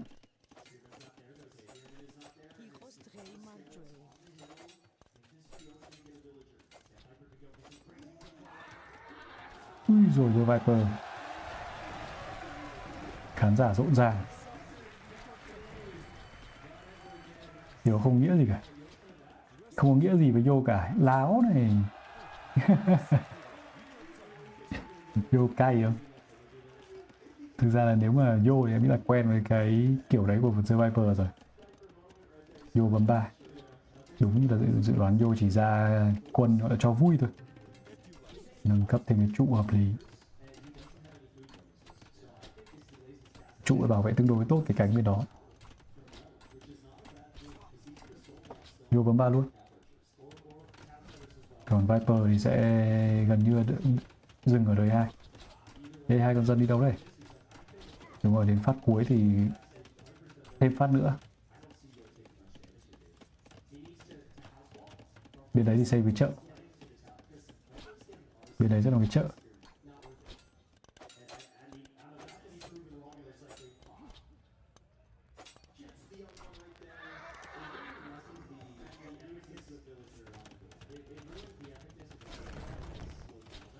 Cũng hợp lý. Rào đá bên trong nhà thôi. Đằng nào đã xây trụ rồi mà.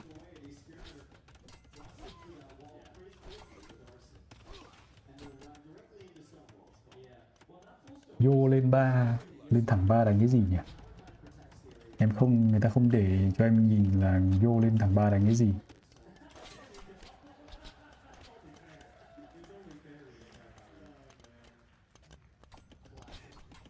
Lên thẳng 3 này kiểu thường sẽ đánh ngựa chọt lắm. Lực để mà ra ngựa cung nó hơi ít. Đánh ngựa chọt thì không, đánh ngựa cung. Xây thêm nhà ngựa nâng cấp cho ngựa cung.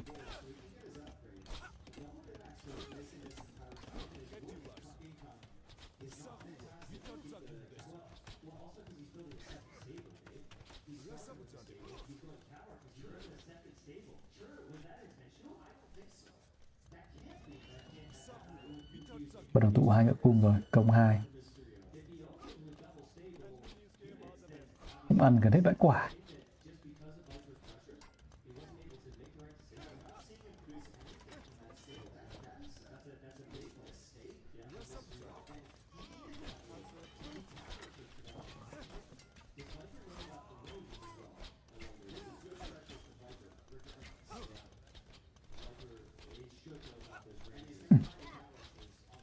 Ăn từng tí một để có đủ tài nguyên. Còn ngựa cung Tacta nó bắn trên đồi xuống đau thế. Lúc này thì chưa có máu ngựa thì chưa đấu được với con cung thường. Đấu đau lắm. Viper bó kín chưa? Em nghĩ là 4 ngựa cung đi sang nhà đối phương thôi. Đánh đám này ra chứ không dọn được. Nâng cấp máu ngựa. Rồi.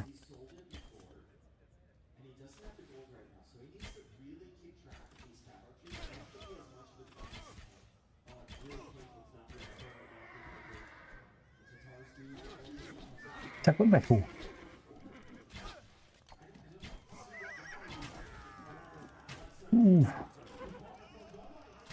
Đây em thấy tại sao con ngựa cung nhiều khi nó không đánh được con cung thường, đấy là nó tốn thời gian nâng cấp. Nó cần thêm ít nhất là cái máu ngựa. Và nó không ra được từ đời 2. Cung Georgian thiếu mất giáp cuối thôi, cơ bản dùng được. Và thiếu đi tay cầm đúng không? Cung Georgian lại không có tay cầm.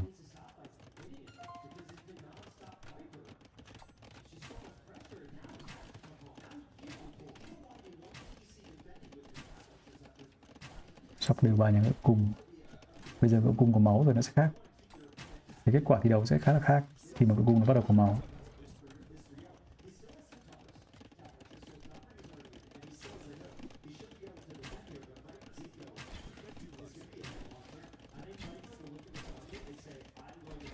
Viper điều hay quá, ngựa cung không bắn được giờ phát nào. Chịu thôi. Nếu nó điều như này chịu thôi nhỉ. Ngựa cung bắn trên đồi xuống, nhưng mà vấn đề là bắn đan to đấy nhưng bắn không trúng. Bây giờ phải mang dân ra đấm. Em nghĩ là đáng lẽ phải mang dân ra đấm. Mang dân ra đấm thôi.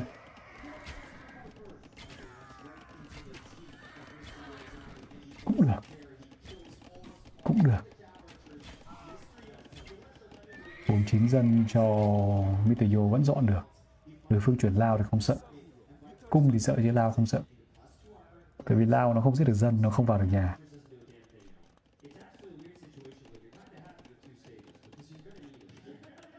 Bây giờ đua xem thằng nào lên được cái gì sớm. Yo 3 dân làm đá với cả 22 dân làm gỗ để có thể lên được TC sớm.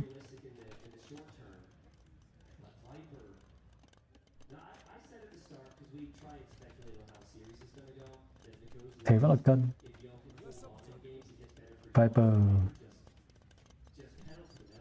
Viper tăng đúng rồi. Viper tăng xe đẩy nên là xe rùa nên là bị chậm dần. Nhưng bản chất là của Viper sẽ tốt hơn. Tại vì Yo không nâng cấp được kinh tế.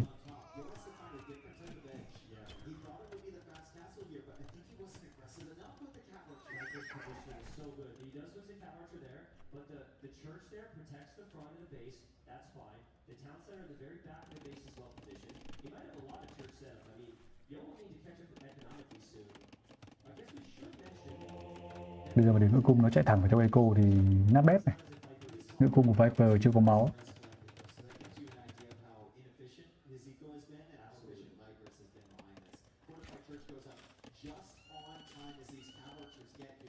Thời buổi nào mà còn dừng lại đúng không?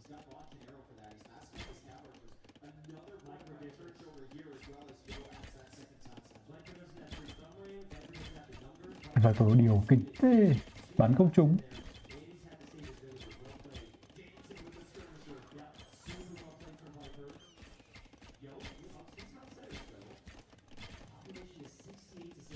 Nhìn cáu thật.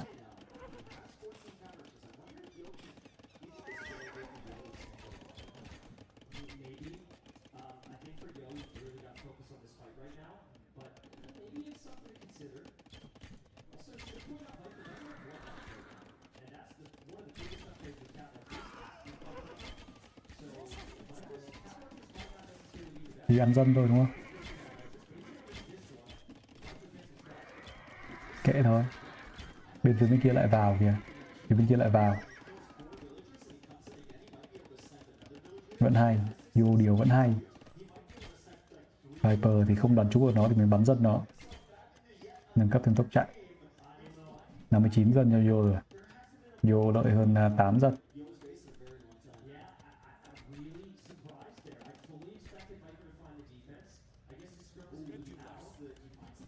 Định lên có một cái nhà ca dâng.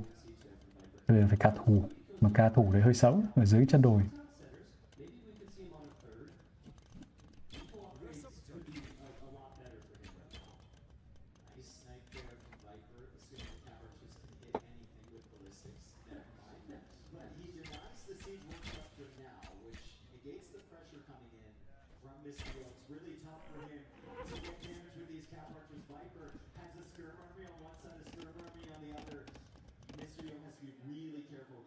Vẫn đam mê thành tích như vậy.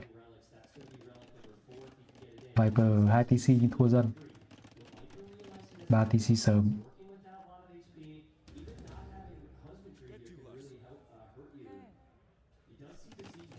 Ngựa cùng lại vào. Giờ chạy đi.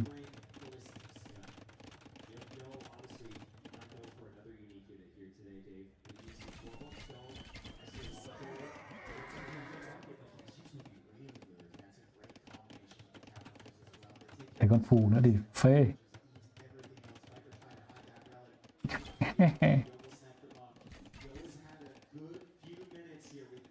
Bắn luôn nhỉ. Thôi thử không được.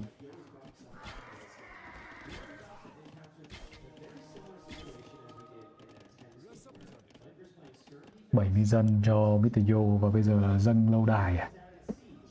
Dâng lâu đài.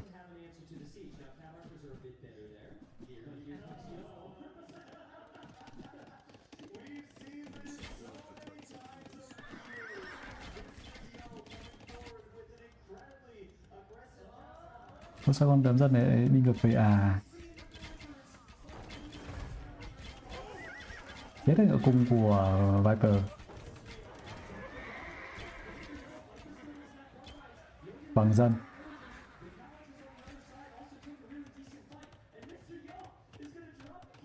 Cắm lâu đài trước mặt luôn. Bên này chết hết dân của Viper.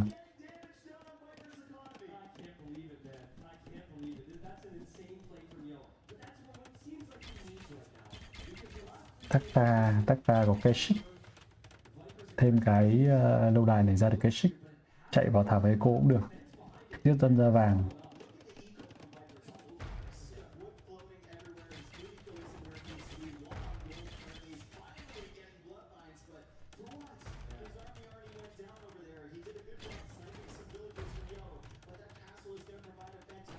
Bây giờ nó cầm máu ngựa. Thủ tháp.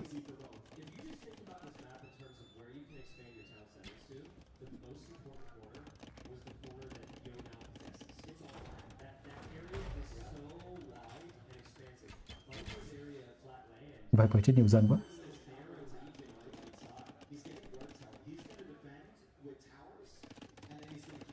Bên kia nó cũng đi vòng đúng không? Ồ, nó đi sang đúng tên này. Nó đi sang đúng tên này. Ô, may cho Viper. Và đấy mà vô nó đi lên thì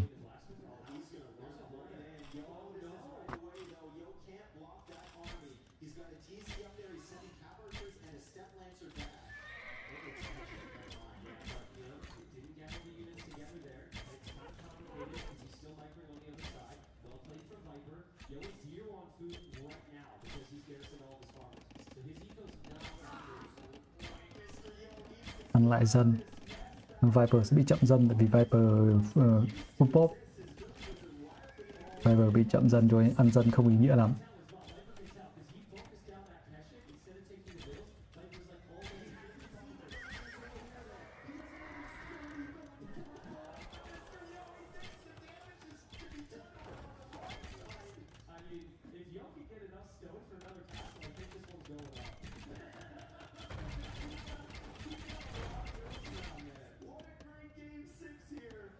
Rồi ngựa cung về thủ rồi. Bên này sẽ đứng chơi.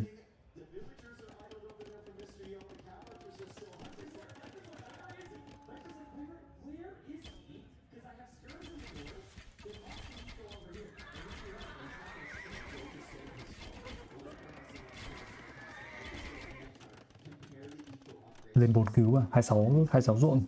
Lên 4 thì thua. 26 ruộng mà lên 4 thì thua luôn.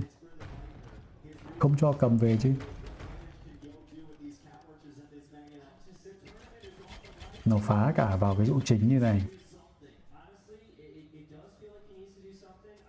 Giáp cung cuối đời 3 chưa quan trọng anh em. Thì ra giáp cung thiếu giáp cung bây giờ à? Đối với quân gọi là quân có tầm xa thì giáp nó không phải là cái, tại vì bản chất là con lao nó ném như cái đam, nó đam bổ sung, nó không tính vào giáp. Có giáp thì không quan trọng. Cái giáp nó chỉ quan trọng lắm khi mà đấu hai ngựa cung với nhau rồi. Tích lên 4 trước nhưng mà lên 4 xong có sống nổi không?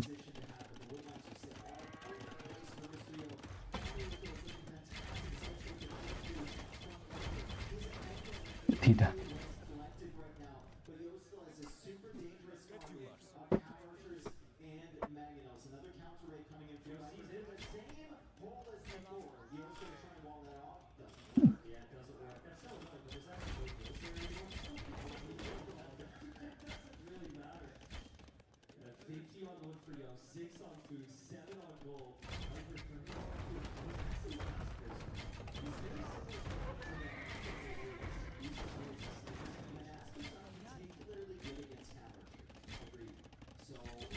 Về vô phải ăn thêm một cái lâu đài nữa. Nếu cơ hội. Viper trận này đánh hay quá. Đi những con ngựa cung này đắt quá.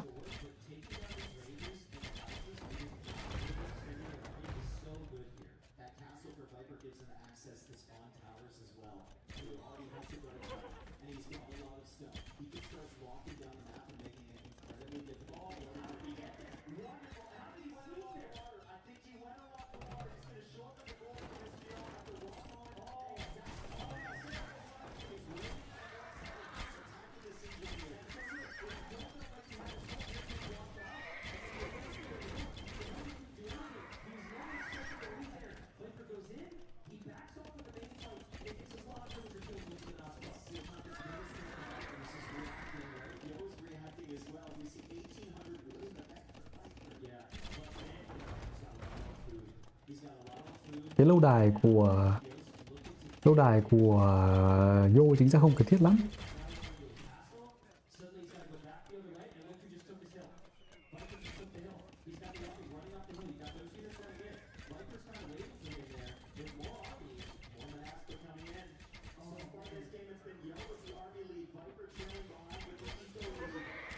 Còn 4 là Viper rồi. Trận này Viper thắng rồi đúng không? Còn cửa nào cho Yo?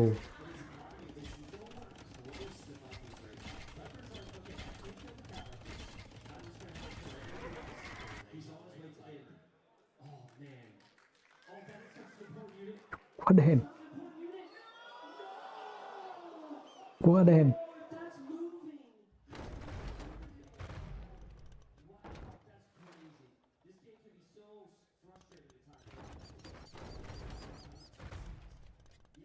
Nhìn thấy rồi.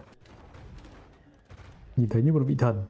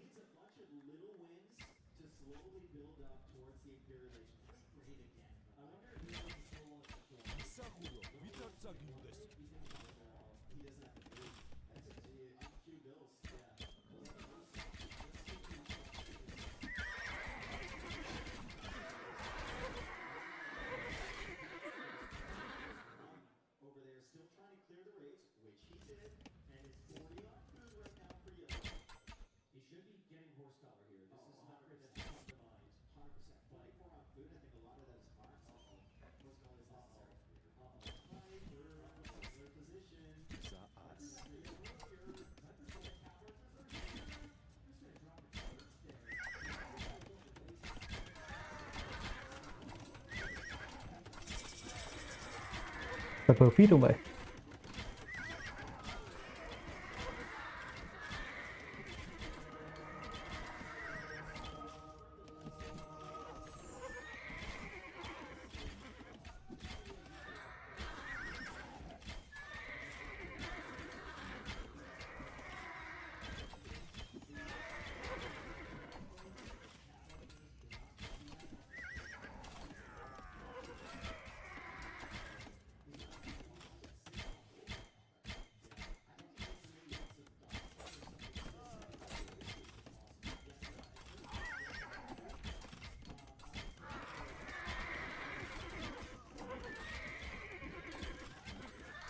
GG.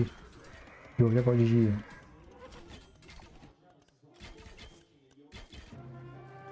Chúc mừng Viper. 4-2. Vô có phương án nhưng mà Viper vẫn đối cứng của Vô đúng không?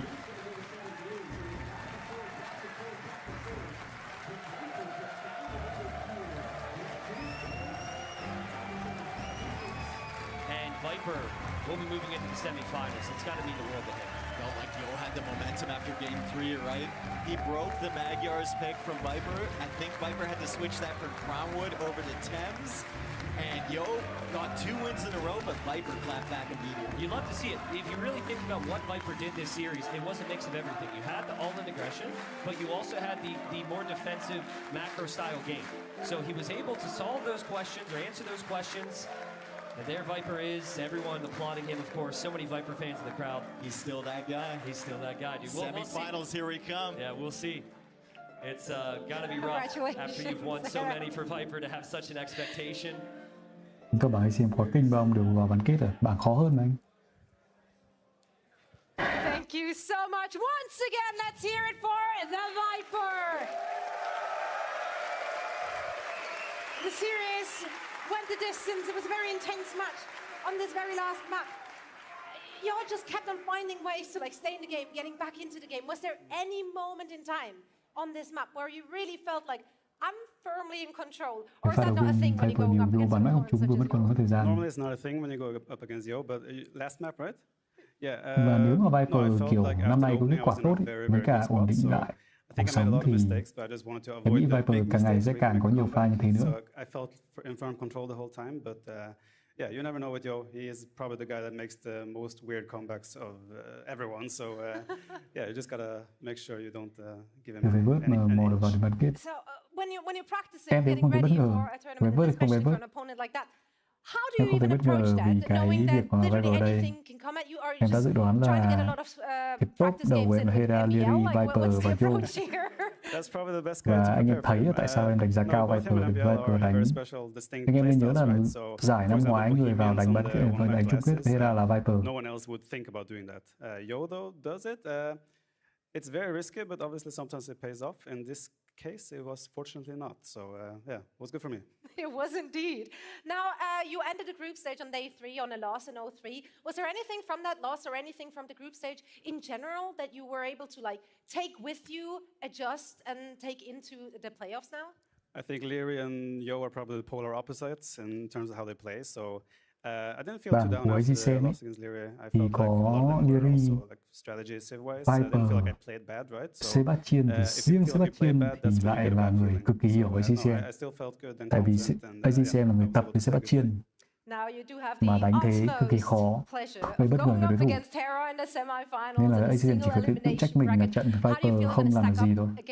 Bởi vì người mà thật sự mà ACM phải thắng ấy thường là, còn ACM bây giờ đánh với Sebastian khó lắm. Em xem. Yeah, I did, but again, some of those losses were to MBL. Yes, I was like, never know. Mà Viper thì anh em nhìn thấy rồi, Viper đánh thì No, obviously Hera is a mà formidable. vào giải lớn ấy, nó khác. Has won so many tournaments recently, so it will be very tough. I'm not even supposed to be here, so like I'm just gonna show up and do my best. Yeah, you're playing with house money right now, Viper. Thank you so much once again. Congratulations to the Viper. It's always an absolute pleasure to watch you in action. And what an incredible day it's been. Riley, has there been a treat?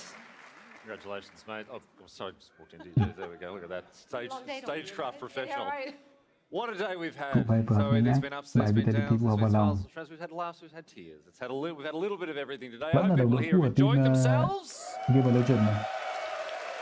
Hot với cả Lily là đồng đội cũ ở AM. Aftermath, AM và Aftermath không biết AM này là AM gì. Yeah, 20 push-ups as well midway through the series. I mean, just players với being Hera thì là đồng đội cũ in ở general, Game of I Legends. loved the quality of play we saw. It was competitive all day long in all series. We saw the Giants complete as well. Marine Lord did lose a map to Poppy Paw. It was a close series there. If this sets the tone for the rest of the playoffs, man, are we in for a treat. We're in for such a treat, yes, indeed. And I know that many people here will be coming back tomorrow. Looking forward to seeing you there as well. Yes, vậy là ngày mai and speaking of tomorrow, let's have a mai squeeze sẽ at là the schedule as we ready Judy gặp ourselves for the Sebastian, next stage Hera of gặp this The Viper. tournament. We're kicking things off. Match number 1, Wham versus Vortex, Age of Empires 4 back on the menu. And then we're back in Age of Empires 2 for the rest of the day. Zoe. These are such stacked semi-finals. I mean, each of those you could also see in the grand finals. I love to see Sebastian coming in as the young gun, really competing with the very top here. Yes, ok, indeed, hôm nay em không Leary ngồi lâu được, versus em sẽ phải tắt Sebastian and then stream luôn Hera nhé. versus the Tạm biệt Viper. em, hẹn anh em vào Leary ngày and mai. Hera Mai have sẽ had có a sắp day xếp to tốt hơn. prepare, to observe their opponents, to gather their strategy and prepare themselves for the match ahead. Mai Viper thắng Hera And 5-1. we're going to have some very, very high stakes Age of Cũng có thể Empires brought to life on this là stage chung kết vào tầm này thì không biết